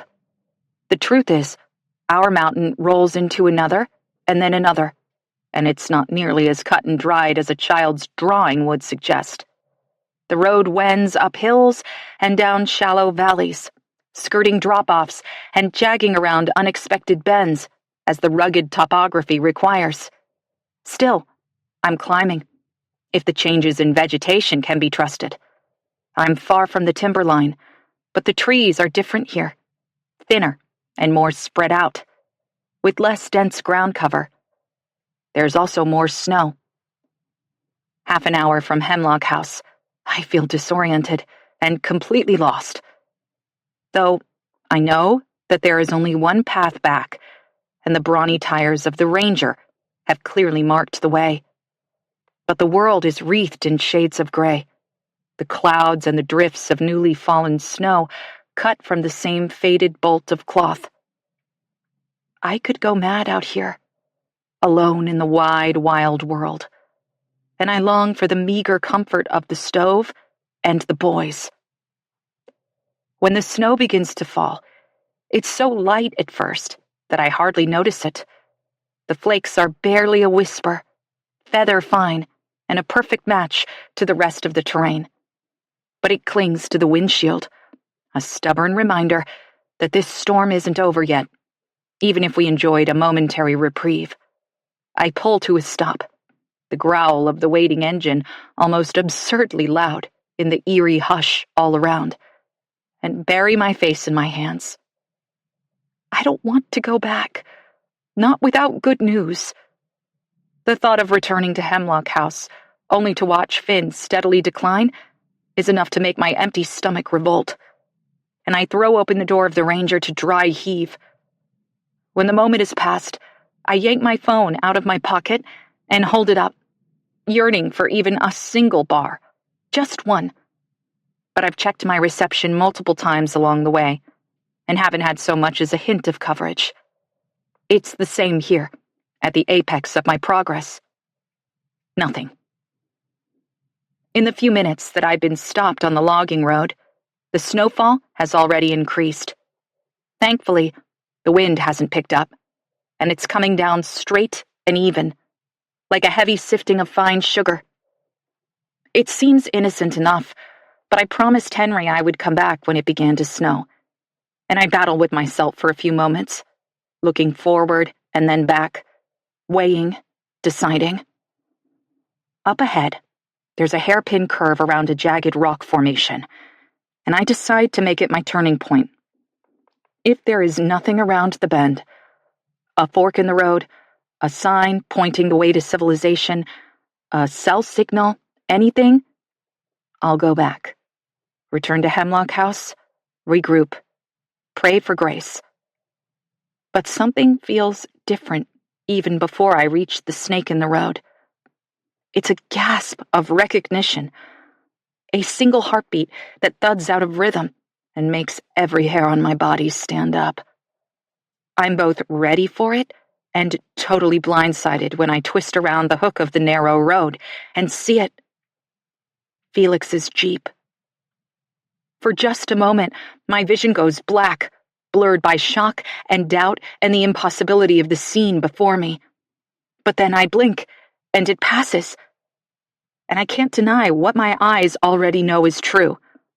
Pulled to the side of the gravel road, buried in 6 inches of snow and angled toward home, is Felix's midnight blue Jeep Wrangler. 1 week. My husband has been gone for a week, and my blood runs cold and sluggish at the thought of him trying to make his way home to me. I don't know how long I sit in the side-by-side, staring at the apparition before me, but it's long enough for fresh snow to dust the windscreen. When I yank myself back to reality, I realize that I'm hyperventilating, breathing so fast that my fingers are tingling, and not from the cold. If I thought I was afraid before, it's nothing compared to the raw horror I feel at the sight of Felix's Jeep. Because if Felix is okay, if he is perfectly fine and safe somewhere, there is no logical explanation for his car to be here, just a few miles from home, on a stretch of abandoned logging road that he has never, to the best of my knowledge, explored as long as we've been living at Hemlock House. Why? How long has the Jeep been parked here? Since last Thursday? Just a couple of days? If Felix was headed home, if he found the road washed out and had to navigate another way, why stop here? And if the Jeep broke down, why didn't he just walk home? We're miles from the homestead, but he could have made it. Not in the storm, I think, my heart hitching. I realize I'm crying when the warm tracks of tears burn my frozen cheeks. The windshield of the Jeep is covered in snow, and I can't see inside. I want to throw open the driver's side door, but I'm terrified of what I'll find there. Felix slumped over the steering wheel, his body stiff and frigid. Felix alive, but barely. Frostbitten and half-starved and fading. Felix gone. The deep snow drags at my boots as I wade through the space between the Ranger and the Jeep. Overhead, a sheer rock face looms 30 feet into the air before ending in a craggy outcropping that's covered in hardy brush, roots digging clear through the volcanic rock and braided in mossy ice-covered tendrils. In some obscure, still-functioning portion of my brain, I feel like the heroine in some tragedy, adventuring through the forest only to find that it's too late. Ill-met by moonlight, I think, but it's daybreak, and this is no high comedy. I never deserved happiness, and certainly not the extravagance of what I shared with Felix. And suddenly, this moment feels like it was predestined, an inevitability since the moment I fell in love on the football field in Newcastle. The driver's side of the Jeep is nearly flush with the rocky cliff face, so I hurry to the passenger side. Snow has drifted all along the vehicle, creating a deep crest of white against the doors. Henry put a small collapsible shovel in the back of the side-by-side for me, but I don't want to take the time to go back and get it, so I just start digging with my hands. Because I'm not careful, snow slips between the cuffs of my coat and my gloves, and in seconds it's packed into place and burning my wrists like fire. I'm a woman possessed, scooping and kicking and attacking the snow as if it alone is responsible for the agony of the last several days, and by the time I've cleared enough space to wedge open the front passenger door, I'm panting and spent. A wordless cry, a wish, a bone-deep supplication. Then I try the door.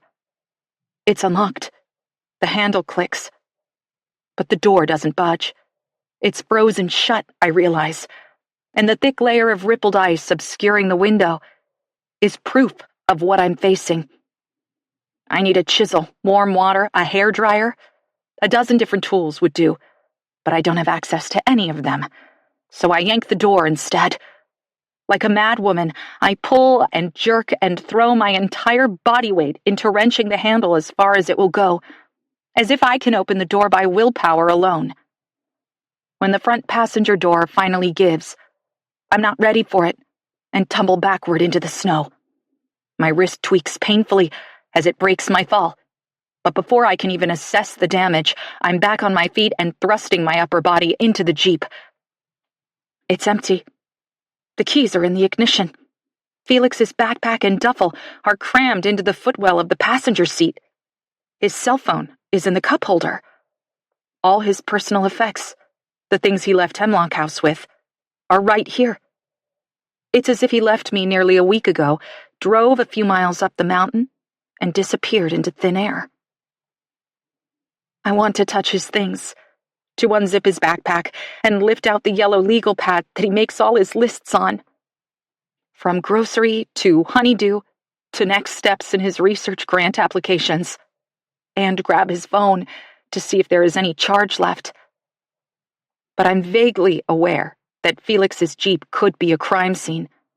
It could contain clues about where he went and why, and I am not a private detective. I look at my gloves, suddenly grateful that I'm wearing them, and slowly lift my hands from the passenger seat. It hits me then. The scent. I hadn't noticed it before because I was so focused on Felix's things, but now it's unmistakable. An acrid tang, like cold copper pipes, like drinking from the garden hose when I was a kid. The metal end burbling mineral-rich groundwater. My subconscious clocks it long before I realize what it is, and my heart begins to pound in response.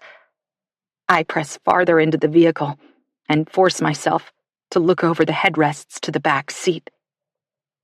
She's lying on her side, one arm dangling off the bench seat and the other tucked beneath a stained wool blanket. Her eyes are half open in a weary, defeated gaze, but whatever she is looking at is not of this world. It's clear that she's been dead for a while. Her skin is bluish and mannequin smooth, like she's a cruel caricature of a person and not real at all. But I know she is. Her blood is poured all over the back seat of my husband's Jeep, and I can nearly taste its earthy, metallic edge. I would throw up if there was anything in my stomach to expel. But instead, I reel back, hitting my head on the doorframe and crumpling to the ground beside the Jeep. I lay there for a few minutes, my head spinning in pain and disbelief as I try to grab reality with both hands. This can't be happening. It can't possibly be real. Felix gone, and in his place, a dead woman with eyes as rich and brown as his. A smattering of pale freckles across her cheeks. Jawline sharp as cut glass. I wonder if she has a single dimple when she smiles, just like her brother. Chapter 14. Thursday. The trip back to Hemlock House passes in a daze. I don't know how long I've been gone or how much snow has fallen in my absence, but when I pull in sight of the front porch, I find that Henry is already waiting for me there. He's bundled in Felix's winter coat and boots, his black stocking cap pulled low over his dirty blonde hair, just like the very first time I saw him on the monitor in Felix's office. Henry looks as if he's been waiting for me all along. But that's impossible. "How's Finn?" I ask immediately, when he strides down the porch steps to open my door. The words taste like ashes in my mouth, and my heart is pounding wildly. But I've rehearsed this simple line over and over on the drive down. It's the most obvious question I could ask upon returning, and I can't risk letting Henry know that something is wrong. He can't know what I found. Not yet. "There's something wrong with the generator," he says, ignoring my question. "I think the problem is don't worry about that." I inwardly curse the way my voice wobbles. "It's not important." It's the wrong thing to say. Henry reaches for my arm, then thinks better of it, and demands, "What did you find?" I planned to be poised, but already I'm fraying at the edges, and hot tears spill down my cheeks. Maybe I've been crying all along. I force myself to ask again. "How's Finn?" Henry stares at me, wary, snow slowly accumulating on the dark weave of his hat. "He's okay," he says after a moment, backing down. "He woke up a while ago, and I gave him some more meds. Water?" He drank a bit. I give a shaky nod. Somehow, this outer display of control helps to quiet the cacophony inside, or at least turn the volume down a bit. "What happened?" Henry asks. "Why are you crying?" It's an impossible question to answer. I've had the drive back to muddle it through, trying to put the pieces together, but the picture is so fuzzy and indistinct, I can't make anything come into focus. "What's your uncle's name?" It slips out unbidden, and I'm as surprised as Henry seems to be. But I'm not asking a question so much as giving an ultimatum, and we both know it. He studies me for a few seconds, measuring his secrets against the quandary we find ourselves in. We've been thrust together for better or worse, and I can see the moment that he accepts our fates are now tied. He blinks, and when his eyes open, it's as if he's a different person, realer somehow, but also more afraid. Finally, quietly, he admits, "Felix Graham." The earth fractures beneath me and spits me out in one of my husband's infinite universes. Henry is my nephew. Finn is too. And I have to tell them that their mother is dead. I spin away from Henry and stalk across the yard and then back again, my hands knotted in my hair. I want to crawl outside of this splintered reality and find my way to Thursday morning, when Felix bent over our bed to kiss me goodbye. Was that just a week ago? I'd grab a hold of him, make him stay, do anything to prevent the series of events that have led me to this moment in the middle of a storm, with a boy who attacked me in my own greenhouse, before he realized that we belonged to each other. Somehow. "How long have you known?" I demand, marching back and taking him by the shoulders. "Did you come here looking for him?"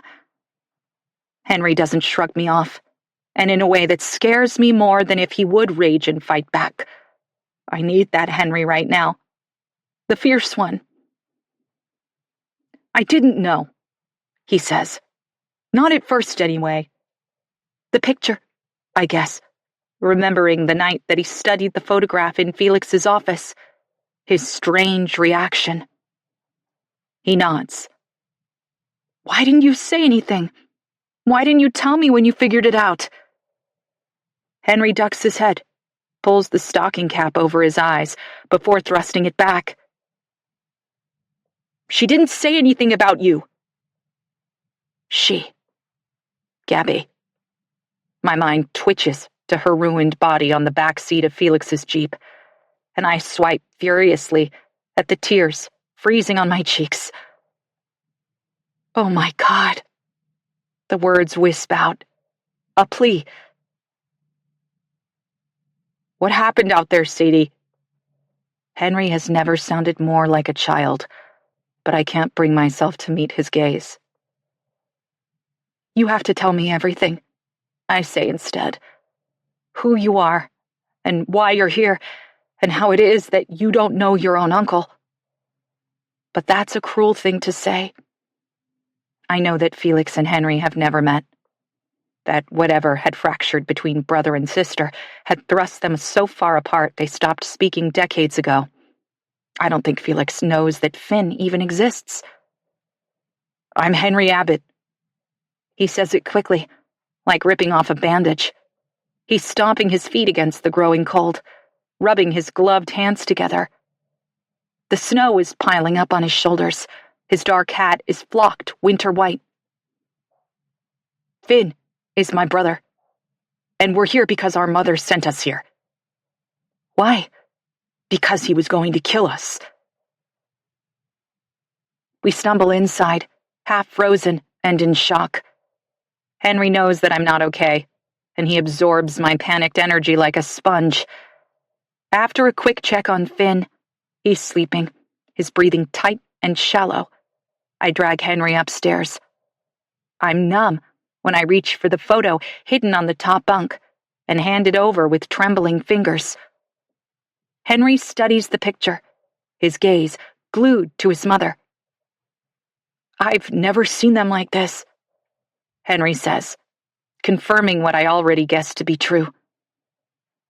They look so young, so happy. Who is he? My father, Benjamin Abbott. Ben. The name's scrawled over and over on the underside of Gabby's desk. I realize that in the picture, Gabby and Ben are about the same age that Henry is now. It's shocking to me that I didn't see the resemblance between Henry and his father when I first found the photo. They have the same flop of tawny hair, the same narrow face, and long, straight nose. But I wasn't looking for similarities. How could I possibly have guessed? And Finn. His nearly black hair, those moody, quicksilver eyes. I haven't seen him smile authentically enough to know if he has Felix's characteristic dimple, but I wouldn't be surprised if he did. For days, I've been looking at a version of my husband as a child, and I didn't even know it. Henry rubs his thumb over their faces in the picture. They were kind of siblings, you know. I mean, they lived together when they were kids. Here, I guess. He looks around the room as if seeing it for the first time. I know he's imagining his father here, sleeping in the same bed where Henry himself spent a single night. A shiver ripples through him, and his jaw hardens, but I don't know if it's because he's cold or angry. Maybe both. I decide not to tell him that the drawers are still filled with his father's clothes, with remnants of his life here. I didn't know that, I say instead. I've never heard the name Benjamin Abbott before today, and I didn't know the Grahams took him in for a season. Henry sniffs hard, and then shoves the photo into my hands, as if he can't bear to touch it for another second. But when I unfold the flap and show him Felix with his arm around Gabby, Henry reaches for it again. He holds the yellowing paper close, studying the tableau, his mother in the middle, her brother on one side, Ben on the other. "He looks like her," Henry says of Felix, and it's true. Finn, too. "I look like him." I can tell that Henry is a second away from crumpling the photo, so I gently slip it from his grasp and tuck it in my pocket. But his aggression needs an outlet, and I watch as Henry pulls at the bindings wrapped over his knuckles, dragging the edges down to soak up the dots of fresh blood. The greenhouse feels like a lifetime away. I can hardly remember the boy who terrified me, who ripped up his fist on the wooden counters and would have probably punched through the glass and torn an artery if I hadn't stopped him. There is so much I don't know, but this is not the time for an interrogation. I try to distill my questions down to the essentials and come up with, what happened? Henry juts out his chin a little, then paces the room while he starts at the very beginning. He spins a dark fairy tale about a cabin in the woods and a monster who rules his terrible kingdom with an iron fist and fear. And as Henry talks and talks, circling the room like a caged animal, I piece together a narrative that chills me to the bone. Beautiful, brave, big-hearted Gabby fell in love with a broken boy who had been abandoned by his own family and welcomed as a Graham. When Lucia discovered Ben walking home from football practice on a freezing fall day, a 4-mile trek to the condemned house where he lived with his addicted mother and her on-again, off-again dealer boyfriend, she scooped him up and took him to Hemlock House. It was supposed to be a one-night thing, a chance for Ben to get a hot meal in his belly and an uninterrupted sleep. But that first night turned into a second, and then a third. He didn't leave until the summer after his high school graduation, the same year as Felix, and no one at his so-called home ever missed him. Maybe it was love at first sight, but I suspect Gabby's attraction was more of a gradual thing. Reading between the lines of Henry's frenzied account, Ben was a summer storm, dangerous and unpredictable, but wounded in his own devastating way. That mix of vulnerability and quiet cruelty was trademark bad boy. And I wince a little, imagining teenage Gabby falling incrementally for a man she believed she could fix. Felix would have hated that. My husband is not one to suffer fools, and judging by his expression in the vintage photograph, I can only assume that he loathed Benjamin Abbott and the way he was manipulating Gabby. "Ben's very convincing," Henry says wryly. The boy pauses for a moment, swaying in the center of the room, and I study him. His black eyes just starting to yellow at the edges, and the swelling is going down. The purple is less knight-errant, more simply tragic. He's just another kid with an injury that, in a different context, he would try to pass off as an accident. I fell down the stairs. I bumped into a door. I'm so clumsy. Take your pick. But Henry doesn't have to deflect now. It's a straight line from exploiting your quasi-foster sister to a twisted abusive relationship. And even as I recoil at how deeply unwell Benjamin Abbott clearly is, my rage is stoked. Henry doesn't know exactly when Ben moved their little family to a cabin on the far side of the mountain. He was too young to remember a life before the wilderness, but he knows that his existence up until this point has been wrong.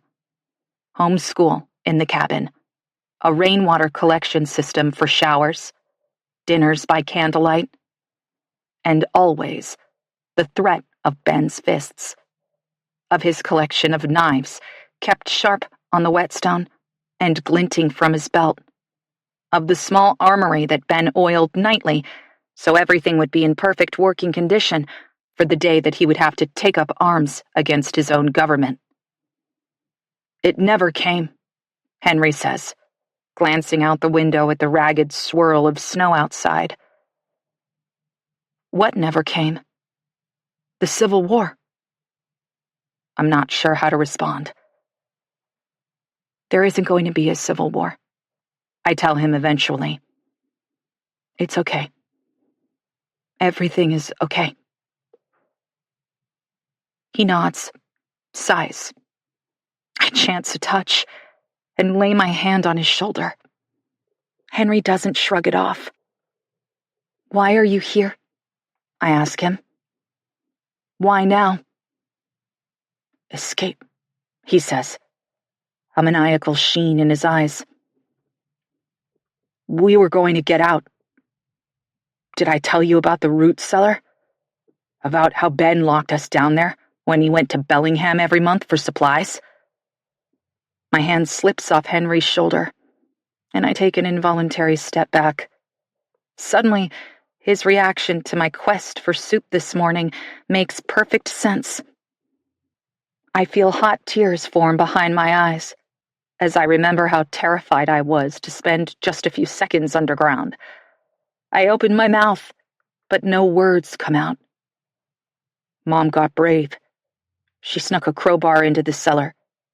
On Friday morning, when he left for the city, she slipped it out from behind a loose board in the shelving unit and told me to get to work.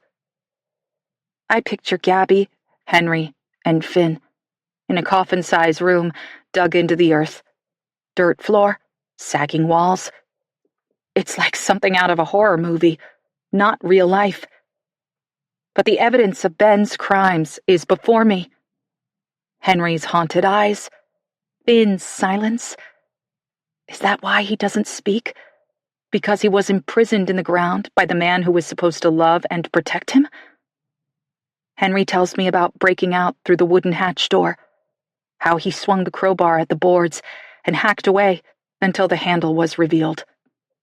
Then wedged the straight end through the steel padlock and used his body weight as leverage to snap the shank. They all shouted and laughed because they had heard Ben's truck drive away, and trips to the store always took hours, if not days. They had all the time in the world, and Gabby had a plan.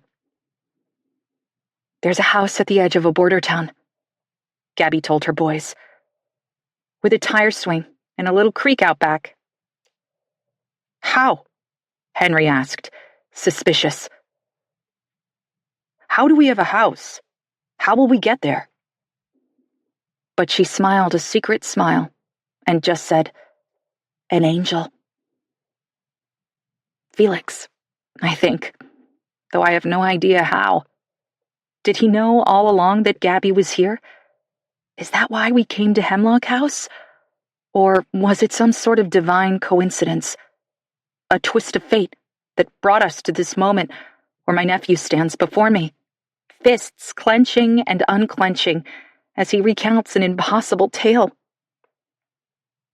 But Ben never left, I guess, and Henry shudders in confirmation. Or he came back because he had forgotten something, he says. We were making such a racket we didn't hear a thing. But when we'd all climbed out of the cellar, he was there. I touch a finger to my own eye, indicating Henry's shiner, and he nods. I'm guessing if I could lift his shirt, I'd find more bruises. A part of me wants to press him for details, but it doesn't really matter. There was violence. Gabby threw herself at her husband, stepping between her children and the man who would kill them, and told her boys to run. And because all the world's a stage and everyone has their exits and entrances, Henry and Finn ended up in the greenhouse, and Gabby is dead in the back seat of the Jeep. Felix was their getaway. It was just a matter of timing. All he had to do was wait and watch until Ben left for his planned supply run, then spirit Gabby and the boys away when they came hiking through the trees. Since he left Hemlock House on Thursday, and the attempted escape took place on Friday, he must have used the day between to attend to the details of Gabby's plan. If there was a house on a border town with a tire swing and a bubbling creak. I believe Felix was the person who set it up. I can picture my husband carefully crafting a new life for his sister and her sons. In my mind's eye, I see him grinning over the console at Gabby, one dimple puncturing his cheek. I pitch forward, and Henry catches me by the shoulders, preventing me from collapse. He hangs on until I've stopped swaying, his fingers pinching my skin as if I'm holding him up instead of the other way around. "What did you find out there?" he asks, dread shading his voice. But I ignore him. "I need a drink," I say as my head swims. "I think I'm dehydrated." We make our way downstairs together, Henry shadowing my steps so closely it's uncomfortable. But I recognize that need for proximity, for someone to just be near, and I let him crowd me.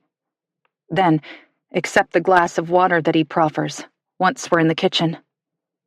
The water from the tap is ice cold and fortifying, and I guzzle it all before refilling the glass and drinking it gone again. "How did you know to come here?" I ask him, my voice low, in case Finn is woken up and can hear us from the living room. I sincerely doubt it, but Henry answers me in a near whisper. "We came here to find Felix. For years, Mom's been telling us about a house in the woods."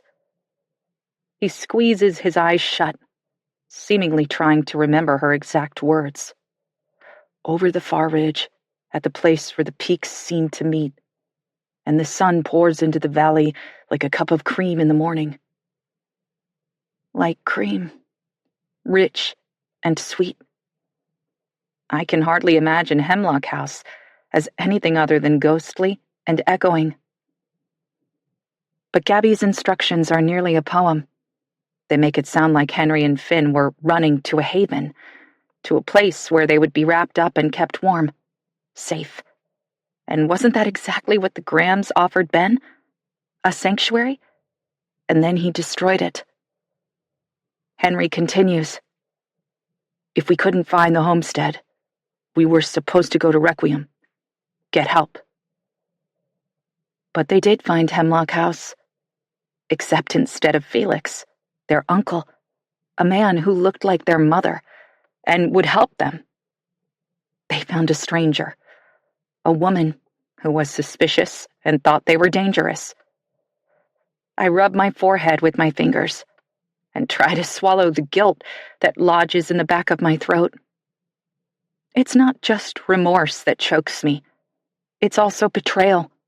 Henry's story is wrenching, but I find that underneath my shock and horror, I'm beginning to wrestle with the ugly truth that my husband hid things from me. No, he lied to me. My heart thuds painfully as I cast about the kitchen. And that's when I see it. The landline. I remember the phone calls with no one on the other end.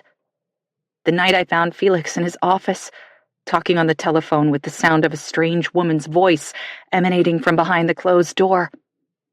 There's a second phone jack in that room, a second rotary on an old side table by Felix's favorite chair.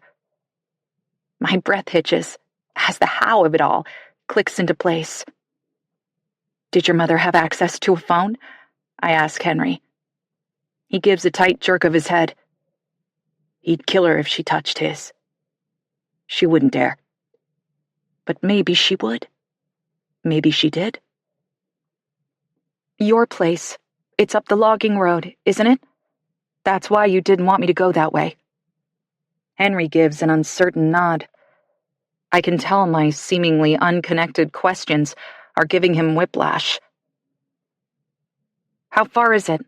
Between Hemlock House and your cabin, I mean." Henry pauses, hesitant. But there's nothing to hide now, and after a moment he says, "As the crow flies, 3 miles, give or take. On the logging road, 5 miles, maybe a bit more. I don't really know for sure because I've never been beyond the pass. Not far, at least. Benjamin took me there once." "The pass?" "It's a crevasse in a low cliff that leads to our cabin. You can't see it from the road, but it's there, behind an S-curve and hidden by brush. It's the only way in or out unless you're an accomplished hiker and know exactly where you're going. I would bet my mother's entire unwanted fortune that the curve where I found Felix's Jeep parked is the place that Henry is describing. Felix went there to collect his sister and her sons. And then what? Ben came back unexpectedly and threw everything into chaos. Gabby sent her boys into the woods. And Felix is a terrifying blank space. A question mark that torments me. I want to pound my fists into his chest and ask him why he did this, why he didn't feel like he could trust me with the truth. I would have helped. I am helping. We're all tangled up in this together, whether he wanted to let me in or not. I thought we were different. What are we going to do? Henry sounds like a little boy, and my heart splinters. She's back there, Sadie. She's there with him. And I just left her. His voice cracks, and I realize how close he is to a total breakdown. Don't say that, I say quickly. You did what you had to do. You kept Finn safe. Henry, you may have saved his life. He blinks at me, unseeing, and I watch as he wars with himself. Henry knows I'm right, but I can't begin to imagine what it cost him to leave Gabby and flee. Somehow, I will have to tell him that his mother is dead, that his uncle is missing, that we're still trapped at Hemlock House with no way out and no way to protect ourselves if Ben Abbott decides to come hunting for his sons. But all those vile words are stuck in my throat, cemented in with horror and unshed tears. Instead of trying to force them out and annihilating the world as Henry knows it, I just put out my arms. It's a bit of a surprise when Henry steps into them, but he is warm and solid against me. A messy, imperfect fit. When he buries his face in my shoulder, I put my hand to the back of his warm head and hold on tight. Chapter 15. Thursday. I don't tell Henry about his mother because I can't bring myself to do it. It's cowardly and unforgivable. But when I measure the weight of everything that he and Finn have endured and balance it against the strength that they will need for whatever lies ahead, I simply can't destroy him by sharing what I discovered in Felix's Jeep. That day will come, but not quite yet. When Henry calms down a bit, we go to check on Finn. I'm surprised to discover that he's awake, staring at the ceiling. Hey, I say, forcing a wobbly smile and sitting on the edge of the coffee table. How are you feeling? Finn's gaze rolls to meet mine, and I find that his eyes are clouded and confused. He looks exhausted, his lips chapped so badly they're cracked at the corners.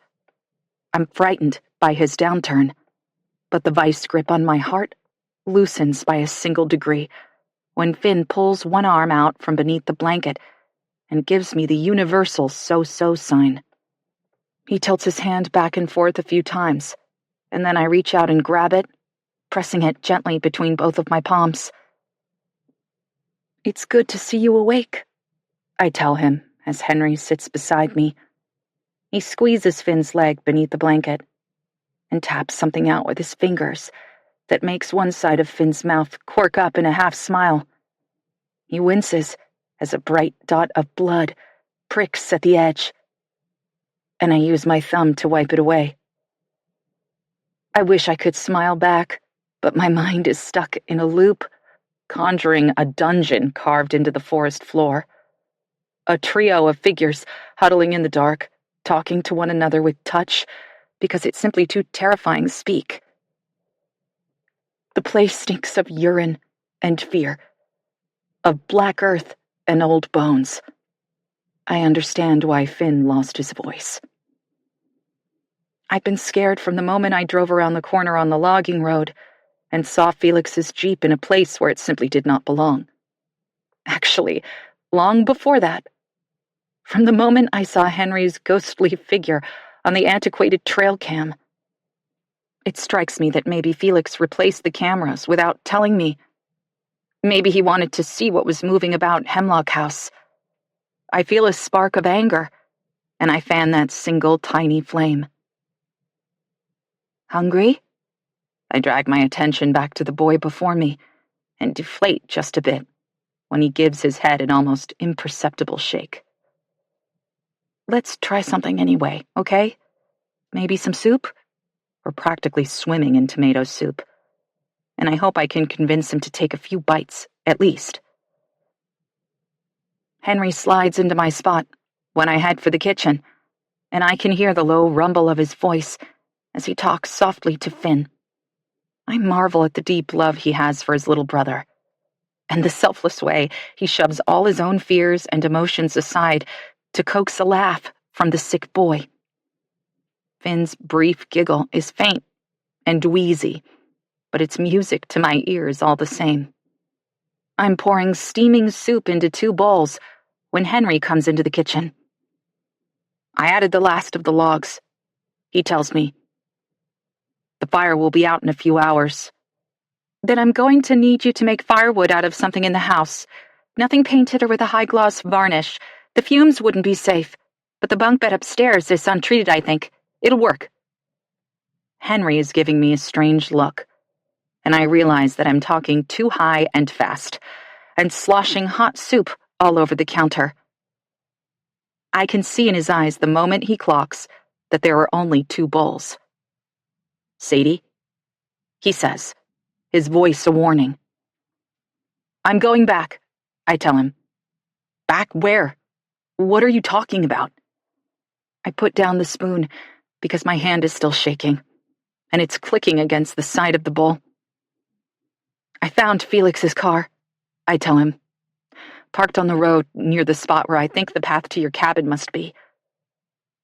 Henry looks stunned, as if he can't quite process what I'm saying. But if Felix's car is there... Yeah, I exhale.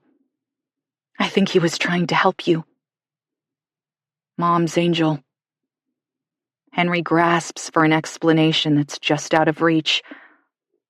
But if he's at the cabin... He pins me with an anguished look. They're okay, right? I press a fist to my mouth for a moment, trapping the sobs inside. I can't answer his question, and I hope he simply chalks it up to concern for Felix's well-being. Spinning back to the counter, I snag a pair of spoons, stick them into the bowls of soup, and pass the whole lot to Henry. There's one for each hand, and he only accepts the offering because of Finn. If it were just the 2 of us, he'd be spoiling for a fight. He'd never let me get away with this. You have to stay here, I tell him, my voice hoarse with unshed tears. Finn can't be left alone. And you can't go back. Henry glares at me. If Felix is there, if my mom is still there, it means they didn't get out. I know, but you don't know him. Henry mutters, teeth clenched. His tone is low and dangerous, his eyes imploring. He hunts. He has knives and hatchets, a bow and arrows. Sadie, he has so many guns. An elk rifle for hunting big game, a .22 for the small stuff, several handguns. My heart stutters, but the information doesn't change anything. Felix wasn't crumpled in the back of the Jeep with Gabby, and that means there's at least a chance that he's alive. Maybe wounded or trapped or in need of help. And if that's the case, I can't leave him there. Not if he needs me. Not if there's anything at all that I can do. I can feel the clock ticking, a metronome keeping time beneath my skin. We can't wait for the storm to pass, or for someone to discover that we're trapped up here. It'll be too late. I'm convinced of that. I won't do anything stupid, I say, trying to sound calm and capable, resolute. I'm a big girl, Henry, and I can take care of myself. I just want to get the lay of the land. Figure out if they're still at the cabin and if everything is okay. Everything is not okay, and we both know it. But Henry just stares at me, fuming. Or maybe there's more behind his eyes. Worry, concern. I'd be touched if I wasn't beside myself with foreboding. I feel sanded down to the bone, raw and tender to the touch. I'll be careful, I promise. I've already created a path and it's not snowing too hard. I'll be there and back in no time, before sunset. That gives me 4 hours, give or take. But to be honest, I can't see myself returning triumphant in the span of the afternoon. Everything beyond retracing my steps deeper into the forest is a nebulous black nothingness, as dark and unknowable as deepest space. I have no idea what I'm going to do, other than run blindly after my husband. Fine, Henry finally says, still clutching the bowls. Go. When he turns his back on me, I lay one hand on his shoulder. I need your help, Henry. I can make it back to Felix's Jeep, but after that, I don't know where I'm going. I can tell that he considers withholding this information from me in a misguided effort to make me stay. His shoulder is rock hard beneath my palm, his jaw tight. But even if he refuses to help, I'll still go. I'll find a way. Please? Henry shrugs me off, but he says, you'll know you've come to the right place when the ridge on the mountain side of the road looms over you. It looks like it might collapse. I nod and think of the spot where Felix's Jeep has been abandoned. There had been a cliff, but did it feel ominous? I had been so focused on finding evidence of my husband that the rest of the world had disappeared. But it's got to be the same place. I'm sure of it. And how will I find the path? You can't see it unless you're up against the rock face. But when you're close, it looks like the cliff was dropped, and it cracked open. The split is just wide enough to fit the Ranger, but you won't get it through in this snow. You'll have to go the rest of the way on foot. On foot. I swallow hard.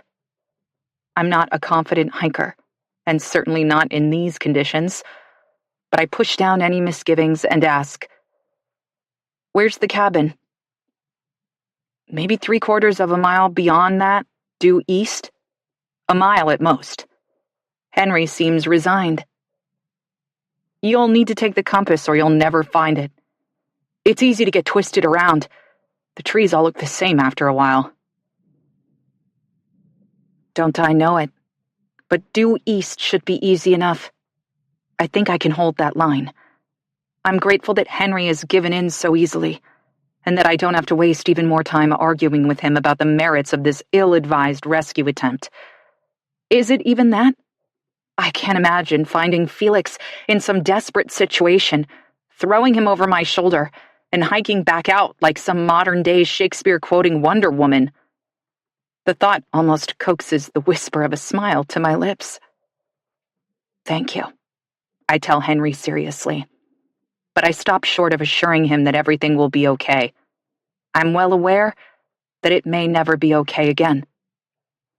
When it's time for me to leave, Henry is nowhere to be found.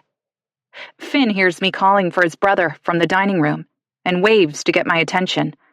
Jabbing a finger at the ceiling, he attempts to roll his eyes. He's groggy and fading fast, but I get the message. Henry's avoiding me. He's still mad? I ask, coming to run my fingers through Finn's hair. It's a surprisingly familiar gesture, but it feels natural. I know the bond we've formed is the result of forced proximity and trauma, and when this is all over, we'll have to work hard to extricate ourselves from the fragile affinity these days have engendered. But the love I feel for him in this moment is fierce and real. Don't worry, I say. I'll be back soon, and Henry will get over it. Finn nods a little, the movement twitchy, and uncertain somehow. He won't meet my gaze, and when I hook my finger beneath his chin to try and make him look at me, he pulls away and turns his face into the pillow. Hey, what's wrong? I wish I could sink to the couch beside him and give Finn my full attention, but I'm already half gone. And even if I did have the time and capacity to engage him, I couldn't begin to fix what's broken in his world. Instead, I say, "We'll talk when I get back. I have to go, okay? Tell Henry I said goodbye." Finn doesn't respond. He doesn't move at all. I'm torn as I turn to go, but I can't even conceive of a world in which I don't at least try to find my husband. It'll be okay, I assure myself again, and sling the rucksack I've packed over one shoulder. I don't look back. In the Ranger, I deposit the bag on the passenger seat and feel a swell of gratitude for Felix's perplexing foresight. The baton and mace that he ordered are tucked inside, as is the stun gun, although I'm not convinced I'd dare to deploy it. It's not a taser, and from what I understand, I would have to be in very close proximity to use it. Close enough to touch. I have no intent of getting within arm's reach of Benjamin Abbott, or anyone else who might be lurking in the woods. But if I can lay eyes on Felix, any risk will have been well worth it. Of course, I understand that there is a very real possibility that Felix's fate has already been determined. If Gabby is dead by Ben's hand, I can't think of any reason why Ben wouldn't get rid of Felix too. But hope is a reckless thing, as risky and unpredictable as diving headlong, and I've already flung myself over the edge. If there is any chance that my husband is alive, I'll do everything I can to bring him home. It snows steadily on the way back to the place where Felix's Jeep was abandoned, but I hardly notice it. The world is gray and quiet, the mountain a sweeping potter's field that harbors the dead. I can't help but wonder about the bodies buried in these woods. The indigenous tribes that called Washington home long before settlers came bearing guns and disease. The colonizers who knew nothing about the savage land. The miners who came during the Mount Baker gold rush to eagerly stake their claim. Surely this mountain is rife with hunters and hikers and homesteaders, peppered with tiny graveyards, like the one in a clearing near Hemlock House that I have never visited. Felix once told me that the Graham family plot contains 16 bodies, sons and daughters, and more distant relatives who didn't survive his great-grandfather's scheme to tame the mountain. Alistair Graham was lured to Washington in the late 1800s by the promise of cheap land, and stayed because he was as headstrong as the mules that plowed his gardens. When others moved on, the Grahams clung on, and Hemlock House remains the only original homestead in the swath of wilderness between the border of the North Cascades and Requiem. Except that it's not. I believe Henry. There is another cabin on this mountain. When I reach the Jeep, I carefully maneuver around it, keeping my gaze fixed forward, so I don't have to confront the awful truth of what it contains. Gabby. My heart groans, mourning for a woman I never knew, and the grief that her loss will unleash on Henry and Finn, on Felix. But I tamp down the horror that threatens to choke me and leave Gabriella Graham to her ancestors. For now. Pulling the Ranger near the rock face, and as far from the Jeep as I can manage, I kill the engine and sit in the cold interior for a moment, catching my breath. I'm heaving, as if I've run a marathon, even though I've done nothing more arduous than steer for the last 20 minutes or so. A single tear would slice me wide open, but crying is a luxury I can't afford. So I swallow hard, grab the pack, and wrench open the door. Almost immediately, snow begins to collect on the dark sleeves of my coat. On the ground, it's soft and deep, pooling around my waterproof boots and promising a difficult trek. When I take a step, My footprints backfill with slush and water, and it hits me that the snow won't last. When this is all over, the bridal veil will melt, leaving behind a dirty winter world. Did Henry say the cabin was a half-mile due east? 3/4. It feels like an impossible journey from here, and I haven't even found the split in the rock. Yanking the straps of the pack tight, I settle it onto my shoulders and take off, but I haven't made it 5 steps when an unexpected burst of sound stops me short. A sharp metallic bang ricochets unnaturally off the cliff face, then echoes again and again. The 4th time it rings out, it's accompanied by someone shouting my name. "Sadie! Come on, Sadie, let me out!" My heart sinks. "No," I whisper, but he's still pounding away, and I have no choice but to hurry through the snow to the back of the Ranger. When I release the tailgate, Henry all but tumbles out, his arms and legs unknotting. How long has he been sandwiched in the dump bed? And when did he tuck himself back there? "What are you doing here?" I demand, silently cursing myself for believing that Henry would give up so easily. "The same thing you are." "How? How did you fit in there?" The dump bed is shallow, requiring Henry to be a contortionist. Never mind the fact that he was surrounded by hard plastic and metal as I bumped along the mountain road. It must have been absolutely miserable. Henry works at his neck with the heels of his palms and indicates a corner of the back cover that's slightly ajar. He must have snaked a hand through and shut the tailgate himself. I regret that it never even crossed my mind to check. "You shouldn't have come," I say, despairing. Felix's Jeep is behind us, closer to Hemlock House and less than 30 feet from where we stand. I'm frantic at the thought of Henry wanting to investigate, of what I'll have to do to stop him if he decides to take a peek. Nausea forces me to take shallow, guilty breaths. But Henry seems wholly unconcerned about my husband's Jeep and the terrible secret it contains.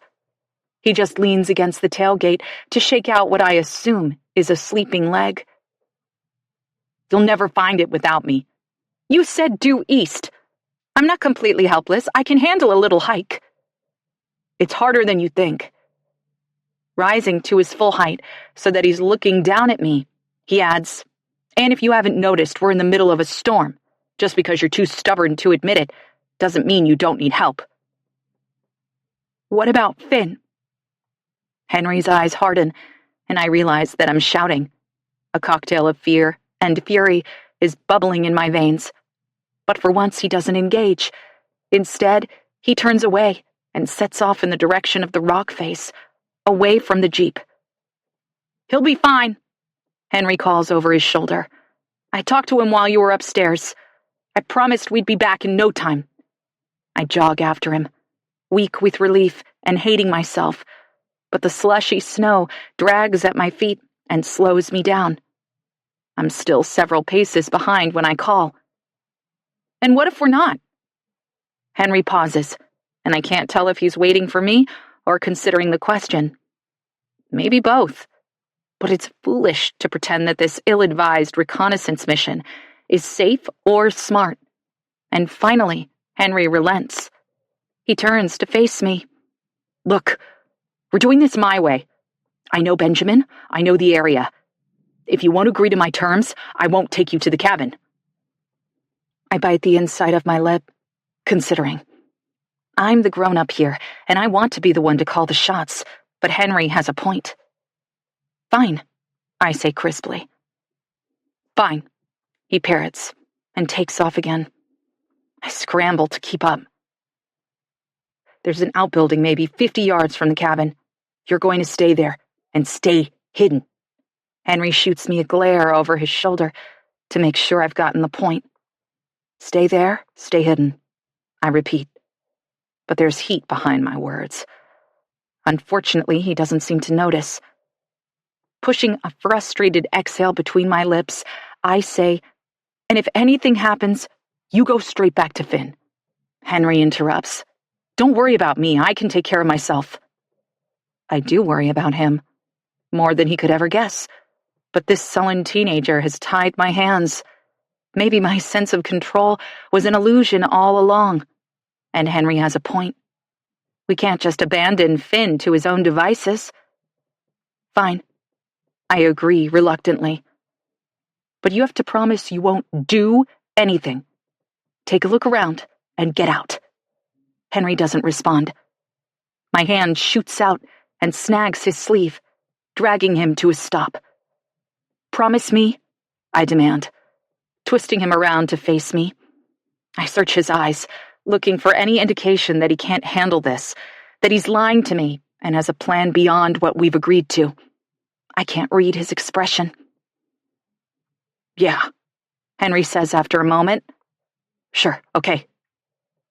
We can't fix this alone. You know that, right? We're just here to check everything out. To find Felix, my heart whispers. To find my mom, Henry says, and I die a little inside. I'm afraid he expects a response from me, but instead he yanks his arm away and takes off at a clip.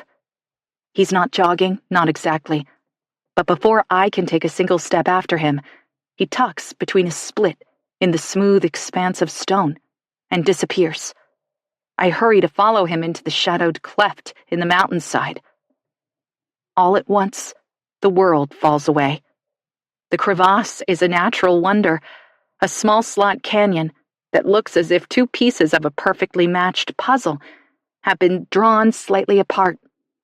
The ground is patchy with snow, and although 30 feet above our heads, the top is open to the sky. Between the sheer rock walls, it's darker and stiller than I expected it would be. It's also smaller. I think Henry's wrong. I'm not sure the ranger could pass through here, because in places I can spread my arms and nearly touch both sides. And I wrestle in uncharacteristic claustrophobia as the canyon stretches on. Henry keeps vanishing around shadowed, silent corners, and although I know that he's only a bit ahead of me, I struggle to keep up, to keep him in my sight. At any other time, I would find this place extraordinary, a well-kept secret, a gateway to another world. But we're not here to sightsee. And in a few interminable minutes, when I can finally spot the slow descent of the ridge coming to an end, relief floods through me. The forest on the far side of the split in the earth doesn't look any different from the woodlands surrounding Hemlock House, but it feels different. Colder, close somehow, thick with the stench of a seclusion so absolute it tastes like exile. Tall trees cut the afternoon into ribbons, and a fist grips my heart and squeezes hard. I hate this place, and though I know I'm probably just reacting to the stories that Henry told me, I feel like I'm walking on unholy ground. Here, I say, fumbling in my pocket to offer Henry the compass. But when I look up, the instrument nestled in the palm of my outstretched hand. He's already striding away. Henry ducks his head against the snow and takes long, purposeful steps. His feet know the way. He's going home. Before, Sunday, June 21st. Summer solstice.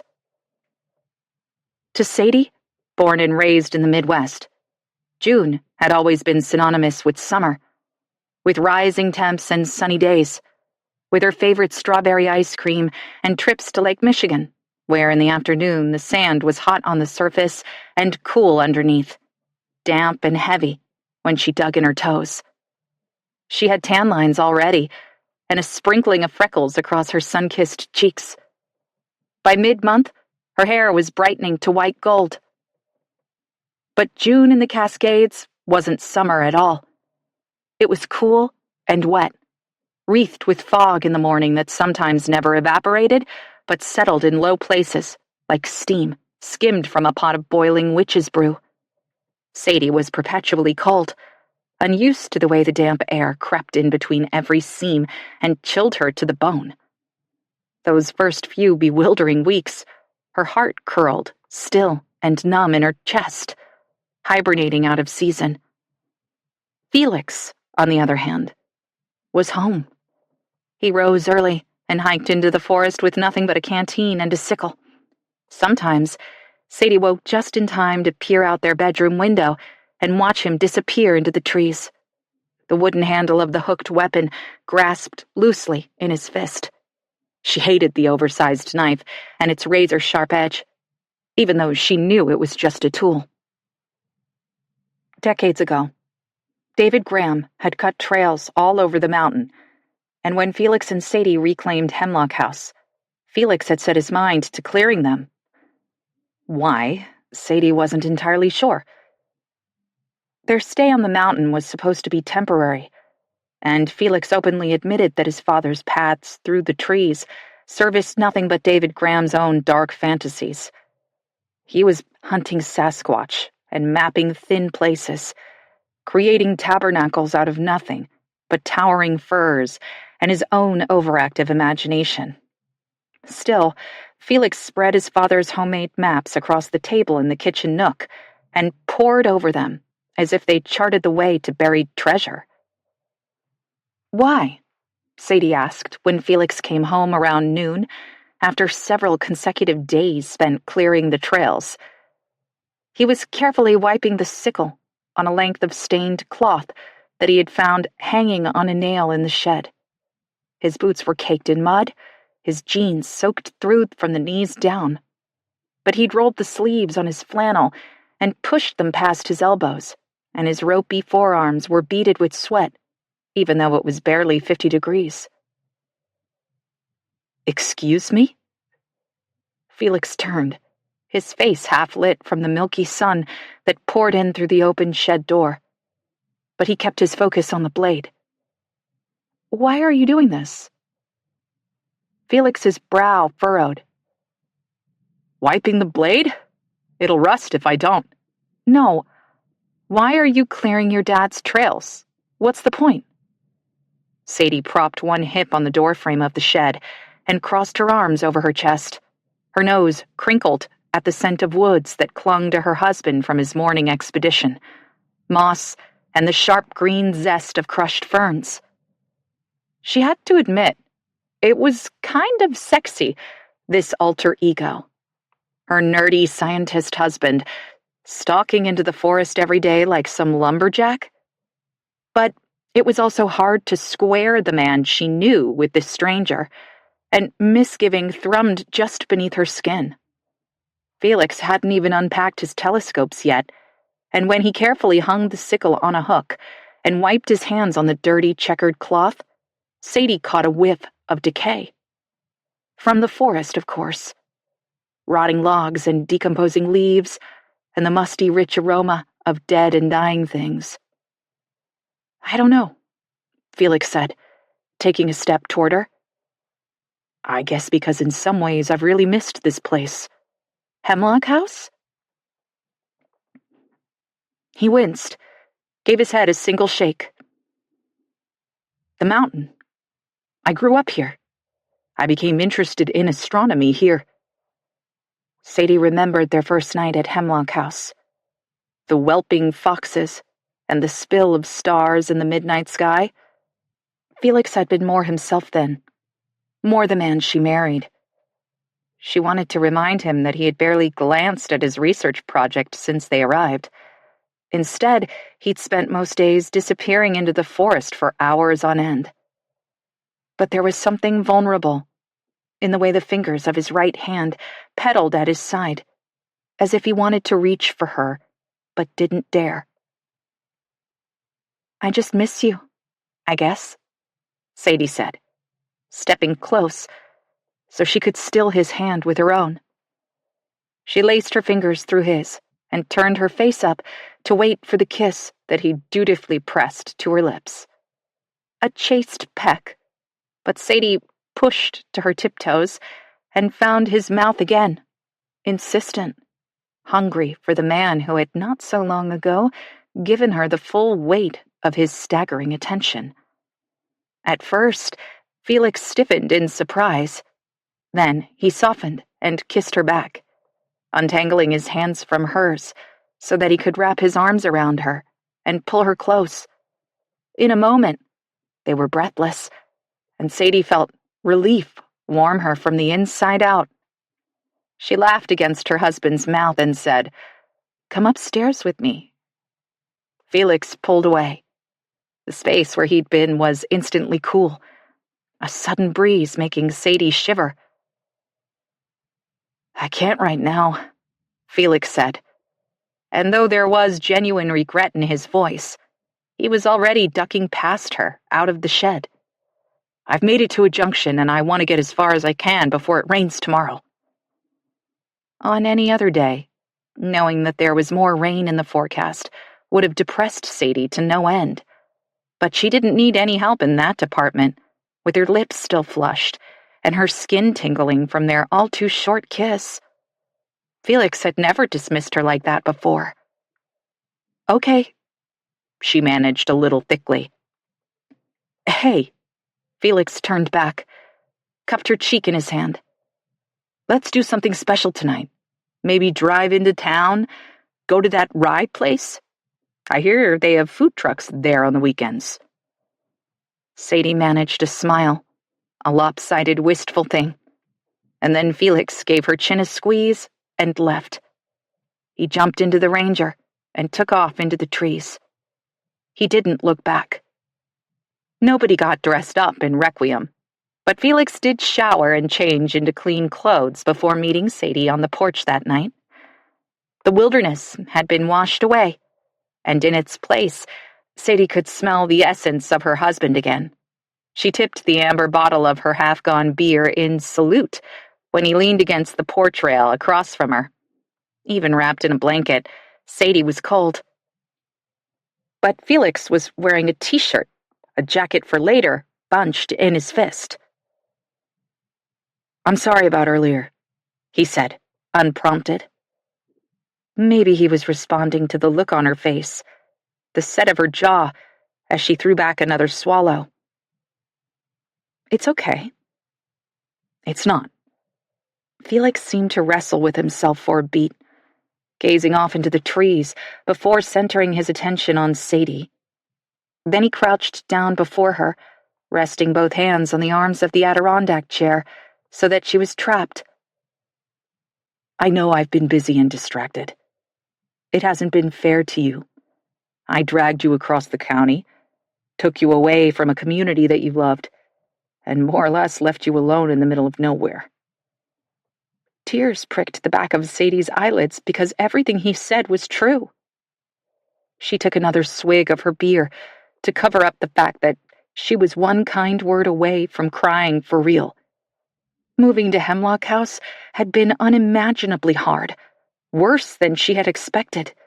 And with Felix acting aloof and even secretive, Sadie wasn't sure she had ever felt more alone in her life. Having Felix's love and attention, his sincere interest and careful notice of her, and then losing it, was far worse than if she had never fallen in love with him at all. Felix ducked his head for a moment, took a deep breath. "This isn't an excuse, but it's hard for me to be here too." Sadie's laugh was brisk and sharp. "I can tell it's been a real nightmare." "I deserve that. And I haven't been totally honest with you." There was a second of pure nothingness, the moment before impact, when Sadie felt every muscle in her body tense. Here it was, a confession that would change everything, that would confirm what she always knew to be true. Love was a fickle, unpredictable, dangerous thing. "I hate it here," Felix whispered. "This house, the memories it contains. My parents didn't love each other. My father was insane. Gabby was all I had until—" Felix rubbed his hand across his mouth. "Until I lost her. I thought it would be good to come back, reclaim this part of who I am. I've been running for years."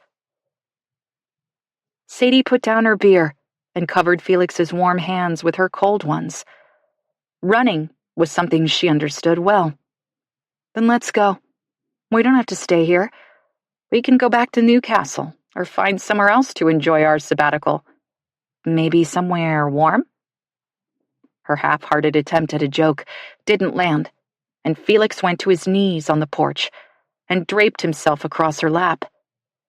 There was nothing for Sadie to do but stroke his head, raking her fingernails through his dark hair the way she knew he liked.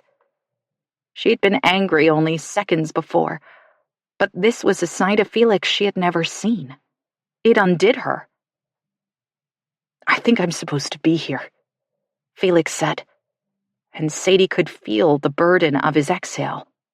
Why? He thought about it for a long minute. "Because I haven't forgiven any of them." "What about Gabby?" Sadie asked. "We could find her, Felix. She's the only family we have left." We. The instant the word had left her mouth, Sadie wished she could take it back. But she and Felix were one. They'd made that exact promise when they said their vows, and she found that her heart longed for Gabby too.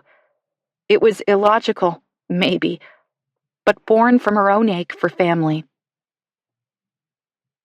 And the way she couldn't help but love everything Felix loved. She wanted this for him. For herself, too. "No," Felix said. "What do you mean, no?" This time, the laugh in Sadie's voice was teasing. "We could find her, I'm sure we could. Everyone is online these days, or if she changed her name or something, we could hire a private detective." "She's your sister, Felix. She has a child. You don't even know if you have a niece or nephew. We could stop." Felix jerked upright, surprising Sadie with the vehemence of that one word. "Just stop. We're not going to look for Gabby." Sadie was stunned, speechless. "Look, I know you mean well, but Gabby didn't just leave, she abandoned me. She made a choice, and I didn't even factor into the equation." The hurt was evident in the furious set of his shoulders, the downturn of his usually smiling mouth. Sadie could feel it radiating off him in waves, and she wondered what exactly happened to drive such a devastating wedge between brother and sister. What could sour blood so completely? But beneath her husband's overt anger, Sadie could see the hurt. Whatever had happened between them, the wound Felix nursed was still open and oozing. The pain so close to the surface, it was impossible to contain. "Okay," Sadie said. "We won't look for Gabby." They rallied then, as much as they could, and took the Jeep down to Requiem for whiskey and street tacos from a truck that was painted the color of raspberry sorbet. Sadie held their half-finished conversation carefully, swaddling the sharp corners with the promise to herself that she'd try again.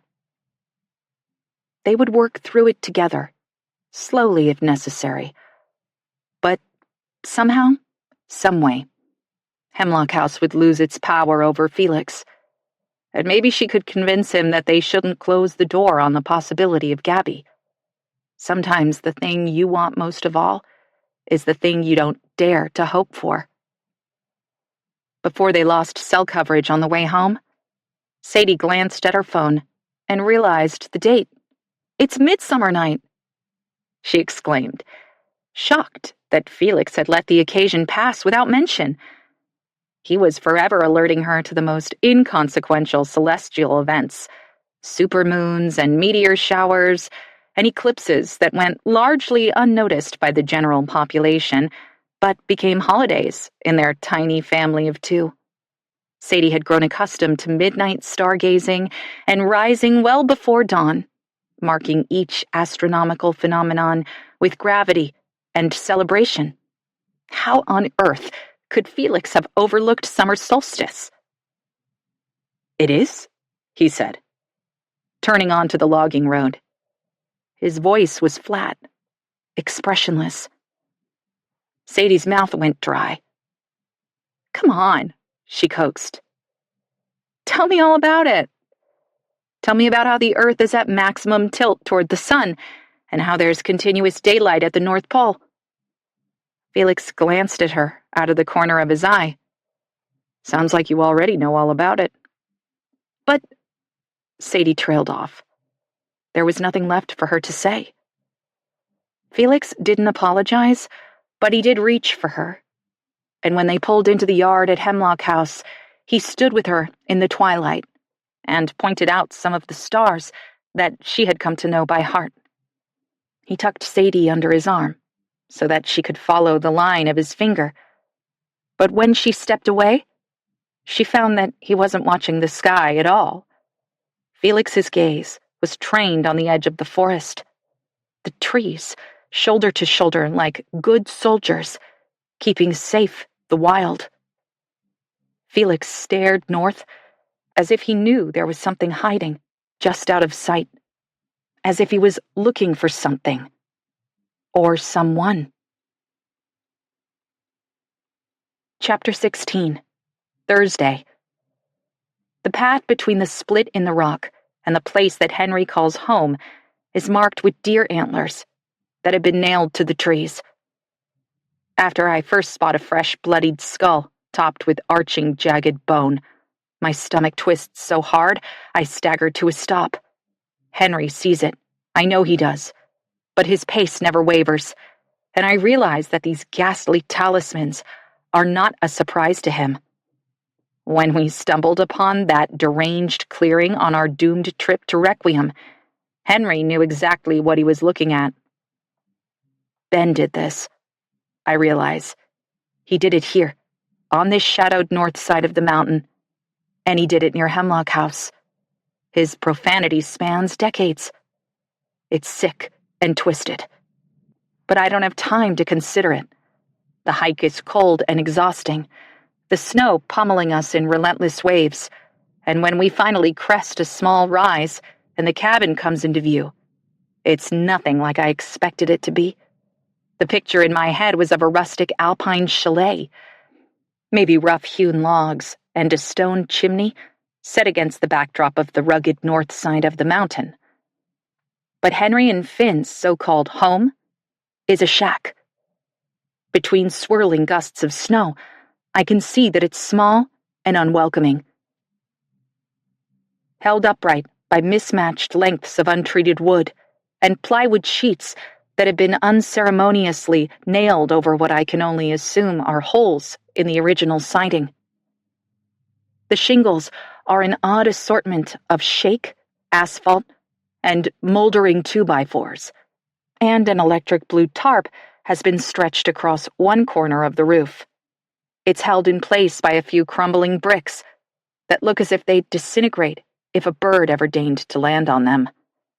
Even the fresh covering of snow does little to soften the grim reality of this awful place. A residue of rot and neglect hangs in the air around us, accentuated by the oily smoke that belches from the single crooked stovepipe in the roof. Although everything inside of me recoils at the sight of the shack, a pinprick of hope punctures my sense of doom. If there is a fire roaring inside that miserable hovel, it means somebody is home. "What are you going to do?" I whisper, even though we are a good 50 yards from the clearing where the shack decays into the earth. Henry doesn't glance at me, his eyes resolutely fixed on the single window in the side of the cabin that faces us.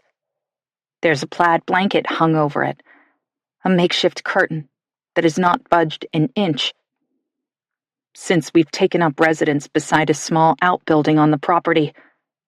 It's a ramshackle shed of sorts, and a rusting truck with a lift kit and roll bar is parked nearby beside an old UTV that's in terrible disrepair. Both are draped in snow.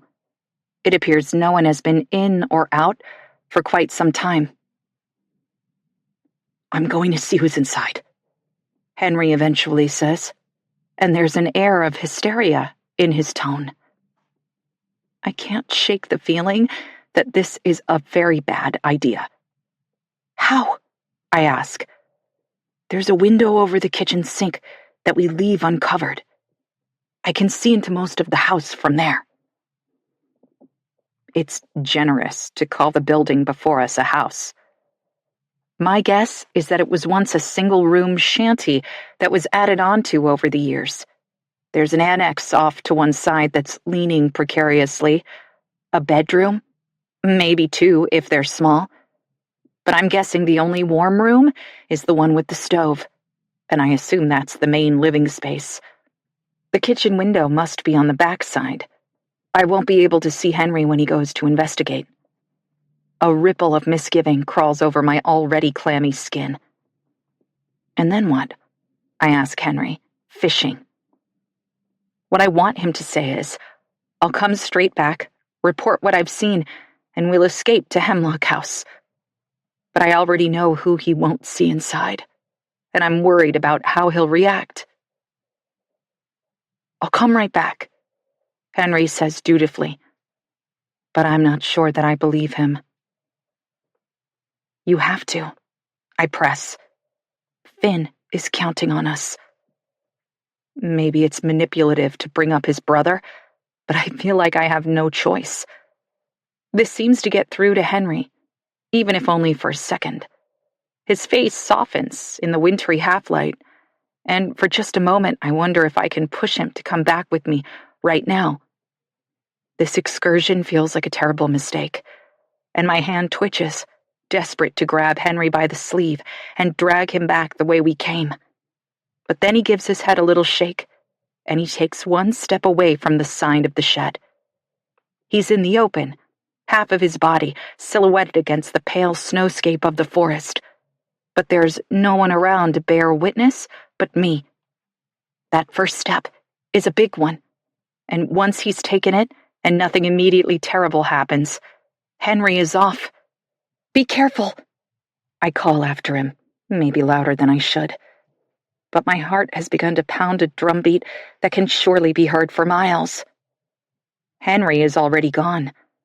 I watch as he weaves through the trees in a zigzag pattern that makes him hard to track. He disappears and reappears so quickly, I keep losing sight of him. Even in his dark coat, Felix's coat, he is just another shadow in the forest, a wraith among the relentless snowfall that continues to bury the world in white. The half-mile or so from the slot canyon to the shack was hard going. We made slow progress as our feet began to freeze in spite of our sturdy boots. But watching Henry now, I realize that he set such a sedate pace for my benefit. It's obvious that he knows these woods as well as he knows his own body.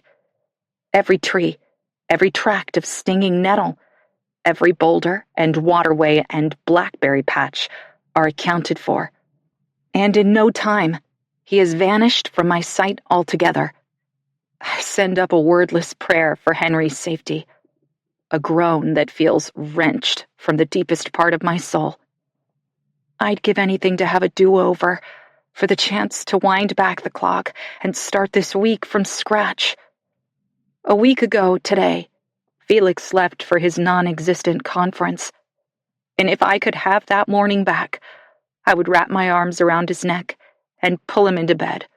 I wouldn't let him leave without the love he promised me.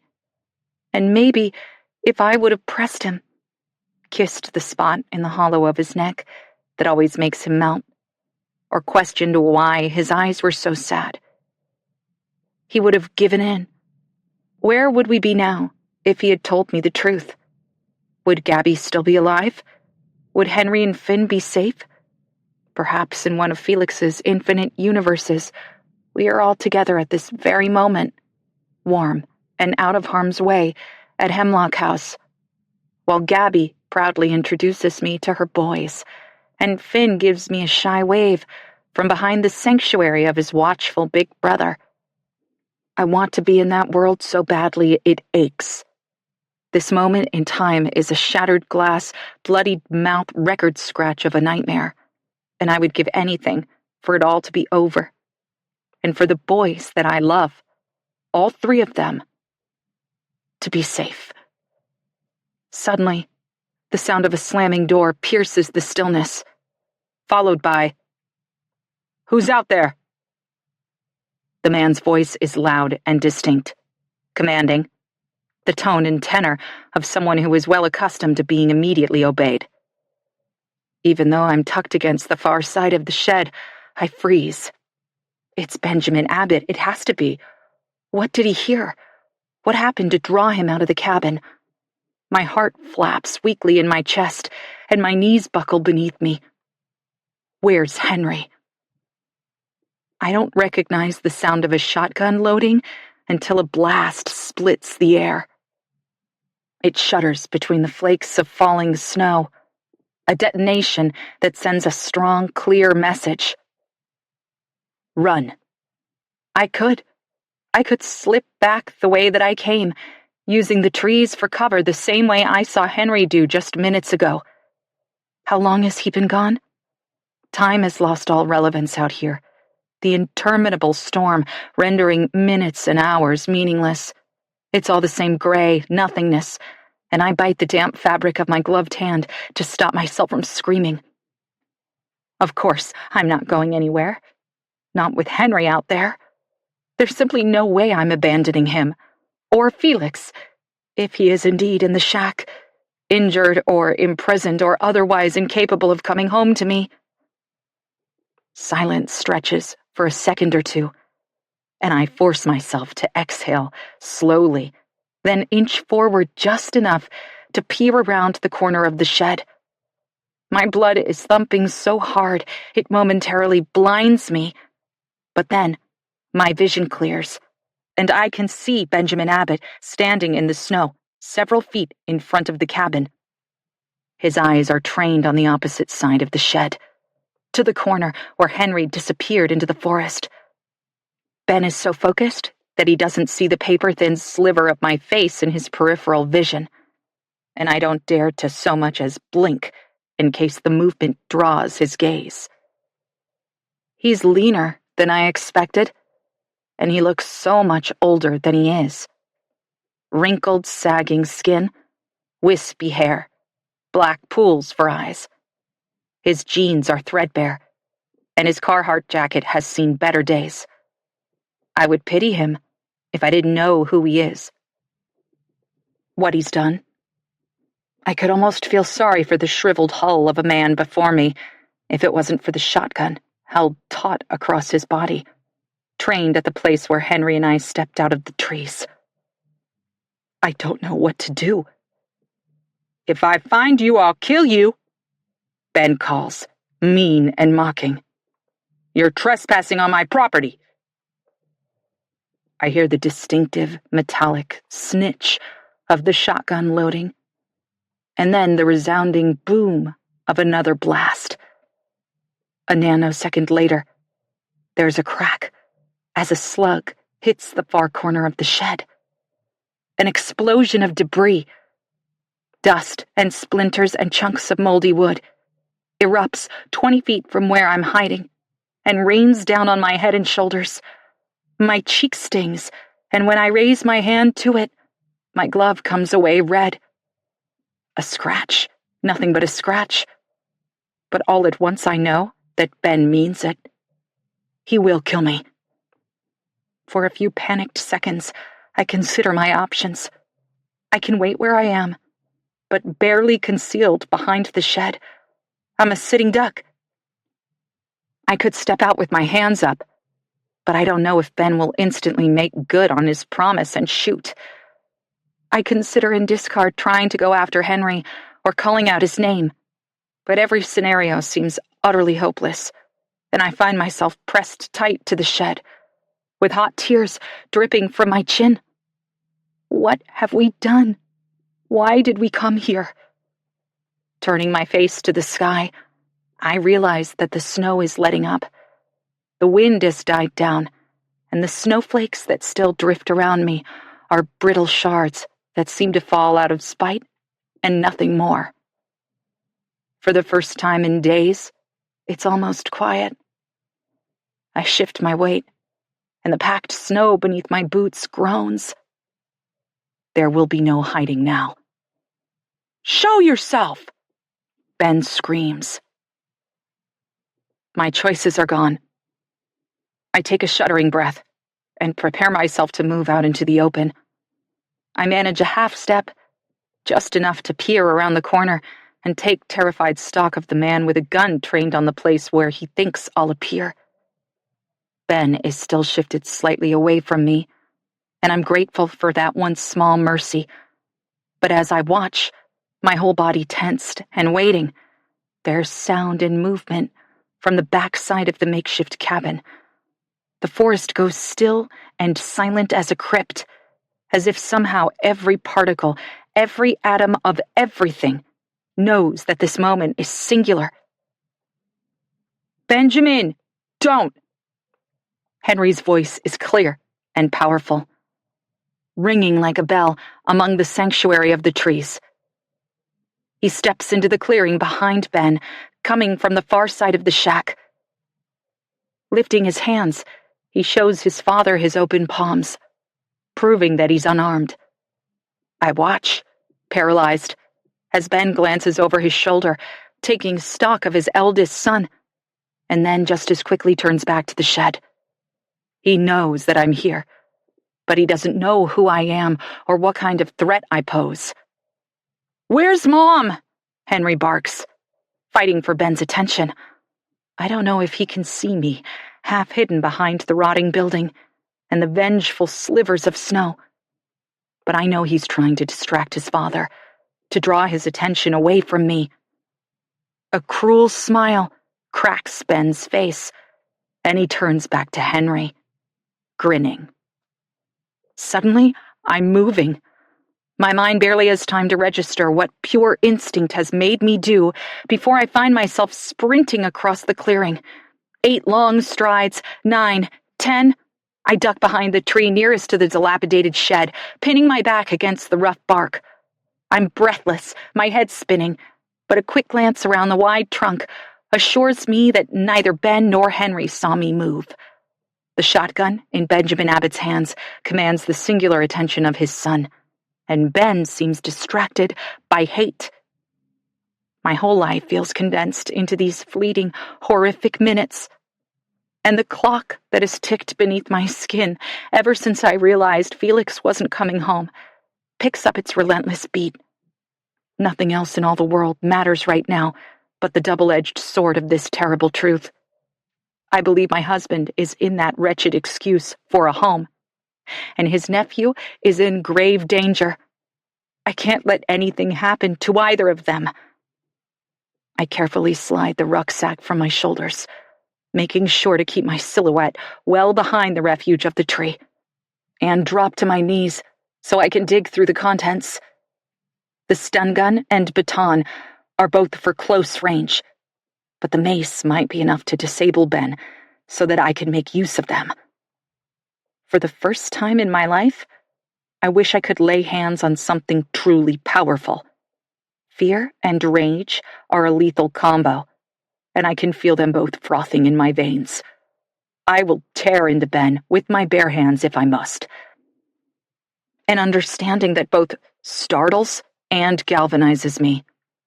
I tuck the stun gun in my pocket, hold the mace in my left hand, the baton in my right. I give the cold rod a flick, and the full length of it snaps into place, a sound so small and quick I don't worry about anyone hearing it. For just a second, I consider the so-called weapons at my disposal and feel a wave of panic, but before it can crest, I think of Felix, and without pausing to consider the consequences, I take off at a run. Sticking to the very edge of the small yard, I race along the perimeter of the encroaching forest, deep enough in the veil of trees and brush that I can't see the clearing, and Henry and Ben can't see me. The snow muffles my progress, creaking softly with each furious stride, but I pray it's subtle enough that the men don't notice. I'm going in the opposite direction that Henry struck out in less than half an hour before.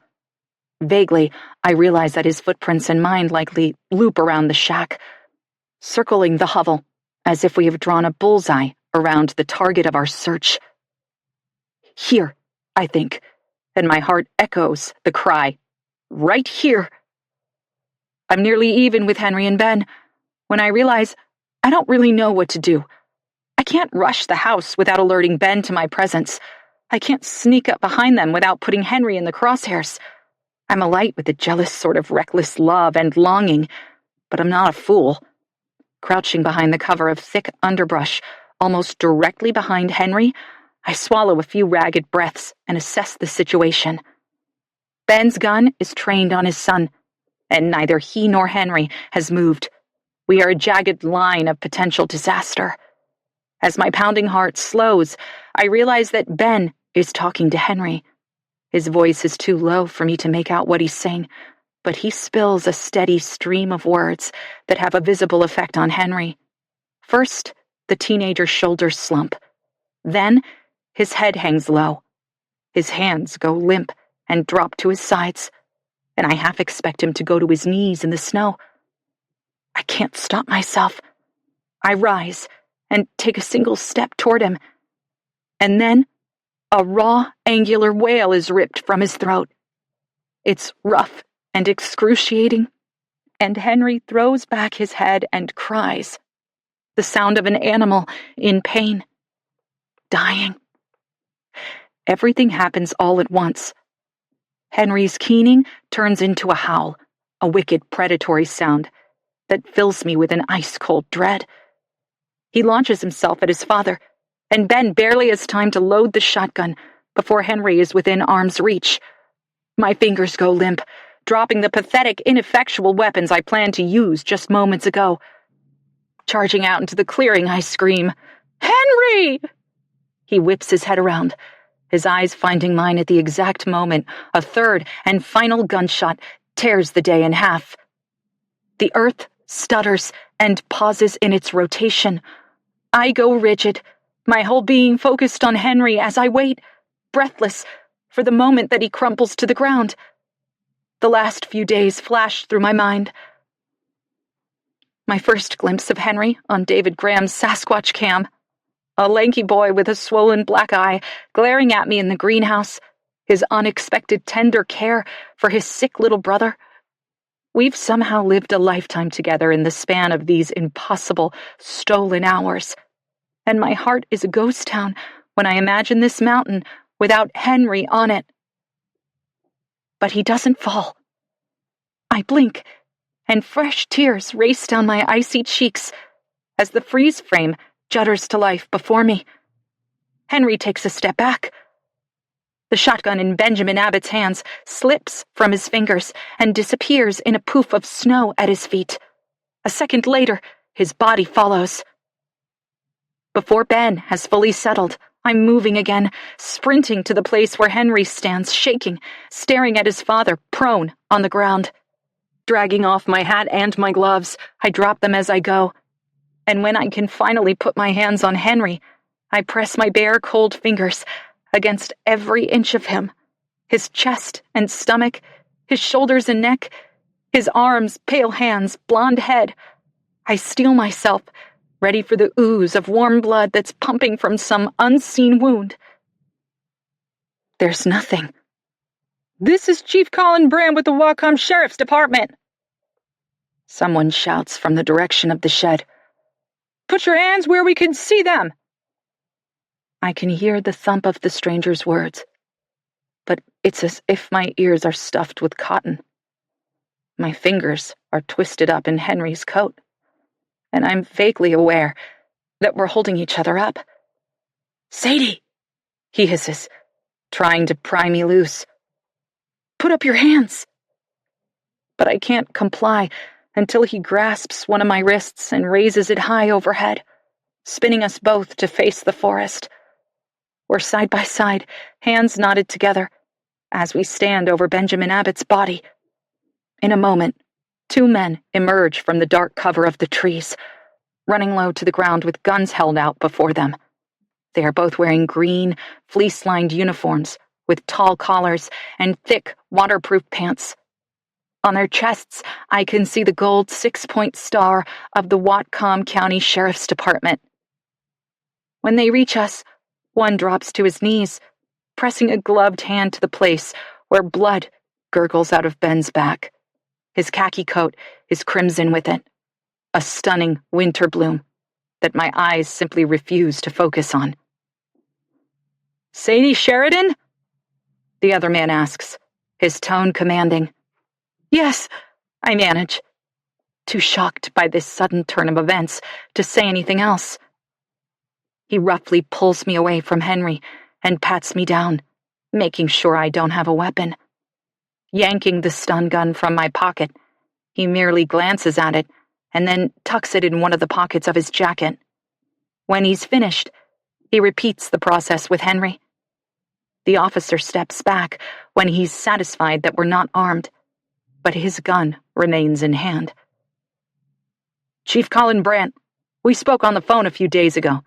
Your friend Cleo Peters called in for a wellness check yesterday, and we've just managed to make it up to your residence." "How did you find us?" I croak. "The little boy told us.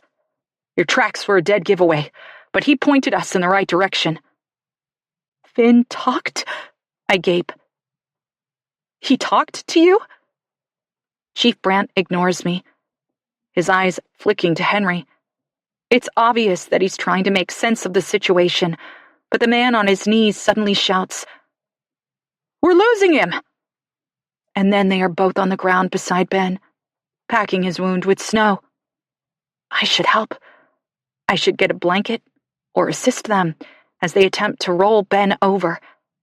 I know CPR, but Henry's eyes are unfocused, his legs unsteady, and I instinctively slip his arm over my shoulder and grab him around the waist so that I can help him to the warmth of the little, leaning shack. He's in shock, his lips turning blue and his jaw slack. And all I know to do is find a place to lay him down before he joins his father on the ground. Officer Brandt yells after us, but I don't stop. The cabin is dark and smells of cooking grease and unwashed bodies. It's too hot, too close, and I fumble frantically at the zipper of my coat, suddenly afraid that I'm going to pass out. I can't take care of Henry, of anyone, if I go to pieces.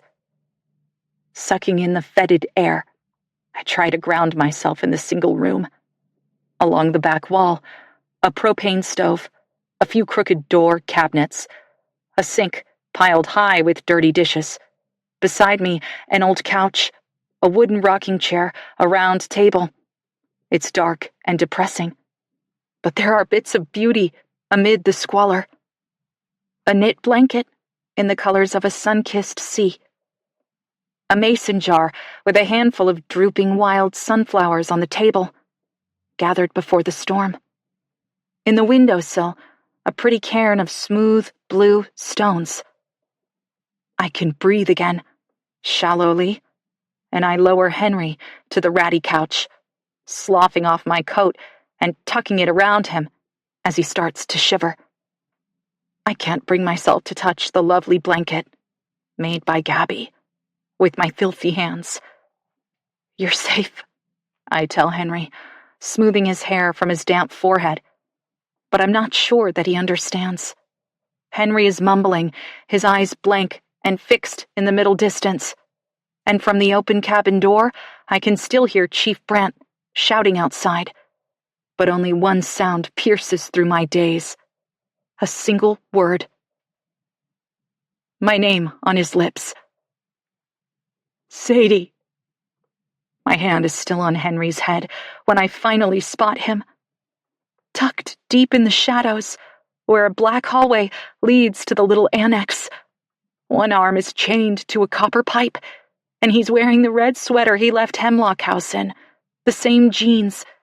There's a week's worth of scruffy beard on his face, but I can tell that beneath all that hair, his cheeks are gaunt, his lips cracked and dry.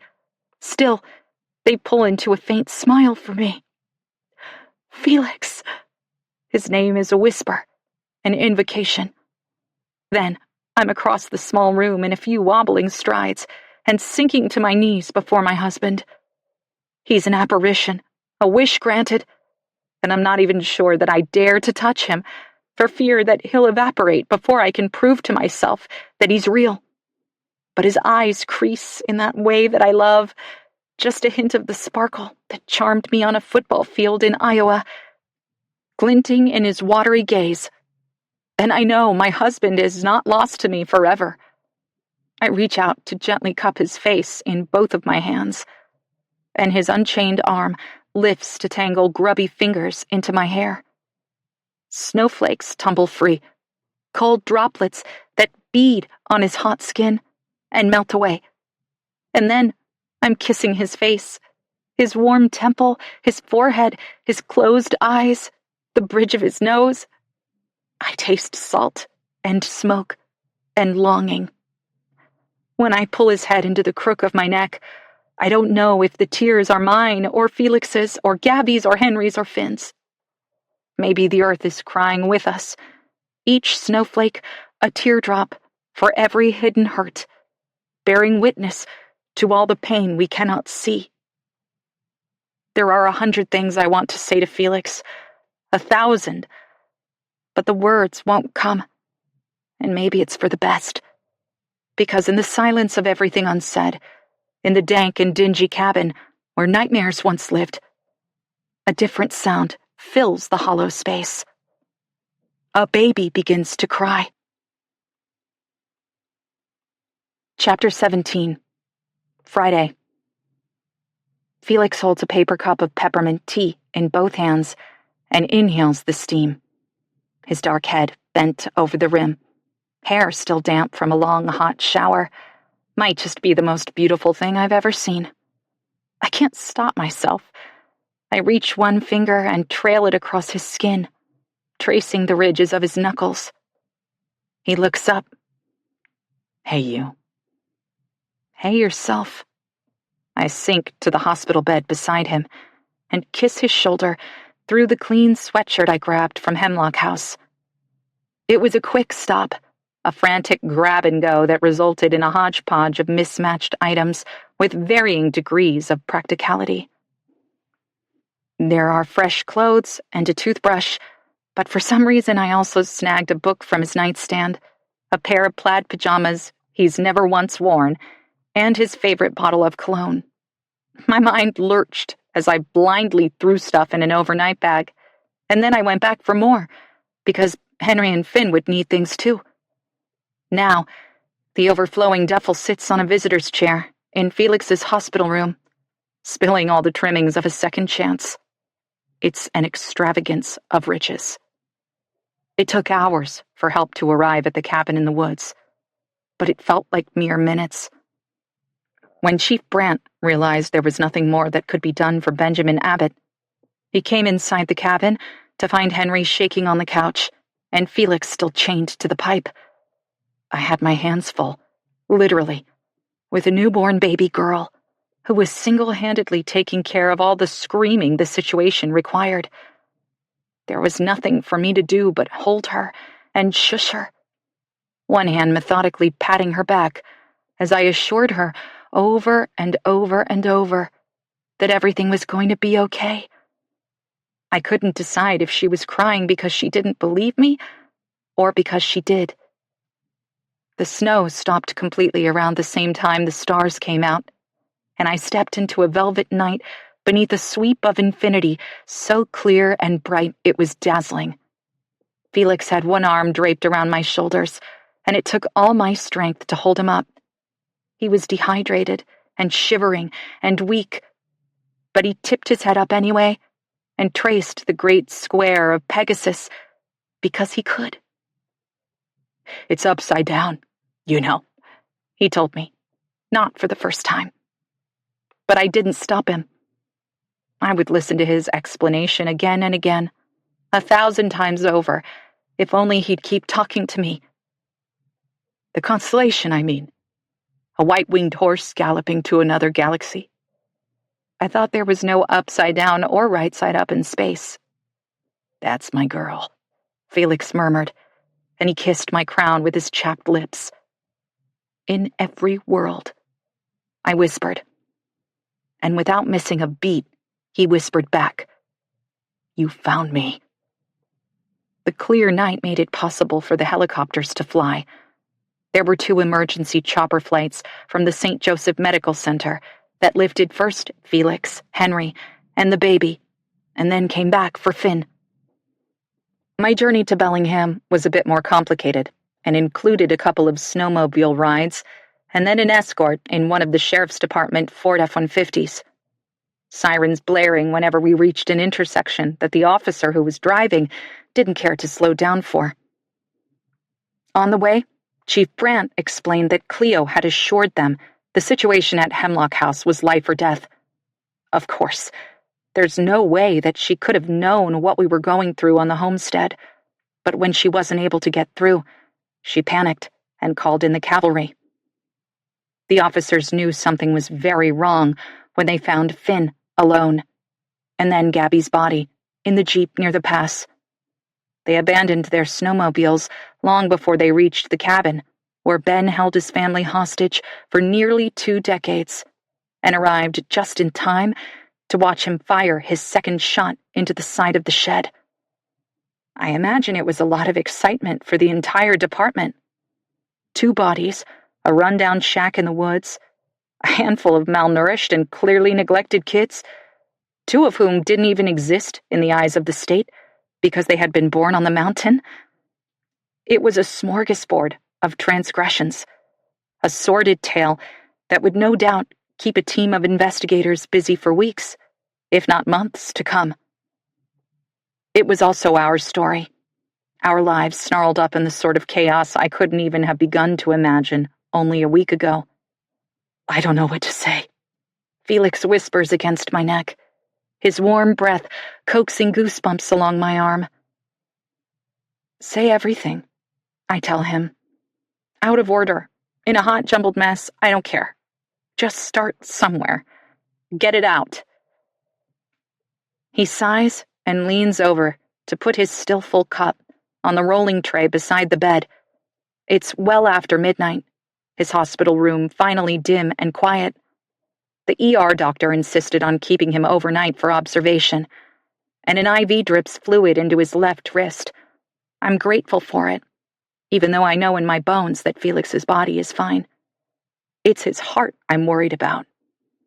Start with her, I say, shifting so that I can peer into the bassinet one of the nurses rolled into the room. They weren't sure what to do with the baby, but Felix was insistent. He wouldn't let her out of his sight. So, after determining that despite being a bit underweight, she was perfectly whole and healthy, the pediatrician on call acquiesced. Now, she's swaddled in a blanket the color of fresh pistachios and sleeping soundly on her side. She's gorgeous. A sweep of soft black hair, pink cheeks, a tiny bow of a mouth, making little sucking movements as she dreams. What's her name? I ask. Felix wraps a tentative arm around my waist and pulls me to him, but the movement is hesitant. It's as if he's afraid I'll pull away. I don't. I swing my legs up onto the bed and cuddle into his side, keeping my eyes on the baby. I've been calling her Juliet. He can't see the hint of a smile that shadows my lips. As in Romeo and? As in one of the 27 moons of Uranus. I snort a quiet laugh. Of course. Felix squeezes me tighter. Juliet Gabriella. It's perfect. I've already guessed this part of the story, but I let Felix tell me anyway, about how Gabby wasn't due for a couple of weeks yet, how on the day that Felix allegedly left for the Planetary Sciences Symposium in San Diego, he really went to buy groceries and pay the first and last month's rent on the little apartment that he had found for his sister and nephews in Sumas. Gabby was supposed to be safely ensconced there long before Juliet was born. There is wonder in Felix's voice as he tells me about their plan, about how easy and airtight it had all seemed. He got everything ready on Thursday and was supposed to transport them on Friday when Ben left to get supplies. In and out. A simple extraction and a brand new life. Ben would never know. He could never know because he wouldn't let them go. He'll kill me, Gabby had whispered on the phone one of the few times she was able to call. "He'll kill all of us." At first, Gabby refused to tell Felix where she was. He just listened while she told him little things about Henry and Finn, the men they were becoming. And then, mid-sentence, she'd be gone. But one night she called, and everything had changed. She wanted out. Now. She wanted Felix to help her. They had to craft a plan in stolen moments, laying the ragged groundwork for an escape that allowed them to slip away unnoticed and disappear. Felix had wanted to call the police or hop in the Jeep to rescue his sister himself, but she had convinced him that it was too dangerous. Someone would get hurt, most likely Finn or Henry. It was better, safer, to be sneaky about it, to wait until the second Friday of the month, when Ben would leave the mountain for supplies. They couldn't go to Hemlock House, because it was one of the first places Ben would look. So instead, Felix created a haven. He had 3 weeks to pull it off, but almost as if it had been divinely appointed, everything fell into place. The apartment he had found for Gabby was a basement suite on a cute acreage with a property line that skirted the Canadian border. The couple who lived upstairs were retired, but eager to have kids around. And they had even strung a swing in a backyard tree for Finn. There was a small but wonderful hospital nearby, a good school system, a church with a robust ministry that helped women in unsafe or abusive situations find refuge. It was a fairy tale of sorts, and over the course of those stolen days, in furtive, randomly timed calls whenever Gabby could manage it, brother and sister crafted a getaway so filled with promise, it was hard to believe anything could go wrong. Until it all did. "What are the chances?" Felix asks, more to himself than to me. That when Gabby finally gathered the courage to reach out, the only phone number she remembered rang in the kitchen at Hemlock House. "And you were there," I finish. "I don't think that was an accident." He gives a soft humph. "What's that supposed to mean?" "That you were exactly where you were supposed to be, exactly when you were supposed to be there." "Are you telling me you believe in God, Sadie?" I nestle deeper into Felix's chest. "Are you telling me you don't?" He sighs, long and low. "I don't know what I believe about anything anymore." "Tell me what happened that day," I say, partly to distract him from the chasm of an existential crisis, but also because I need to know. Henry already told me his side of the story, about the crowbar and their attempted escape from the cellar, about Ben's early return. What happened after Henry took Finn by the hand and ran? She went into labor, didn't she? I can feel Felix nod. While the boys were escaping and Ben was hauling Gabby back to the cabin, Felix was on the road by the canyon, their meeting place. He waited impatiently for the sound of Ben's truck leaving the mountain farther down the logging road, on the rarely used back loop. But it never came. When he couldn't stand it a moment longer, Felix hiked through the ravine and found the cabin himself. Ben was there. The boys were long gone. Gabby was already near delivery. There was nothing for him to do but rely on everything television and movies had taught him about childbirth. Towels, hot water, scissors that had been dipped into a pot of boiling water. She gave birth on the floor of that shack, Felix says, the words flat and dull. Apparently it wasn't the first time. He's still in shock, I realize, convinced that maybe he can rewrite the ending. If only. If only Ben would have listened, Felix says, unknowingly echoing my thoughts. After the baby was born, I knew something was wrong. If he would have let me take her in the Jeep sooner, I might have been able to get her to a hospital in time. Of course, there's no way to know that for sure, but I don't question his conviction. Felix needs that anger right now to power through all that is to come. Without a bit of a blunt edge, I'm afraid he'll be tempted to curl up in a corner and sob. Felix has only cried once since I found him in the cabin, and it was alone in the hospital shower, while the rush of running water muffled his groans.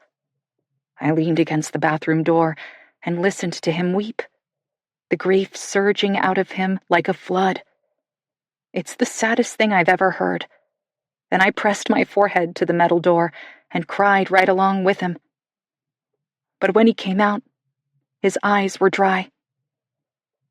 "My sister died in the back seat of my car," Felix whispers. His arm is still wrapped around me, and I weave my fingers through his, hanging on for dear life. The rest of the story trickles out slow and steady. A fragment here, a memory there. When Gabby's breathing became irregular, and her blood had soaked through every towel they could find, Ben finally agreed it was time to get help. They swaddled the baby, tucked both mother and daughter into the UTV, and raced to where Felix's Jeep was parked and waiting on the logging road. But it was too late. Felix barely had time to settle his sister into the back seat before she took her last breath. There were no poignant final words, no tearful goodbye. 1 minute, she was still clinging to life. The next, she was gone. When it was over, Ben seemed to realize that he was culpable for her death. Guilty of negligence at best, though second-degree manslaughter was certainly not out of the question. And once authorities started digging, what else would they uncover? What would Henry and Finn say when they eventually turned up? Ben couldn't let any of that happen. And before Felix had even begun to mourn his sister's death, he found a gun pointed at his head. Never mind that he was still clutching Gabby's newborn baby to his chest. Ben took little interest in her. The weather was antithetically lovely when they trekked back to the cabin, and Felix was already improvising a plan. There was a tin of baby formula in the kitchen, along with a pack of newborn diapers and some of the boys' old baby clothes. Felix knew next to nothing about infants, but he knew enough to tie off the umbilical cord, offer her a bottle, and change her diaper when she was wet or dirty. She slept a lot and ate a little, and while Felix held her, he sketched their getaway in his mind. Ben was smaller than him, shorter and slight from years of poor nutrition and back-breaking labor from their off-the-grid lifestyle. Felix could easily overpower him, take the UTV, and run. But then it began to rain, and when the rain turned to snow, Ben took a bottle of homemade mash bourbon from beneath the pump sink in the kitchen. Before he began pouring out the 80-proof liquor, he padlocked Felix to a pipe with a length of rusty chain, and that was that. Ben didn't kill you, I say, and there's wonder in my voice. I don't think he dared. I was his older brother first season.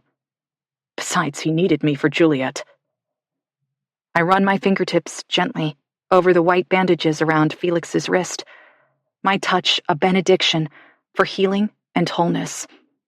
The ugly bruising isn't quite covered by the snug wrap, but the cuts are cleaned and covered, no stitches required. Did she love him? I ask.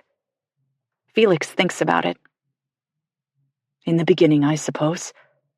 Because he was sad, and she thought she could change that. He wasn't evil or anything.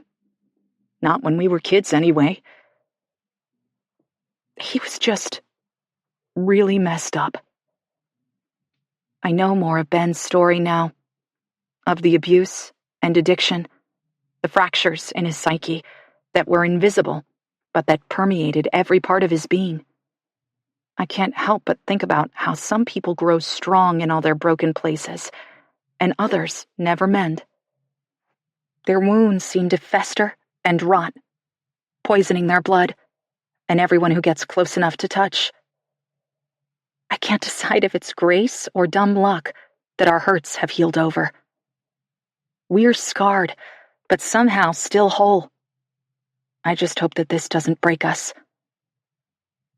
You're a good man, Felix. Good and kind and tenacious. I roll over to face him and press my body against his, my head tucked beneath his chin, where I can feel his heartbeat. I just wish... You wish what? He prompts. And suddenly, I can't breathe. Here it is, a flood of emotion that blindsides me, all the pain and anger that I have shoved aside to embrace the joy and wonder of Felix's homecoming. I've spent most of my life feeling unworthy, unseen, alone. Loving my husband, and believing that he loved me in return, is probably the greatest risk I've ever taken. I can't talk about this right now. I manage, my voice husky with hurt. I try to push away, but Felix's arms tighten around me.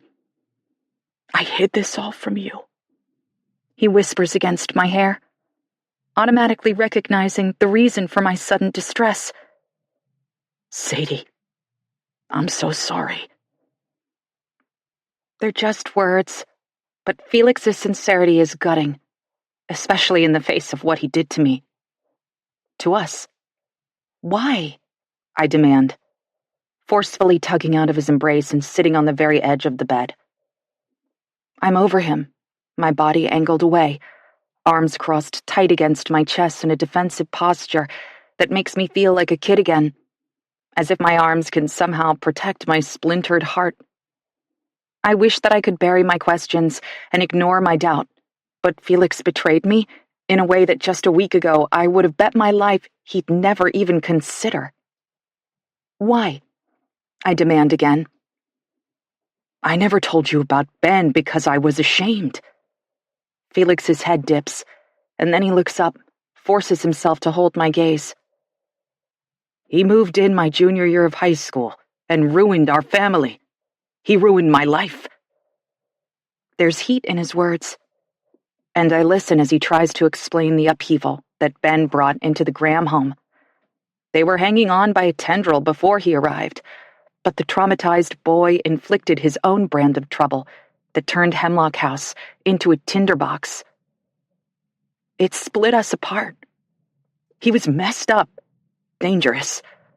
But Mom defended Ben, trying to love him back to health and wholeness. And I guess Gabby ended up doing the same. I didn't realize that she was falling for him until it was too late. Felix's voice cracks. And then I just left. I abandoned them all the first chance I got. There's real grief in his words, mingled with shame. I trace circles on his thigh, but I can't bring myself to look at him.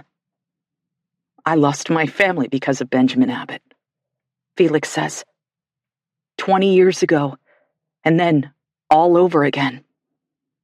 I want to comfort him, but it's not that simple.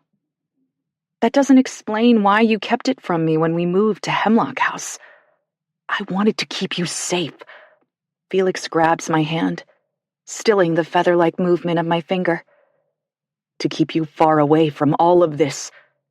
You saw who Ben was, what he could do without a second thought. I didn't want you anywhere near him, and I didn't want him to know that you even existed. I'm not a child, I remind him. I could have helped. I did help. I know. You lied to me. I make myself admit the truth, say those awful words out loud. But in the space between us, they lose a bit of their power. We're not perfect. We never claimed to be. And though I'll have to find a way to forgive my husband for what he did, and how he almost lost everything because of it, I can't help but wonder if I would do the same thing if the roles were reversed. What would I do to protect the man I love? Lie? Steal? Make impossible life-changing choices that could never be undone? Would I wish for a gun? My finger trembling on the trigger that would remake the world? Yes. I'm sorry, Felix says again. I'll keep saying it until... Stop. I pick at a snag on the blanket covering Felix's legs and study my husband. He's propped on the pillows, dark circles beneath his sad brown eyes. He seems thin to me, and he looks exhausted. His whole countenance heavy with anguish and regret. But there's a spark there. He stares back at me, ready to fight for us if it comes to that. My husband is still fierce and defiant, hopeful. Our story isn't over yet. You did the best you could, I tell him, holding all my hurt and his reasons why in the same splintered space. You did everything you could to save Gabby and her kids. Henry and Finn and Juliet are okay because of you. But I think I can forgive you, I interrupt him. If you can promise no more secrets, no more lies. Felix has the audacity to snort. Never again, he says, sliding his hand across the blanket and wrapping his pinky around mine. I swear. You and me, come what may. Felix gives me a wry smile. Doubt thou the stars are fire, doubt that the sun doth move. Are you quoting Hamlet to me, Dr. Graham? Shush, he says, squeezing his eyes shut, trying to remember. Something about a liar. But never doubt I love. I finish for him. Yeah. Felix's eyes go soft. That's the one. My husband takes my face in his hands and pulls me down, pressing his lips to mine so gently I moan. The whole world is a mess, but Felix is here. We're together. I'm fading into him, letting love wipe every ledger clean, when there's a sound like a kitten mewing from somewhere beside us. It takes a moment for me to remember that there is a baby in the room, a little girl who has known no mother or father but my Felix. I push myself out of the way so that he can go to her, bending low over the bassinet and soothing her with murmured words that only Juliet can hear. When he lifts her into his arms, Felix is the perfect mix of tough and tender, mess and miracle, and I fall in love with him all over again. Our story has spread like wildfire through St. Joseph, and no one tries to stop us when we lift the receiver for admittance to the pediatric ward. It's the middle of the night, but the nurse on the video feed just waves us in. Well, aren't you a pretty one? The night nurse coos, coming from behind the desk to smile down at Juliet, bundled in Felix's arms. She's wearing a cheerful set of scrubs with cartoon dogs printed all over them, and her name tag says Kayla. Stroking the shell of the baby's tiny curled hand, she asks, "How's she doing?" "She's good," I say, answering for Felix. His eyes are already roving over Kayla's shoulder, looking for the room where his nephews have been settled into side-by-side beds. I was right from the beginning. Finn has a bad case of double pneumonia. It must have been brewing since before the boys spent a couple of nights on the mountain and in the greenhouse, and the doctors are holding Henry for observation. The brothers are in the same room because I assured everyone separation wasn't an option.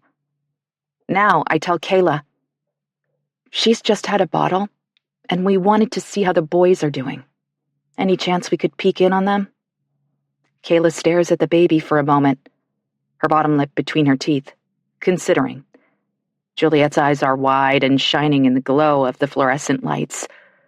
They're blue now. Navy almost. But I have no doubt they'll fade into the same deep brown as Finn's. She looks just like him. "If you're quick," Kayla finally concedes, sighing. "And quiet. They both need their rest. And frankly, so do you." We know. Chief Brandt stopped in before lights out and assured us he'd be back in the morning for a series of formal interviews. We will all have to give statements, and I'm already worried about how that process will go with Finn. I saw him for a few brief moments upon my arrival at St. Joseph, but the next time I peeked in on him, he was settled in his room and sleeping soundly, likely medically induced. I still have no idea how Finn told Chief Brandt and Officer Jameson where to find me and Henry. I still have no idea what his voice sounds like, or if he'll ever use it again. Maybe his spoken words were a feat born of fear and necessity that will never be repeated. Especially now, in this world remade without his mother or his father. My heart seizes just thinking about how awful that conversation will be. Shaking off that bit of borrowed trouble, I thank Nurse Kayla and take Felix's IV cart in hand. Leading him to Henry and Finn's shared room, I carefully push open the door. Felix hasn't met his nephews. He doesn't know how hard Henry worked to keep Finn safe, sheltering him on the mountain, lying about their ages, so that if things didn't work out the way he was hoping, they wouldn't be separated. There was a stack of old boxcar children books in the shack, and I wonder how much of Henry's information about unaccompanied minors and precarious situations came from the dog-eared novels. These boys are living, breathing wonders, and Felix knows it the second he steps into the room. I can tell by the way his chest expands as he carefully passes Juliet into my waiting arms. Finn is sound asleep in the bed nearest the door. A strip of recessed lighting on the wall behind him casts a halo on his chocolate-colored curls, and his eyelashes flutter against his cheeks as he dreams. I can tell the magic of modern medicine is already healing him from the inside out because his skin looks warm instead of sallow.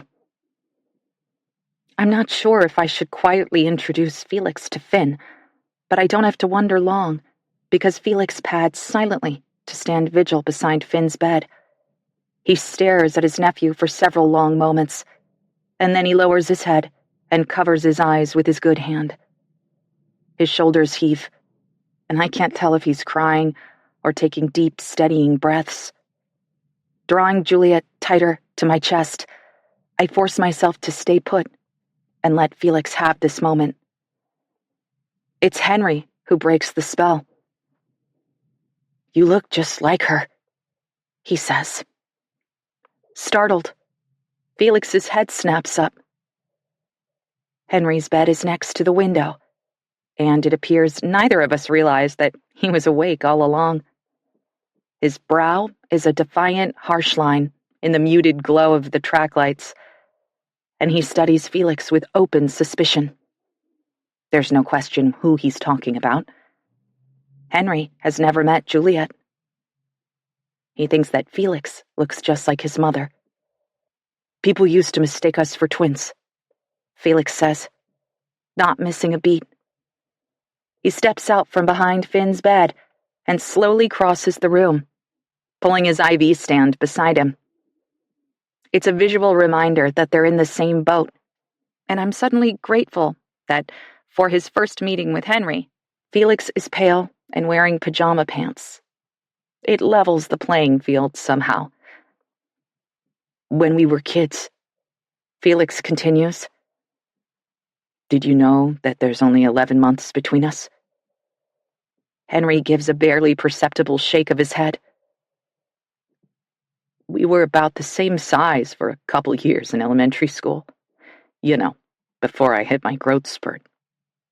Felix waves one hand at his 6'2" frame and lifts a shoulder, as if to say, that didn't last long. "I was taller than her too," Henry says. The use of the past tense guts me. Of course he knows that Gabby is gone. But the news must still be so fresh, it burns like a raging fire. I want to comfort him, but I stay in the shadows, rocking Juliet side to side so that Felix can focus all his attention on his sister's firstborn son. "I don't look like her, though." There's raw sorrow in Henry's voice. as if he thinks that resembling Ben is a blight on his character. Felix grunts his disagreement. Yes, you do. You don't have the same hair color or eyes, but you're a Graham through and through. It's in the cheekbones, the high forehead. I'd have known you in a sea of strangers. Henry blinks hard, and then passes a hand over his face, as if he can erase the raw emotion on display there. So what? He says almost angrily. Are you like my dad now? Felix is silent for a moment. Is that what you want? I'll be 18 in the spring. I don't need a dad. The rest is left unspoken, but it lingers in the room. Henry doesn't need or want another dad or a mom or a family. He's not ready for a guardian or father figure to try to erase the horror that was his biological dad. Ben was a train wreck of trauma and dysfunction and suffering. No, thank you. Never again. But I know Henry knew love, that there is no way he could be the man that he is without experiencing the love that Gabby so clearly poured out on her sons. Henry is in agony now, but it'll get better, bit by bit, day by day. And maybe someday I'll be able to share with him what I saw in the snow outside the rotting shack where he grew up. In the moment that Ben cocked the gun and raised it, he faltered.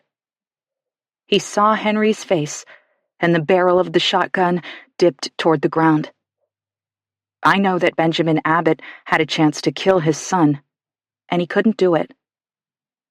He may have threatened it, and in a different time or place he might have followed through. But just hours ago, looking into Henry's eyes, Ben didn't even try to pull the trigger. There's grace in that, a brutal, hard-won mercy that speaks of the man that Ben could have been if he had been born under different circumstances.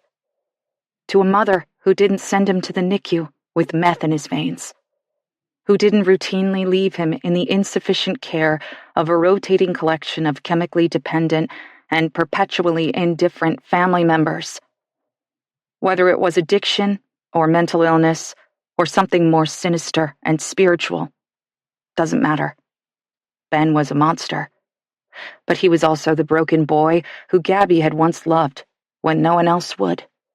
Maybe we could just be a safe place to land, I say, stepping out of the shadows. The state will have to figure out custody, but Felix is your only blood relative, so I don't think it'll be an issue.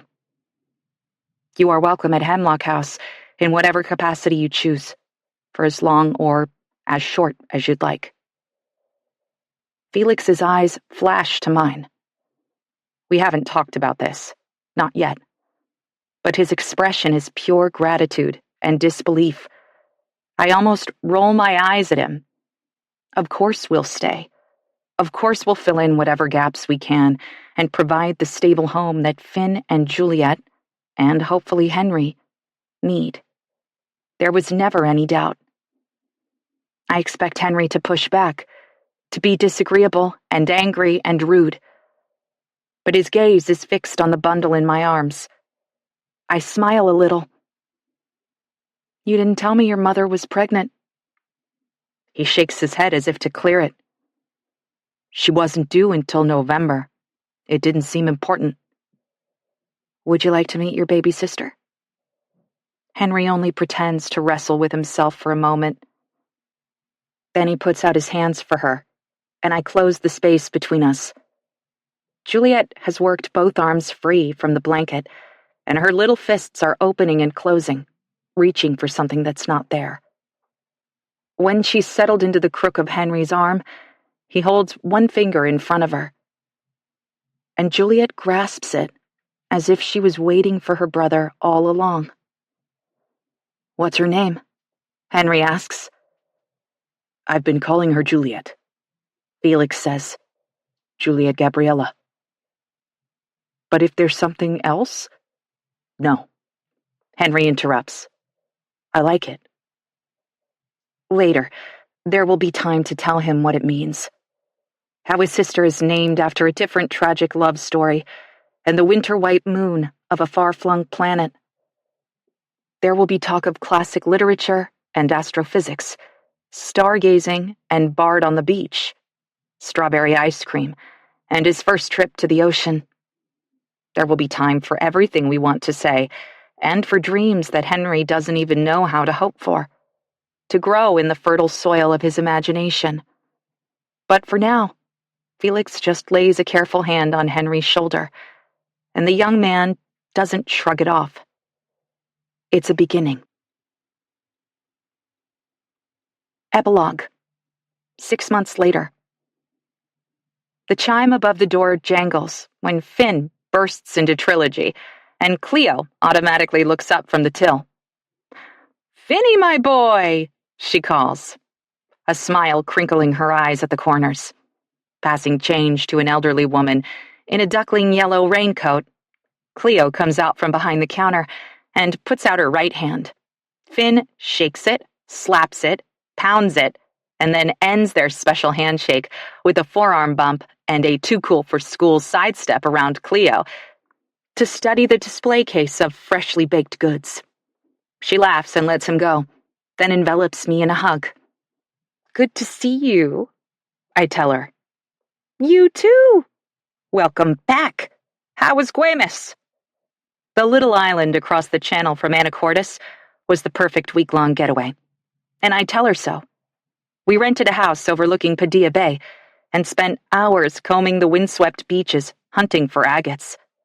We were unsuccessful, but Finn has an ice cream bucket of ocean-smoothed stones to show for our efforts. He'll use them to build perfectly balanced cairns and rustic inukshuks on the windowsills all around Hemlock House. We're already running out of space for his increasingly complicated sculptures. "Any progress?" Cleo asks, glancing over her shoulder to make sure that Finn can't hear her. I shake my head. Beyond the words that Finn uttered for Chief Brant, he's yet to speak again. His counselor has encouraged us to be patient, but there's a part of me that wonders if this silence is just a part of who Finn is. I've been taking sign language classes with him online, and it's been a good thing for both of us. A step forward into a future that is every bit as bright as one filled with words formed on his tongue instead of with his beautiful, expressive hands. The trio of doorbells jingles a second time, and Cleo and I turn to watch Felix step into trilogy with Juliet in his arms. She's a chubby 6-month-old with thigh rolls that cause complete strangers to stop and admire. Her black newborn hair has lightened to tawny brown, and her eyes remain an almost haunting twilight blue that is like nothing I've ever seen before. In short, she's gorgeous, the spitting image of Henry, and funny and sweet, and a complete and utter joy. She had a blowout, Felix informs me, passing Juliet over and obliterating any delusions I harbored about her pure perfection. The baby grins at me and then reaches up, as if just remembering, and yanks a purple Velcro bow out of her tangled curls. It sticks to her fingers, and I pry it away, stuffing the accessory in my pocket and smacking her cheek with a loud kiss. Juliet's eyes light up at the initiation of her favorite game, and she kisses me back, slobbering on my chin with her wide-open mouth. "Give her to me," Cleo demands, snagging Juliet under the arms and swinging her up and away. The baby giggles as Cleo bops back to the counter, where she grabs a chocolate croissant for Finn and hands it to him with a few of her warm candied hazelnuts sprinkled on the plate. Trilogy is half full, but Finn's favorite table, by the floor-to-ceiling windows, is open, and he settles himself in with a view of the river without waiting to see if we'll follow. Routine is important in the aftermath of trauma. A schedule and clear boundaries as comforting and safe as a favorite lovey. That's why when Finn's counselor suggested he'd thrive with a focused stay-at-home parent, Felix applied for an extension on his grant. "I want to do this," he said, then asked uncertainly, What if I do this? Become a stay-at-home dad? I quirked an eyebrow. Just for a season. What do you think? We have just over a year left on our sabbatical. We're not due back in Newcastle until a year from August. But the kids need some stability. Felix interrupted, wrapped up in a daydream that was unfurling behind his eyes. Besides, you're teaching all those online classes and you have a novel to finish, then edits, and a book launch. My brown dwarfs aren't going anywhere. I had laughed, trying to imagine Felix handling midnight feedings and wiggly diaper changes and homeschool. Okay, I said, because I was curious to see what would happen, but also because I could no longer imagine our life without Henry, Finn, and Juliet in it. Neither of us knew the first thing about being parents, but Felix accepted the challenge with gravity and resolve. He watched YouTube videos and joined an online dads group. He interrogated his coworkers and friends, writing down bits of advice on Post-it notes, and then sticking them all over the house, so he wouldn't forget the wisdom they imparted. Consistency is key. Sleep when the baby sleeps. 8 hugs a day for maintenance. 12 for growth. But for all his seriousness, for all the books he reads and parenting best practices he tries to follow, Felix is a natural. He's Juliet's person. Period. The one she reaches for, her forever first choice. Maybe it's because he cared for her in those awful days after Gabby died. But I think it has more to do with the fact that she knows down to her DNA that he loves her unconditionally. And Finn is Felix's shadow. The little boy can't get enough of stars and space, planets and supernovas, black holes and gas giants. For Christmas, I bought Finn a book for kids about relativity, and we all learned about how mass drags space and space drags mass, and mass warps space. I know the center of a black hole is called a singularity, and I think Finn kind of grasps how gravitational waves work. But I know the only one of us who really gets it is Henry. He's the last of our little entourage to darken the door of trilogy, and when I see the bouquet of wild daffodils he's clutching, my eyes mist. We passed a field of the cheerful flowers on our way into town, but when he said, "Back in a sec," I hadn't realized what he intended to do. "Large black?" Cleo calls, and Henry nods, bypassing Felix and me to join Finn overlooking the water. Henry had only lived with us for a few weeks when Felix realized just what we were dealing with. "You think I'm smart?" he'd whispered as we were lying side by side in bed one night. "You should have met my sister." There were gaps, of course, in Henry's limited homeschool education, but after 3 months of working with Felix, he took a placement exam, and it was decided he could get his high school diploma by backfilling several required classes: foreign language, U.S. government, and art, among others. He's doing it mostly online, with Felix's help, and hopes to apply to the University of Washington in a year. "He'll be okay," Felix whispers, reading my mind as I watch Henry show Finn the flowers and begin to explain what they're for. "Will he?" I lean against Felix, and his arms go around me. I want an ironclad guarantee, a blood covenant. I want someone to assure me that the pain these kids have endured was more than anyone should face in a lifetime, and that from here on out, their lives will be smooth sailing. I'd open my own veins to make it so, but that's impossible. In the fall, Henry will take physical education and oil painting at the same high school that Felix and his parents once attended. And Finn will go to 5th grade. Felix and I have been thrown into the deep end of parenting 3, after concluding that we would never have kids. "Hey, a little help here?" Cleo calls, motioning us over and handing the baby back across the counter. Juliet squeals and grabs a handful of my hair, stuffing it into her mouth before gagging and spitting it back out. I can't help but laugh.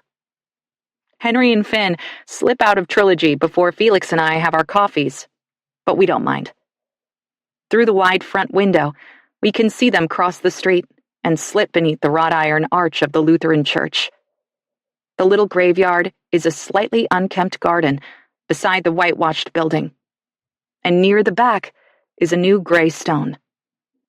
We've been gone for a week, and the tulips Henry and Finn put in the steak vase are no doubt wilted and brown. The daffodils are a good choice, bright as sunshine and wild across the mountain. Maybe last spring, Gabby picked her own bouquet and displayed it in a mason jar on the little round table. And maybe in another world, she's picking them now, gathering flowers for a table where we will all gather round. Where He Left Me, a novel, was written by Nicole Baart and read by Amanda Dolan. Editing and post-production by Tinium. This has been a presentation of Simon & Schuster Audio. Where He Left Me is available in print from Atria Paperback. Also available from Simon & Schuster Audio, The Long Way Back, a novel, by Nicole Baart, read by Cassandra Campbell and Rebecca Ross. The following is an excerpt from Nicole Baart's The Long Way Back, a novel, read by Cassandra Campbell, Rebecca Ross, and the author. Charlie is dreaming of mermaids, monsters of the deep. No wide-eyed, nubile princesses here. These mermaids are murderous and cold, grim with a flash of iron scales, sharp nails, a slash of razor teeth. Charlie can feel the bite of a powerful hand circling her wrist, a plume of liquid hair as it tangles around her neck. Then a sudden tug, and she is drawn deeper still, drowning beneath the weight of leagues pressing down above her. She can't wait a second longer. Her lungs are pulsing with the need to breathe, and the gasp propels her right off the chilly vinyl bench. It happens all at once, the understanding that she isn't living a nightmare, that she is breathing and safe and dry, and that she is on Frank's offshore fishing boat. Below decks, to be specific, in the little cabin with the long matching seats and the tiny marine toilet behind a half-sized door. She can smell the lemony chemical tang of the tank treatment layered beneath gasoline. Still, the tendrils of the black dream cling. She feels wrong. Her elbow stings, and she knows without looking that the traction tape she spread across the narrow floor so many years ago has scraped her skin. It's a tangible hurt, easier to address than the malice of a nightmare. So she pulls her knees to her chest and leans against the bench to survey the damage. A patch of sanded skin, pink and already bubbling where the textured grips dug deep. But nothing a bandage won't fix. "Ava?" Charlie's voice hitches. She swallows, stunned that her mouth can be so dry only moments after a potential drowning. But she wasn't drowning, was she? And then she tastes it. "Damn it," she groans, and covers her face with her hands. How much did she have? A glass? 2? Surely not the whole bottle, because she can remember forcing the swollen cork back into the neck, with at least half the wine still sloshing about inside. "Ava?" Charlie tries again, regret curdling in her stomach. But of course, Ava can't hear her down here. The hatch door is shut. Maybe that's for the best. There's no mirror in the pocket-sized bathroom, just a bucket with a toilet seat. But Charlie doesn't need one anyway. She finger-combs her short waves into place and sweeps a bit of salve on her chapped lips. She hopes that Ava can't see straight through her, that her eyes aren't bloodshot, her skin isn't sickly sweet with the scent of wine. How long has she been down here? A wave of nausea rolls over her, but it has nothing to do with her being tipsy below decks on a fishing boat, and everything to do with shame. Charlie sucks in a deep breath and takes the few stairs bent at the waist. The door isn't latched, just resting against the T-molding in a testament to the quiet day. She's remembering now.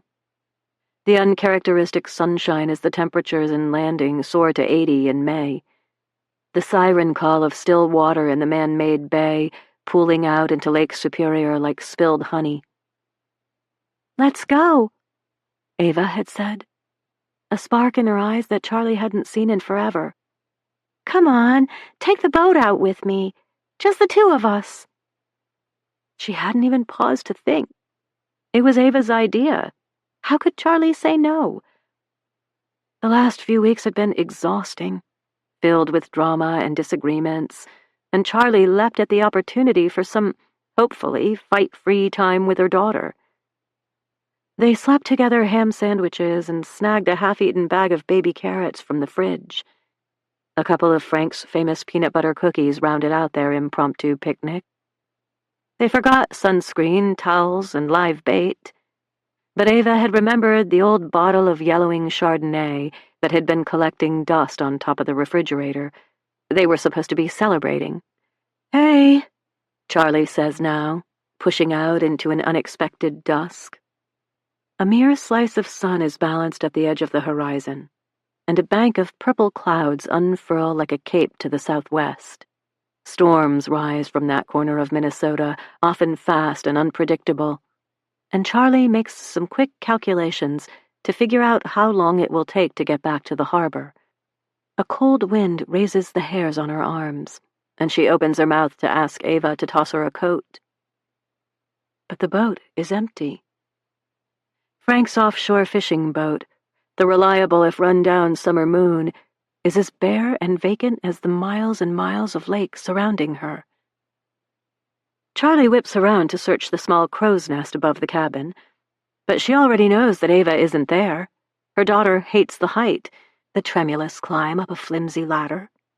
Forget it if there's even a hint of a breeze, and this wind is enough to clip the top off the small waves and send sprays of water against the side of the summer moon. The boat trims aft, and for a second Charlie loses her footing. Whether it's the wine or the crush of her growing panic, she slams into the transom. Pain zings through her hip, but it only fuels her. There's storage in the stern, insulated compartments for fish beneath the bench seats, and Charlie lunges for the hand loops, yanking off the lids with a stifled scream. It's ludicrous to imagine that Ava might be hiding there. Small as she is, a 17-year-old would never fit. But it's all Charlie can think to do. Then she scours the inboard engine mount, crawls on her hands and knees to the helm, and touches every switch and dial as if there are clues hidden on the impassive faces of the summer moon's tachometer and water temperature gauges. Nothing. "Ava!" Charlie screams her name, the syllables fracturing apart as she scrambles port side and looks over. Gray water in a slow churn, white bubbles simmering across the surface. Starboard is the same. No life jacket, no flash of color, no telltale ripple. "Ava! Ava! Evangeline!" She realizes she's been shouting the entire time, her daughter's name a howl ripped from her throat. It feels bloody and raw, but Charlie keeps yelling, "Ava!" The wind swallows each word, until it's as if she never called at all. It's hopeless. Charlie can feel that in every single bone, and it aches so much that she crumples to the deck. But just as quickly she gives up. She galvanizes. She can just make out Split Rock Lighthouse along the southernmost edge of the western shore. They're only a few miles out, but the sky is turning dark and threatening. Charlie's cell phone is in a waterproof compartment near the boat wheel, and she dives for it, scrabbling at the marine radio with her other hand. She's two-fisting it, managing 911 on her cell with her left hand, only 2 wavering bars of service, while tapping channel 16 with her right. "Mayday! Mayday! Mayday!" She shouts into both, her voice breaking. There's a protocol she's supposed to follow, a series of words and information to provide, but she can't remember any of that right now. "Help us!" Charlie cries. We're on the summer moon, and Ava, she's gone." The boats come en masse, seemingly from every direction, their lights flickering over the growing swells.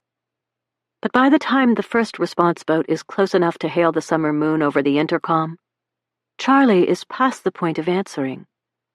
She's crouched on the floor of the fishing boat, still clutching her cell phone in one hand and the radio in the other.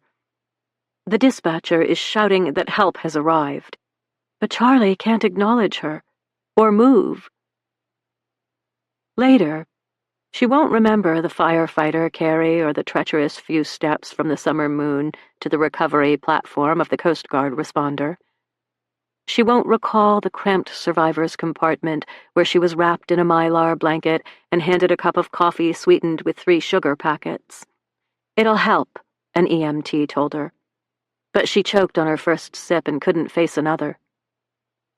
Charlie won't remember that Ted and Paula Shepard were the first people on the scene, or that they hedged the summer moon like a warden keeping safe a wounded charge. But when they pull into Stone Harbor, and Charlie can see the familiar aquamarine boathouse beyond the 3 short rows of docks, she comes to as if she had fainted dead away and is suddenly stunningly conscious. Against the EMT's wishes, she goes to stand on the deck, arms curled tight against her body beneath the mylar. Even in the growing dusk, she can see they're all there. Sue and Edith, the Russells, Weston all by himself because Thea gets her hair done on Saturdays, and Frank, standing at the end of the summer moon's empty boat slip, a wooden chest with flaking green paint behind his bowed knees. When he sees her, he wavers, swaying as if the waves have somehow crested the breakwater and are slamming against the mooring poles. Charlie can feel everything inside of her turn liquid at the sight of her foster father. They never made it official. Frank and Hattie were just granted temporary custody when her mother died. But temporary turned into the 3 years between Rosie's death and Charlie's 18th birthday. Frank Morrow is the closest thing to a father Charlie's ever known. She can't decide if she wants to throw herself into his arms or throw herself over the side of the boat and sink to the bottom of the bay. She ran away nearly 20 years ago and broke Frank's heart. If he loses Ava, his unofficial granddaughter, now, it will be his absolute undoing. Frank looks fragile from a distance, shoulders slumped, hair a scant tuft of white, hips so narrow his belt can nearly wrap twice around his waist. But Charlie's heart doesn't have room to contain his fear and grief, too. She turns away, but not before she sees him collapse. Thank God for the chest where they store extra life jackets, buoys, marine odds and ends. He lands on it, hard, and buries his face in his hands. He can't be sure of anything. Not yet. None of them can. And yet, Charlie knows that even the sight of her without her shadow, without Ava at her elbow, toothy smile flashing and arm held high in greeting, is unnerving enough to fill them all with dread. The world is nothing at all without Ava in it. Instagram post number 2. Just a couple of girls completely floored, get it, that y'all liked our waterfall post. We're new to Instagram. Are we doing it right? Image contents. 2 pairs of feet standing toe-to-toe on cracked concrete. 1 pair of feet are in wide-strapped sandals with toenails painted red, orange, yellow, green, and blue in color wheel order. The other pair of feet are in purple Converse sneakers with bright white laces. Together, they make a double rainbow. We're not from the South, Charlie told Ava as she stared at the phone screen, proofing the short text. She had an old smartphone with few bells and whistles, and it was already becoming a bit of a feat to upload pictures from her Canon to the computer and then send them to her phone. Still, it felt momentous to post again, like there were now thousands of people breathlessly waiting to read what they would write next. It wasn't an entirely unwelcome thought. I'm not sure you spelled y'all right.